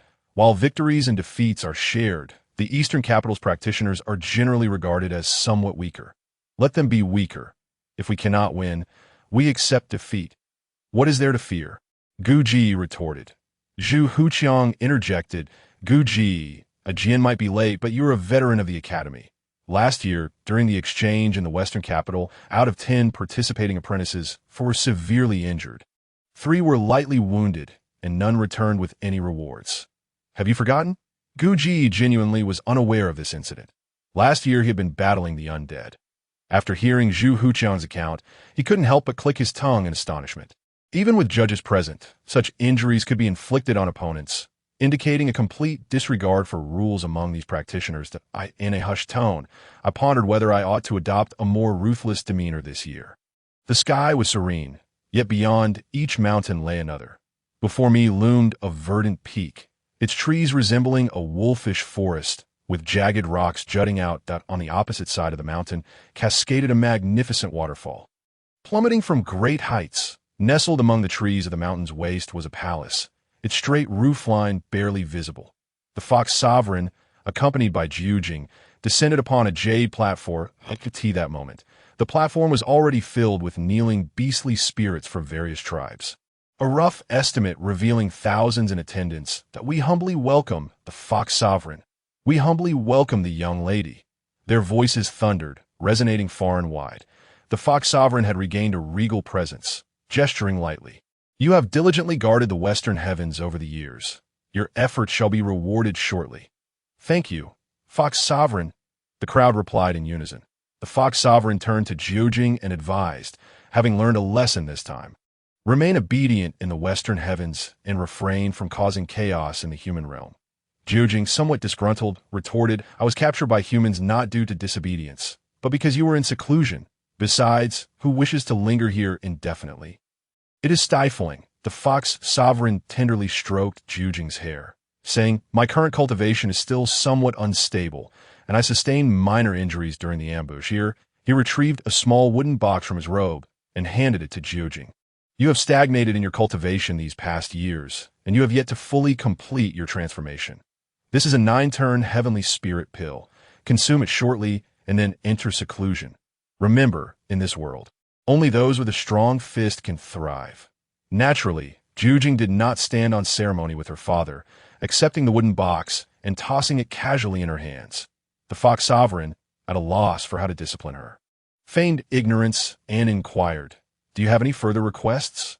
Jiujing replied, "Send someone to keep an eye on that fellow named Guji, whom I knocked unconscious. I want all information about him." The Fox Sovereign raised an eyebrow in curiosity, awaiting Jiujing's explanation. After a moment's thought, Jiujing explained, "He is a friend of mine. It is not unreasonable to know about a friend." "Is it a friend? Then why did you kick him?" The Fox Sovereign found his daughter perplexing. "Well, he kicked me too. I kicked him once, and now we are even," Jiujing declared with conviction. The Fox Sovereign conceded, "Your world is beyond my comprehension." He addressed a tall, slender bee spirit, Xiaobu, "Send someone clever to the eastern capital, as misinstructed, and ensure they keep a close watch." Xiaobu nodded, responding, "I will make the necessary arrangements." His voice possessed an inexplicable slickness. Although Jiujing feigned indifference towards the Fox Sovereign, she felt a tinge of respect for Xiaobu. Politely, she added, "Uncle Bu, this person is my friend. Just observe him without disrupting his normal life. If he were to be killed, it would be due to his own lack of skill. We need not intervene." "Understood." Xiaobu smiled slightly, and for some reason, Jiujing shivered that on this day, the Fox Sovereign, having been absent for 5 years, returned to the western heavens.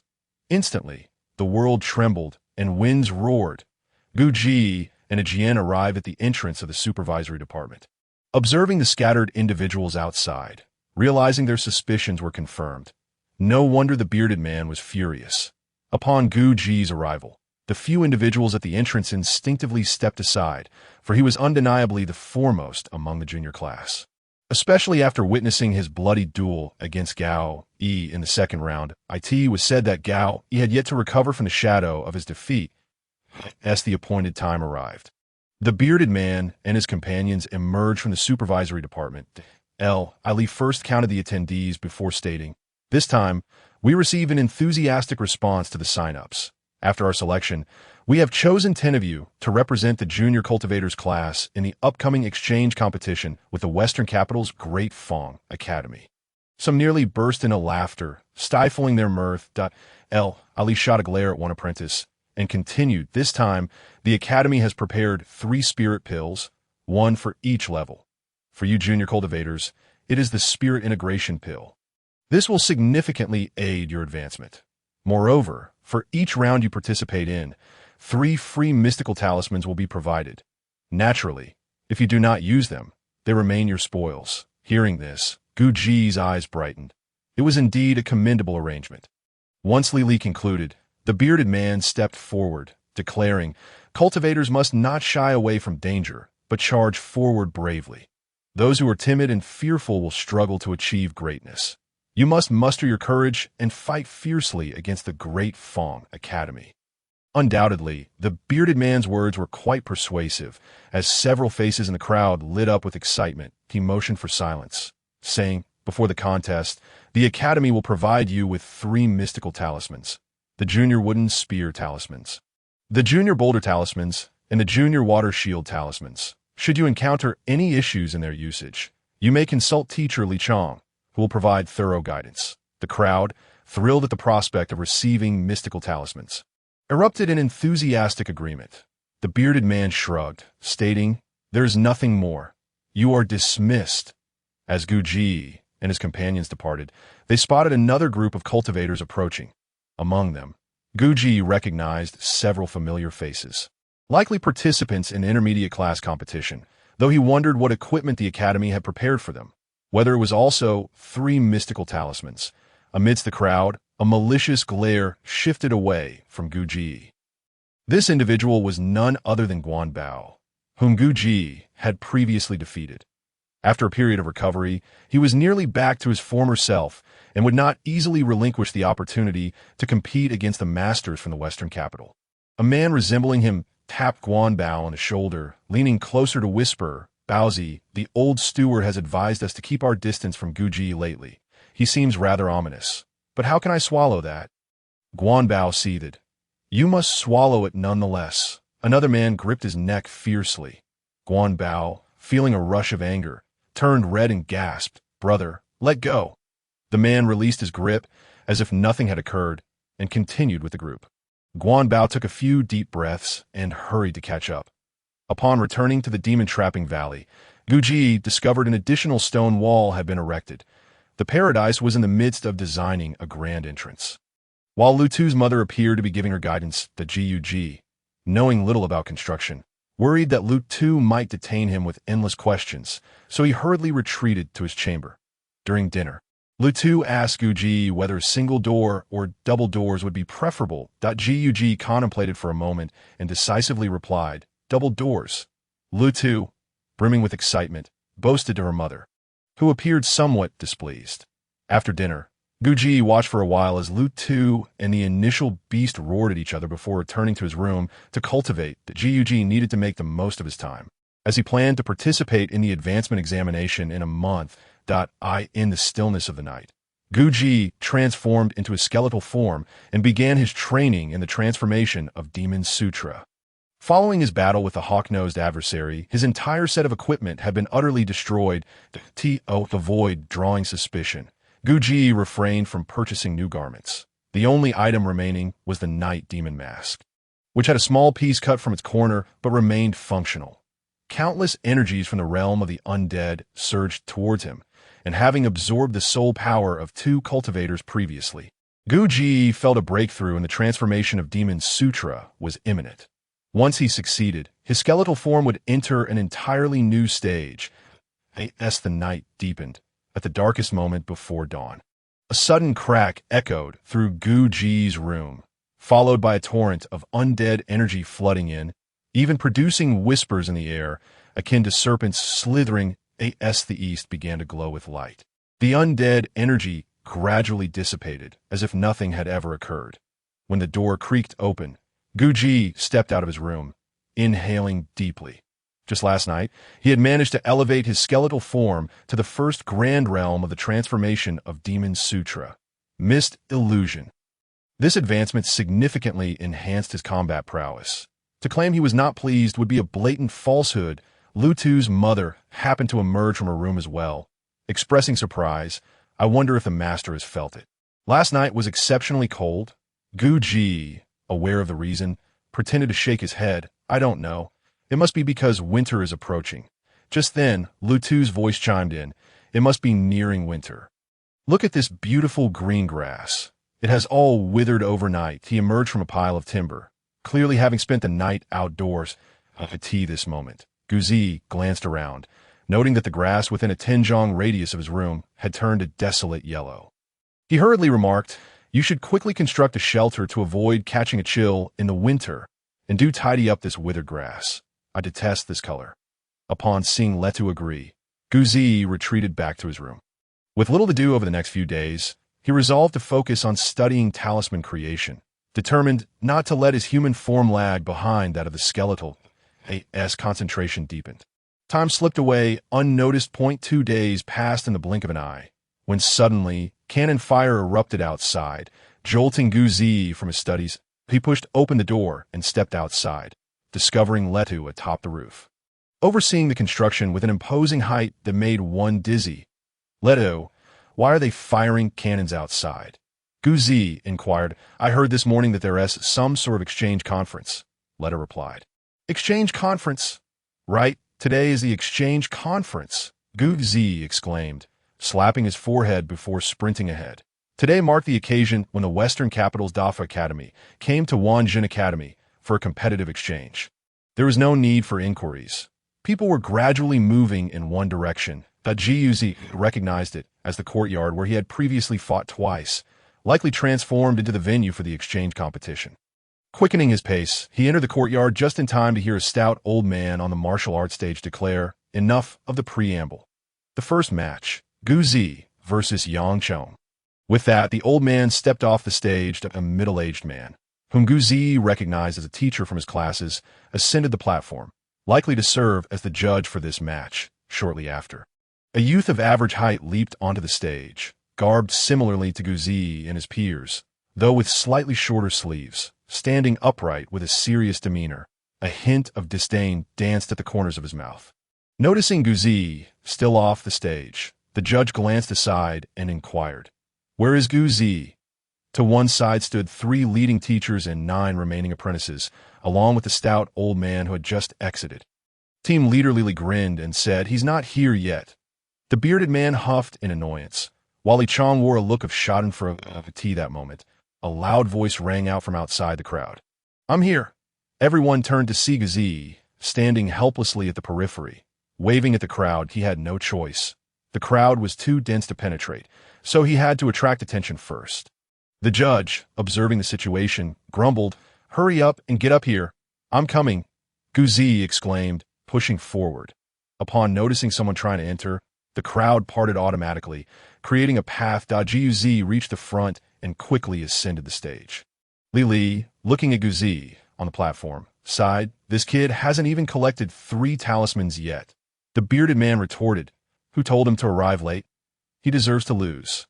Once Gu Zi stood ready on the fighting stage, the judge announced, "Contestants, please introduce yourselves. Dafa Academy, Yang Chong. Wanjun Academy, Gu Zi." The judge continued, "The match concludes when one side is knocked down or concedes. Furthermore, upon my command to stop, both of you must cease immediately. Failure to comply will result in disqualification, judged according to the severity of the situation. Both of you understand?" "Understood. Let the first match between Wanjun Academy and Dafa Academy commence."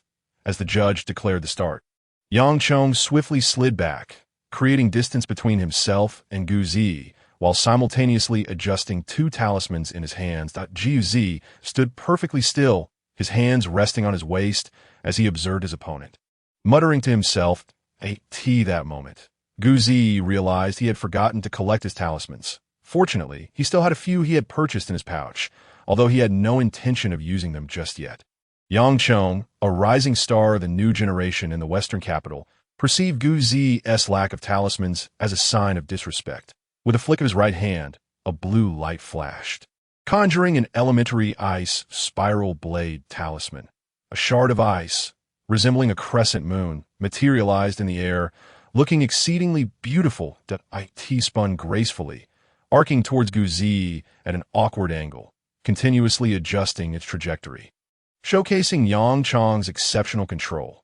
Once the talisman was unleashed, it could be maneuvered by the caster, but significant alterations in direction, like sharp turns or sudden stops, were essentially unattainable without external assistance.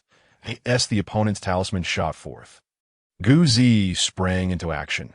With a swift movement, akin to a fleeting shadow, he charged toward Yang Chong. The crescent-shaped ice shard grazed Gu Zi's temple. Had it struck his head, he would have been the first casualty of this exchange. Alas, it merely severed a few strands of hair, leaving him largely unscathed. A red light materialized in Gu Zi's hand as he lunged forward with a fierce strike aimed at Yang Chong's abdomen. Caught off guard by Gu Zi's speed, Yang Chong hastily adjusted his spiral blade while conjuring an ice shield to block Gu Zi's advance. Crack! The ice shield was punctured, yet Yang Chong remained largely unaffected. Nevertheless, the incident startled him, confirming that Gu Zi wielded no ordinary weapon. Gu Zi silently admired Yang Chong's reflexes and was about to press his attack when he heard the sound of wind behind him and gasped from the crowd below. At that moment, Gu Zi realized the crescent-shaped ice shard was returning, aimed directly at his back. His combat instincts kicked in. Instead of retreating or dodging, he charged toward Yang Chong. Yang Chong, meanwhile, had already readied a 3rd talisman, but the proximity rendered its release impossible. In a critical misstep, Yang Chong chose to retreat. And no matter how swiftly he moved, he could not outpace Gu Zi, nor could he outrun the returning ice shard. As Gu Zi approached Yang Chong, even if he managed to breach Yang Chong's ice shield, he would still be at risk of being struck from behind. With a final maneuver of cloud tracing misty steps, Gu Zi's body twisted in an improbable fashion midair, abruptly altering his trajectory. The crowd erupted in astonishment. Yang Chang's spiral blade crashed against his own ice shield with a thunderous boom, shattering it. Before Yang Chang could fully regain his bearings, he felt a sharp pain at his back. Guz, unencumbered by any notions of mercy, had already positioned himself behind Yang Chang, hesitating for only a moment before delivering 3 swift stabs to Yang Chang's posterior. Just as he contemplated launching another assault, the judge called for a halt. By rights, the judge should have declared a stop as soon as Gu Zi landed the first strike, but it was unclear whether the delay was intentional or simply a matter of slow reflexes on the judge's part that cost him precious time. As individuals came to carry away the bleeding Yang Chang, the crowd erupted in joyous cheers. Who does not relish witnessing their academy's triumph? After announcing Gu Zi's victory, the judge proceeded to the second match. Upon descending from the stage, Gu Zi approached the 3 team leaders and asked, "Who should I see to collect my talismans?" His query amused the bearded man, who chuckled, "You should find Teacher Li. You, kid, without even using a single talisman, still have the audacity to ask us for more." Feigning indignation, Gu Zi retorted, "Isn't it because I didn't have any?" The bearded man was about to respond when his expression suddenly darkened. On the martial stage, a Wanjin Academy apprentice had been knocked to the ground by an opponent's talisman, only for that same opponent to unleash another talisman, clearly intent on causing harm. The judge reacted swiftly, countering the attack with a talisman of his own, sternly declaring, "Did you not hear my command to stop?" The assailant, a youth with a dark complexion and bright eyes, grinned by the time you called for a stop. "My talisman had already been unleashed. Please be quicker next time." The judge snorted dismissively. The second match goes to Liu Yijin of Dafa Academy. From that moment onward, the Wanjin Academy apprentices and practitioners felt as though a massive stone had lodged in their hearts. One defeat followed another. Had the judge not been a teacher from Wanjin Academy, the casualties might have been far more severe. Until the 10th round, it was only upon the arrival of a Jian that Wanjin Academy managed to reclaim a round, thereby restoring a modicum of dignity. The team from Dafang Academy departed under the leadership of a tall, gaunt elder, leaving with an air of arrogance, even waving dismissively at the rotund elder from Wanjin Academy, displaying an infuriatingly smug demeanor. This provoked a series of huffs from the stout elder, who, once the opposing team had retreated, turned his ire upon the trio of bushy beards before him, unleashing a torrent of invective until his anger was exhausted. Necessitating assistance for his departure, Guz, perplexed, inquired, "What is the situation? Who is that stout elder?" Teacher Li, alarmed, quickly replied, "Do not speak carelessly. He is our Vice Dean Ren from Wanjin Academy, responsible for external activities and competitions." Guz muttered, "Even a Vice Dean should not resort to cursing. Get lost, you little brat. What do you know? If you are late again tomorrow morning, I shall flay you alive," roared the bushy-bearded man. Evidently harboring his own frustrations, Guz did not leave, but instead posed another question. "Teacher Li, am I still eligible to receive 3 Law Xian talismans?" Li responded, "Of course, come early tomorrow." Guz nodded and asked, "Are a Jian and I to confront the remaining 8 individuals?" Li affirmed, "You have seen for yourself. After today, only the 2 of you remain from Wanjin Academy. Therefore, if you wish to fight until the end, it rests solely upon your shoulders. I have faith in you." Whether Li truly believed in him or not, Guz could not ascertain. However, observing the expression of Li Chang beside her, he sensed that everyone harbored similar expectations of the ultimate outcome. It was not their fault. Yet, Guz pondered the difficulty of obtaining that final Ling Rong Di in the afternoon. The competition for true practitioners of the intermediate class commenced. Guz, naturally, could not miss this once-in-a-lifetime opportunity and eagerly secured an excellent position alongside a Jian. The afternoon contests were exceptionally heated, leaving Guz entranced. Particularly in the third match, Wanjin Academy sent forth a young girl, none other than Ren Jingjing, who had once sought to recruit Guz into their team. Upon her entrance, she unleashed a formidable Law Xian talisman, rendering her opponent utterly defenseless, ultimately forcing them to concede. This provided a much-needed outlet for the frustrations of Wanjin Academy's practitioners. Guz watched in awe, murmuring, Could it be that the intermediate class receives more Law Xian talismans than we do? A Jian raised an eyebrow and replied, "She is the beloved granddaughter of Vice Dean Run, a child of destiny. Why would she concern herself with such trivial expenditures? The world of the wealthy is beyond your comprehension." Guz remained silent, contemplating whether he should seize a few well-off children. During the seventh match, Guz encountered a familiar face, Duan Jin, whom he had met twice before. Despite Duan Jin's usual demure demeanor, in the arena, he resembled a beast unleashed from a cage, exhibiting fierce and ruthless combat skills. The opposing practitioner was formidable, yet they clearly had not anticipated Duan Jin's aggressive style, finding themselves quickly on the defensive and ultimately surrendering to be why the end of the 10 matches in the afternoon. Wanjin Academy had triumphed in 6 and fallen in 4, a much more favorable score than in the morning. The advanced class competition was reserved until after the completion of both the beginner and intermediate classes, marking the main event. Having witnessed the intermediate class battles, Guz and Ajian strolled about, only to find no betting pools being established, which left Guz somewhat disappointed. Along the way, Guz broached a perplexing question that had been nagging at him. Through his observations that afternoon, he noted that the practitioners from the Fang Academy employed very singular Law Xian talismans. Fundamentally, the water-type talismans were exclusively water-type, with little mixing of other elemental talismans. This point had not been addressed in class. Ajian explained, this reflects the various schools of thought among practitioners, such as the Fury River School, the Blazing Fire School, and the Extreme Ice School. Among others, these schools may represent a habitual use of certain Law Xian talismans or specific regulations of sect that, in the real world, many sects have thoroughly researched all Law Xian talismans and, based on their attributes, created unique methodologies for their application, mandating that disciples adhere strictly to these practices. For instance, the Cold Wind sect requires its practitioners to study only wind and ice-type talismans. Any deviation would be deemed a violation of sect rules, resulting in expulsion. Pausing for a moment, Ajian continued, the West was once the capital of the early Zhou kingdom, deeply influenced by the major sects of the time, which is why traces of other schools can still be found in the Fang Academy. Conversely, our eastern capital was established later as the Zhou kingdom relocated its capital, inherently drawing from a multitude of influences, creating a cacophony of voices. As a result, our studies appear more eclectic, with less profound sect influence. Upon hearing this, Guz mentally noted the existence of factional rivalries even within Law Xian talismans. Broadening his horizons, the two continued their casual conversation before parting ways. Just as Guz separated from Ajian, he was confronted by two individuals, Ren Jingjing and Duan Jin. Ren Jingjing regarded Guz and exclaimed, "Kid, having witnessed the prowess of our team today, are you not eager to join us?"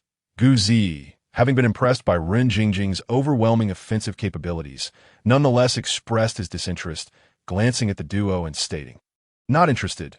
You might as well look elsewhere. That Ajian who just strolled with me seems quite promising." "You mean Dian Jian? He is not suited for us," Duan Jin interjected. "What is wrong with joining our team? You'll have all the food and drink you desire, plus protection." Ren Jingjing insisted that I've already stated my disinterest. Guz replied dismissively, turning to leave, be cautious tomorrow. It seems the Fang Academy may resort to underhanded tactics.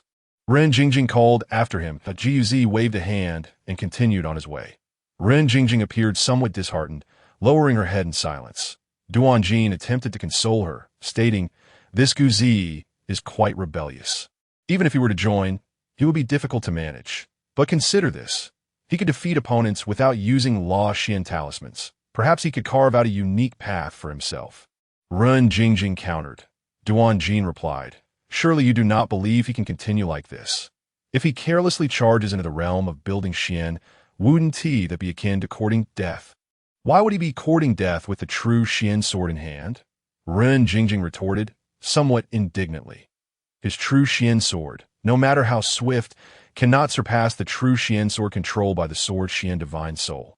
Duan Jin scoffed, "But he also possesses Law Xian talismans, does he not? Close combat combined with Law Xian talismans. Wouldn't that be quite effective?" Ren Jingjing inquired, her confidence wavering that I've never heard of anyone employing such a strategy. Once one reaches the building Xian stage, they typically prefer to hide away, avoiding direct confrontation. Who would willingly charge forward? Duan Jin dismissed. Ren Jingjing pondered for a moment before admitting, "Admittedly, I have not heard of anyone doing so. However, I believe this kid has what it takes. There's an air of combat experience about him, as if he has faced countless battles. His every move exudes aggression." Duan Jin's lips twitched slightly as he remarked, "He can't be that formidable." Upon returning to the confined Demon Valley, Gu Zi discovered that the construction of Lu Tu had finally been completed. From the outside, it appeared quite tall and spacious. Yet upon entering, one would find that aside from a bed, there was scarcely any room for additional furnishings. Nevertheless, the family of Lu Tu was elated, and Gu Zi shared in their joy, although he decided to postpone the construction of the house on the island in the lake. The door was double-leafed and sufficiently wide. Gu Zi estimated that even old Zhu's ox cart could fit inside. Winter warmth would pose a concern, yet given Lu Tu's ample physique, it should not be a significant issue. Gu Zi had always been intrigued by Lu Tu's bone hammer and casually inquired, "Where did you find this bone hammer?" "I picked it up. I stumbled upon it while hunting in the mountains." Lu Tu replied, "And how long have you had it?" Gu Zi pressed. "Almost 3 months, I think. I can't quite recall," Lu Tu responded. Suddenly, Gu Zi felt a tightness in his chest. He set the bone hammer down and spoke softly. "This is a fine item. You must take good care of it. Understand?" The towering figure and that large bone hammer from the realm of the undead were forever etched in Gu Zi's memory. Each time he recalled that figure, warmth enveloped his heart. Whether this bone hammer was the same as the one he encountered was uncertain, but its arrival coincided closely with his own entry into this world. Could it be that he had brought this hammer with him? Ludwig could not quite comprehend the merits of a bone hammer. However, he found it remarkably easy to wield, since the elder had given him instructions. He naturally nodded in agreement. Ji continued, "You may possess brute strength, but it is imperative to complement it with a repertoire of techniques. Find a suitable time, and I shall teach you a set of hammer techniques that you must diligently practice." Letu, brimming with excitement, believed that only those exalted individuals could master martial arts, and it was said that such skills were exorbitantly priced. He hastily responded, "I shall heed your guidance." Esteemed elder Gug then produced 50 dark silver coins and handed them to Letu, saying, "Go procure some provisions for your mother. Winter is fast approaching, so prepare early." Letu, of course, did not hesitate to accept the coins and nodded repeatedly. After dinner, Guji returned to his chamber in the stillness of the night. He summoned his skeletal form. His current skeleton had reached the misty illusion realm described in the transformation of demon scripture. With a mere thought, a copious amount of mist emanated from his body, enveloping him as if draped in a heavy black veil. To the casual observer, it appeared as a mere accumulation of black mist, unremarkable and easily overlooked. However, within that haze flickered 2 crimson glows. The color of soul flames. Gug waved a hand and observed how the mist seemed to cling to his bones, entirely encasing his form. Only retracting at his own volition, it appeared that he no longer needed to acquire nocturnal garments. He idly toyed with a night demon mask, affixing it to his face, enhancing his aura of dread and mystery, a sensation he relished. After admiring his visage for some time, Guji reverted to his human form and resumed his cultivation. Intensifying his practice of the Unity True Rt Dawn, Guji had an early breakfast and made his way to the academy. Along the route, practitioners and apprentices gathered in clusters, heading towards the dual platform. Some even greeting Guji. He felt averse to such exchanges, often choosing to remain silent, as if he had not heard them at all. The 3 lead instructors stood at the front of the assembly, their expressions grim, suggesting that the previous night had not been pleasant for them. After Guji and Ajian received their magical talismans, a stir arose from the crowd as the representatives of the Dafa Academy arrived. Today, a different instructor presided as the referee, and upon the arrival of both parties, he announced loudly, "Match 11. Guji versus Lu Yijin." This Lu Yijin was the very individual who had released a magical talisman after his victory the previous day. As Guji ascended the dual platform, he cast a cold gaze at his opponent, who stood slightly hunched, wariness etched on his face. indicating he had likely done his research on Guji. Begin. At the instant the referee declared the start, Liu Yijin retreated at breakneck speed while simultaneously releasing a magical talisman upon himself. This particular talisman, a basic wind talisman, was an auxiliary type that allowed the user to maintain rapid movement for an extended duration. Such a tactic was indeed extravagant, for one must recognize that the energy reserves of apprentices were limited, typically allowing for the release of only 4 basic talismans. Liu Yijin, therefore, had forfeited an opportunity for offense right from the outset. Regardless of Liu Yijin's actions, Guji adhered to his own principles. He steadied his mind and charged towards his opponent, the soul-devouring true sword already in hand, emanating a streak of crimson light. As Guji traversed halfway across the platform, a flash of yellow light appeared before him. He recognized it as a basic earth talisman and quickened his pace slightly. Suddenly, his feet halted. It was a ranged talisman, a basic swamp talisman.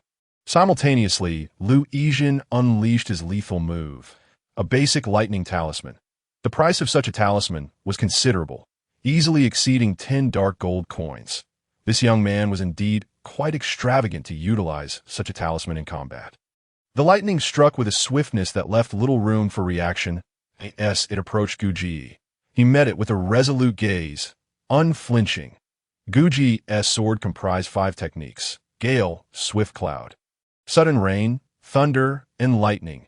As the lightning bore down, Guji's sword moved, and a multitude of electric nets sprung forth, instantly ensnaring the incoming lightning that a cacophony of crackling erupted as the nets shattered, leaving only a robust bolt of lightning dancing menacingly before Guji, akin to a living entity. With a grave expression, Guji flicked his sword, drawing the lightning closer, and cried out, "Lightning strike!" The audience gasped in astonishment. As the formidable bolt of lightning surged toward Liu Yijin's chest, the latter was rendered speechless, too paralyzed to evade or employ a talisman in defense. The referee intervened, but his timing was just a fraction too late. Approximately half of the lightning's force was blocked, while the remainder struck Liu Yijin squarely. A plume of green smoke enveloped him, darkening his face, and the air was tinged with a peculiar scent reminiscent of barbecued meat. A tall elder leaped onto the duel platform, disregarding Liu Yijin's condition, and glared fiercely at Guji, exclaiming, "You vile wretch, you shall not escape my wrath." A short sword with azure whiskers shot forth from his brow, aimed directly at Guji's head. "Stop!" At that moment, a small bone bell appeared above Guji's head, spinning rapidly and casting a verdant glow, which formed a protective barrier around him. Encased within this shield, Guji poked at it with a carefree demeanor. The short sword did not strike the barrier, but circled it in a display of menace before returning to the elder's brow. A plump figure materialized on the platform. It was the irate Vice-Dean Ren from the previous day, wearing a jovial expression.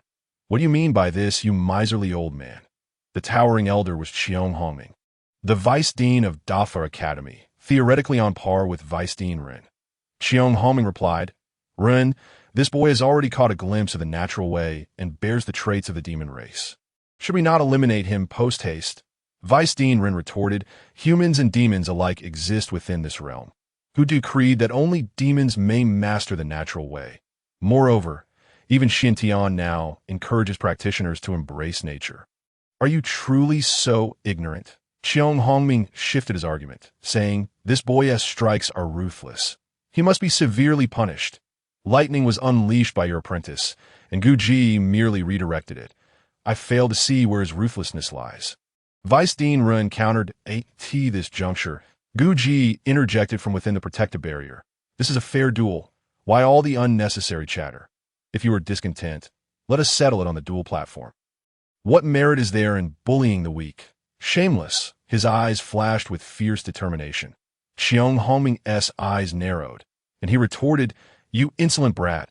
I wonder how long you can maintain your arrogance with that." He turned and descended the platform, but a chorus of jeers erupted from the crowd, further darkening Qiong Hongming's countenance. Vice-Dean Ren raised a hand, retracting the small bone bell, and smiled, "You possess quite the audacity. It has been many years since I have seen Qiong Hongming make a fool of himself." Guji replied, "I detest those who use excuses to justify their actions. despite their formidable power. I hold them in disdain. Vice Dean Rin chuckled heartily. You, young man, have a knack for understanding my temperament. Should you secure first place, we shall have much to discuss. Agreed. Guji nodded in affirmation. The 12th match saw Jian take the stage. Although it was perilous, he ultimately triumphed. Just as the audience believed the morning S-duels had concluded, Cheong Homing suddenly declared, Our Dafa Academy has 8 apprentices advancing to the second round, while you possess only 2. We can no longer tolerate such tedious delays. Let us have 2 more matches immediately, or we shall consider it a forfeit from Wanjin Academy. While the audience awaited Wanjin Academy's response, Guji swiftly ascended the duel platform, proclaiming, Let us compete. If you're dissatisfied, come challenge me. Before long, a small, slender figure leaped onto the platform. Though not tall, he appeared quite agile. Guji's fighting spirit ignited, and as the referee signaled to start, he charged forward. This time, Guji showed no mercy, delivering 2 swift strikes to the small figure's lower back. Without immediate medical attention, it was evident that the young man would not survive. Blood splattered across the duel platform. The referee, taken aback by Guji's ferocity, attempted to intervene, but it was too late. He hurriedly released a healing talisman on the platform, managing to preserve the life of the small figure. Guji's eyes glowed with a crimson light, showing no intention of retreating. Pointing his bloodied short sword at Cheong Hongming, he declared, Do you not find this tedious? Just as I suspected, your apprentices are no match for me. If you are dissatisfied, let them all come. Cheong Hongming's pupils constricted like needles as he surveyed the surrounding apprentices, commanding, Who will take the stage and subdue this boy? I will. A robust young man stepped forward. In less than a quarter of an hour, he was lifted off the dueling platform, drenched in blood. I'll take my turn. Another youth ascended the stage. Shortly thereafter, he was struck by several swords and fell upon the combat arena. Within the brief span of less than an hour, the remaining 6 disciples from the Dafa Academy had all taken their turns on the dueling platform, each wounded by Guji, transforming the platform into a vivid crimson hue. Walking upon it felt oddly sticky beneath the feet. Guji, too, was not without his expenditures. All his mysterious spiritual energy had nearly depleted, and his hand, gripping the short sword, trembled slightly. Yet his gaze remained resolute as he looked down at Cheong Hongming and remarked, It seems that upon your return, you will need to hire quite a few more carriages. Cheong Hongming glared at Guji, saying, You, young man, I will remember you. You'd better never walk the roads at night. Trying to intimidate me? With that time, you might as well train a capable disciple to defeat me. Guji replied, nonchalantly. On this day, Guji became a legend at the Wanjin Academy, having single-handedly injured 7 disciples of the same cultivation level during the second exchange day with the Dafa Academy, accomplishing an almost impossible feat and leaving the Dafa Academy in disgrace. Regardless of the rumors circulating outside, Guji returned to the demon-trapping valley immediately after the duel. He collapsed onto his bed and fell asleep. The battle having drained him of considerable energy, he slept soundly until evening, only roused by the grumbling of his stomach. Otherwise, he might have continued to slumber. Upon venturing outside, he discovered a Jian engaged in conversation with Lutu Nyang. While Lutu had scampered off to entertain the initial beasts, spotting Guji, a Jian rushed over with relief, exclaiming, Are you all right? You're covered in blood. I can't tell if it's yours. Guji patted himself down, finding no abnormalities, and replied, I'm fine, really, just hungry. Jian pointed to the clothes on the table, saying, These are 2 new outfits provided by the Academy. This time, you've brought honor to the Academy and quelled the opponent's momentum. All the teachers are quite pleased. The Guji first washed his face, scrubbing away all visible traces of blood. Using 3 large basins of clean water before he felt sufficiently cleaned, he then changed into a fresh set of disciple robes before stepping out again, saying, Let us go. We should grab something to eat. Lutu and Lutu Nyang had already dined at the Academy's cafeteria, so they did not join. Before they left, Lutu Nyang continued to praise. Goodness, how can a man be so handsome? Are you disguised as a boy? This left a Jian rolling his eyes in exasperation, feeling helpless. The 2 made their way to the Tianfeng restaurant, where Shunsin spotted Guji from a distance and shouted, Master Gu, you've arrived. Gu Jia was somewhat taken aback by his enthusiasm, nodding as he and a Jian ascended the stairs. Shun Sen exaggeratedly called out from behind, "Master Gu, please, after you, watch your step on the stairs." This drew the attention of several patrons, and as Gu Jia reached halfway up the staircase, the guests below spontaneously erupted into applause, their cheers fervent. A novel emotion surged within Gu Jia, causing him to pause momentarily before continuing his ascent.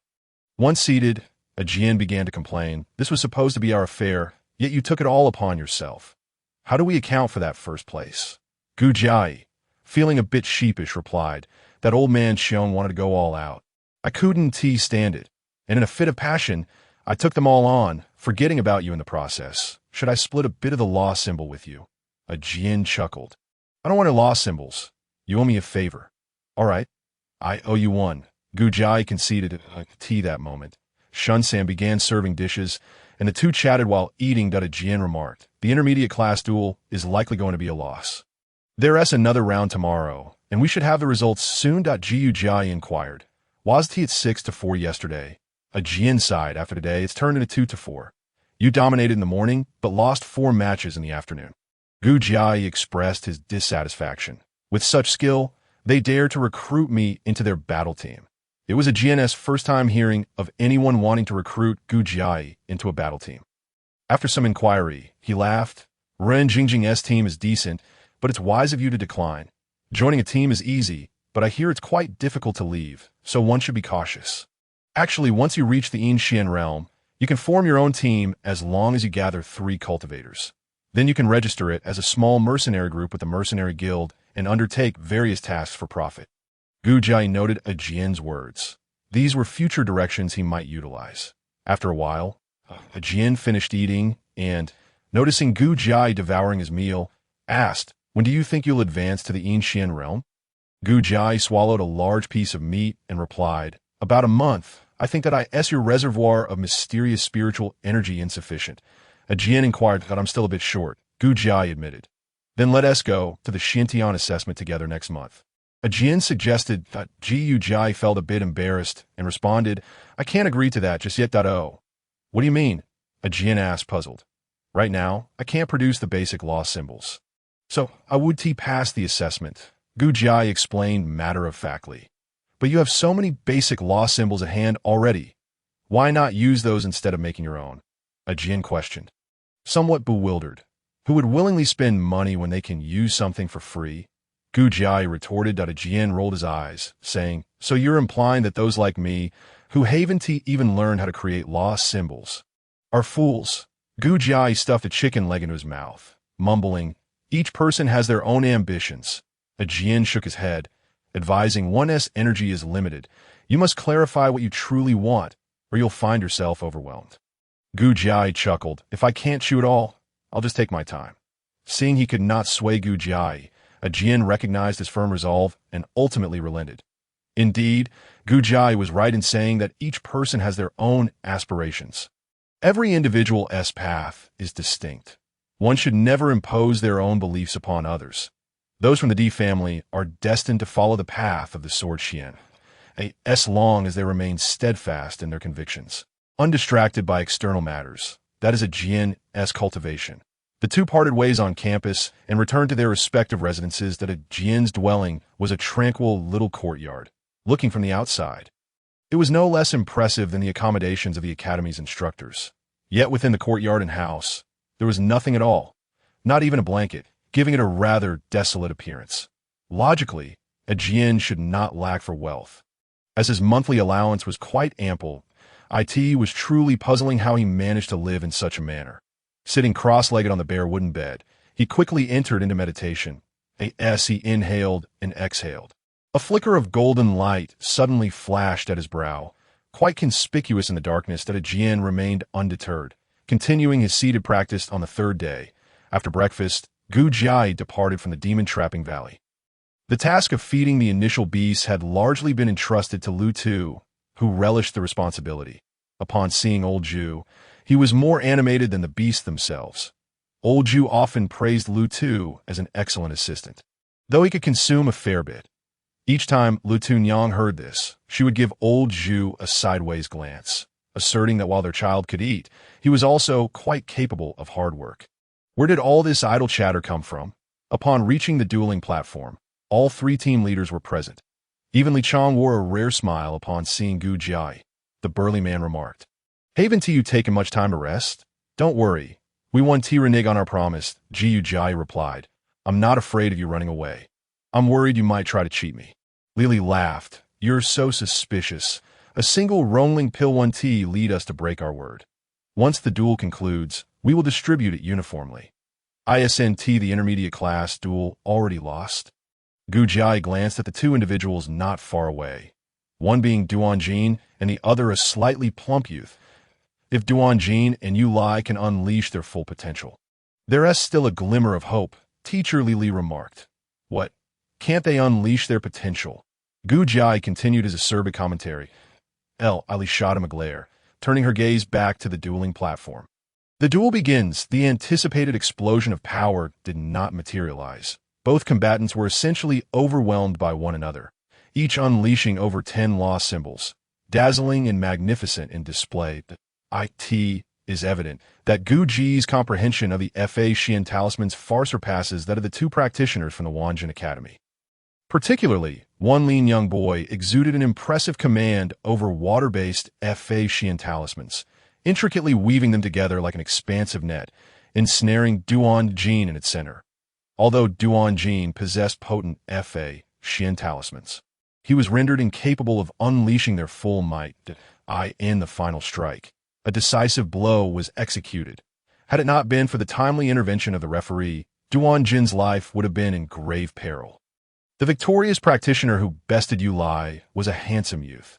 Rather than stepping down from the fighting platform, he positioned himself at the edge of the arena, fixing his gaze upon Gu Ji amidst the crowd, and declared, "You, surnamed Gu, are not as formidable as you believe. You merely rely on your agility and weaponry. Once you ascend to the Yixian realm, I shall personally defeat you." All eyes turned toward Gu Ji.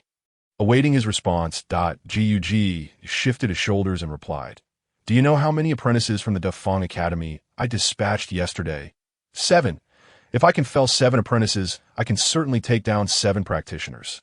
So, clean your neck and wait." The handsome youth understood that Gu Ji had stained the Dafang Academy with shame through bloodshed, and that blood must be repaid with blood if he did not vanquish Gu Ji.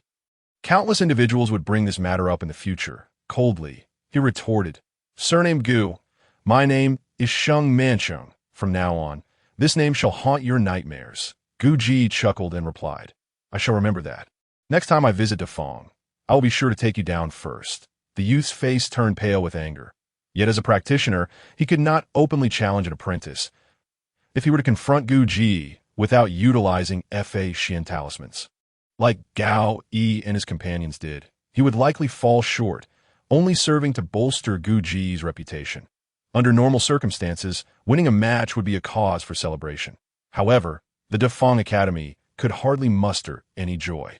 After Sheng Mancheng exited the stage, the members of the Dafang Academy did not linger, streaming away from the arena.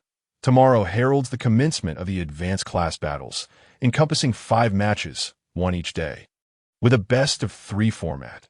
Furthermore, the battleground is not this site, but a dedicated arena equipped with protective Fa Xian formations. The advanced class has begun employing intermediate Fa Xian talismans, whose power is formidable, and if not properly controlled, can easily harm the onlookers. For Wanjin Academy, a single victory and defeat superficially appear as a tie, maintaining their facade. Although everyone is aware that Gu Ji's victory was a serendipitous occurrence. Had he not emerged so unexpectedly, the current outcome would have reflected a consecutive 2 defeats. This exchange competition has stirred the nerves of everyone at Wanjin Academy, and the ultimate results will rest upon the performance of the advanced class, which boasts formidable prowess. Ren Jingjing sat sulkily in a chair, her right arm wrapped in white cloth, suggesting she had sustained minor injuries in the earlier match. The portly elder sat calmly beside the tea table, sipping on green tea. Occupying another chair was a young man, the same youth who had previously watched Gu Ji's battle alongside Ren Jingjing. He was her elder brother, Ren Yingyan, from the advanced class. Ren Jingjing remarked, "Old man, If you were to give me that Han Long Fa Xian talisman, do you think I could lose? Nonsense. The practical value of that talisman has long been eclipsed by its research value. Though it is merely an intermediate Fa Xian talisman, do you know how much someone would pay for it? For a trivial competition, do you think I would part with it? The elder chided. Brother, look at our old man. What kind of mindset is that? He asked the vice principal, yet he dares to call the exchange competition trivial. Ren Jingjing muttered. Ren Yin stifled a laugh beside her. The portly elder, vice principal Ren, huffed angrily. What is the essence of a talisman practitioner? It is to utilize a reasonable combination of Fa Xian talismans to achieve the greatest effect. Look at the two practitioners from Defang today.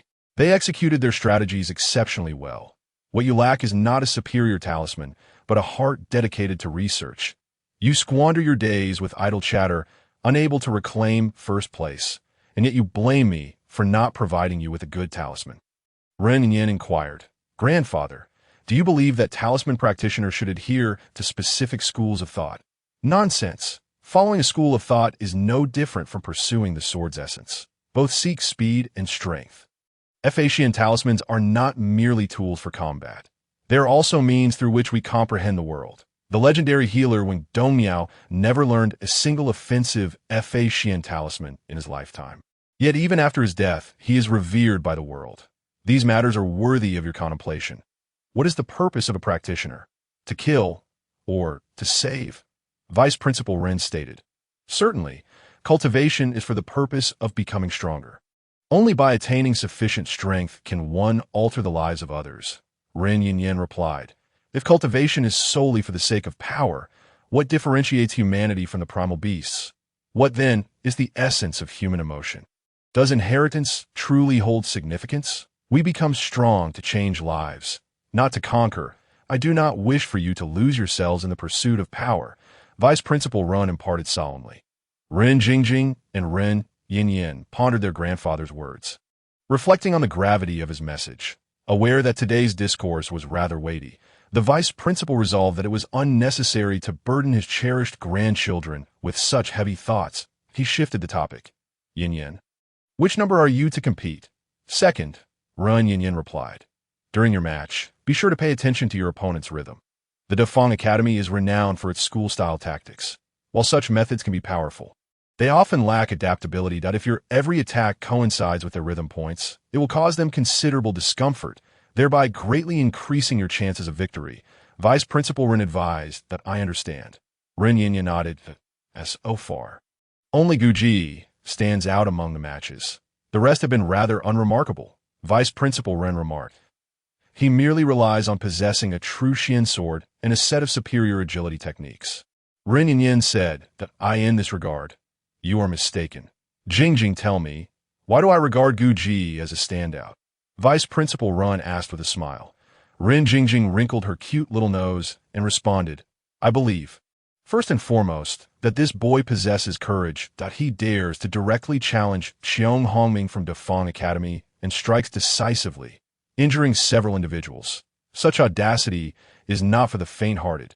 Secondly, he has not utilized any Fa Xian talismans throughout, which signifies his confidence. He feels no need for them to achieve victory, demonstrating a clear understanding of his own strength. Vice Principal Ren nodded in satisfaction, adding, moreover, this lad is sufficiently young. In the future, he will undoubtedly shine brightly. Gug was not present to hear the Vice Principal's high praise. His entire focus was on a piece of cloth before him, a material he had drawn thousands of times, essential for practicing the heart ascension method. This cloth, known as bee skin cloth, is the closest substitute for actual bee skin used in practice. Mastery of the heart ascension method requires flawless drawing of Fa Xian patterns upon this cloth to be deemed successful. Today, he finally completed a Fa Xian pattern in its entirety for the first time, signifying his initial capability in crafting Fa Xian talismans. The next step involves procuring genuine materials to undertake the actual creation. Once he produces a basic Fa Xian talisman, Guji will have made a solid advancement on the path of talisman crafting. Had it not been late, he would have eagerly rushed to Taichu to purchase materials and swiftly create his first Fa Xian talisman. The night deepened. Due to the exchange competition, classes were suspended that GUG had already eaten breakfast and hurried to the academy. The new venue is located in the central district of the academy, accommodating a limited audience. Despite his tardiness, Guji, now somewhat of a celebrity, was discreetly admitted by the gatekeeper. The arena was semicircular, with a circular fighting platform at its center, shielded by a light blue protective barrier, indicating that the FA Xian formation had been activated. The sword essence pursues individual supreme martial prowess, while talisman essence encompasses a multitude of aspects that in daily life. Many facets are inextricably linked to the use of talismans. Even agriculture sometimes requires talismans to facilitate rainfall. Thus, in the eyes of the common folk, talisman practitioners are the true cultivators, worthy of reverence. Before long, a Jian arrived beside Guji.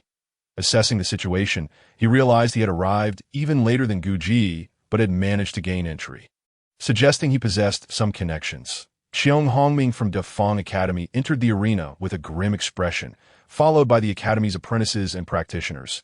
Regardless of the outcome, returning home would undoubtedly subject him to the ridicule of his peers. Upon contemplating the matter, Qiong Hongming felt a surge of resentment that made his teeth itch with vexation. He fervently hoped that the advanced class would decisively triumph over their opponents, allowing him to return with a semblance of dignity and perhaps even to quell the gloating of those petty individuals. The practitioners from Wanjin Academy had already assembled at the venue, and upon the arrival of the practitioners from Dafang Academy, a wave of commotion ensued. Today's referee was a bearded man who surveyed the contenders on the arena and boomed. The first match of the advanced class, both sides prepare.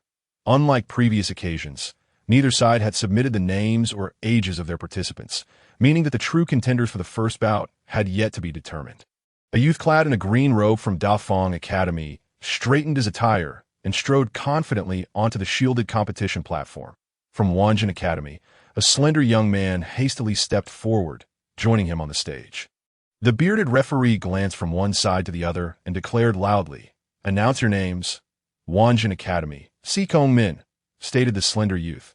Dafang Academy, Ji Tong, replied the green-robed youth. The bearded man instructed, "You may unleash your full power.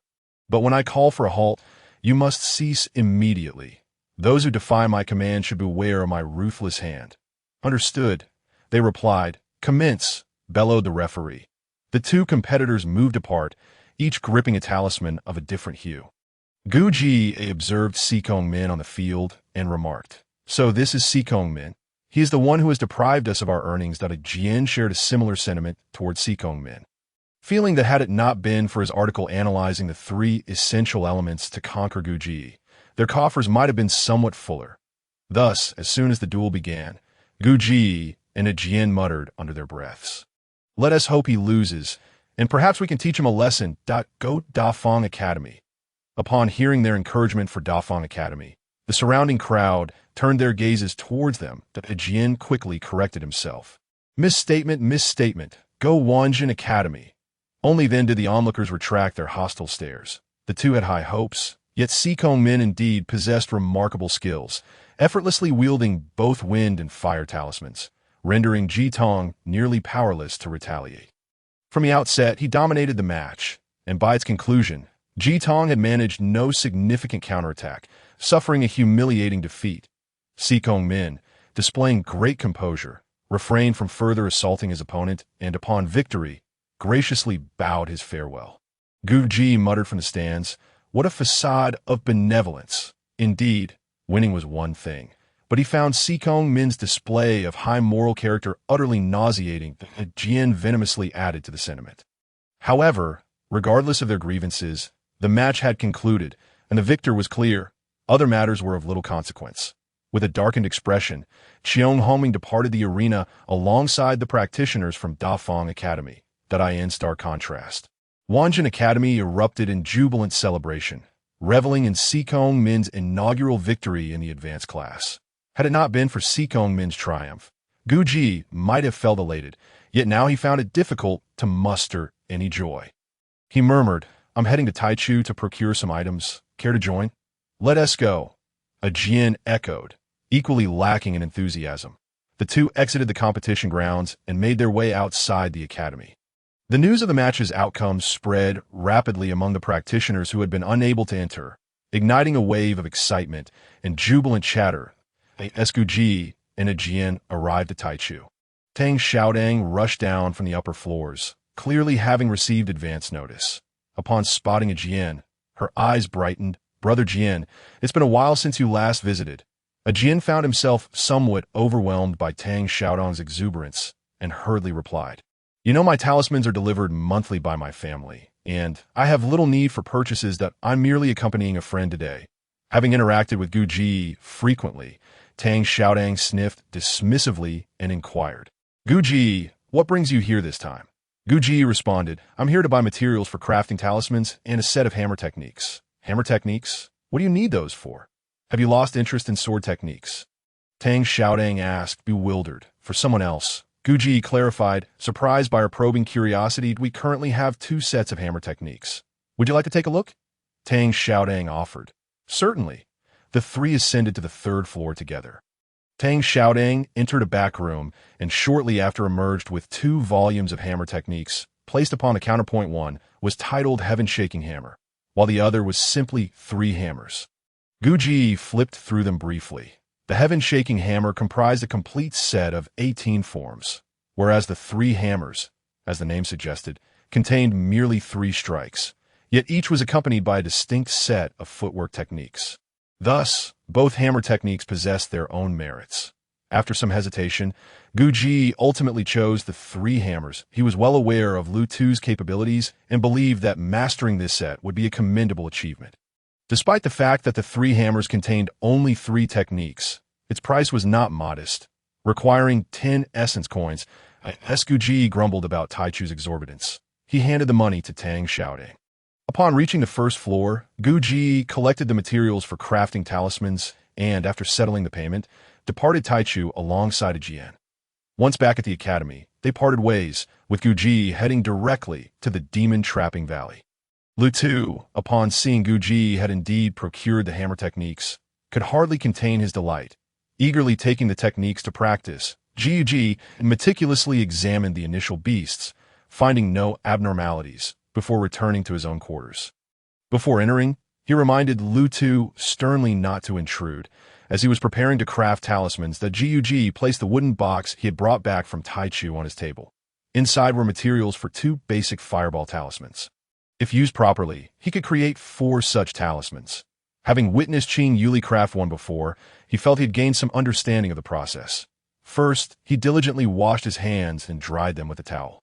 He then took a piece of fire lizard hide and gently laid it upon the table. Utilizing a specialized knife for cutting beast hides, he carefully sliced the fire lizard hide in half. He placed 1/2 into a semi-transparent vial and sealed it. Next, he meticulously smoothed the remaining half of the hide on the table, repeatedly caressing it for an extended period. Subsequently, he retrieved high-quality, nourishing liquid and blood from the fire lizard. Taking a vessel specifically designed for mixing liquids, he poured the nourishing liquid inside, waited a moment, and then added the fire lizard's blood. Ji placed his hands on the vessel's small ears, employing the heart rotation technique to gradually merge the fire lizard's blood into the mixture. Once the liquid turned a deep crimson and emanated warmth, he joyously withdrew his hands. Ji picked up the Yendong brush and gently dipped it into the vessel. The brush's tip absorbed the liquid, gradually transforming into a rich red hue. After a while, the entire liquid had been absorbed, leaving not a single drop behind. Ji lifted the Yendong brush, activating the Heart Wisdom technique to inscribe the array for the basic fireball talisman onto the fire lizard hide. The entire process was seamless, with no interruptions.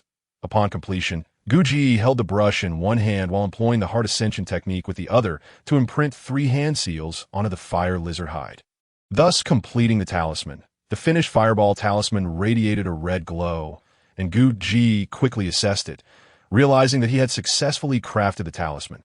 Almost overwhelmed with excitement, he felt that this accomplishment marked a significant step forward on his path of talisman crafting. Eagerly, Gu Ji took out the remaining half of the fire lizard hide to begin crafting another basic fireball talisman. Perhaps due to excessive excitement, he failed to control the output of essence energy during the talisman creation, resulting in a failure this time. However, Guji remained undeterred, regained his composure, and proceeded to create a third talisman, which succeeded. Just as he was about to start on another, he suddenly felt a wave of dizziness, a sign of excessive essence energy depletion. Guji promptly halted his work and began to organize the results of his talisman crafting for the day. By the time evening meal arrived, Guji was in high spirits. Even without resorting to robbery, he had discovered a means of generating income. He finally felt he had established a foothold in this world. That Lu Tu was equally delighted, pulling Guji along to demonstrate a few moves with the large hammer. Although he is yet to grasp its essence, he has nonetheless made a commendable effort. It seems he possesses a modicum of talent for wielding the heavy hammer. That night, Guji focused his primary energy on mastering the true unity technique, striving to elevate himself to the rank of an initiate in the shortest possible time. The following morning, Guji did not attend the high-level class competition. Instead, he hurried directly to Taichu, purchasing 2 sets of materials for crafting beginner-level ice arrow talismans, and rushed back to the demon-trapping valley. Despite the absence of Guzi's watchful gaze, the exchange competition continued unabated, with practitioners from Wanjin Academy and Dafeng Academy clashing daily, the audience's cheers growing more fervent with each passing day. Guzi only learned of the conclusion of the exchange competition with Dafeng Academy when Aegean came to find him. Over the course of 4 days, Wanjin Academy achieved 3 victories out of 4 matches, ultimately securing the final triumph. With a scornful remark, Qing Hongming from Dafeng Academy declared that in the next year's exchange competition held in Shidu, Wanjin Academy would return empty-handed. He then turned away, forsaking even the farewell banquet, marking a loss of both face and substance. Jiuzi was not concerned about who triumphed. His focus lay on when he would finally receive the spirit-melting pill. Aegean had come bearing a message from the bearded man, informing Guzi that he could retrieve it from the supervisory department at any time. In this era, elixirs are undoubtedly high-end commodities, with alchemists being the coveted targets of major clans. Among these, elixirs that benefit cultivation are especially rare. Such items are typically traded internally, with even Taichu devoid of their traces. Jiuzi had only encountered descriptions of elixirs in a few books. He had never seen a real one. Since he could collect it, Guzi did not hesitate, and together with Aegean, they made their way toward the supervisory department. Upon arriving, they coincidentally encountered the bearded man, who was preparing to leave. Upon seeing Guzi, he chuckled. "Where have you been these past few days? You didn't even check out the high-level class competition to broaden your horizons." Guzi replied, "Their talismans are too extravagant. Without the funds, I cannot produce them. I prefer to find ways to earn more money first." The bearded man retorted, "You shouldn't always view the future with the same narrow perspective. Tomorrow, you might just be rolling in wealth." Guzi scratched his head, nodding in agreement. "You speak quite wisely. I am indeed different today compared to yesterday." The bearded man teased, "Indeed, today you shall consume the spirit-melting pill. So you are certainly not the same as yesterday." Guzi smiled and remarked, "Then why not hurry and give it to me?" Upon finishing, he extended his hand toward the bearded man, no longer jesting. The bearded man produced a wooden box from his belongings and handed it to Guzi, stating, "This cannot be kept. Consume it tonight, and you will reap great benefits." Guzi accepted the wooden box and inquired, "What exactly are the benefits of this spirit-melting pill?" "I still don't quite understand." The bearded man explained, "Let me give you an analogy. It is akin to constructing a building. Naturally, a solid foundation is crucial. The taller the building, the more stable it will be. In simple terms, the spirit-melting pill helps solidify your foundation, equipping you with the conditions to erect a tall edifice. It is one of the best elixirs to consume during your apprenticeship in cultivation." Guzi tightened his grip on the wooden box and said, "Thank you, Teacher Rand. Go on. The Academy should be thanking you. Were it not for your sudden rise, we would have suffered 2 consecutive defeats, rendering the high-level class competition meaningless. Thus, this pill is rightfully yours." The bearded man patted Guzi on the shoulder. After leaving the supervisory department, Guzi parted ways with Aegean and returned alone to the demon-trapping valley. Entering his room, he stared blankly at the stack of talismans on the table. Over the past few days, he had not attended the high-level class competition, focusing solely on crafting talismans, and he had succeeded. Not only had he created beginner-level fireball talismans, but also wind blades and earth shields, achieving a success rate close to 70%. This meant that for every 4 talismans he crafted, only 1 would fail. This was related to his crafting experience, and it seemed that in due course, Gu Zi could even attain a 100% success rate. Taichu not only sold materials for crafting talismans, but also purchased various talismans. The talismans Gu Zi could currently create were universal talismans, which had significant demand. Therefore, if Gu Zi wished, he could already sustain himself quite well by crafting talismans from the comfort of his home. However, Gu Zi did not desire such a life. He sought to learn more talismans, create more talismans, and become a revered talisman practitioner, admired by all. After putting away the talismans, Gu Zi, who had no immediate plans to profit from crafting, did not lack for spirit coins. After sitting in his room for a while, he approached the door, locking it from the inside, preparing to consume the spirit-melting pill. The spirit-melting pill was a deep red elixir, exuding a distinctive medicinal aroma. After observing it for a while, Gu Zi could not discern anything particularly special. He opened his mouth and swallowed the pill.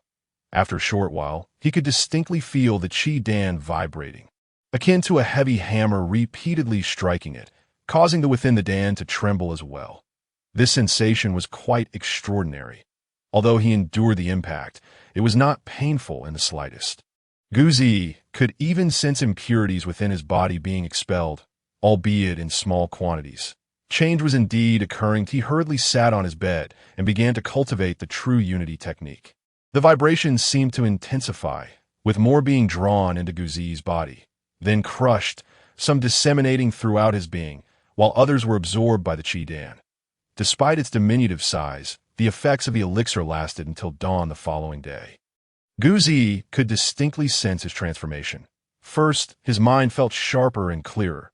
Secondly, many impurities and toxins within his body had been expelled, leaving a foul odor on his clothes. Finally, while the amount he stored had not changed significantly, the density of the within the Qi Dan had clearly increased, effectively augmenting his capacity by 20%. Gu Zi swallowed hard, pondering, "This is truly a remarkable item. It will undoubtedly yield tremendous benefits for my future development. But alas, I possess only one. I wonder if consuming several would yield even greater advantages." Gu Zi had no time to ponder further. He hurriedly went out to fetch clean water, scrubbing his body repeatedly until the foul odor was eradicated. He glanced at the freshly changed clothes, realizing they could no longer be worn, which was indeed a pity. After donning a new outfit, Gu Zi felt significantly refreshed. I could see that moment. A knock echoed from outside the door, and upon opening it, he inquired, "What is it?" Lu Tu reported that they are capturing initial beasts. Lu Tu replied. Knowing that this matter was beyond his jurisdiction, he had to ask Gu Zi instead. "Where are they?" Gu Zi, aware that capturing initial beasts typically indicated urgency, promptly asked. "They are at the door. I did not let them in." Lu Tu stated. Gu Zi opened the door and urged, "Quickly, let them in."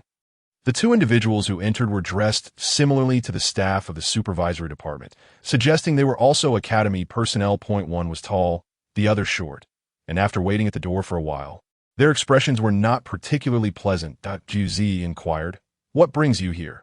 The taller one spoke. "We are here to capture a type of initial beast called the Duomi beast.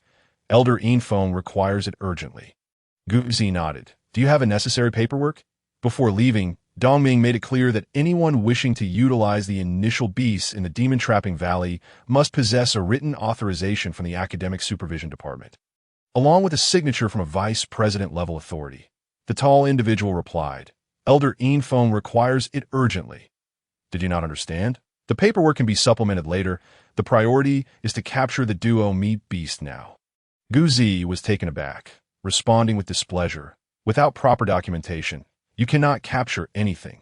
Please leave." The shorter individual, who had remained silent, finally spoke. "You little apprentice, are you being disrespectful? Have you not heard of Elder Infeng? Hurry up and find us the Duomi beast." Gu Zi shot a cold glare at them, striding forward. The 2 were completely unprepared for Gu Zi's advance. Upon his approach, the shorter one instinctively threw a punch. Gu Ji deftly dodged, swiftly placing a red short sword against the shorter one's neck, coldly declaring, "You lack the necessary paperwork, and not only do you insult, but you also resort to violence. Which department do you belong to in the academy?" The tall individual, witnessing his companion being subdued, erupted in a fit of rage, shouting, "Fool! You idiot! Do you dare to lay a hand on us? Prepare to meet your end." Gu Ji had no intention of escalating the matter. But upon hearing the insolent remarks from the short fellow, he raised his hand and struck him sharply on the thigh. Then, shoving the diminutive man aside, he advanced toward the taller one with his sword drawn. The tall man, startled by Gu Ji's ferocity, turned to flee, but Gu Ji had already closed the distance behind him. Raising the soul-devouring, true, profound sword, he aimed for the tall man's thighs, delivering a decisive blow to each leg. Blood gushed forth at that moment. Letu rushed in, weapon in hand. Seeing the tall man collapse from the wound, he swung his bone hammer mercilessly toward the man's head. Gu Ji, who had never intended to kill either of them, hurriedly intervened, exclaiming, "Liu, stand down." Liu, who was most inclined to heed Gu Ji's commands, halted his attack upon realizing that Gu Ji disapproved of killing the fallen men. Though his gaze remained fierce and menacing, Yu Ji glanced at the two howling individuals and said, "Aren't you two going to scram? Do you expect me to treat you to a meal?" The two groaned in agony as they helped each other out the door. Upon reaching the entrance, the tall man turned back and declared, "Just you wait. You'll pay for this." Gu Ji waved his short sword as if to pursue, causing the tall man to grab the short one and flee in terror. After approximately half an hour, a knock resounded at the door. Yu Ji, unfazed by the visitors, instructed Leto to open it. To his surprise, a young man stood outside. Yu Ji recognized him vaguely, recalling that he had participated in an exchange competition with the Dafeng Academy, though his name escaped him. The young man, upon seeing that Gu Ji was the one who had engaged in the altercation, grinned. He had rushed over after hearing the two recount that someone had dared to injure them, hastily arriving without inquiring who the assailant was, only to find it was Gu Ji, which left him somewhat perplexed.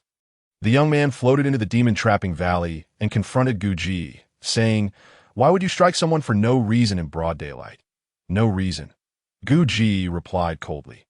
"Ask those two if it was I who acted without cause." The young man narrowed his eyes and retorted, "Are you not aware that in the academy, practitioners are not permitted to harm others indiscriminately?" Gu Ji scoffed, "I'm not like you. I am responsible for overseeing the demon-trapping valley. Teacher Dongming entrusted me with the duty, stating that if anyone attempted to seize the initial beast, I was permitted to act, even to the point of taking lives." The young man's anger flared. "Don't place blame. Who came to seize the initial beast? Those two were indeed attempting to seize the initial beast, that I did not kill them, which is a mercy," Gu Ji stated. The young man argued, "They are staff members from the Academy's task distribution department. How could they be seizing the initial beast? Did you not ask them if they had the proper documentation before they entered the demon-trapping valley?" Gu Ji countered, "Documentation? They lack documentation." The young man appeared to be realizing this for the first time. Not only did they lack documentation, but they also spoke disrespectfully that if you choose to defend them, you are complicit in their actions, also attempting to seize the initial beast, Gu Ji said coldly. The young man clenched his teeth. If those two truly had no documentation and came to the demon-trapping valley to demand the initial beast, it was indeed their fault. However, the thought of Gu Ji wounding them left him feeling resentful, for he was a disciple of Elder Yin Feng, and if this matter were not handled properly, it would only lead to ridicule. Just as he found himself in a dilemma, a voice called from the entrance, "Gu Ji, how can you harm others so recklessly?"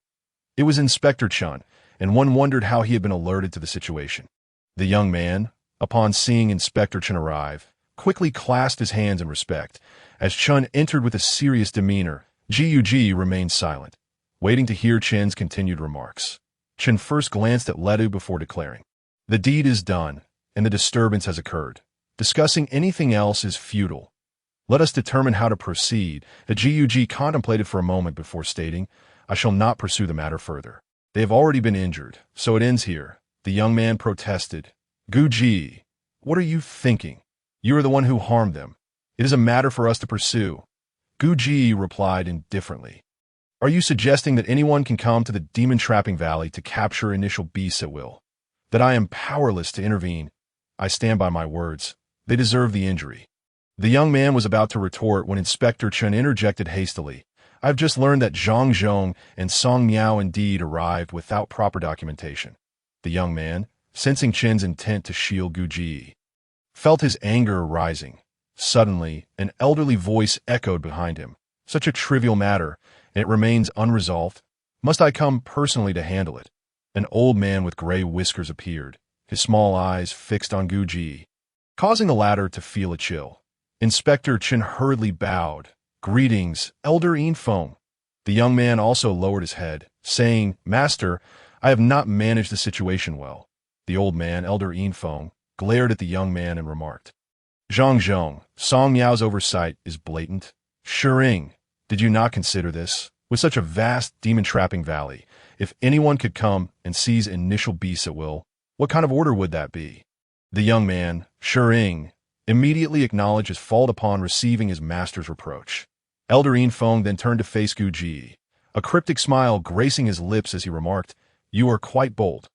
To deny the Academy's elders what they urgently require and to injure someone. Do you possess the audacity of an initial beast? At this, he unexpectedly struck Gu Ji across the face. Despite Gu Ji's quick reflexes, the force of Elder Yinfeng's strike left 5 bloody marks across his cheek. Leto roared with fury, raising his bone hammer to smash down upon Elder Yinfeng's head. The elder merely scoffed. A master without rules raises a dog without discipline. With a swift motion of his sleeve, he sent Leto crashing to ground, leaving him incapacitated. Ji twisted his wrist, brandishing the soul-devouring true profound sword and lunged at Elder Yinfeng. Aiming for his throat, a silver small sword suddenly materialized before Elder Yinfeng, deftly deflecting Gu Ji's blade while simultaneously turning strike at Gu Ji's shoulder. Gu Ji's right hand was still numb, leaving him unable to react in time as the sword approached. Hesitating whether to transform into skeletal form, he noticed the sword's blade shift and strike him with the spine. Even the blunt side of the sword carried tremendous force, sending Gu Ji flying through the air, where he coughed up blood. The silver small sword whirled back to Elder Yinfeng's grasp. The elder glanced at Gu Ji and remarked, You overestimate yourself. He then addressed Inspector Chen. My disciple has acted improperly, and I have reprimanded him. This apprentice overseeing the demon-trapping valley has harmed someone, and I have already punished him on behalf of the Academy. Thus, the matter is settled. After I take the initial beast, I will take my leave. With that, he ignored the grimacing Inspector Chen and strolled deeper into the valley. Before long, Elder Yinfeng arrived at a cage, without calling for anyone to open the door. A flash of silver light severed the lock, and he retrieved an initial beast the size of a small pig, stepping onto his flying sword and departing directly. Shiring, witnessing his master leave and having avenged himself, chuckled coldly before turning to exit as well. Inspector Chen hurried to Gu Ji's side, extending a hand to assist him. Gu Ji struggled slightly, but managed to stand, swaying as he retrieved 2 elementary healing talismans he had crafted over the past few days. He cast one on himself and one on Liu. Liu groaned softly, gradually sitting up, appearing to be out of danger. Inspector Chen's expression darkened. Witnessing the violence in his presence was akin to a slap to his face. He whispered, Elder Yinfeng has always been overbearing. That I will report this incident to Master Ran and ensure that justice is served for you. Ji shook his head and replied, There's no need. Inspector Chen was taken aback, asking, Are you truly letting this go? Gu Ji stated, Skill matters. Words are futile. He dared to strike me, demonstrating that he fears no repercussions from the Academy. Thus, it is best to let it be. Inspector Chen urged, Our Wanjin Academy upholds principles. Even an elder cannot act without consequence. Ji waved his hand dismissively. If you can attest that the initial beast was taken by that old wretch, that suffices. The rest, do not concern yourself. Inspector Chen, taken aback by Gu Ji's reference to Elder Yinfeng as an old wretch, realized that a grudge had been formed. He patted Gu Ji on the shoulder before departing the demon-trapping valley. Leto approached Gu Ji and gravely remarked, Old fellow, impressive. A2, remember this. If you are weak, you will be bullied. Rules are set by the strong for the weak. That Gug spoke slowly and deliberately. Leto, seemingly grasping the meaning, nodded and declared, I've taken note of that. I am determined to grow stronger. Guji chuckled softly, choosing not to elaborate further, and retreated to his chamber. Nightfall descended swiftly, and due to Guji's injury, he had a rather modest dinner. Let his mother remained in her room, only later discovering that both Guji and Leto had been attacked, which infuriated her to the point of vehemently cursing Elder Infeng for an extended period. Strangely enough, after hearing Leto's mother's tirade, Guji felt a slight lift in his spirits. The night was shrouded in dark clouds, enveloping the world in an ominous gloom that a crack appeared in Guji's door, and a wisp of black mist floated out, only to have the door close slowly behind it. This dark mist glided to the wall, floated up to the top, and vanished into the surrounding darkness. The Elder's courtyard, situated in the northwest corner of the academy, was vast in expanse. Within it, each elder possessed a residence, naturally equipped with the finest amenities the academy had to offer. Elders generally fell into two categories: honorary elders, who seldom resided within the academy and only returned for significant matters, and resident elders, who lived there year-round, with their sustenance and needs provided by the academy, allowing them to engage in their personal interests. Elder Infeng was particularly fond of alchemy, often spending substantial amounts of mysterious gold from the academy each year for this pursuit. The urgent need for multiple Mofong beasts arose because one of the ingredients for a particular elixir he was concocting was stale and required fresh specimens. Therefore, he initially dispatched Zhang Zhong and Song Miao to procure them, but they returned not only empty-handed but also wounded, although he had intended to send his disciple, Shuriying, to resolve the matter. Elder Infeng decided to personally head to the demon-trapping valley due to concerns that other materials might deteriorate, as well as for the incident involving Guji and Leto. Elder Infeng hardly took it to heart. A mere apprentice and a menial worker had been injured. How much of a stir could that possibly create? With the Mofong beast finally secured, he was eager to commence his alchemical work. So upon returning to the Elder's courtyard, he immediately entered his secret chamber to prepare for the task. The night was deep and devoid of light. A wisp of black mist drifted into Elder Infeng's courtyard. Guji was not one to simply swallow his grievances like a toothless child. As soon as Elder Infeng departed, he began plotting a nocturnal raid on the Elder's courtyard. When the clock struck late, he emerged, the dark mist transforming into his skeletal form. Each courtyard within the Elder's domain bore a uniform plaque inscribed with the Elder's name, distinguishing their respective residences. Elder Infeng's abode was situated at the far west. Adjacent to Elder Linghai's dwelling, Gug was uncertain about the precise nature of the illusionary realm of the transformation scripture, but he saw this as an opportune moment to experiment on Elder Infeng. The place Guji entered appeared to be a small garden. Devoid of buildings, he lingered in a corner for a moment before stealthily making his way toward the back.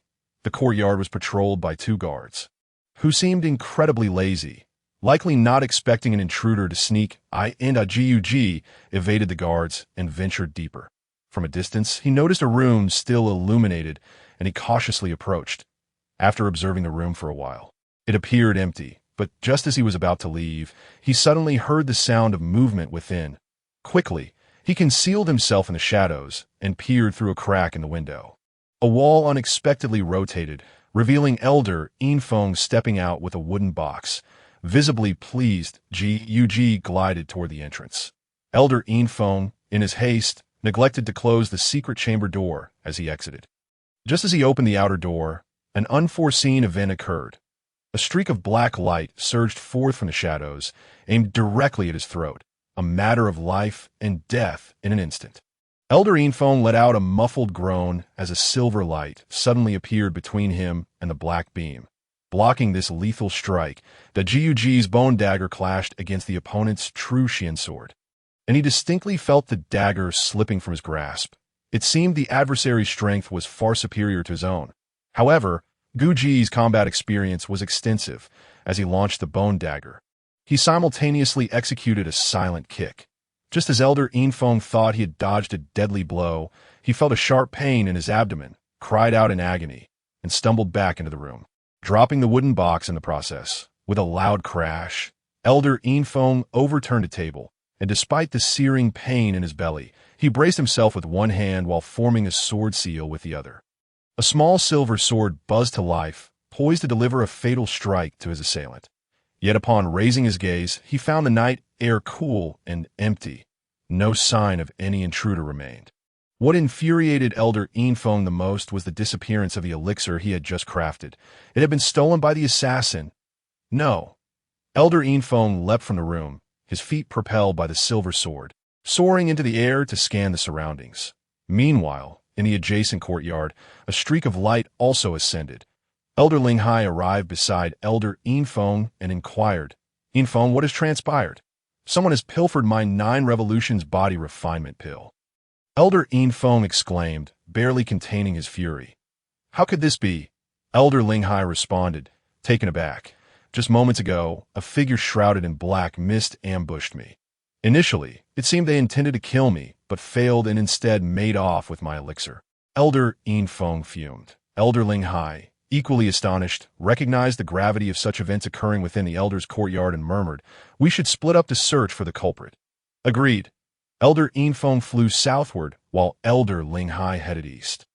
Not far from a small stone bridge, a shadow twisted, and Gu Ji emerged, murmuring, "What exactly is the 9 revolutions body refinement pill?" He pivoted and dashed northward, as soon as Gu Ji exited the elder's courtyard. He assumed human form. Even if captured, nothing could be found on him, so he felt no fear. The entire academy seemed to be in an uproar, with figures darting about as if searching for something. Gu Ji remained unperturbed, making his way back to the demon-trapping valley. Along the way, he encountered several inspections, but no one would connect a mere cultivation apprentice with the assailant of an elder, allowing him to return to his residence without incident. Once back in his room, he retrieved the elixir. It was dark red, the size of a grape, exuding a peculiar aroma. Gug gulped, realizing it was not the right time to consume it. At the very least, he needed to ascertain the nature and effects of this elixir before deciding whether to ingest it or not, storing the elixir safely in his skeletal form. Gu Ji began his practice of the true unity technique. The following morning, a knock echoed from outside his door. When Gu Ji opened it, he found the bearded man standing there and invited him into the demon-trapping valley. The bearded man scrutinized Gu Ji before abruptly asking, "Did anything occur last night?" Gu Ji furrowed his brow slightly and replied, "I was injured yesterday, feeling quite stifled, so I took a stroll nearby." "Was that not permissible?" The bearded man responded, "Elder Infeng, who attacked you in the daytime, was ambushed last night." Gug's expression shifted in surprise. "That old bastard is dead." The bearded man hesitated momentarily before saying, "How can you speak like that?" "Elder Infeng is unharmed, but he was robbed of something very significant." Gu Ji spat on the ground, retorting, "He had it coming." The bearded man remained silent for a moment, eyeing Gu Ji before continuing. "After Elder Infeng departed, did you see anyone or have someone assist you in avenging him?" Gu Ji rolled his eyes. "You know my background. Do you think I have the means to employ assassins of that caliber? Are you jesting? Are you unable to find the real culprit and are attempting to frame me?" The bearded man chuckled. "You make a valid point. I was merely inquiring. By the way, make sure to visit the Way Department head to complete some paperwork. Others may disregard the rules, but we must adhere to proper procedures. Correct?" Gu Ji protested. "So Letu and I were beaten for nothing yesterday." The bearded man pondered for a moment. "Currently, Elder Infeng is indeed in a precarious situation. That elixir was commissioned by someone else, with all the materials provided in full. After several failed attempts, he finally succeeded in crafting one, only to have it stolen. He is likely at a loss on how to explain this to the client. If the client doesn't take care of him, then who will?" Gu Ji remarked coldly. Throughout the conversation, Gu Ji refrained from inquiring about the nature of the stolen elixir. The bearded man was cunning. It was wise to tread carefully when speaking with him. He also did not mention what the elixir was, leaving Gu Ji uncertain whether it was intentional or simply a matter of discretion. Upon leaving the bewitching Demon Valley, Gu Ji did not notice any peculiarities. After having breakfast, he hurriedly departed the valley. Upon arriving at the entrance of the academy, he hesitated for a moment, but ultimately resolved to turn left, As he passed the Tianfeng restaurant and walked a little further, he found himself in a place that was both familiar and unfamiliar. The grocery store of Lu Gu pushed the door open and entered, finding Lu Gu just as he had seen him last time, rather than during their initial encounter. The situation was somewhat convoluted, yet was indeed perplexing. Upon noticing Gu Ji's arrival, Lu Gu maintained a calm demeanor and inquired, "May I assist you with something?" Gu Ji first examined the items displayed on the counter before asking, "Recently, have there been any noteworthy items?" The goods were all laid out on the counter for him to peruse at will. Yet Lu Gu presented an air of aloofness. Ji feigned interest and queried, "Do you have any elixirs?" Lu Gu curled his lip and replied, "Elixirs are strictly for internal transactions. Have you ever seen anyone selling them? Even Tai Chu might not have any for sale. You know where I might acquire a 9-turn body refining pill?" Gu Ji asked, his gaze fixed on Lu Gu, seemingly unaware that Gu Ji was attempting to extract information. Expressed his discontent, saying, "Dear customer, the 9-turn body refining pill is renowned as a divine elixir for body refinement. Not only is it virtually unavailable on the market, but should one appear, it would command an astronomical price. Is it truly that remarkable? Why is it referred to as a divine elixir for body refinement?" Gu Ji inquired that Lu Gu explained, whether his sword mysticism or talisman mysticism, at its core, it involves channeling the mystical energy within the body. If your meridians are resilient and unobstructed, and your constitution is extraordinary, the flow of mystical energy will be significantly swifter and more effortless in confrontations between experts. Every moment is critical. Hence, possessing a robust constitution is of utmost importance. Many prestigious families will enhance the physical capabilities of their practitioners from a young age, with the 9-turn body refining pill being an exceptional choice. However, due to its exceedingly low success rate in pill creation, it has always been a rare treasure that, if you desire it, best abandon your dreams. Gu Ji swallowed hard and asked, "How does the 9-turn body refining pill compare to the spirit fusion pill?" Lu Gu replied, "The spirit fusion pill primarily enhances the purity of mystical energy with a supplementary effect of improving one's constitution. When compared to the 9-turn body refining pill, the difference is akin to that between heaven and earth." Gu Ji hastily inquired, "If one consumes the 9-turn body refining pill, would it be detectable by others?" Lu Gu looked puzzled and said, "If it is in your stomach, how could others perceive anything unusual? Your line of thought is quite strange. You cannot even find a single 9-turn body refining pill and yet wish to consume one." Feigning embarrassment, Gu Ji remarked, "I was merely inquiring. I have heard others mention this elixir and wanted to see if it was available for purchase." "You need not search elsewhere. It is absolutely unavailable on the market," Lu Gu assured him with a pat on his chest. Yu Ji nodded in acknowledgement and took his leave. After Gu Ji departed, Lu Gu resumed wiping down the counter. The young man clad in the attire of the inspection department of Wanjin Academy walked in.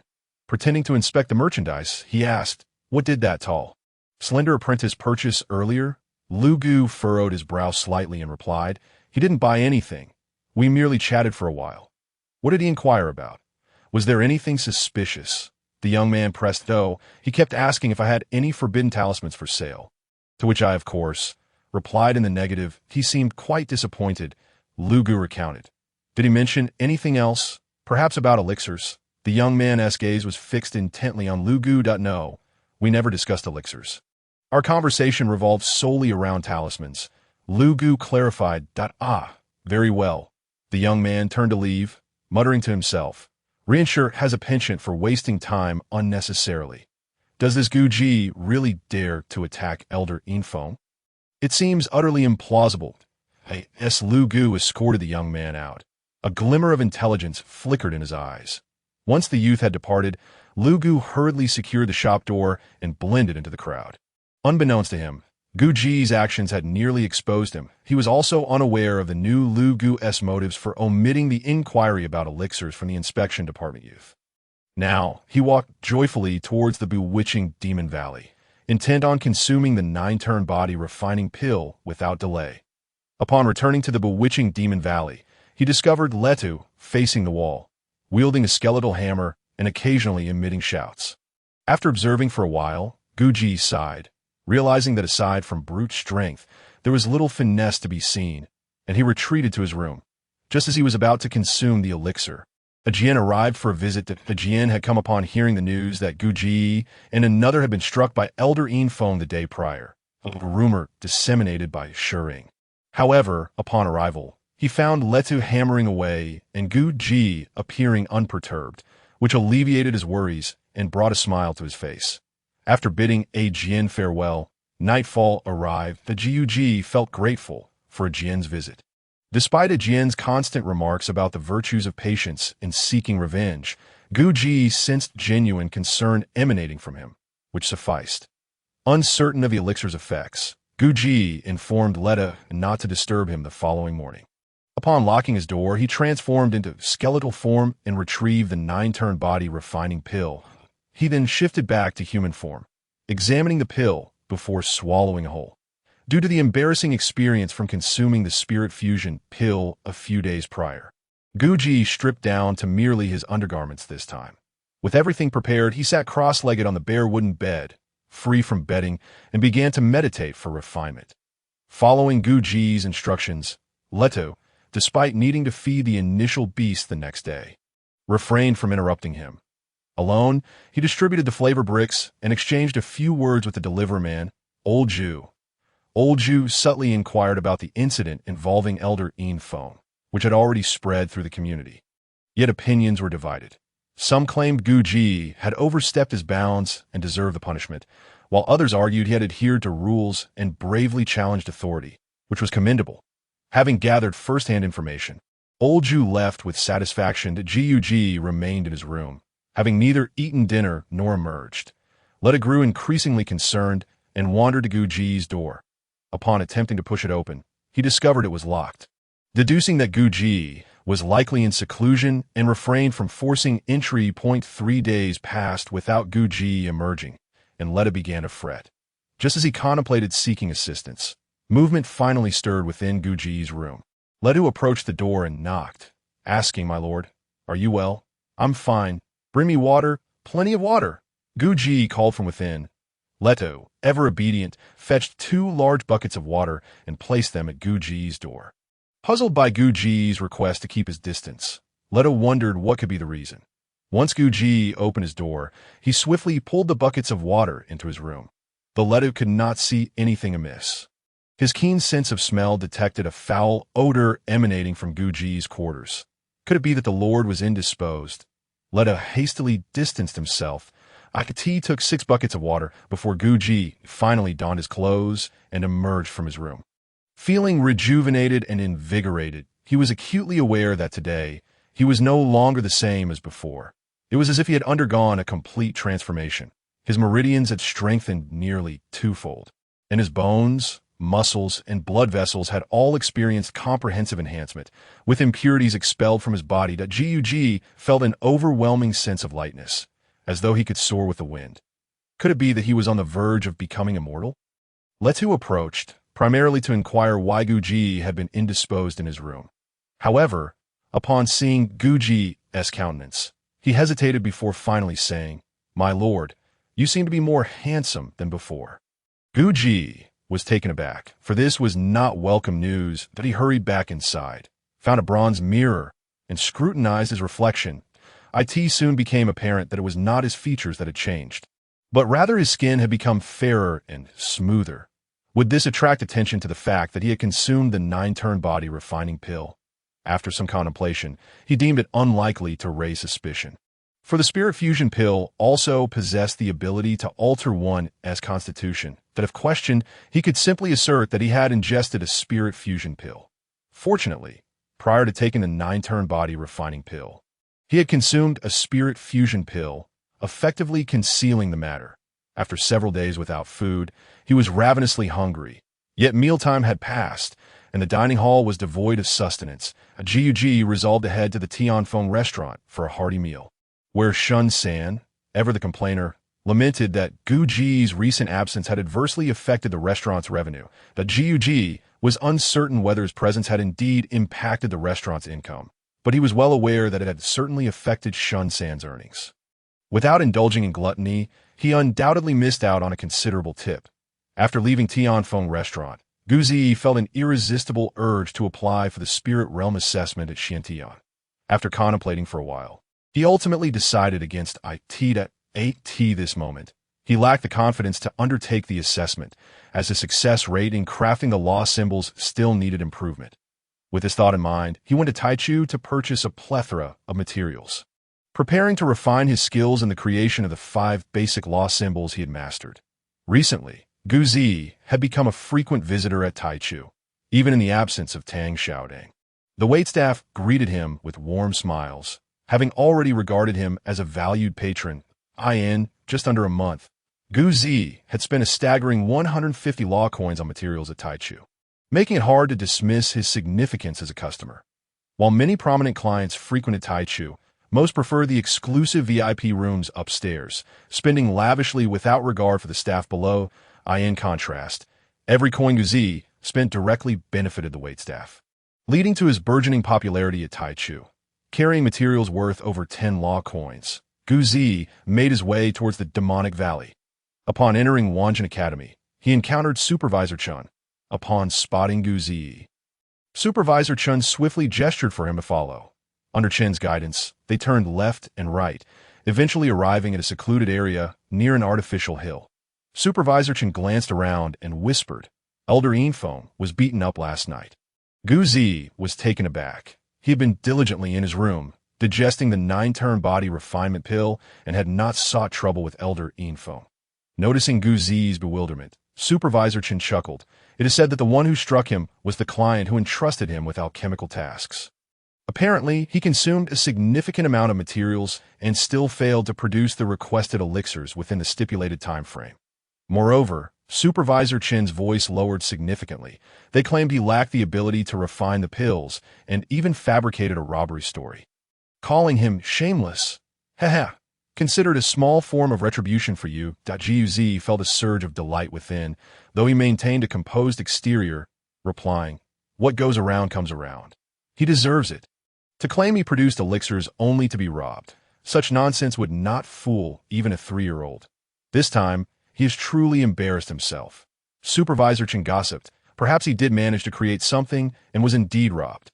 Nonsense, if he had truly been robbed. How could no one have seen the robber? It's utterly implausible, Chen insisted. True, your reasoning holds merit, Gu Zi conceded calmly. After a leisurely chat, the two parted ways. The incident left Elder Yinfeng in a state of despondency for quite some time. Yet what he ultimately lost far exceeded what he had lost in that moment. Once back in his room, Gu Zi immersed himself in his symbol-making endeavors. Aside from attending major classes, he spent most of his time at the Demonic Valley residence. As the days swiftly passed, inching closer to the year's end, winter in the capital of Zhou was not overly frigid, and snow was a rare occurrence, typically limited to a single fall each year. The most significant event this year was the passing of Master CJFA, an irreplaceable loss for the realm of symbol refinement. Although this venerable elder had guided countless promising youths throughout his lifetime, he had never formally accepted a disciple. Thus, when he expressed a desire for a successor before his passing, many dismissed it as a mere jest. However, could such a distinguished figure as Master CJFA truly be one to jest? Especially in his final moments? As Gu Zi gazed at the stack of law symbols before him, he suddenly felt an overwhelming sense of accomplishment. The expenditure of over 200 law coins had transformed into more than 100 basic law symbols. If he were to calculate carefully, Gu Zi had not only avoided a loss, but had even gained a slight profit, a miraculous feat for a novice practitioner. His success was largely attributed to the selfless guidance of his mentor, Teacher Qing Yuli, and the 3 techniques she had imparted to him. That if he were still to regard the heart rotation, heart wisdom, and heart ascendance techniques taught by Teacher Qing Yuli as mere trifles, he would indeed be a scoundrel. These techniques were undoubtedly the hidden treasures of the Yufu Xian sect. Teacher Qing Yuli likely expressed such caution out of concern for the pressure that might weigh upon her heart. What a wonderful person she was. It was unfortunate that she had fallen for that blind fool from Dongming. He wondered where they were now and how they were faring. Suddenly, a wave of longing surged within Gu Zi's mind. Brief, but undeniably real and indisputable. He seemed to relish this feeling, gently closing his eyes. Boom! A sudden loud crash echoed outside, as Guzi reminded Letu that he should not always strike the wall with a bone hammer, but rather seek a tangible object to hit.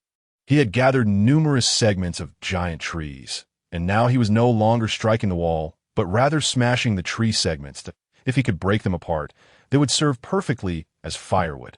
Achieving two objectives in one effort that it was indeed a fine endeavor, though the noise was somewhat disruptive.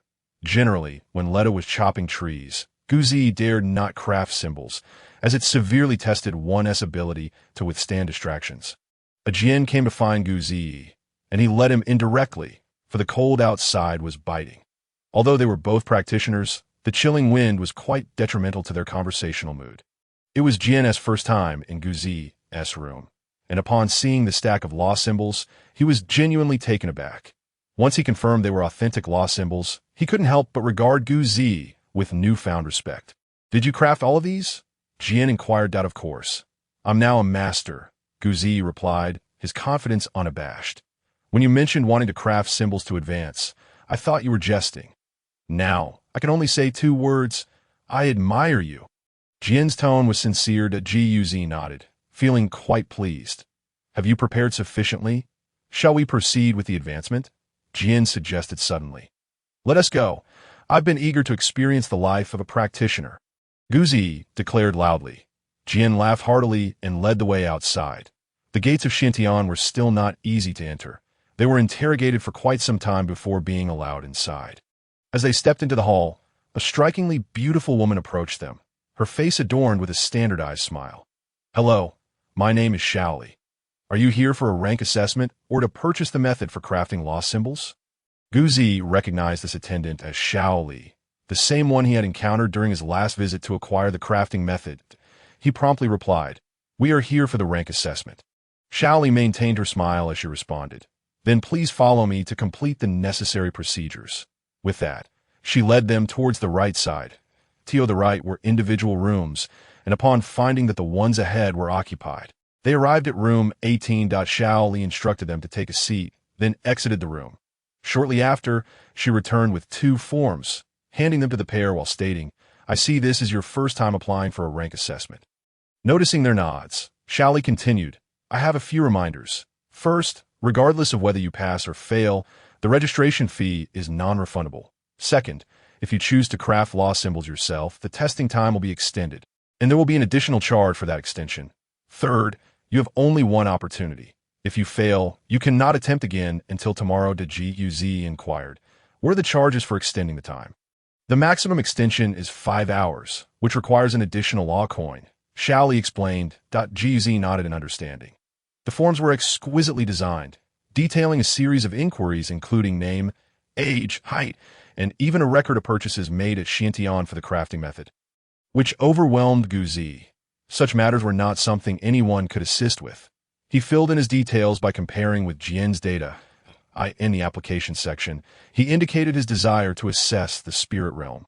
While under the law symbol section, he wrote on-site crafting. Jian, on the other hand, noted self-provided for his law symbol section. Shaoli reviewed their completed forms and paused upon seeing Guzi's choice to craft law symbols on-site. This option was indeed a benefit provided by Xintian for struggling practitioners, as the costs of materials were substantial, particularly when advancing to foundational levels, where high-level law symbols were required, each commanding a staggering price. Consequently, this choice came with a significant caveat. If 2 out of the 5 law symbols crafted failed, Guzi would be responsible for covering all losses incurred by Xintian.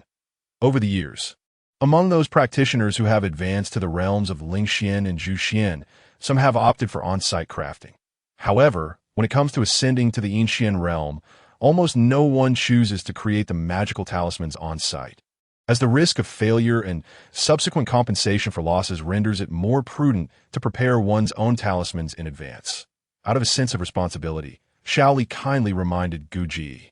Having crafted these 5 types of magical talismans no less than 100 times, Guzi was naturally confident, nodding in gratitude without any intention of changing his approach, observing Guzi's insistence. Shaoli refrained from further comments. She had seen too many practitioners who stubbornly followed a single path, and she knew that once they hit a wall, they would inevitably turn back that a Jian paid a registration fee of 2 Xian coins, while Gu Ji paid 3, as he intended to create the magical talismans on site. After completing the crafting, he would need to meditate to restore his Xian spiritual energy, thus requiring additional time. Xiaoli collected the Xian coins from both individuals and led them out of the room. The assessment was divided into 2 parts.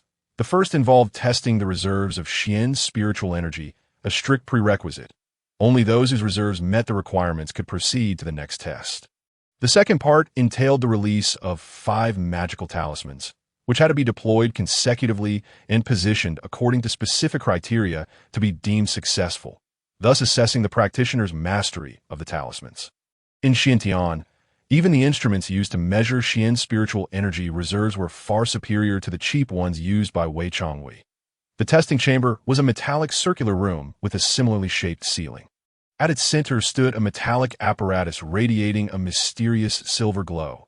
Embedded in 3 directions of this instrument were large, heavy, milky white jade panels, designed to test 3 practitioners simultaneously. Xiaoli directed both individuals to stand before the jade panels and place their hand upon them before activating the measuring apparatus. Shortly, a green hue appeared on the panel before Jian, while the one before Gu Ji remained still. After a brief moment, a faint green hue emerged before Gu Ji, which soon transformed into a deep green, appearing somewhat eerie. After a while, it gradually faded away. Having observed the entire process, Xiaoli signaled for both to step down, stating, "Your Xian spiritual energy has both met the requirements." And Gu Ji, she paused deliberately. "Your energy indicators are all outstanding, far surpassing those of your peers." Gu Ji was well aware that this was due to his consumption of the Rongling pill and the 9 turns body refining pill. He nodded in acknowledgement without further elaboration. Both individuals had achieved the Xian realm level of spiritual energy reserves, and it was now time for them to release the 5 magical talismans. The term release did not merely imply casting them forth. It required a series of controls post-release, whether for attack, defense, or support. All must conform to Xuantian's established criteria for success. Furthermore, the 5 released talismans could not be identical, thereby increasing the difficulty to at this juncture. Gu Ji and a Jian were to part ways, with a Jian heading to the testing area, while Gu Ji proceeded to the crafting zone. Xiaoli asked the Jian to wait briefly and took Gu Ji out of the room. During Gu Ji's spiritual energy reserve test, Xiaoli had already prepared materials for crafting 5 basic magical talismans according to his specifications. As they walked down the corridor, they needed only to turn the upcoming corner to reach the talisman crafting area. Suddenly, a white-bearded old man rushed around the corner, nearly colliding with Gu Ji. Fortunately, Gu Ji reacted swiftly, sliding to avoid the old man. Xiaoli recognized the elder and exclaimed, "Master Mo, you seem in quite a hurry." "Where are you off to?" The old man, bristling, retorted, "Where I go is none of your concern. And you little rascal, nearly bumped into me. Apologize at once." "Gu Ji, unyielding," replied old man, "it was you who almost knocked into me." "You should be the one apologizing." Seeing Gu Ji speak to Master Mo in such a manner, Xiaoli smacked her forehead, realizing trouble was brewing. Indeed, upon hearing Gu Ji's words, the old man became infuriated. Leaping up and shouting, "You insolent brat, do you know who I am? I'm older than your grandfather. How dare you speak to me like that?" Gu Ji muttered, "My grandfather passed away long ago. Are you cursing me to death? I won't let this go." The old man's agility was impressive as he jumped up to pat Gu Ji on the forehead. Even if he succeeded, it wouldn't hurt much. Gu Ji dodged, unwilling to let an old lunatic strike him. With a resounding slap, Gu Ji had clearly evaded the blow, yet his forehead was still struck, leaving him bewildered as to how the old man managed that action. Although it didn't hurt, it ignited Gu Ji's temper, prompting him to draw the soul-devouring true Xian sword and lunge toward the old man's abdomen. Xiaoli gasped in alarm, realizing that today's incident might escalate drastically. The sight of Gu Ji unsheathing his sword startled the old man, who had never encountered such audacity. Being struck once, the young man drew a weapon. The old man turned to flee, shouting, "Murder! Someone's trying to kill me." His dramatic reaction amused Gu Ji, who pursued him with the sword in hand. Xiaoli hurriedly grasped Gu Ji's arm, saying, "You mustn't act recklessly. He is our chief talisman crafter of Xiantian. Chief talisman crafter? Are you joking? Why would such a formidable person run away? Gu Ji replied, puzzled. Master Mo has dedicated his life to the study of magical talismans and never engages in conflict. Shaoli explained. Never engage in conflict? He just struck me. You saw it too. Does that not count as engaging? Gu Ji protested, an elder teaching a younger one. A few slaps are nothing serious. There is no need to draw a true Xian sword. Shaoli murmured, tea that moment. A plump middle-aged man returned with Master Mo, and, upon seeing Gu Ji, bellowed, Who do you think you are to lay hands on Master Mo? And using a true Xian sword. No less. You must be out of your mind. Gu Ji recognized this man as the Supervisor Wang from their previous encounter. Shaoli swiftly pulled Supervisor Wang aside and whispered the situation to him. Wang grimaced and returned to confront them, saying, You are here to participate in the Yinxian realm assessment. Gu Ji nodded while sheathing his sword. You intend to craft your own basic magical talismans? Supervisor Wang inquired. Confused by the question, Gu Ji nodded again. Only then did Wang smile and turn to Master Mo, saying, Master Mo, look at this junior, choosing to craft his own talismans at the Yinxian realm. He must have some understanding of magical talismans. How about you supervise him and offer some guidance? Master Mo's eyes lit up at the mention of magical talismans. Hearing Supervisor Wang's suggestion, he nodded in satisfaction, stroking his white beard, and remarked, This child is worthy of teaching. It was unclear whether he referred to Wang or Gu Ji. Gu Ji felt a bitter taste in his mouth and quickly protested. I object. Objection noted, but ineffective. If you keep whining, we at Xiantian will blacklist you and refuse to sell you anything or assess your level, Supervisor Wang warned, glaring. Master Mo fanned the flames, saying, Excellent. Why not blacklist him right now? Gu Ji instinctively placed his hand back on the sword hilt. Supervisor Wang murmured, Let us be reasonable.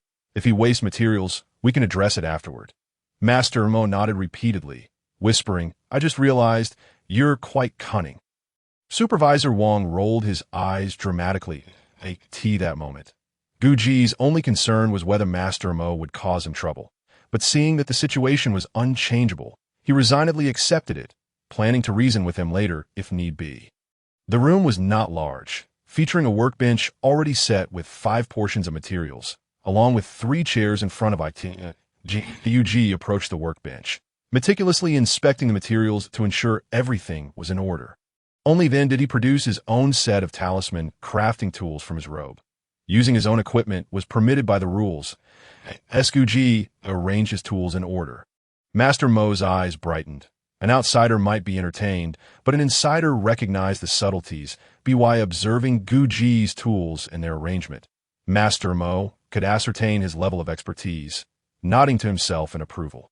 Once Gu Ji had everything set, he glanced at Master Mo, Supervisor Wang, and Shaoli. Wang nodded, saying, Commence. No need to be anxious. Gu Ji took a moment to steady his nerves and began the process of crafting the talismans. His first talisman was the elementary ice arrow talisman. He meticulously performed a secondary incision on the material, the ice python skin, and then proceeded to complete the process step by step, unfazed and unhurried. Before long, Gu Ji completed the crafting of the elementary ice arrow talisman without delay, immediately moving on to the creation of the elementary fireball talisman. One by one, talismans emerged from Gu Ji's hands, his movements flowing as gracefully as a stream, leaving Supervisor Wang in silent awe. Master Mo remained quiet, not causing the disruption Gu Ji had anticipated, but watching intently from the sidelines, as if observing a work of art.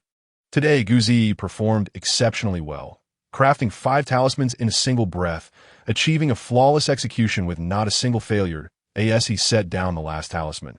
Applause erupted from 3 individuals. Master Mo approached Gu Ji, a warm smile adorning his face, entirely devoid of the earlier sharpness, and inquired, Young man, your technique resembles that of the Talisman Heart sect. What is your connection to the Elder Dashin? Gu Ji, wary of claiming affiliation with the sect, hastily replied, I have no relationship with Elder Dashin. I am merely a named disciple of Qin Yuli. Master Mo's expression brightened. In that case, would you consider joining my ranks? Without a moment's hesitation, Gu Ji declined. I would rather not. Master Mo's demeanor shifted instantly to one of indignation, exclaiming, "You insolent brat! Do you think I'm offering you a favor? I could easily blacklist you." Gu Zi's hand instinctively reached for the true Xian sword. Noticing the escalating tension, Supervisor Wang swiftly intervened, signaling Shaoli to extricate Gu Zi from the situation. As they departed, Shaoli ensured to collect all the talismans from the table. While guiding the way, Shaoli expressed his frustration. "If only you had accepted Master Mo's invitation, it would have been a leap to success. You could have freely used the talismans without worrying about expenses. Master Mo is a renowned, wealthy individual." Gu Zi glanced at Xiao Li and retorted, "If you admire Master Mo so much, why not become his disciple yourself? I have no desire to become corrupted by his teachings." Xiao Li shot Gu Zi an annoyed look and sulkily walked ahead in silence. Xiao Li led Gu Zi to a quiet room, as Gu Zi needed to meditate and recuperate his Xian spiritual energy after crafting 5 talismans before proceeding to the next challenge. Xiao Li had already settled the fee for Gu Zi's meditation time. Once Gu Zi was comfortably seated, Xiao Li gently closed the door to that moment. A Jian had completed his assessment and had passed, officially becoming a true practitioner. Upon returning, Xiao Li finalized the Jian certification procedures and presented him with a token of identity from the Xian Tian, a 5-colored crystal plaque. This served as a symbol of his status as a practitioner and a pass for certain key locations. For instance, if a Jian returned to Xian Tian, he would only need to display the token at the entrance, bypassing any lengthy discussions with the guards. Each plaque bore a unique number, designed to be worn on the right side of the chest. Most practitioners in the academy displayed theirs prominently. Another benefit of becoming a practitioner was the ability to customize one's practitioner attire, no longer needing to wear the robes of an apprentice. Logically, a Jian could have departed now that his ranking had been established, yet he opted to wait for Gu Zi, as they had come together. When Gu Zi emerged from his meditation, night had fallen. Xiao Li led Gu Zi to a spacious room where 5 unique wooden puppets were arranged, each marked with various striking points. Differing in score based on their locations, the Gu Zi had reached an advanced level of proficiency in crafting talismans, demonstrating a deep understanding of their intricacies. Thus, releasing the talismans was a mere trifle for him. The 5 talismans, radiating various glows, were unleashed by Gu Zi in one breath, achieving a perfect score. The gap between practitioners and apprentices extended beyond mere nomenclature. Each major nation offered a series of preferential policies for practitioners, making it significantly easier to enter government service. Furthermore, various sects in the martial world eagerly sought practitioners, giving the title a prestigious allure. When Gu Zi received the crystal plaque symbolizing his identity, he felt a surge of excitement, though he maintained an outward calm. Upon entering the main hall, he found a Jian waiting for him, proudly displaying his own 5-colored crystal plaque on his chest. The two exchanged compliments before departing Xiantian at Xiao Li's urging. Xiantian's architecture spanned more than one level to be why a window on the 2nd floor stood a white-bearded elder, none other than Master Mo, who had previously jested with Gu Zi. Now, Master Mo's demeanor had transformed completely, radiating serenity and wisdom. As he withdrew his gaze from Gu Zi's retreating figure, he murmured, "This child, Gu Zi, possesses great potential." In the dimly lit room, a shadowy figure stood in the corner, obscured from view. Responding, "He seems to have a greater interest in Sword Xian." That is not the case. He will undoubtedly choose Talisman Xian in the future. Did you not observe his focus while crafting talismans today? He is a good child, albeit with a somewhat irritable temperament. Master Mo mused, a hint of discontent in his tone. Perhaps it is precisely this foul temper that has drawn the attention of the powers that be. Regardless of the reason, you must keep a close eye on him. He cannot encounter any misfortune. Master Mo instructed sternly, "I shall do my utmost." But as during the last encounter with Fox Sovereign, I lacked the strength to intervene, the shadowy voice replied. "Have any factions taken notice of him recently?" Master Mo inquired, shifting the topic point. 2 factions have shown interest. The Ghost Shadow sect and the Guanfang of the eastern capital, came the calm response. Master Mo pondered for a moment before declaring, "Should either faction act recklessly, they must be eradicated." Understood, the voice from the shadows became ethereal, and upon a glance, it had vanished entirely. Master Mo gazed out the window for a moment before turning, adopting an impassioned demeanor as he exited the room with vigor. The Jiuzi and Ajian had spent the entire day at Xiantian, leaving only in the evening, naturally feeling famished. Fortunately, the Tianfeng Tavern was still open, providing them a perfect opportunity to dine. Upon seeing the two, the staff showed great respect, and their smiles widened upon noticing the practitioner's insignia adorning their chests. Gu Zi was genuinely ravenous, devouring his meal with such fervor that it seemed he had consumed half a cow, prompting Ajian, who had offered a treat, to frown in concern. During the meal, Ajian inquired about Gu Zi's practitioner attire. Gu Zi explained that he had arranged with Boss Li of the Xiangping tailor shop early on to custom make his clothes following his promotion to practitioner. Ajian seemed familiar with the tailor shop and nodded in acknowledgement, remaining silent. His own family had long prepared his attire, ready to be delivered upon his successful advancement, after a hearty meal. It was ultimately Ajian who settled the bill. Upon returning to the academy, the two parted ways. Jiuzi and Ajian had formed a bond through their initial conflicts, and their relationship had grown harmonious through this shared progression. Seemingly drawing them closer, Jiuzi hummed a cheerful tune as he returned to the demon-trapping valley. Lu Tu had yet to retire for the night, and hurriedly emerged upon hearing the door, his face lighting up upon seeing the practitioner insignia on Gu Zi's chest. He embraced Gu Zi tightly, nearly squeezing the breath out of him, revealing the untapped strength within the lad. Lu Tu's mother also emerged from her room to congratulate Gu Zi, evoking a fleeting sense of familial warmth that, though brief, felt genuinely present. Gu Zi quickly tucked this feeling away in his heart and hurried back to his own room. That night, Gu Zi did not relent in his efforts. He practiced the Unity True formula in the first half of the night and the transformation of demon scripture in the latter half, keeping his schedule quite full. The following morning, Gu Zi departed from the demon-trapping valley early, for the day ahead promised to be busy. First, he needed to visit the Xiangping tailor shop to consult with Boss Li about his practitioner attire, and then he would head to the academic supervision department to meet Wei Changwei for a class reassignment. Now that Gu Zi was finally ready to leave the beginner class, he felt a flicker of anticipation. Upon arriving at the tailor shop, Gu Zi found Li Feng just opening for business. Upon seeing Gu Zi, her eyes brightened, surprised that he had indeed returned his promise to have his practitioner garments made. She quickly ushered him into her shop and served him a cup of fragrant tea. As the proprietor of a tailor shop, she naturally possessed her own unique insights. With just a discerning glance at Gu Zi, she had already deduced his measurements. Observing him take a sip of tea, she inquired, "Do you prefer garments tailored for the Jinxian style, or those suited for the Fushuan style?" Gu Zi, taken aback by the intricacies involved in clothing choices, asked, "What distinguishes these two types of attire?" Upon hearing Gu Zi's question, Li Feng smiled and replied, "There is indeed a distinction. Practitioners of Jinxian tend to focus on practical combat, hence their garments are usually fitted and made from resilient materials.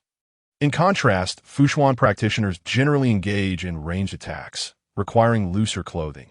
Additionally, in terms of functionality, Fushuan attire often features multiple pockets along the ribcage, typically more than 3, to categorize offensive, defensive, and supportive talismans. Of course, those equipped with a Chinquan bag need not concern themselves with such details. A Chinquan bag, what is that? Gu Zi inquired, intrigued by this new term. The mustard seed Chinquan can hold all things. The Chinquan bag is a special storage pouch crafted by Fushuan practitioners from the Chinquan realm. Hence its name. While it is undeniably convenient, it comes at a steep price, Li Feng explained. Expensive? How expensive? Gu Zi's curiosity was piqued as he suddenly recalled that during his last exchange with Tang Tianhao, the latter had discreetly produced the soul-devouring true sword from his waist, likely utilizing a Chinquan It is worth a fortune. Even the cheapest ones exceed 1,000 gold coins, while the more extravagant can reach tens of thousands. You should not even consider it. At your current level, possessing a Chinquan bag would only invite peril.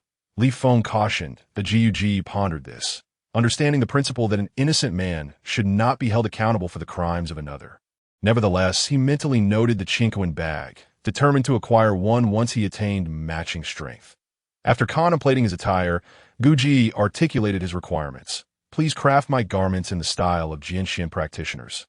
but incorporate pockets suitable for Fushuan practitioners at the waist. Li Phone took note of Guji's specifications and introduced him to various fabric options. Guji selected a durable, resilient material, specifically opting for a black fabric. When it came time to settle the payment, Guji discovered that the cost of the custom garments was indeed considerable. He spent 4 Xian gold coins for 2 sets of clothing. After agreeing on a delivery date, Guji made his way to the Tianfeng Tavern. After dining, Guji proceeded to the academic supervision department. Pushing the door open once more, Wei Chongwei was rummaging through a bookshelf for something and, upon noticing Guji enter, particularly the insignia on his chest, smiled broadly. Today is truly a fortuitous day.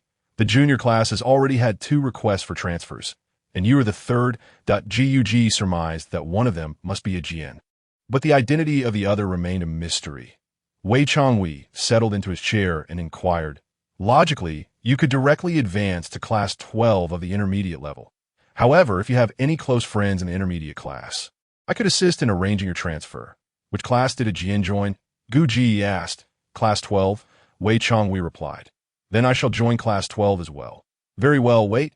Wei Chongwei said, retrieving a roster and extracting a page with Guji's details, prompting him to sign it before placing it in another roster. Done, you may go. Class 12 attends lessons in the Ehai class. In the intermediate level, there are 3 major classes each week. Your class 12 meets on Mondays, Wednesdays, and Fridays. Do not forget .as for labor. You may decide based on your circumstances, for as a practitioner, earning money is easier than that of an apprentice. Guji nodded and turned to leave the supervision department. Wei Chongwei muttered to himself, I intended to separate you two, but you insisted on joining. Class 12 will certainly be lively now. It was Tuesday, and there were no major classes scheduled, but Guji did not visit the Ehai class and returned directly to the Demon Trapping Valley. He conducted a brief inspection of the juvenile beasts, finding no abnormalities.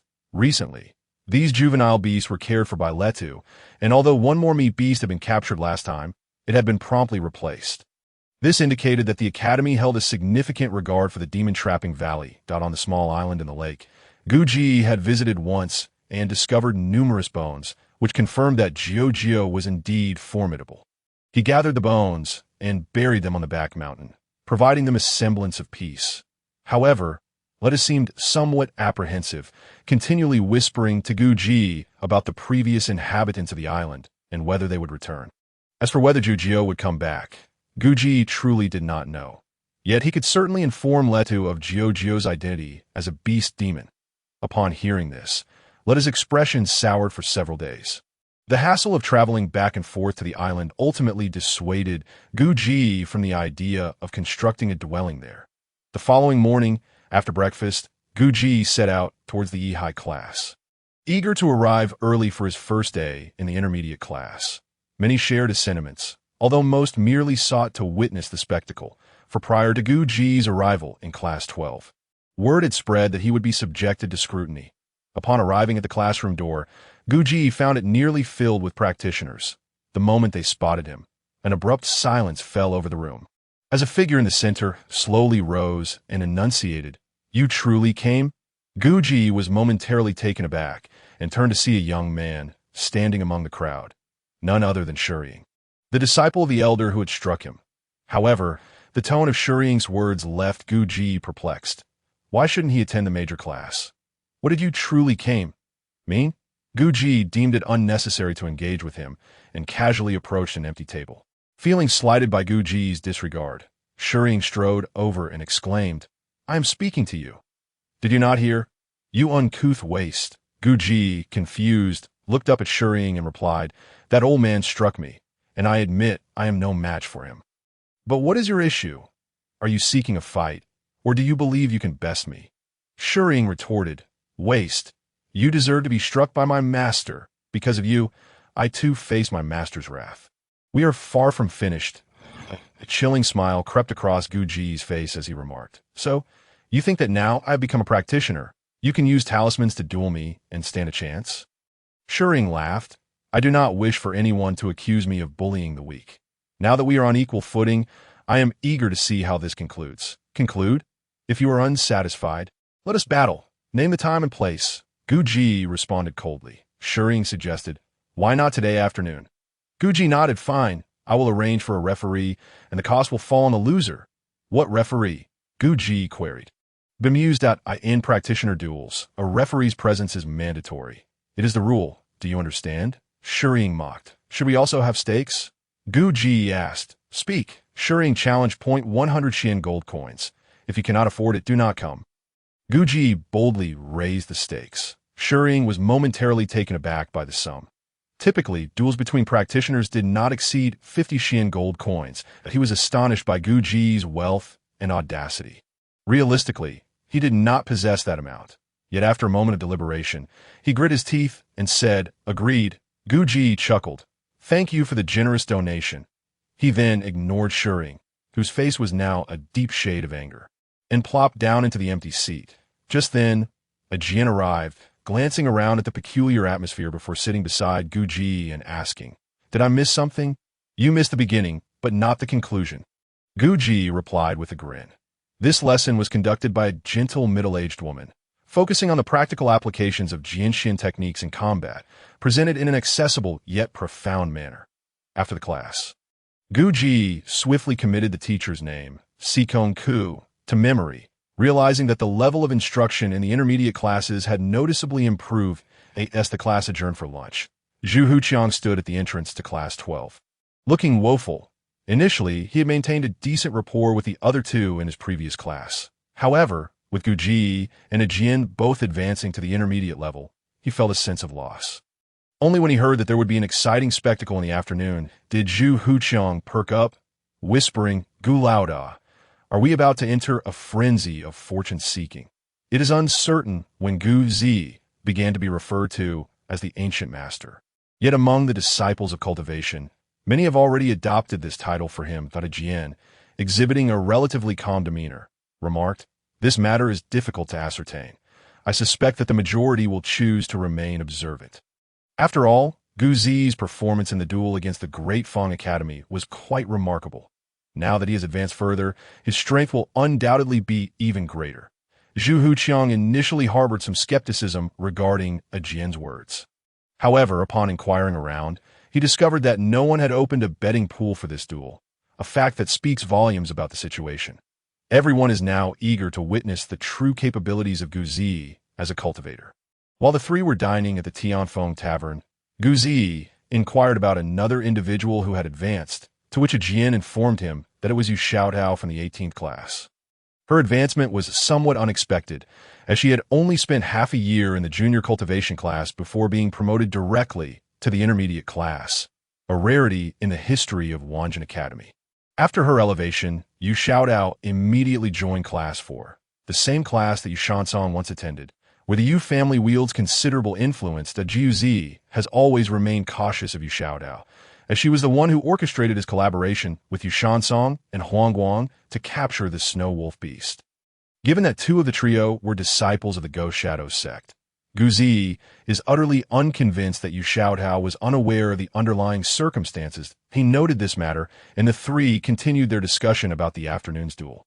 Zhu Huqiang informed Gu Zi that the prowess of Shuying was quite commendable, having been selected for the previous competition.